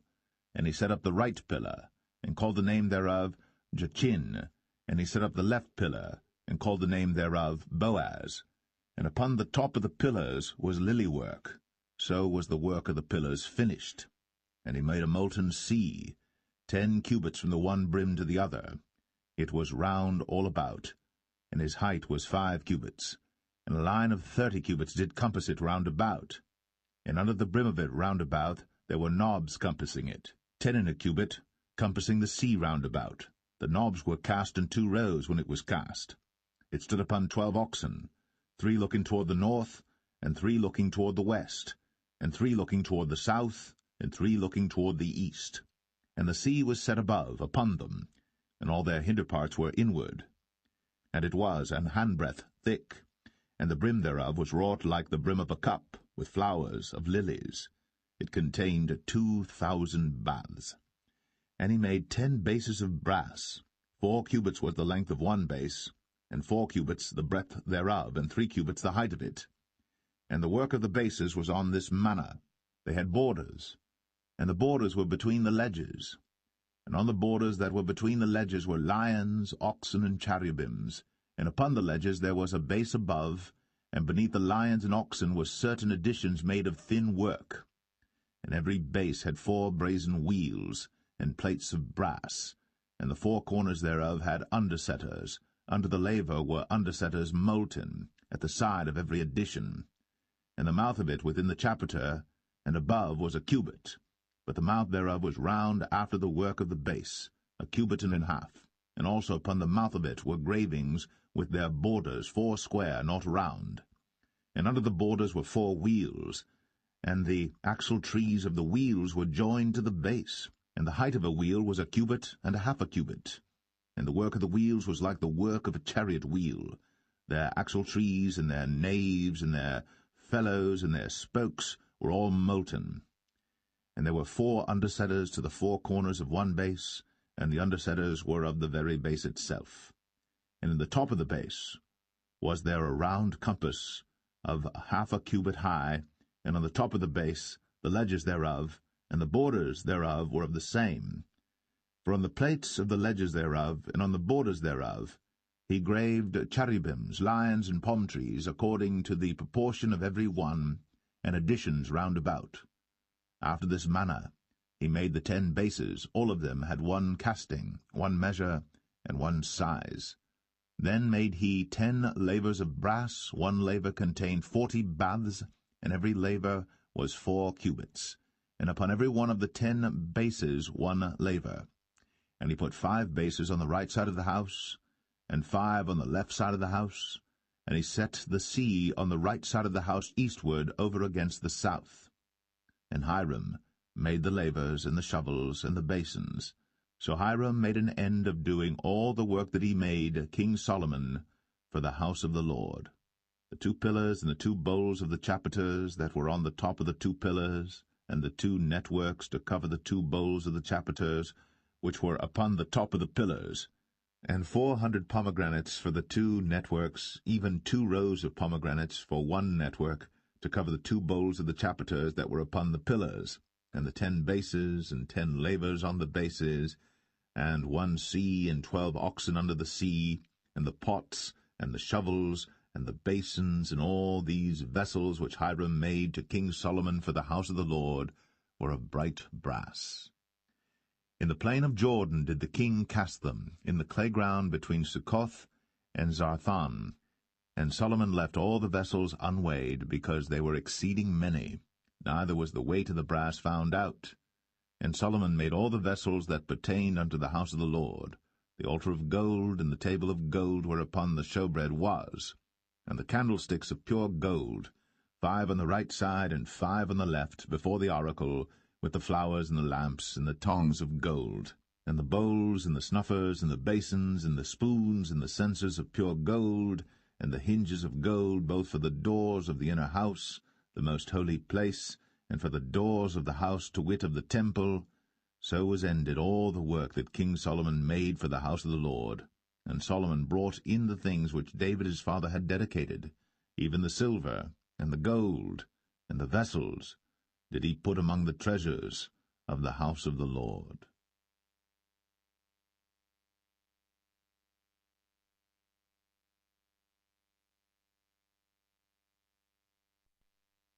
1 Kings 8. Then Solomon assembled the elders of Israel, and all the heads of the tribes, the chief of the fathers of the children of Israel, unto King Solomon in Jerusalem, that they might bring up the ark of the covenant of the Lord out of the city of David, which is Zion. And all the men of Israel assembled themselves unto King Solomon at the feast in the month Ethanim, which is the 7th month. And all the elders of Israel came, and the priests took up the ark, and they brought up the ark of the Lord, and the tabernacle of the congregation, and all the holy vessels that were in the tabernacle, even those did the priests and the Levites bring up. And King Solomon and all the congregation of Israel that were assembled unto him were with him before the ark, sacrificing sheep and oxen that could not be told nor numbered for multitude. And the priests brought in the ark of the covenant of the Lord unto his place, into the oracle of the house, to the most holy place, even under the wings of the cherubims. For the cherubims spread forth their 2 wings over the place of the ark, and the cherubims covered the ark and the staves thereof above. And they drew out the staves, that the ends of the staves were seen out in the holy place before the oracle, and they were not seen without. And there they are unto this day. There was nothing in the ark save the 2 tables of stone, which Moses put there at Horeb, when the Lord made a covenant with the children of Israel, when they came out of the land of Egypt. And it came to pass, when the priests were come out of the holy place, that the cloud filled the house of the Lord, so that the priests could not stand to minister because of the cloud, for the glory of the Lord had filled the house of the Lord. Then spake Solomon, The Lord said that he would dwell in the thick darkness. I have surely built thee an house to dwell in, a settled place for thee to abide in for ever. And the king turned his face about, and blessed all the congregation of Israel. And all the congregation of Israel stood, and he said, Blessed be the Lord God of Israel, which spake with his mouth unto David my father, and hath with his hand fulfilled it, saying, Since the day that I brought forth my people Israel out of Egypt, I chose no city out of all the tribes of Israel to build an house, that my name might be therein. But I chose David to be over my people Israel. And it was in the heart of David my father to build an house for the name of the Lord God of Israel. And the Lord said unto David my father, Whereas it was in thine heart to build an house unto my name, thou didst well that it was in thine heart. Nevertheless thou shalt not build the house, but thy son that shall come forth out of thy loins, he shall build the house unto my name. And the Lord hath performed his word that he spake, and I am risen up in the room of David my father, and sit on the throne of Israel, as the Lord promised, and have built an house for the name of the Lord God of Israel. And I have set there a place for the ark, wherein is the covenant of the Lord, which he made with our fathers when he brought them out of the land of Egypt. And Solomon stood before the altar of the Lord in the presence of all the congregation of Israel, and spread forth his hands toward heaven, and he said, Lord God of Israel, there is no God like thee, in heaven above, or on earth beneath, who keepest covenant and mercy with thy servants that walk before thee with all their heart, who hast kept with thy servant David my father, that thou promised him, thou spakest also with thy mouth, and hast fulfilled it with thine hand, as it is this day. Therefore now, Lord God of Israel, keep with thy servant David my father, that thou promised him, saying, There shall not fail thee a man in my sight to sit on the throne of Israel, so that thy children take heed to their way, that they walk before me as thou hast walked before me. And now, O God of Israel, let thy word, I pray thee, be verified, which thou spakest unto thy servant David my father. But will God indeed dwell on the earth? Behold, the heaven, and heaven of heavens cannot contain thee. How much less this house that I have builded? Yet have thou respect unto the prayer of thy servant, and to his supplication, O Lord my God, to hearken unto the cry and to the prayer which thy servant prayeth before thee today, that thine eyes may be open toward this house night and day, even toward the place of which thou hast said, My name shall be there, that thou mayest hearken unto the prayer which thy servant shall make toward this place. And hearken thou to the supplication of thy servant, and of thy people Israel, when they shall pray toward this place. And hear thou in heaven thy dwelling place, and when thou hearest, forgive. If any man trespass against his neighbor, and an oath be laid upon him to cause him to swear, and the oath come before thine altar in this house, then hear thou in heaven, and do and judge thy servants, condemning the wicked, to bring his way upon his head, and justifying the righteous, to give him according to his righteousness. When thy people Israel be smitten down before the enemy, because they have sinned against thee, and shall turn again to thee, and confess thy name, and pray, and make supplication unto thee in this house, then hear thou in heaven, and forgive the sin of thy people Israel, and bring them again unto the land which thou gavest unto their fathers. When heaven is shut up, and there is no rain because they have sinned against thee, if they pray toward this place, and confess thy name, and turn from their sin, when thou afflictest them, then hear thou in heaven, and forgive the sin of thy servants, and of thy people Israel, that thou teach them the good way wherein they should walk, and give rain upon thy land, which thou hast given to thy people for an inheritance. If there be in the land famine, if there be pestilence, blasting, mildew, locust, or if there be caterpillar, if their enemy besiege them in the land of their cities, whatsoever plague, whatsoever sickness there be, what prayer and supplication soever be made by any man, or by all thy people Israel, which shall know every man the plague of his own heart, and spread forth his hands toward this house, then hear thou in heaven thy dwelling place, and forgive, and do, and give to every man according to his ways, whose heart thou knowest, for thou, even thou only, knowest the hearts of all the children of men, that they may fear thee all the days that they live in the land which thou gavest unto our fathers.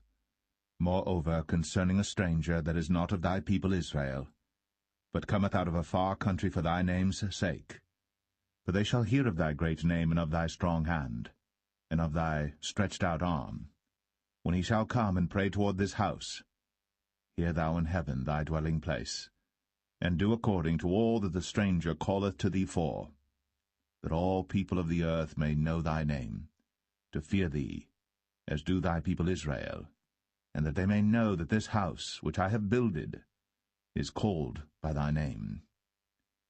If thy people go out to battle against their enemy, whithersoever thou shalt send them, and shall pray unto the Lord toward the city which thou hast chosen, and toward the house that I have built for thy name, then hear thou in heaven their prayer, and their supplication, and maintain their cause, if they sin against thee, for there is no man that sinneth not, and thou be angry with them, and deliver them to the enemy, so that they carry them away captives unto the land of the enemy, far or near. Yet if they shall bethink themselves in the land whither they were carried captives, and repent, and make supplication unto thee in the land of them that carried them captives, saying, We have sinned, and have done perversely, we have committed wickedness, and so return unto thee with all their heart, and with all their soul, in the land of their enemies, which led them away captive, and pray unto thee toward their land, which thou gavest unto their fathers, the city which thou hast chosen, and the house which I have built for thy name. Then hear thou their prayer, and their supplication in heaven thy dwelling place, and maintain their cause, and forgive thy people that have sinned against thee, and all their transgressions wherein they have transgressed against thee, and give them compassion before them who carry them captive, that they may have compassion on them.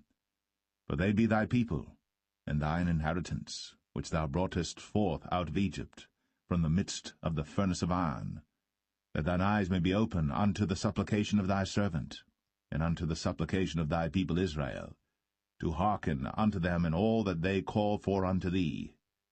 For thou didst separate them from among all the people of the earth to be thine inheritance, as thou spakest by the hand of Moses thy servant, when thou broughtest our fathers out of Egypt, O Lord God. And it was so that when Solomon had made an end of praying all this prayer and supplication unto the Lord, he arose from before the altar of the Lord, from kneeling on his knees with his hands spread up to heaven. And he stood, and blessed all the congregation of Israel with a loud voice, saying, Blessed be the Lord, that hath given rest unto his people Israel, according to all that he promised. There hath not failed one word of all his good promise, which he promised by the hand of Moses his servant. The Lord our God be with us, as he was with our fathers. Let him not leave us, nor forsake us, that he may incline our hearts unto him, to walk in all his ways, and to keep his commandments and his statutes and his judgments, which he commanded our fathers.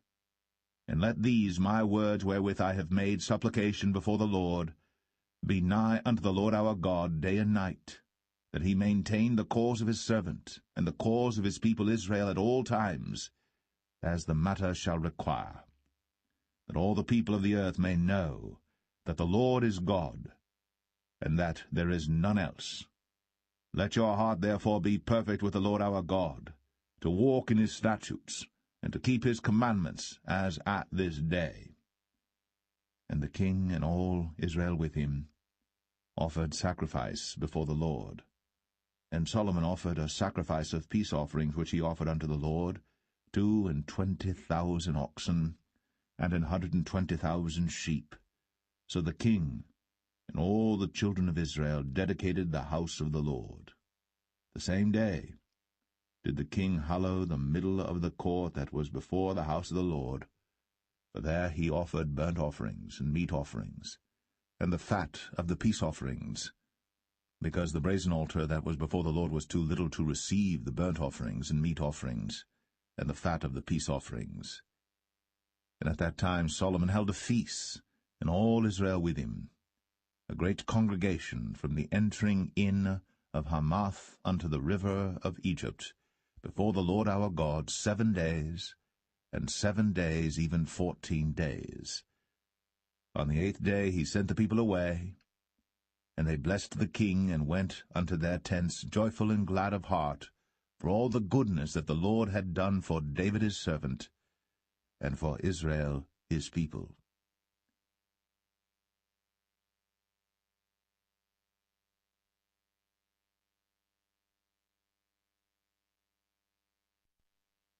First Kings 9. And it came to pass, when Solomon had finished the building of the house of the Lord, and the king's house, and all Solomon's desire which he was pleased to do, that the Lord appeared to Solomon the second time, as he had appeared unto him at Gibeon. And the Lord said unto him, I have heard thy prayer and thy supplication that thou hast made before me. I have hallowed this house which thou hast built, to put my name there for ever, and mine eyes and mine heart shall be there perpetually. And if thou wilt walk before me, as David thy father walked, in integrity of heart, and in uprightness, to do according to all that I have commanded thee, and wilt keep my statutes and my judgments, then I will establish the throne of thy kingdom upon Israel forever, as I promised to David thy father, saying, There shall not fail thee a man upon the throne of Israel. But if ye shall at all turn from following me, ye or your children, and will not keep my commandments and my statutes which I have set before you, but go and serve other gods, and worship them, then will I cut off Israel out of the land which I have given them, and this house which I have hallowed for my name will I cast out of my sight, and Israel shall be a proverb and a byword among all people.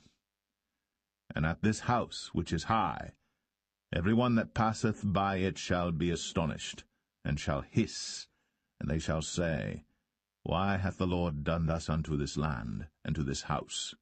And they shall answer, Because they forsook the Lord their God, who brought forth their fathers out of the land of Egypt, and had taken hold upon other gods, and have worshipped them, and served them. Therefore hath the Lord brought upon them all this evil. And it came to pass at the end of 20 years, when Solomon had built the 2 houses, the house of the Lord, and the king's house. Now Hiram the king of Tyre had furnished Solomon with cedar trees and fir trees, and with gold according to all his desire. That then King Solomon gave Hiram 20 cities in the land of Galilee. And Hiram came out from Tyre to see the cities which Solomon had given him, and they pleased him not. And he said, What cities are these which thou hast given me, my brother? And he called them the land of Cabul unto this day. And Hiram sent to the king 60 talents of gold. And this is the reason of the levy which King Solomon raised, for to build the house of the Lord and his own house, and Millo, and the wall of Jerusalem, and Hazor, and Megiddo, and Gezer. For Pharaoh king of Egypt had gone up and taken Gezer, and burnt it with fire, and slain the Canaanites that dwelt in the city, and given it for a present unto his daughter Solomon's wife. And Solomon built Gezer, and Beth-horon the nether, and Baalath, and Tadmor in the wilderness in the land, and all the cities of store that Solomon had, and cities for his chariots, and cities for his horsemen, and that which Solomon desired to build in Jerusalem, and in Lebanon, and in all the land of his dominion. And all the people that were left of the Amorites, Hittites, Perizzites, Hivites, and Jebusites, which were not of the children of Israel, their children that were left after them in the land, whom the children of Israel also were not able utterly to destroy, upon those did Solomon levy a tribute of bondservice unto this day. But of the children of Israel did Solomon make no bondmen, but they were men of war, and his servants, and his princes, and his captains, and rulers of his chariots, and his horsemen. These were the chief of the officers that were over Solomon's work, 550, which bare rule over the people that wrought in the work. But Pharaoh's daughter came up out of the city of David unto her house, which Solomon had built for her. Then did he build Millo.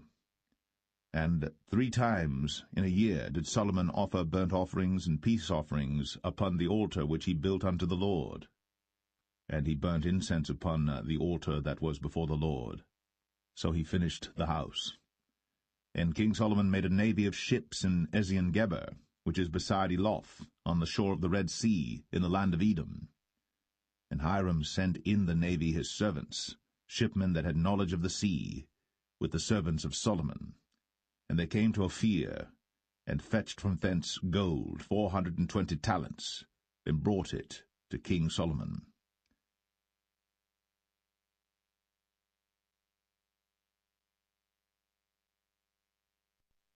1 Kings 10. And when the queen of Sheba heard of the fame of Solomon concerning the name of the Lord, she came to prove him with hard questions. And she came to Jerusalem with a very great train, with camels that bare spices, and very much gold, and precious stones. And when she was come to Solomon, she communed with him of all that was in her heart. And Solomon told her all her questions. There was not anything hid from the king which he told her not. And when the queen of Sheba had seen all Solomon's wisdom, and the house that he had built, and the meat of his table, and the sitting of his servants, and the attendance of his ministers, and their apparel, and his cupbearers, and his ascent by which he went up unto the house of the Lord, there was no more spirit in her. And she said to the king, It was a true report that I heard in mine own land of thy acts and of thy wisdom. Howbeit, I believed not the word until I came. And mine eyes had seen it, and behold, the half was not told me. Thy wisdom and prosperity exceedeth the fame which I heard. Happy are thy men, happy are these thy servants, which stand continually before thee, and that hear thy wisdom. Blessed be the Lord thy God, which delighteth in thee, to set thee on the throne of Israel, because the Lord loved Israel for ever. Therefore made he thee king, to do judgment and justice. And she gave the king 120 talents of gold and of spices, very great store, and precious stones.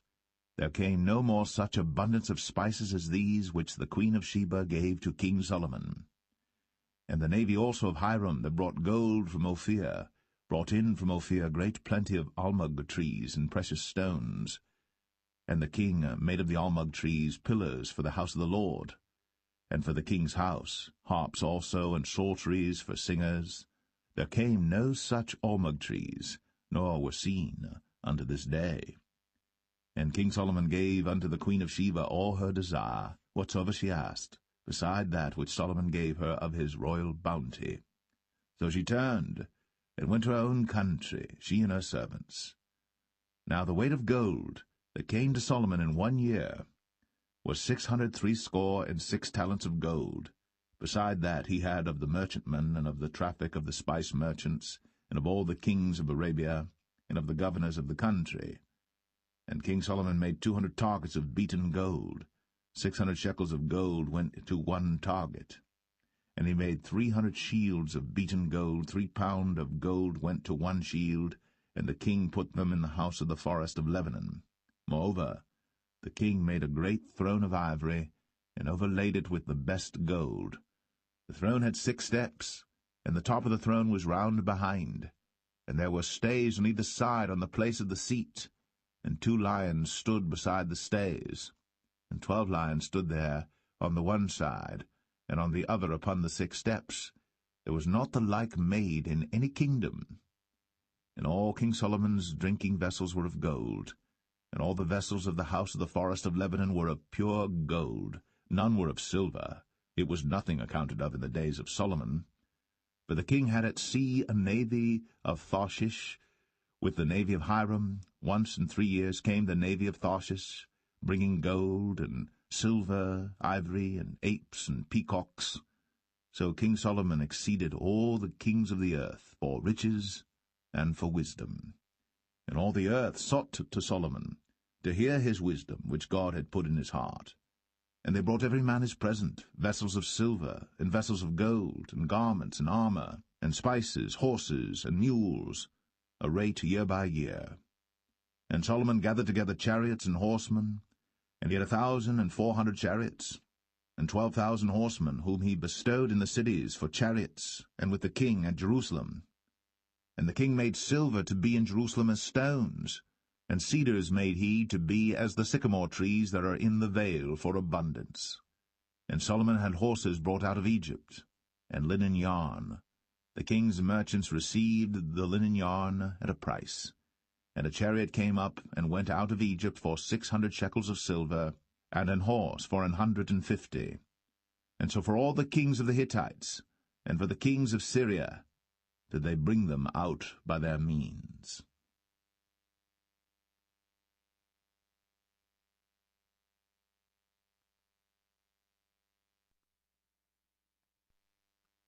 First Kings 11. But King Solomon loved many strange women, together with the daughter of Pharaoh, women of the Moabites, Ammonites, Edomites, Zidonians, and Hittites. Of the nations concerning which the Lord said unto the children of Israel, Ye shall not go in to them, neither shall they come in unto you, for surely they will turn away your heart after their gods. Solomon clave unto these in love. And he had 700 wives, princesses, and 300 concubines, and his wives turned away his heart. For it came to pass, when Solomon was old, that his wives turned away his heart after other gods. And his heart was not perfect with the Lord his God, as was the heart of David his father. For Solomon went after Ashtoreth, the goddess of the Zidonians, and after Milcom, the abomination of the Ammonites. And Solomon did evil in the sight of the Lord, and went not fully after the Lord, as did David his father. Then did Solomon build an high place for Chemosh, the abomination of Moab, in the hill that is before Jerusalem, and for Molech, the abomination of the children of Ammon. And likewise did he for all his strange wives, which burnt incense, and sacrificed unto their gods. And the Lord was angry with Solomon, because his heart was turned from the Lord God of Israel, which had appeared unto him twice, and had commanded him concerning this thing, that he should not go after other gods. But he kept not that which the Lord commanded. Wherefore the Lord said unto Solomon, Forasmuch as this is done of thee, and thou hast not kept my covenant and my statutes, which I have commanded thee, I will surely rend the kingdom from thee, and will give it to thy servant. Notwithstanding, in thy days, I will not do it for David thy father's sake, but I will rend it out of the hand of thy son. Howbeit, I will not rend away all the kingdom, but will give one tribe to thy son, for David my servant's sake, and for Jerusalem's sake, which I have chosen. And the Lord stirred up an adversary unto Solomon, Hadad the Edomite. He was of the king's seed in Edom. For it came to pass, when David was in Edom, and Joab, the captain of the host, was gone up to bury the slain, after he had smitten every male in Edom. For 6 months did Joab remain there with all Israel, until he had cut off every male in Edom. That Hadad fled, he and certain Edomites of his father's servants with him, to go into Egypt, Hadad being yet a little child. And they arose out of Midian, and came to Paran. And they took men with them out of Paran, and they came to Egypt, unto Pharaoh king of Egypt, which gave him an house, and appointed him victuals, and gave him land. And Hadad found great favour in the sight of Pharaoh, so that he gave him to wife the sister of his own wife, the sister of Tahpenes the queen. And the sister of Tahpenes bare him Genubath his son, whom Tahpenes weaned in Pharaoh's house. And Genubath was in Pharaoh's household among the sons of Pharaoh. And when Hadad heard in Egypt that David slept with his fathers, and that Joab the captain of the host was dead, Hadad said to Pharaoh, Let me depart, that I may go to mine own country. Then Pharaoh said unto him, But what hast thou lacked with me, that, behold, thou seekest to go to thine own country? And he answered, Nothing. Howbeit, let me go in any wise. And God stirred him up another adversary, Rezon the son of Eliadah, which fled from his lord Hadadezer king of Zobah. And he gathered men unto him, and became captain over a band, when David slew them of Zobah. And they went to Damascus, and dwelt therein, and reigned in Damascus. And he was an adversary to Israel all the days of Solomon, beside the mischief that Hadad did. And he abhorred Israel, and reigned over Syria. And Jeroboam the son of Nebat, an Ephrathite of Zeradah, Solomon's servant, whose mother's name was Zeruiah, a widow woman, even he lifted up his hand against the king. And this was the cause that he lifted up his hand against the king.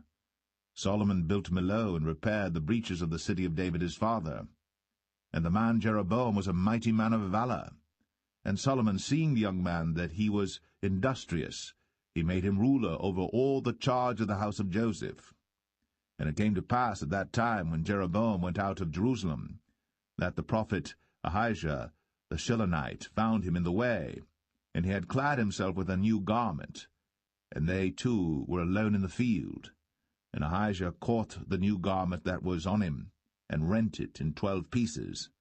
And he said to Jeroboam, Take thee 10 pieces, for thus saith the Lord, the God of Israel, Behold, I will rend the kingdom out of the hand of Solomon, and will give 10 tribes to thee. But he shall have 1 tribe for my servant David's sake, and for Jerusalem's sake, the city which I have chosen out of all the tribes of Israel, because that they have forsaken me, and have worshipped Ashtoreth, the goddess of the Zidonians, Chemosh, the god of the Moabites, and Milcom, the god of the children of Ammon, and have not walked in my ways, to do that which is right in mine eyes, and to keep my statutes and my judgments, as did David his father. Howbeit, I will not take the whole kingdom out of his hand, but I will make him prince all the days of his life, for David my servant's sake, whom I chose, because he kept my commandments and my statutes. But I will take the kingdom out of his son's hand, and will give it unto thee, even 10 tribes. And unto his son will I give 1 tribe, that David my servant may have a light always before me in Jerusalem, the city which I have chosen me, to put my name there. And I will take thee, and thou shalt reign according to all that thy soul desireth, and shalt be king over Israel. And it shall be, if thou wilt hearken unto all that I command thee, and wilt walk in my ways, and do that is right in my sight, to keep my statutes and my commandments, as David my servant did, that I will be with thee, and build thee a sure house, as I built for David, and will give Israel unto thee. And I will for this afflict the seed of David, but not forever. Solomon sought therefore to kill Jeroboam. And Jeroboam arose and fled into Egypt, unto Shishak king of Egypt, and was in Egypt until the death of Solomon. And the rest of the acts of Solomon, and all that he did, and his wisdom, are they not written in the book of the acts of Solomon? And the time that Solomon reigned in Jerusalem over all Israel was 40 years. And Solomon slept with his fathers, and was buried in the city of David his father, and Rehoboam his son reigned in his stead.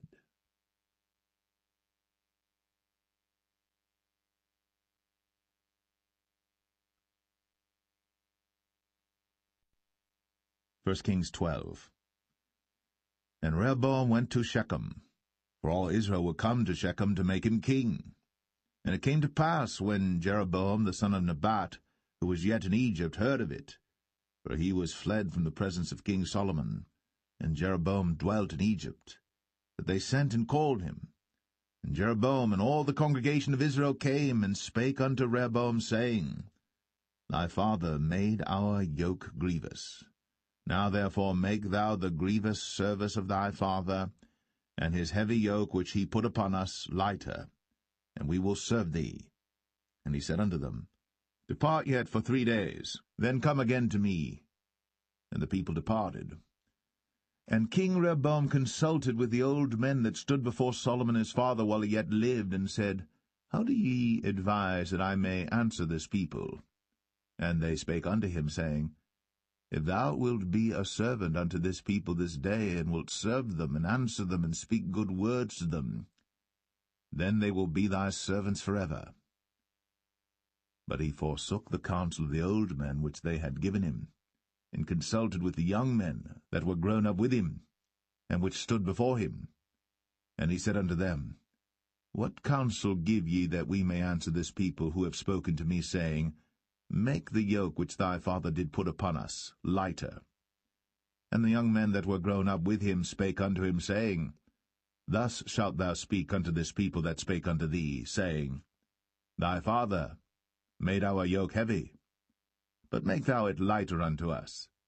Thus shalt thou say unto them, My little finger shall be thicker than my father's loins.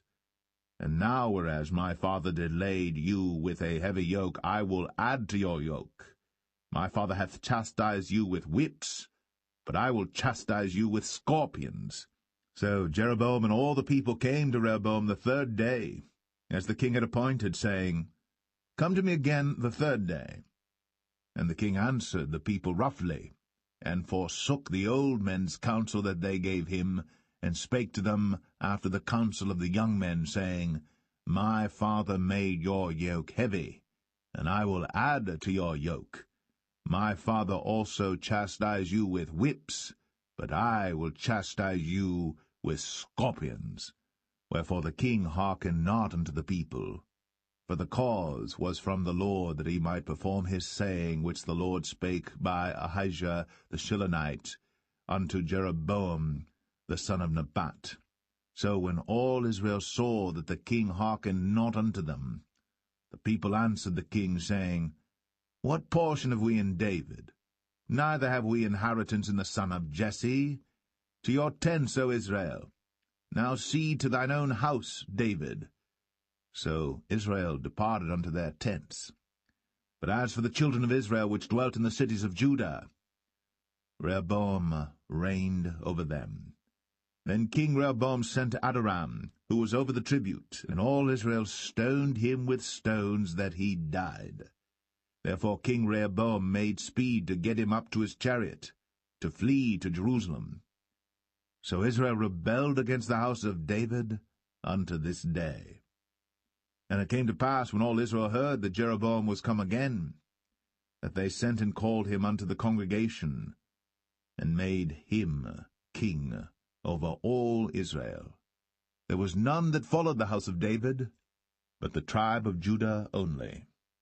And when Rehoboam was come to Jerusalem, he assembled all the house of Judah with the tribe of Benjamin, 180,000 chosen men which were warriors, to fight against the house of Israel, to bring the kingdom again to Rehoboam the son of Solomon. But the word of God came unto Shemaiah the man of God, saying, Speak unto Rehoboam the son of Solomon, king of Judah, and unto all the house of Judah and Benjamin, and to the remnant of the people, saying, Thus saith the Lord, Ye shall not go up, nor fight against your brethren the children of Israel. Return every man to his house, for this thing is from me. They hearkened therefore to the word of the Lord, and returned to depart according to the word of the Lord. Then Jeroboam built Shechem in Mount Ephraim, and dwelt therein, and went out from thence, and built Penuel. And Jeroboam said in his heart, Now shall the kingdom return to the house of David. If this people go up to do sacrifice in the house of the Lord at Jerusalem, then shall the heart of this people turn again unto their Lord, even unto Rehoboam king of Judah, and they shall kill me, and go again to Rehoboam king of Judah. Whereupon the king took counsel, and made 2 calves of gold, and said unto them, It is too much for you to go up to Jerusalem. Behold thy gods, O Israel, which brought thee up out of the land of Egypt. And he set the one in Bethel, and the other put he in Dan. And this thing became a sin. For the people went to worship before the one, even unto Dan. And he made an house of high places, and made priests of the lowest of the people, which were not of the sons of Levi. And Jeroboam ordained a feast in the 8th month, on the 15th day of the month, like unto the feast that is in Judah. And he offered upon the altar. So did he in Bethel, sacrificing unto the calves that he had made. And he placed in Bethel the priests of the high places which he had made. So he offered upon the altar which he had made in Bethel the 15th day of the 8th month, even in the month which he had devised of his own heart, and ordained a feast unto the children of Israel. And he offered upon the altar, and burnt incense.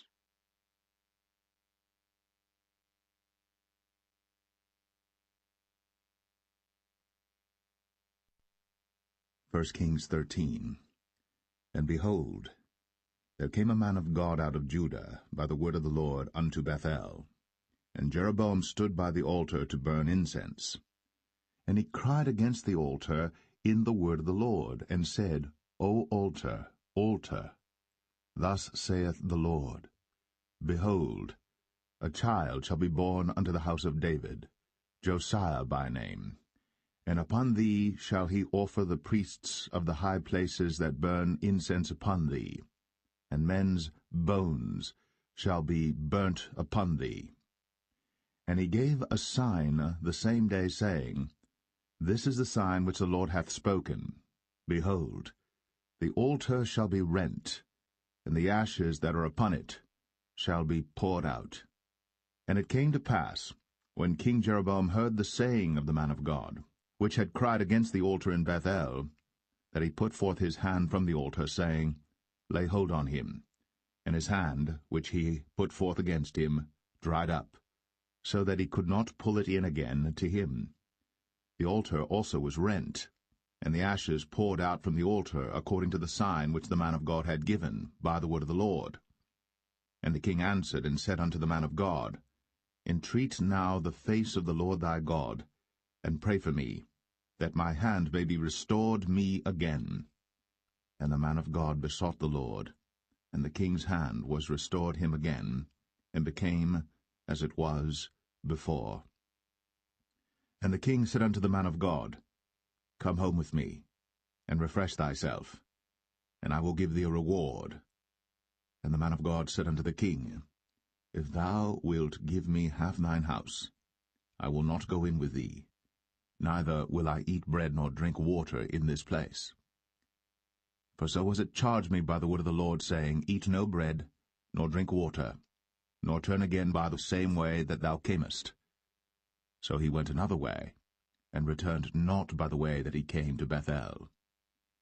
Now there dwelt an old prophet in Bethel, and his sons came and told him all the works that the man of God had done that day in Bethel, the words which he had spoken unto the king.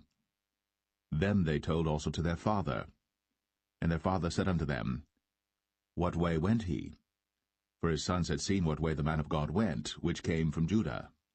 And he said unto his sons, Saddle me the ass. So they saddled him the ass, and he rode thereon, and went after the man of God, and found him sitting under an oak. And he said unto him, Art thou the man of God that camest from Judah? And he said, I am. Then he said unto him, Come home with me, and eat bread. And he said, I may not return with thee, nor go in with thee, neither will I eat bread nor drink water with thee in this place. For it was said to me by the word of the Lord, Thou shalt eat no bread, nor drink water there, nor turn again to go by the way that thou camest. He said unto him, I am a prophet, also as thou art. And an angel spake unto me by the word of the Lord, saying, Bring him back with thee into thine house, that he may eat bread and drink water. But he lied unto him. So he went back with him, and did eat bread in his house, and drank water. And it came to pass, as they sat at the table, that the word of the Lord came unto the prophet that brought him back. And he cried unto the man of God that came from Judah, saying, Thus saith the Lord, For as much as thou hast disobeyed the mouth of the Lord, and hast not kept the commandment which the Lord thy God commanded thee, but camest back, and hast eaten bread, and drunk water in the place, of the which the Lord did say to thee, Eat no bread, and drink no water, thy carcass shall not come unto the sepulchre of thy fathers. And it came to pass, after he had eaten bread, and after he had drunk, that he saddled for him the ass, to wit, for the prophet whom he had brought back. And when he was gone, a lion met him by the way, and slew him. And his carcass was cast in the way, and the ass stood by it. The lion also stood by the carcass. And behold, men passed by, and saw the carcass cast in the way, and the lion standing by the carcass. And they came and told it in the city where the old prophet dwelt. And when the prophet that brought him back from the way heard thereof, he said, It is the man of God who was disobedient unto the word of the Lord. Therefore the Lord hath delivered him unto the lion, which hath torn him and slain him according to the word of the Lord, which he spake unto him. And he spake to his son, saying, Saddle me the ass. And they saddled him. And he went and found his carcass cast in the way, and the ass and the lion standing by the carcass. The lion had not eaten the carcass, nor torn the ass. And the prophet took up the carcass of the man of God, and laid it upon the ass, and brought it back. And the old prophet came to the city to mourn and to bury him. And he laid his carcass in his own grave. And they mourned over him, saying, Alas, my brother!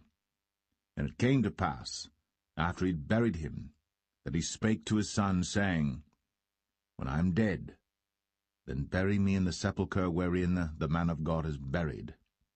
Lay my bones beside his bones. For the saying which he cried by the word of the Lord against the altar in Bethel, and against all the houses of the high places which are in the cities of Samaria, shall surely come to pass. After this thing Jeroboam returned not from his evil way, but made again of the lowest of the people priests of the high places. Whosoever would, he consecrated him, and he became one of the priests of the high places. And this thing became sin unto the house of Jeroboam, even to cut it off, and to destroy it from off the face of the earth.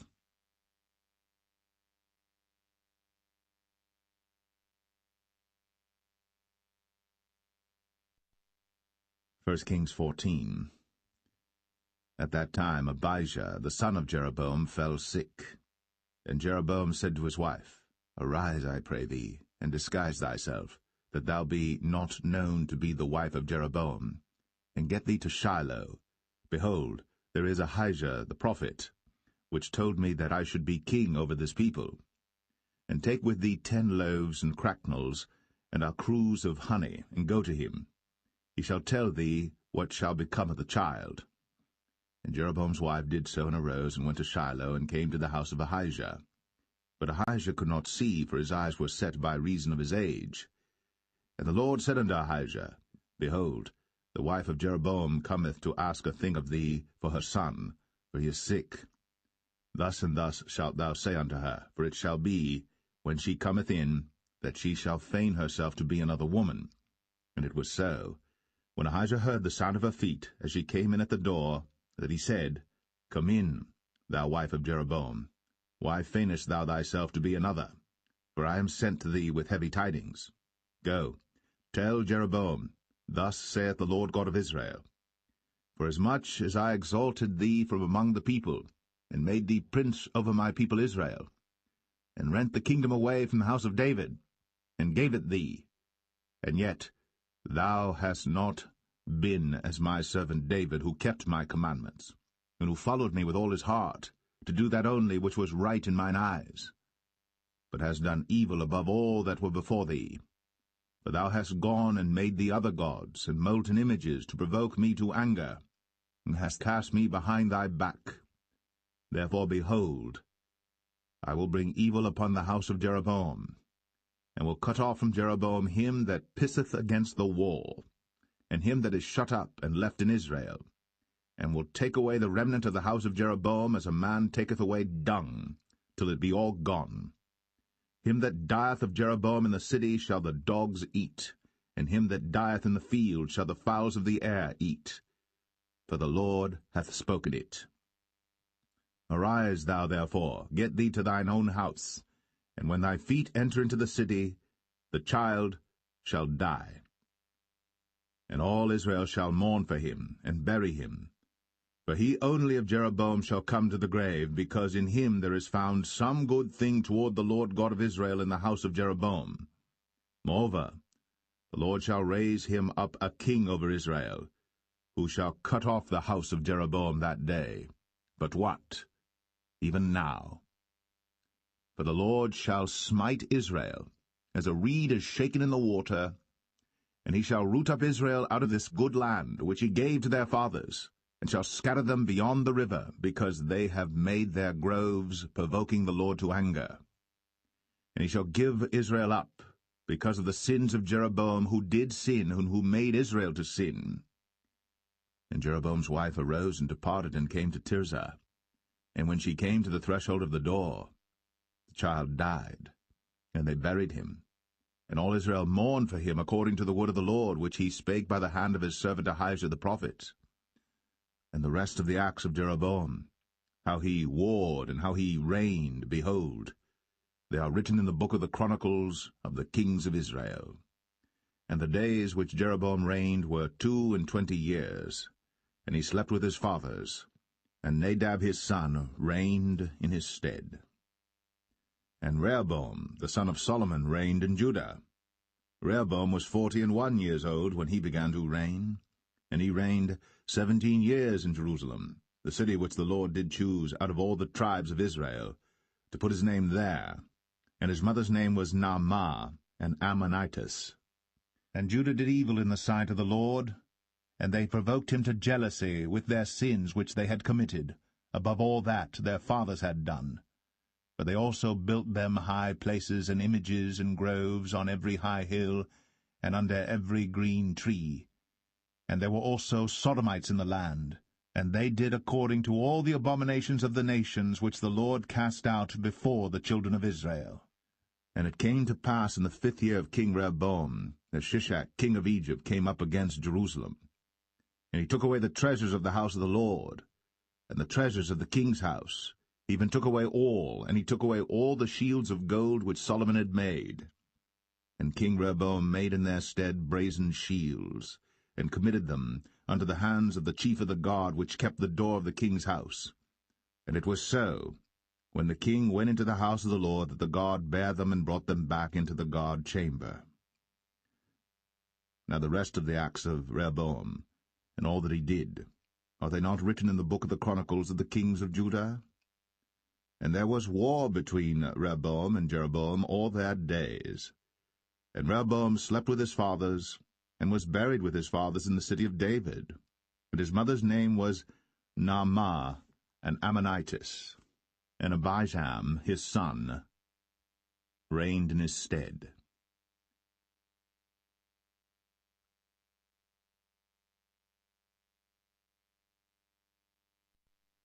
1 Kings 15. Now in the 18th year of King Jeroboam, the son of Nebat, reigned Abijam over Judah. 3 years reigned he in Jerusalem, and his mother's name was Maachah, the daughter of Abishalom. And he walked in all the sins of his father which he had done before him, and his heart was not perfect with the Lord his God, as the heart of David his father. Nevertheless, for David's sake did the Lord his God give him a lamp in Jerusalem to set up his son after him, and to establish Jerusalem, because David did that which was right in the eyes of the Lord, and turned not aside from anything that he commanded him all the days of his life, save only in the matter of Uriah the Hittite. And there was war between Rehoboam and Jeroboam all the days of his life. Now the rest of the acts of Abijam, and all that he did, are they not written in the book of the Chronicles of the kings of Judah? And there was war between Abijam and Jeroboam. And Abijam slept with his fathers, and they buried him in the city of David, and Asa, his son, reigned in his stead. And in the 20th year of Jeroboam, king of Israel, reigned Asa over Judah. And 41 years reigned he in Jerusalem. And his mother's name was Maachah, the daughter of Abishalom. And Asa did that which was right in the eyes of the Lord, as did David his father. And he took away the Sodomites out of the land, and removed all the idols that his fathers had made. And also Maachah his mother, even her he removed from being queen, because she had made an idol in the grove. And Asa destroyed her idol, and burned it by the brook Kidron. But the high places were not removed. Nevertheless Asa's heart was perfect with the Lord all his days. And he brought in the things which his father had dedicated, and the things which himself had dedicated, into the house of the Lord, silver and gold and vessels. And there was war between Asa and Baasha, king of Israel, all their days. And Baasha, king of Israel, went up against Judah, and built Ramah, that he might not suffer any to go out or come in to Asa, king of Judah. Then Asa took all the silver and the gold that were left in the treasures of the house of the Lord, and the treasures of the king's house, and delivered them into the hand of his servants. And King Asa sent them to Ben-Hadad, the son of Tabrimon, the son of Hezion, king of Syria, that dwelt at Damascus, saying, There is a league between me and thee, and between my father and thy father. Behold, I have sent unto thee a present of silver and gold. Come, and break thy league with Baasha king of Israel, that he may depart from me. So Ben-Hadad hearkened unto King Asa, and sent the captains of the hosts which he had against the cities of Israel, and smote Ijon and Dan and Abel-Beth-Maachah and all Cinneroth, with all the land of Naphtali. And it came to pass, when Baasha heard thereof, that he left off building of Ramah, and dwelt in Tirzah. Then King Asa made a proclamation throughout all Judah, none was exempted. And they took away the stones of Ramah, and the timber thereof, wherewith Baasha had builded. And King Asa built with them Geba of Benjamin, and Mizpah. The rest of all the acts of Asa, and all his might, and all that he did, and the cities which he built, are they not written in the book of the chronicles of the kings of Judah? Nevertheless, in the time of his old age, he was diseased in his feet. And Asa slept with his fathers, and was buried with his fathers in the city of David his father, and Jehoshaphat his son reigned in his stead. And Nadab the son of Jeroboam began to reign over Israel in the 2nd year of Asa king of Judah, and reigned over Israel 2 years. And he did evil in the sight of the Lord, and walked in the way of his father, and in his sin wherewith he made Israel to sin. And Baasha the son of Ahijah of the house of Issachar conspired against him. And Baasha smote him at Gibbethon, which belonged to the Philistines, for Nadab and all Israel laid siege to Gibbethon. Even in the 3rd year of Asa king of Judah did Baasha slay him, and reigned in his stead. And it came to pass when he reigned, that he smote all the house of Jeroboam. He left not to Jeroboam any that breathed, until he had destroyed him, according unto the saying of the Lord, which he spake by his servant Ahijah the Shilonite. Because of the sins of Jeroboam which he sinned, and which he made Israel sin, by his provocation wherewith he provoked the Lord God of Israel to anger. Now the rest of the acts of Nadab, and all that he did, are they not written in the book of the chronicles of the kings of Israel? And there was war between Asa and Baasha, king of Israel, all their days. In the 3rd year of Asa king of Judah began Baasha the son of Ahijah to reign over all Israel in Tirzah 24 years. And he did evil in the sight of the Lord, and walked in the way of Jeroboam, and in his sin wherewith he made Israel to sin.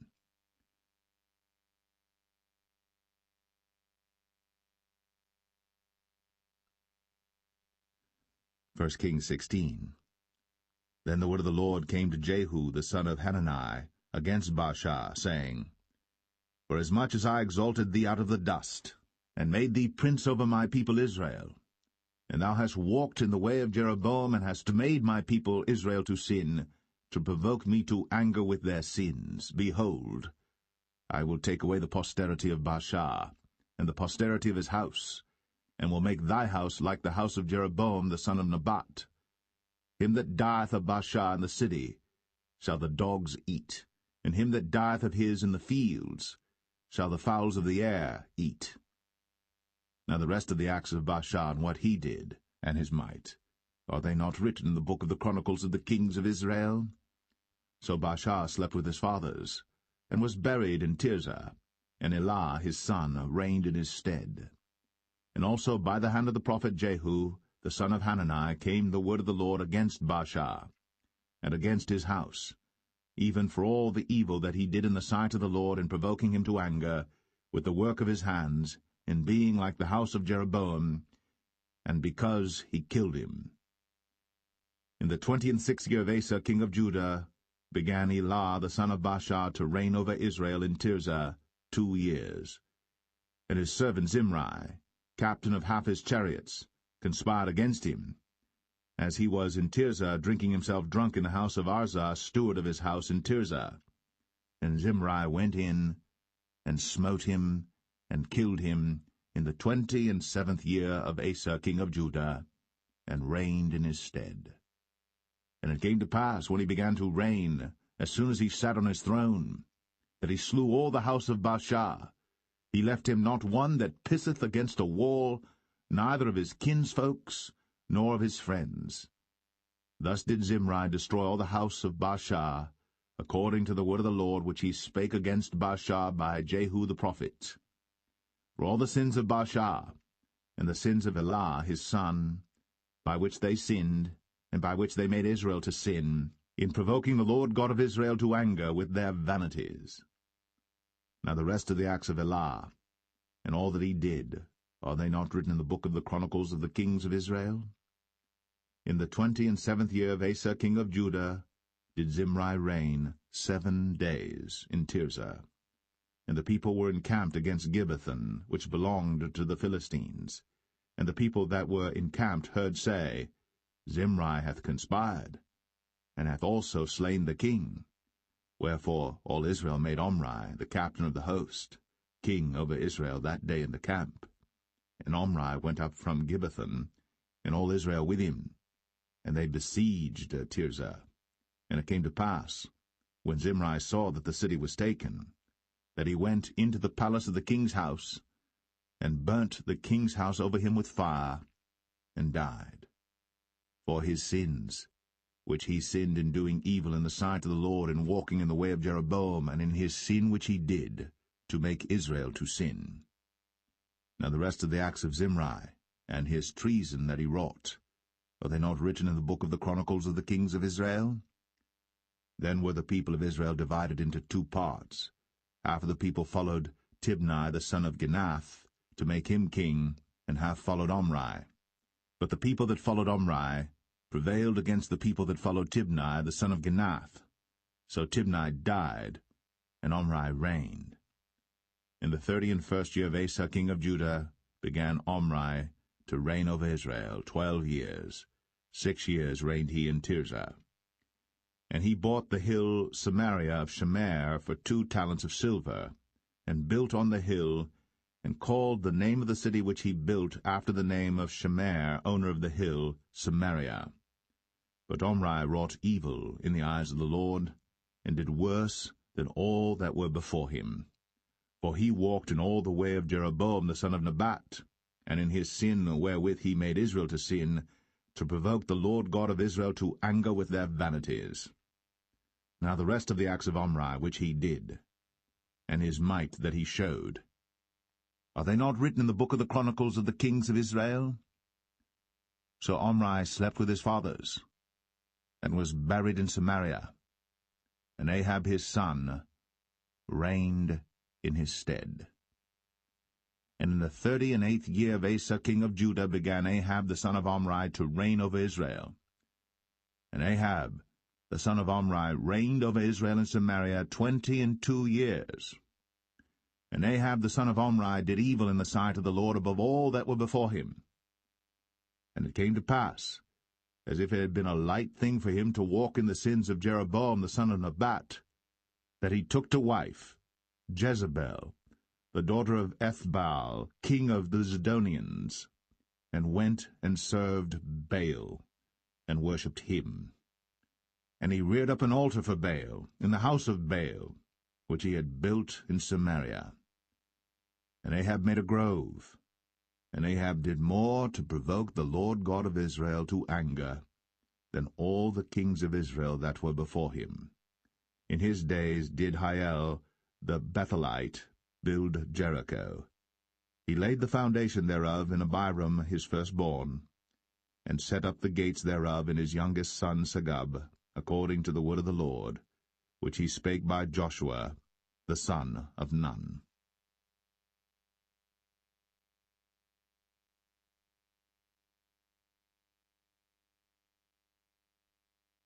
1 Kings 17. And Elijah the Tishbite, who was of the inhabitants of Gilead, said unto Ahab, As the Lord God of Israel liveth, before whom I stand, there shall not be dew nor rain these years, but according to my word. And the word of the Lord came unto him, saying, Get thee hence, and turn thee eastward, and hide thyself by the brook Cherith, that is before Jordan. And it shall be that thou shalt drink of the brook, and I have commanded the ravens to feed thee there. So he went and did according unto the word of the Lord, for he went and dwelt by the brook Cherith, that is before Jordan. And the ravens brought him bread and flesh in the morning, and bread and flesh in the evening, and he drank of the brook. And it came to pass after a while that the brook dried up, because there had been no rain in the land. And the word of the Lord came unto him, saying, Arise, get thee to Zarephath, which belongeth to Zidon, and dwell there. Behold, I have commanded a widow woman there to sustain thee. So he arose and went to Zarephath. And when he came to the gate of the city, behold, the widow woman was there gathering of sticks. And he called to her, and said, Fetch me, I pray thee, a little water in a vessel, that I may drink. And as she was going to fetch it, he called to her, and said, Bring me, I pray thee, a morsel of bread in thine hand. And she said, As the Lord thy God liveth, I have not a cake, but an handful of meal in a barrel, and a little oil in a cruse, and behold, I am gathering 2 sticks, that I may go in and dress it for me, and my son, that we may eat it, and die. And Elijah said unto her, Fear not, go and do as thou hast said, but make me thereof a little cake first, and bring it unto me, and after make for thee and for thy son. For thus saith the Lord God of Israel, The barrel of meal shall not waste, neither shall the cruse of oil fail, until the day that the Lord sendeth rain upon the earth. And she went and did according to the saying of Elijah, and she and he and her house did eat many days. And the barrel of meal wasted not, neither did the cruse of oil fail, according to the word of the Lord which he spake by Elijah. And it came to pass after these things, that the son of the woman, the mistress of the house, fell sick, and his sickness was so sore, that there was no breath left in him. And she said unto Elijah, What have I to do with thee, O thou man of God? Art thou come unto me to call my sin to remembrance, and to slay my son? And he said unto her, Give me thy son. And he took him out of her bosom, and carried him up into a loft, where he abode, and laid him upon his own bed. And he cried unto the Lord, and said, O Lord my God, hast thou also brought evil upon the widow with whom I sojourn, by slaying her son? And he stretched himself upon the child 3 times, and cried unto the Lord, and said, O Lord my God, I pray thee, let this child's soul come into him again. And the Lord heard the voice of Elijah, and the soul of the child came into him again, and he revived. And Elijah took the child, and brought him down out of the chamber into the house, and delivered him unto his mother. And Elijah said, See, thy son liveth. And the woman said to Elijah, Now by this I know that thou art a man of God, and that the word of the Lord in thy mouth is truth.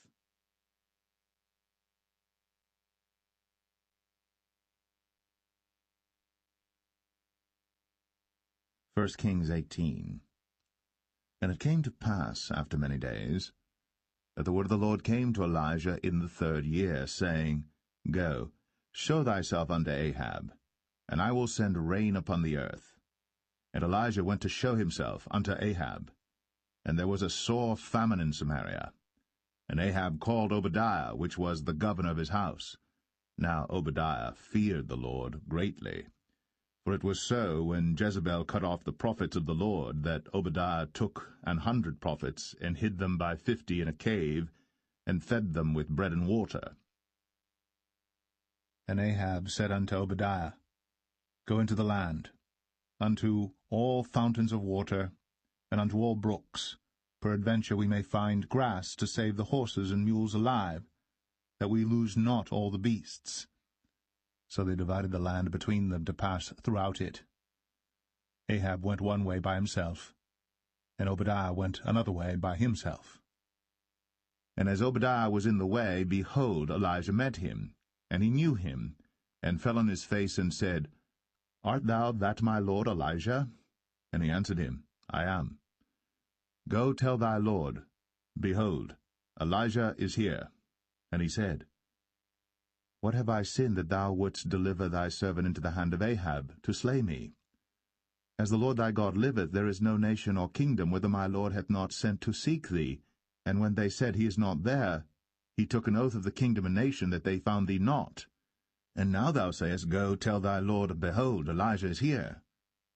And it shall come to pass, as soon as I am gone from thee, that the Spirit of the Lord shall carry thee whither I know not. And so when I come and tell Ahab, and he cannot find thee, he shall slay me. But I thy servant fear the Lord from my youth. Was it not told my lord what I did when Jezebel slew the prophets of the Lord, how I hid 100 men of the Lord's prophets by 50 in a cave, and fed them with bread and water? And now thou sayest, Go tell thy lord, Behold, Elijah is here, and he shall slay me? And Elijah said, As the Lord of hosts liveth, before whom I stand, I will surely show myself unto him today. So Obadiah went to meet Ahab and told him. And Ahab went to meet Elijah. And it came to pass, when Ahab saw Elijah, that Ahab said unto him, Art thou he that troubleth Israel?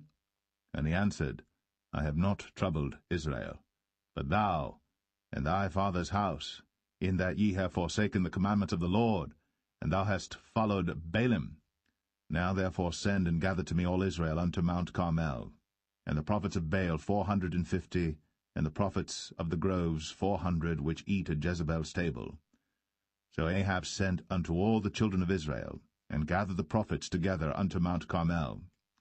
And Elijah came unto all the people, and said, How long halt ye between two opinions?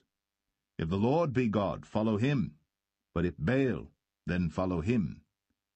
And the people answered him not a word. Then said Elijah unto the people, I, even I only, remain a prophet of the Lord, but Baal's prophets are 450 men. Let them therefore give us 2 bullocks, and let them choose 1 bullock from themselves, and cut it in pieces, and lay it on wood, and put no fire under. And I will dress the other bullock, and lay it on wood, and put no fire under. And call ye on the name of your gods, and I will call on the name of the Lord. And the God that answereth by fire, let him be God. And all the people answered and said, It is well spoken. And Elijah said unto the prophets of Baal, Choose you 1 bullock for yourselves, and dress it first, for ye are many, and call on the name of your gods, but put no fire under. And they took the bullock which was given them, and they dressed it, and called on the name of Baal from morning even until noon, saying, O Baal, hear us! But there was no voice, nor any that answered, and they leaped upon the altar which was made. And it came to pass at noon that Elijah mocked them, and said, Cry aloud, for he is a god. Either he is talking, or he is pursuing, or he is in a journey, or peradventure he sleepeth, and must be awaked. And they cried aloud, and cut themselves after their manner with knives and lancets, till the blood gushed out upon them. And it came to pass, when midday was past, and they prophesied until the time of the offering of the evening sacrifice, that there was neither voice, nor any to answer, nor any that regarded. And Elijah said unto all the people, Come near unto me. And all the people came near unto him, and he repaired the altar of the Lord that was broken down. And Elijah took 12 stones, according to the number of the tribes of the sons of Jacob, unto whom the word of the Lord came, saying, Israel shall be thy name. And with the stones he built an altar in the name of the Lord, and he made a trench about the altar, as great as would contain 2 measures of seed.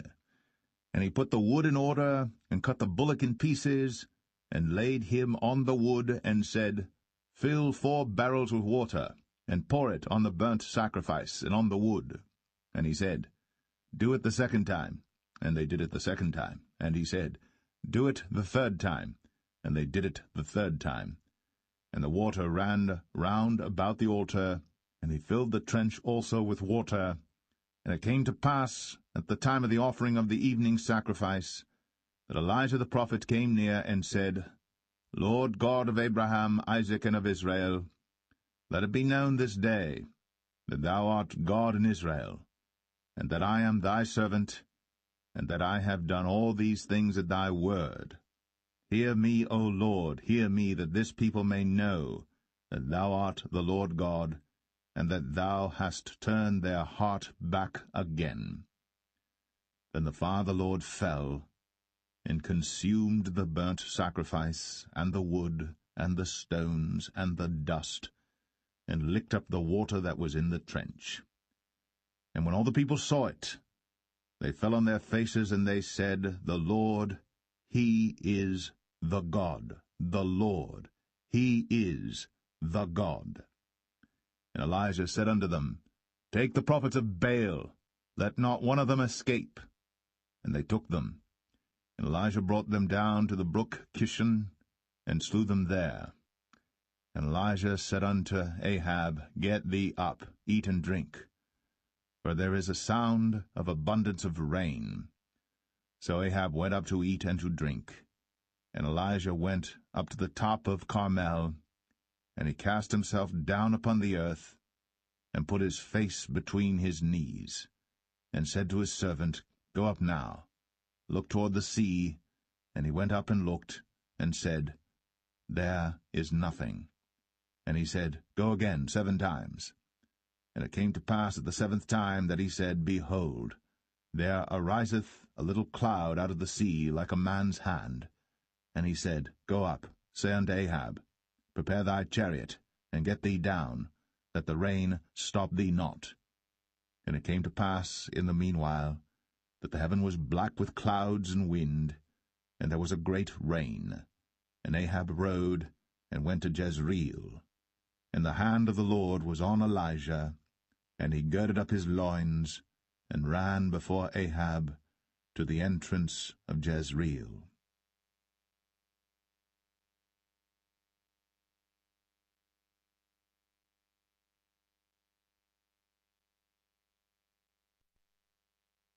Kings 19. And Ahab told Jezebel all that Elijah had done, and withal how he had slain all the prophets with the sword. Then Jezebel sent a messenger unto Elijah, saying, So let the gods do to me, and more also, if I make not thy life as the life of one of them by tomorrow about this time. And when he saw that, he arose, and went for his life, and came to Beersheba, which belongeth to Judah, and left his servant there. But he himself went a day's journey into the wilderness, and came and sat down under a juniper tree.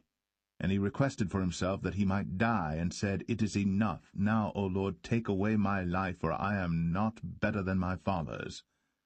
And as he lay and slept under a juniper tree, behold, then an angel touched him, and said unto him, Arise and eat. And he looked, and behold, there was a cake baked on the coals, and a cruse of water at his head. And he did eat and drink, and laid him down again. And the angel of the Lord came again the 2nd time, and touched him, and said, Arise and eat, because the journey is too great for thee.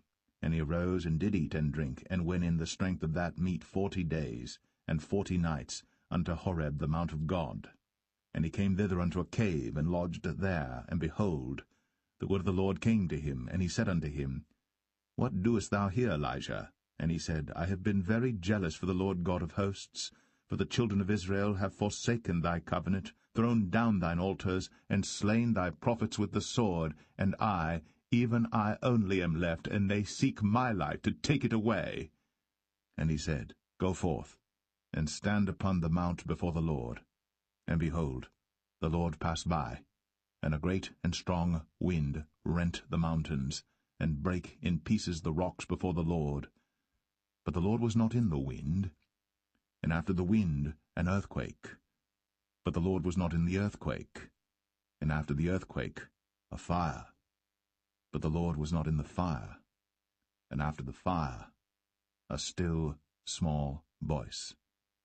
And it was so, when Elijah heard it, that he wrapped his face in his mantle, and went out, and stood in the entering in of the cave. And behold, there came a voice unto him, and said, What doest thou here, Elijah? And he said, I have been very jealous for the Lord God of hosts, because the children of Israel have forsaken thy covenant, thrown down thine altars, and slain thy prophets with the sword, and I, even I only, am left. And they seek my life, to take it away. And the Lord said unto him, Go, return on thy way to the wilderness of Damascus, and when thou comest, anoint Hazael to be king over Syria. And Jehu, the son of Nimshi, shalt thou anoint to be king over Israel. And Elisha, the son of Shaphat, of Abel-Meholah, shalt thou anoint to be prophet in thy room. And it shall come to pass, that him that escapeth the sword of Hazael shall Jehu slay, and him that escapeth from the sword of Jehu shall Elisha slay. Yet I have left me 7,000 in Israel, all the knees which have not bowed unto Baal, and every mouth which hath not kissed him. So he departed thence, and found Elisha the son of Shaphat, who was plowing with 12 yoke of oxen before him, and he with the 12th.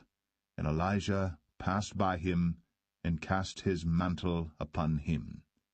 And he left the oxen, and ran after Elijah, and said, Let me, I pray thee, kiss my father and my mother, and then I will follow thee.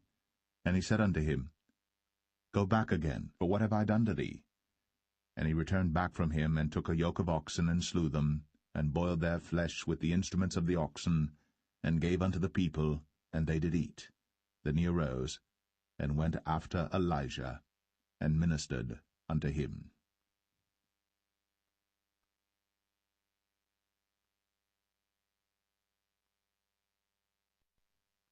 1 Kings 20.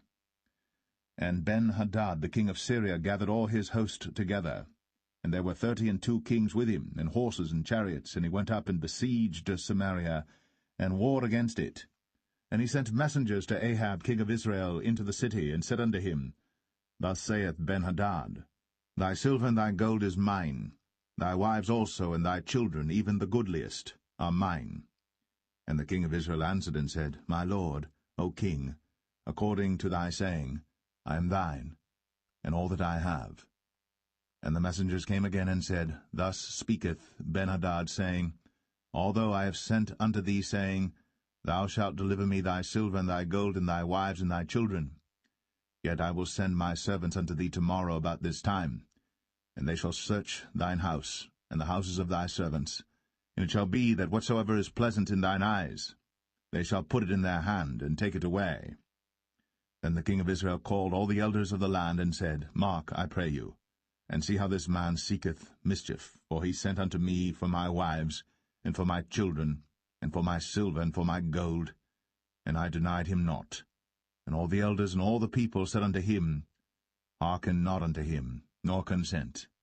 Wherefore he said unto the messengers of Ben-Hadad, Tell my lord the king, all that thou didst send for to thy servant at the first, I will do, but this thing I may not do. And the messengers departed, and brought him word again. And Ben-Hadad sent unto him, and said, The gods do so unto me, and more also, if the dust of Samaria shall suffice for handfuls for all the people that follow me. And the king of Israel answered and said, Tell him, Let not him that girdeth on his harness boast himself, as he that putteth it off. And it came to pass, when Ben-Hadad heard this message, as he was drinking, he and the kings in the pavilions, that he said unto his servants, Set yourselves in array. And they set themselves in array against the city. And behold, there came a prophet unto Ahab king of Israel, saying, Thus saith the Lord, Hast thou seen all this great multitude? Behold, I will deliver it into thine hand this day, and thou shalt know that I am the Lord. And Ahab said, By whom? And he said, Thus saith the Lord, even by the young men of the princes of the provinces. Then he said, Who shall order the battle? And he answered, Thou. Then he numbered the young men of the princes of the provinces, and they were 232, and after them he numbered all the people, even all the children of Israel, being 7,000. And they went out at noon. But Ben-Hadad was drinking himself drunk in the pavilions, he and the kings, the 32 kings that helped him. And the young men of the princes of the provinces went out first, and Ben-Hadad sent out, and they told him, saying, There are men come out of Samaria. And he said, Whether they be come out for peace, take them alive, or whether they be come out for war, take them alive. So these young men of the princes of the provinces came out of the city, and the army which followed them, and they slew every one his man, and the Syrians fled. And Israel pursued them, and Ben-Hadad the king of Syria escaped on an horse with the horsemen. And the king of Israel went out, and smote the horses and chariots, and slew the Syrians with a great slaughter. And the prophet came to the king of Israel, and said unto him, Go, strengthen thyself, and mark and see what thou doest. For at the return of the year the king of Syria will come up against thee. And the servants of the king of Syria said unto him, Their gods are gods of the hills. therefore they were stronger than we. But let us fight against them in the plain, and surely we shall be stronger than they. And do this thing, take the kings away, every man out of his place, and put captains in their rooms. And number thee an army like the army that thou hast lost, horse for horse, and chariot for chariot, and we will fight against them in the plain, and surely we shall be stronger than they. And he hearkened unto their voice, and did so. And it came to pass, at the return of the year, that Ben-hadad numbered the Syrians, and went up to Aphek to fight against Israel. And the children of Israel were numbered, and were all present, and went against them. And the children of Israel pitched before them like two little flocks of kids, but the Syrians filled the country.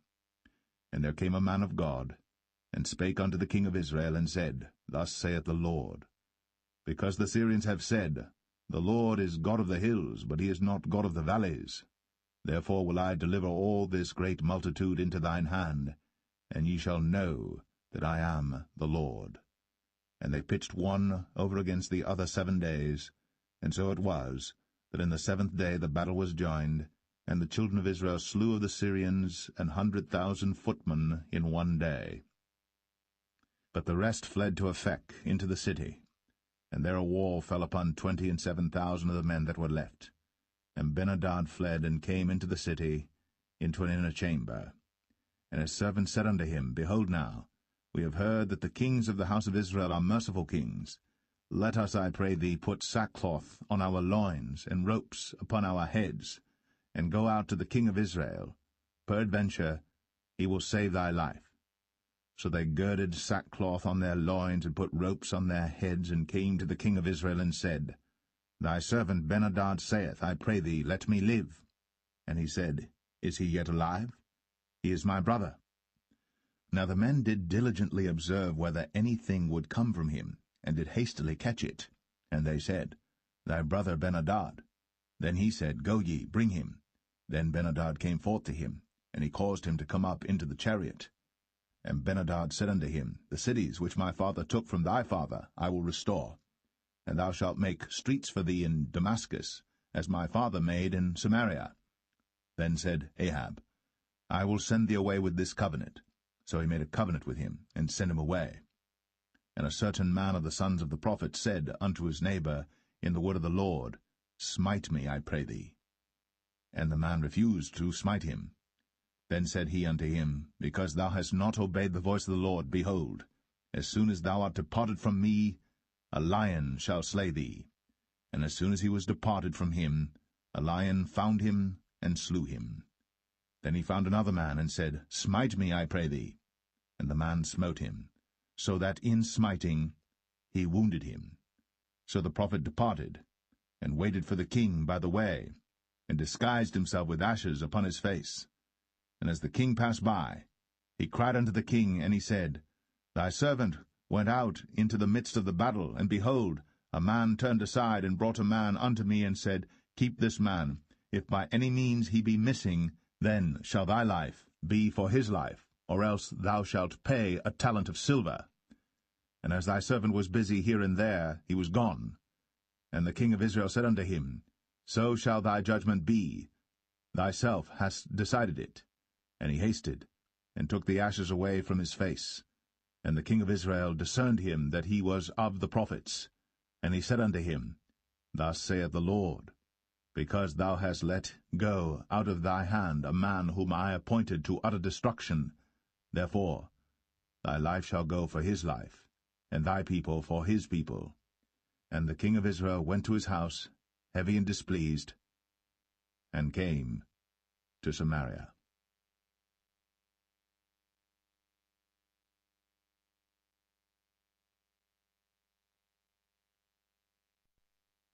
1 Kings 21. And it came to pass, after these things, that Naboth the Jezreelite had a vineyard, which was in Jezreel, hard by the palace of Ahab king of Samaria. And Ahab spake unto Naboth, saying, Give me thy vineyard, that I may have it for a garden of herbs, because it is near unto my house. And I will give thee for it a better vineyard than it. Or, if it seem good to thee, I will give thee the worth of it in money. And Naboth said to Ahab, The Lord forbid it me, that I should give the inheritance of my fathers unto thee. And Ahab came into his house heavy and displeased, because of the word which Naboth the Jezreelite had spoken to him. For he had said, I will not give thee the inheritance of my fathers. And he laid him down upon his bed, and turned away his face, and would eat no bread. But Jezebel his wife came to him, and said unto him, Why is thy spirit so sad that thou eatest no bread? And he said unto her, Because I spake unto Naboth the Jezreelite, and said unto him, Give me thy vineyard for money, or else, if it please thee, I will give thee another vineyard for it. And he answered, I will not give thee my vineyard. And Jezebel his wife said unto him, Dost thou now govern the kingdom of Israel? Arise, and eat bread, and let thine heart be merry. I will give thee the vineyard of Naboth the Jezreelite. So she wrote letters in Ahab's name, and sealed them with his seal, and sent the letters unto the elders and to the nobles that were in his city dwelling with Naboth. And she wrote in the letters, saying, Proclaim a fast, and set Naboth on high among the people. And set 2 men, sons of Belial, before him, to bear witness against him, saying, Thou didst blaspheme God and the king. And then carry him out, and stone him, that he may die. And the men of his city, even the elders and the nobles, who were the inhabitants in his city, did as Jezebel had sent unto them, and as it was written in the letters which she had sent unto them. They proclaimed a fast, and set Naboth on high among the people. And there came in 2 men, children of Belial, and sat before him. And the men of Belial witnessed against him, even against Naboth, in the presence of the people, saying, Naboth did blaspheme God and the king. Then they carried him forth out of the city, and stoned him with stones, that he died. Then they sent to Jezebel, saying, Naboth is stoned, and is dead. And it came to pass, when Jezebel heard that Naboth was stoned, and was dead, that Jezebel said to Ahab, Arise, take possession of the vineyard of Naboth the Jezreelite, which he refused to give thee for money. For Naboth is not alive, but dead. And it came to pass, when Ahab heard that Naboth was dead, that Ahab rose up to go down to the vineyard of Naboth the Jezreelite, to take possession of it. And the word of the Lord came to Elijah the Tishbite, saying, Arise, go down to meet Ahab king of Israel, which is in Samaria. Behold, he is in the vineyard of Naboth, whither he is gone down to possess it. And thou shalt speak unto him, saying, Thus saith the Lord, Hast thou killed and also taken possession? And thou shalt speak unto him, saying, Thus saith the Lord, In the place where dogs licked the blood of Naboth shall dogs lick thy blood, even thine. And Ahab said to Elijah, Hast thou found me, O mine enemy? And he answered, I have found thee, because thou hast sold thyself to work evil in the sight of the Lord. Behold, I will bring evil upon thee, and will take away thy posterity, and will cut off from Ahab him that pisseth against the wall, and him that is shut up and left in Israel, and will make thine house like the house of Jeroboam the son of Nebat, and like the house of Baasha the son of Ahijah, for the provocation wherewith thou hast provoked me to anger, and made Israel to sin. And of Jezebel also spake the Lord, saying, The dogs shall eat Jezebel by the wall of Jezreel. Him that dieth of Ahab in the city the dogs shall eat, and him that dieth in the field shall the fowls of the air eat. But there was none like unto Ahab, which did sell himself to work wickedness in the sight of the Lord, whom Jezebel his wife stirred up. And he did very abominably in following idols, according to all things as did the Amorites, whom the Lord cast out before the children of Israel. And it came to pass, when Ahab heard those words, that he rent his clothes, and put sackcloth upon his flesh, and fasted, and lay in sackcloth, and went softly.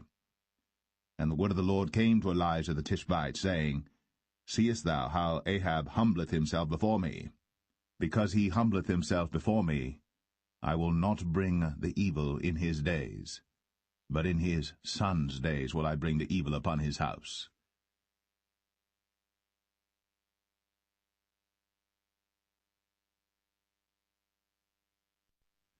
1 Kings 22. And they continued 3 years without war between Syria and Israel.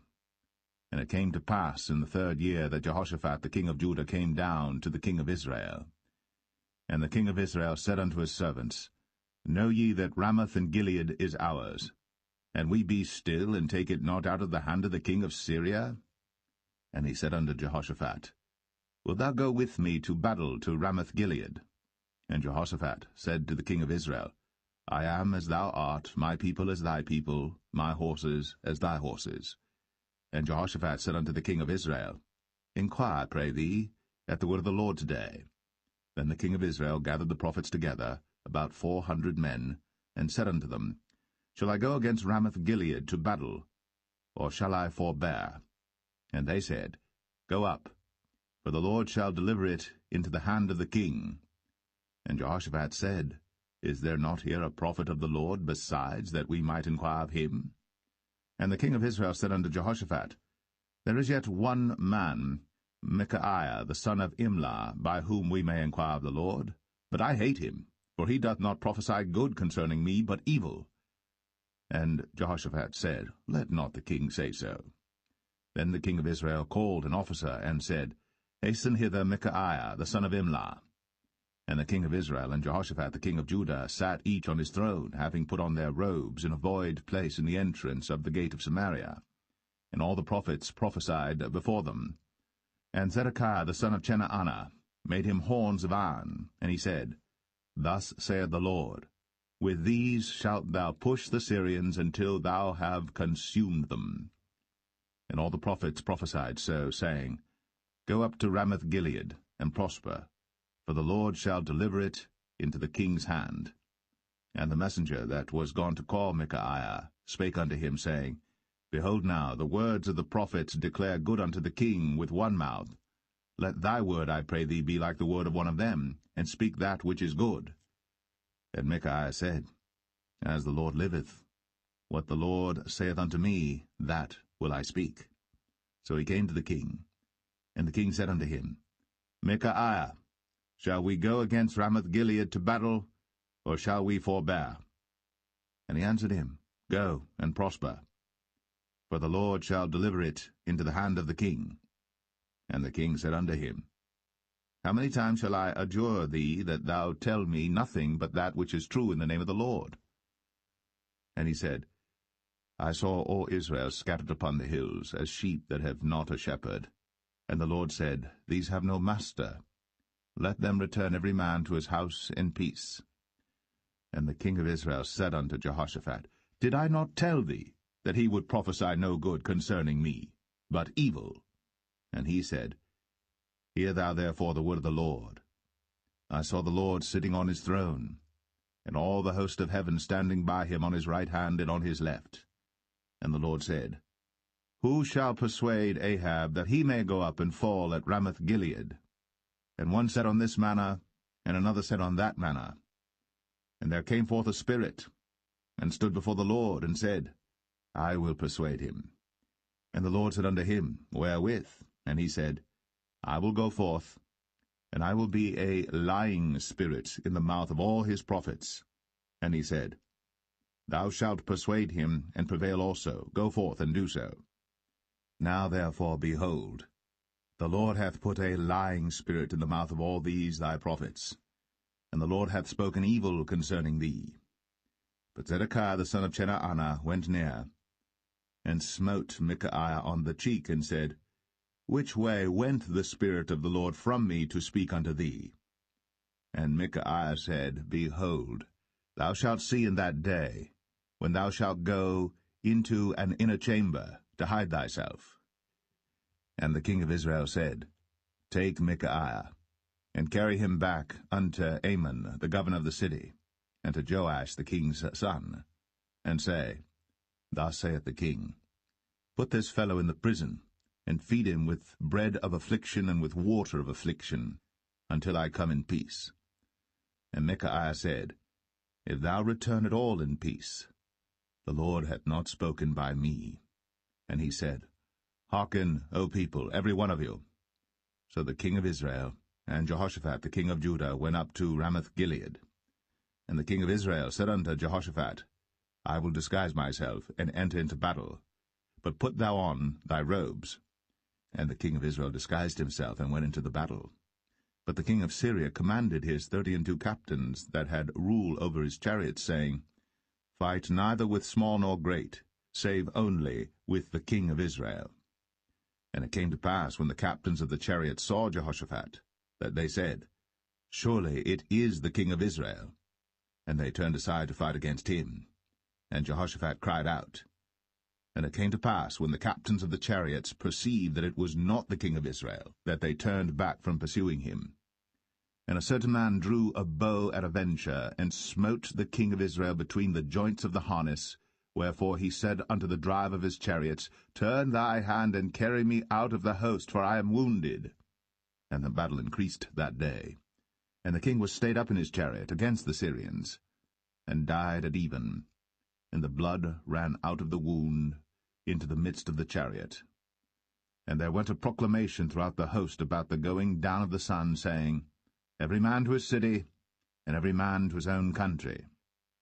So the king died, and was brought to Samaria. And they buried the king in Samaria. And one washed the chariot in the pool of Samaria, and the dogs licked up his blood. And they washed his armor, according unto the word of the Lord which he spake. Now the rest of the acts of Ahab, and all that he did, and the ivory house which he made, and all the cities that he built, are they not written in the book of the Chronicles of the kings of Israel? So Ahab slept with his fathers, and Ahaziah his son reigned in his stead. And Jehoshaphat the son of Asa began to reign over Judah in the 4th year of Ahab king of Israel.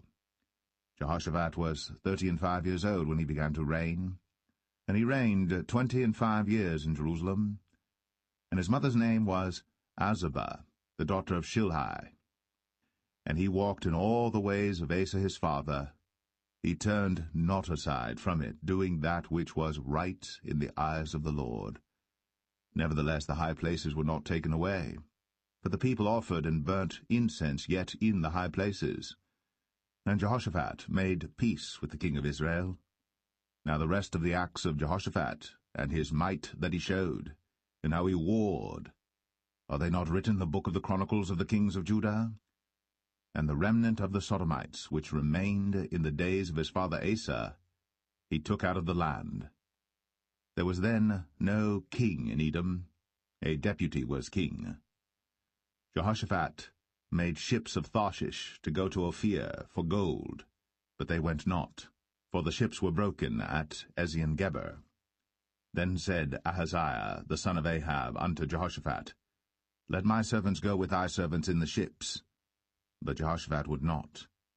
And Jehoshaphat slept with his fathers, and was buried with his fathers in the city of David his father. And Jehoram his son reigned in his stead. Ahaziah the son of Ahab began to reign over Israel in Samaria the 17th year of Jehoshaphat king of Judah, and reigned 2 years over Israel. And he did evil in the sight of the Lord, and walked in the way of his father, and in the way of his mother, and in the way of Jeroboam the son of Nebat, who made Israel to sin. For he served Baal, and worshipped him, and provoked to anger the Lord God of Israel, according to all that his father had done.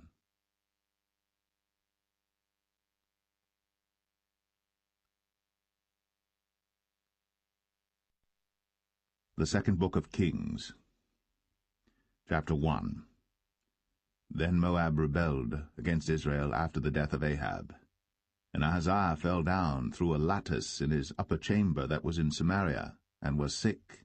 And he sent messengers, and said unto them, Go, inquire of Baal-zebub, the god of Ekron, whether I shall recover of this disease. But the angel of the Lord said to Elijah the Tishbite, Arise, go up to meet the messengers of the king of Samaria, and say unto them, Is it not because there is not a God in Israel that ye go to inquire of Baal-zebub, the god of Ekron?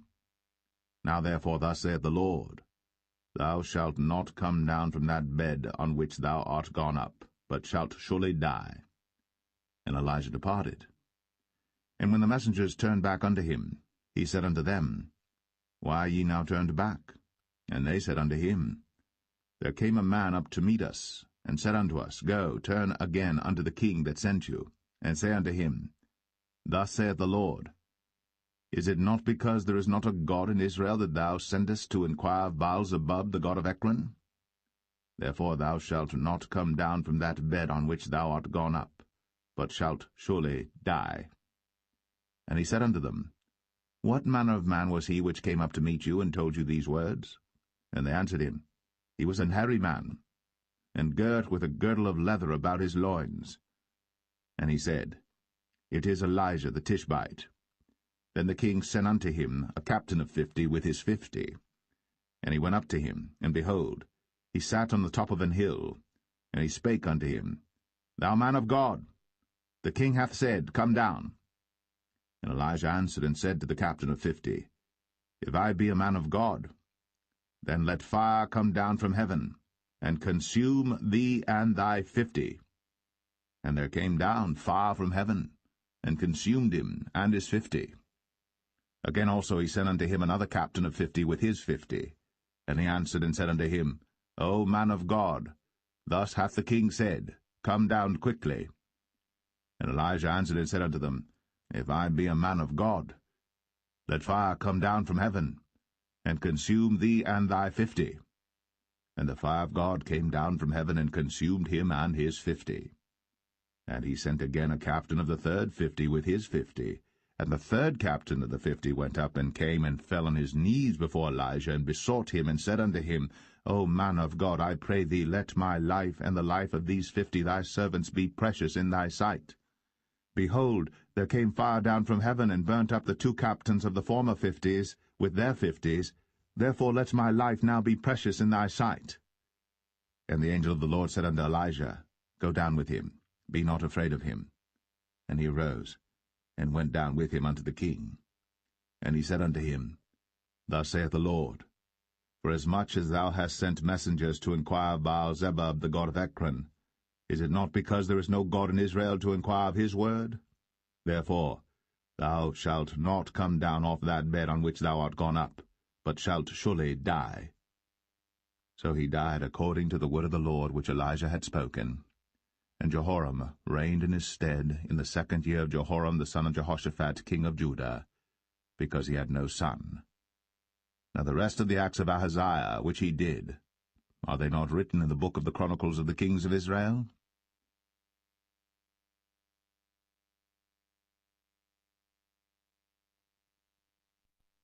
2 Kings 2. And it came to pass, when the Lord would take up Elijah into heaven by a whirlwind, that Elijah went with Elisha from Gilgal. And Elijah said unto Elisha, Tarry here, I pray thee, for the Lord hath sent me to Bethel.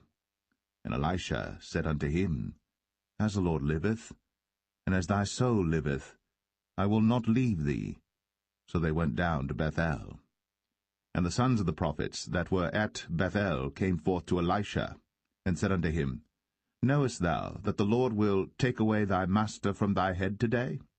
And he said, Yea, I know it. Hold ye your peace. And Elijah said unto him, Elisha, tarry here, I pray thee, for the Lord hath sent me to Jericho.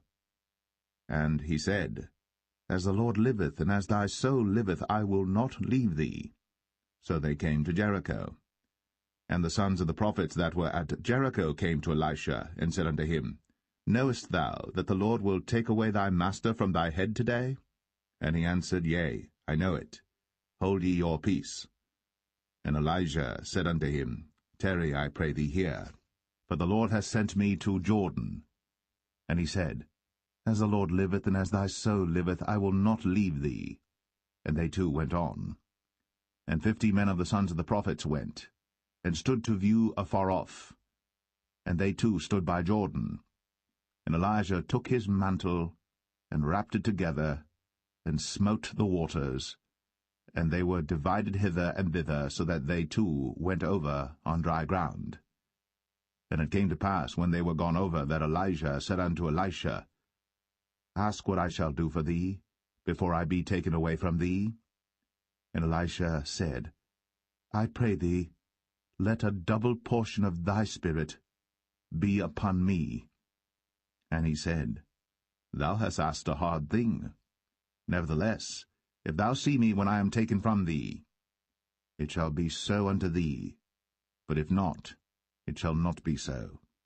And it came to pass, as they still went on and talked, that, behold, there appeared a chariot of fire, and horses of fire, and parted them both asunder.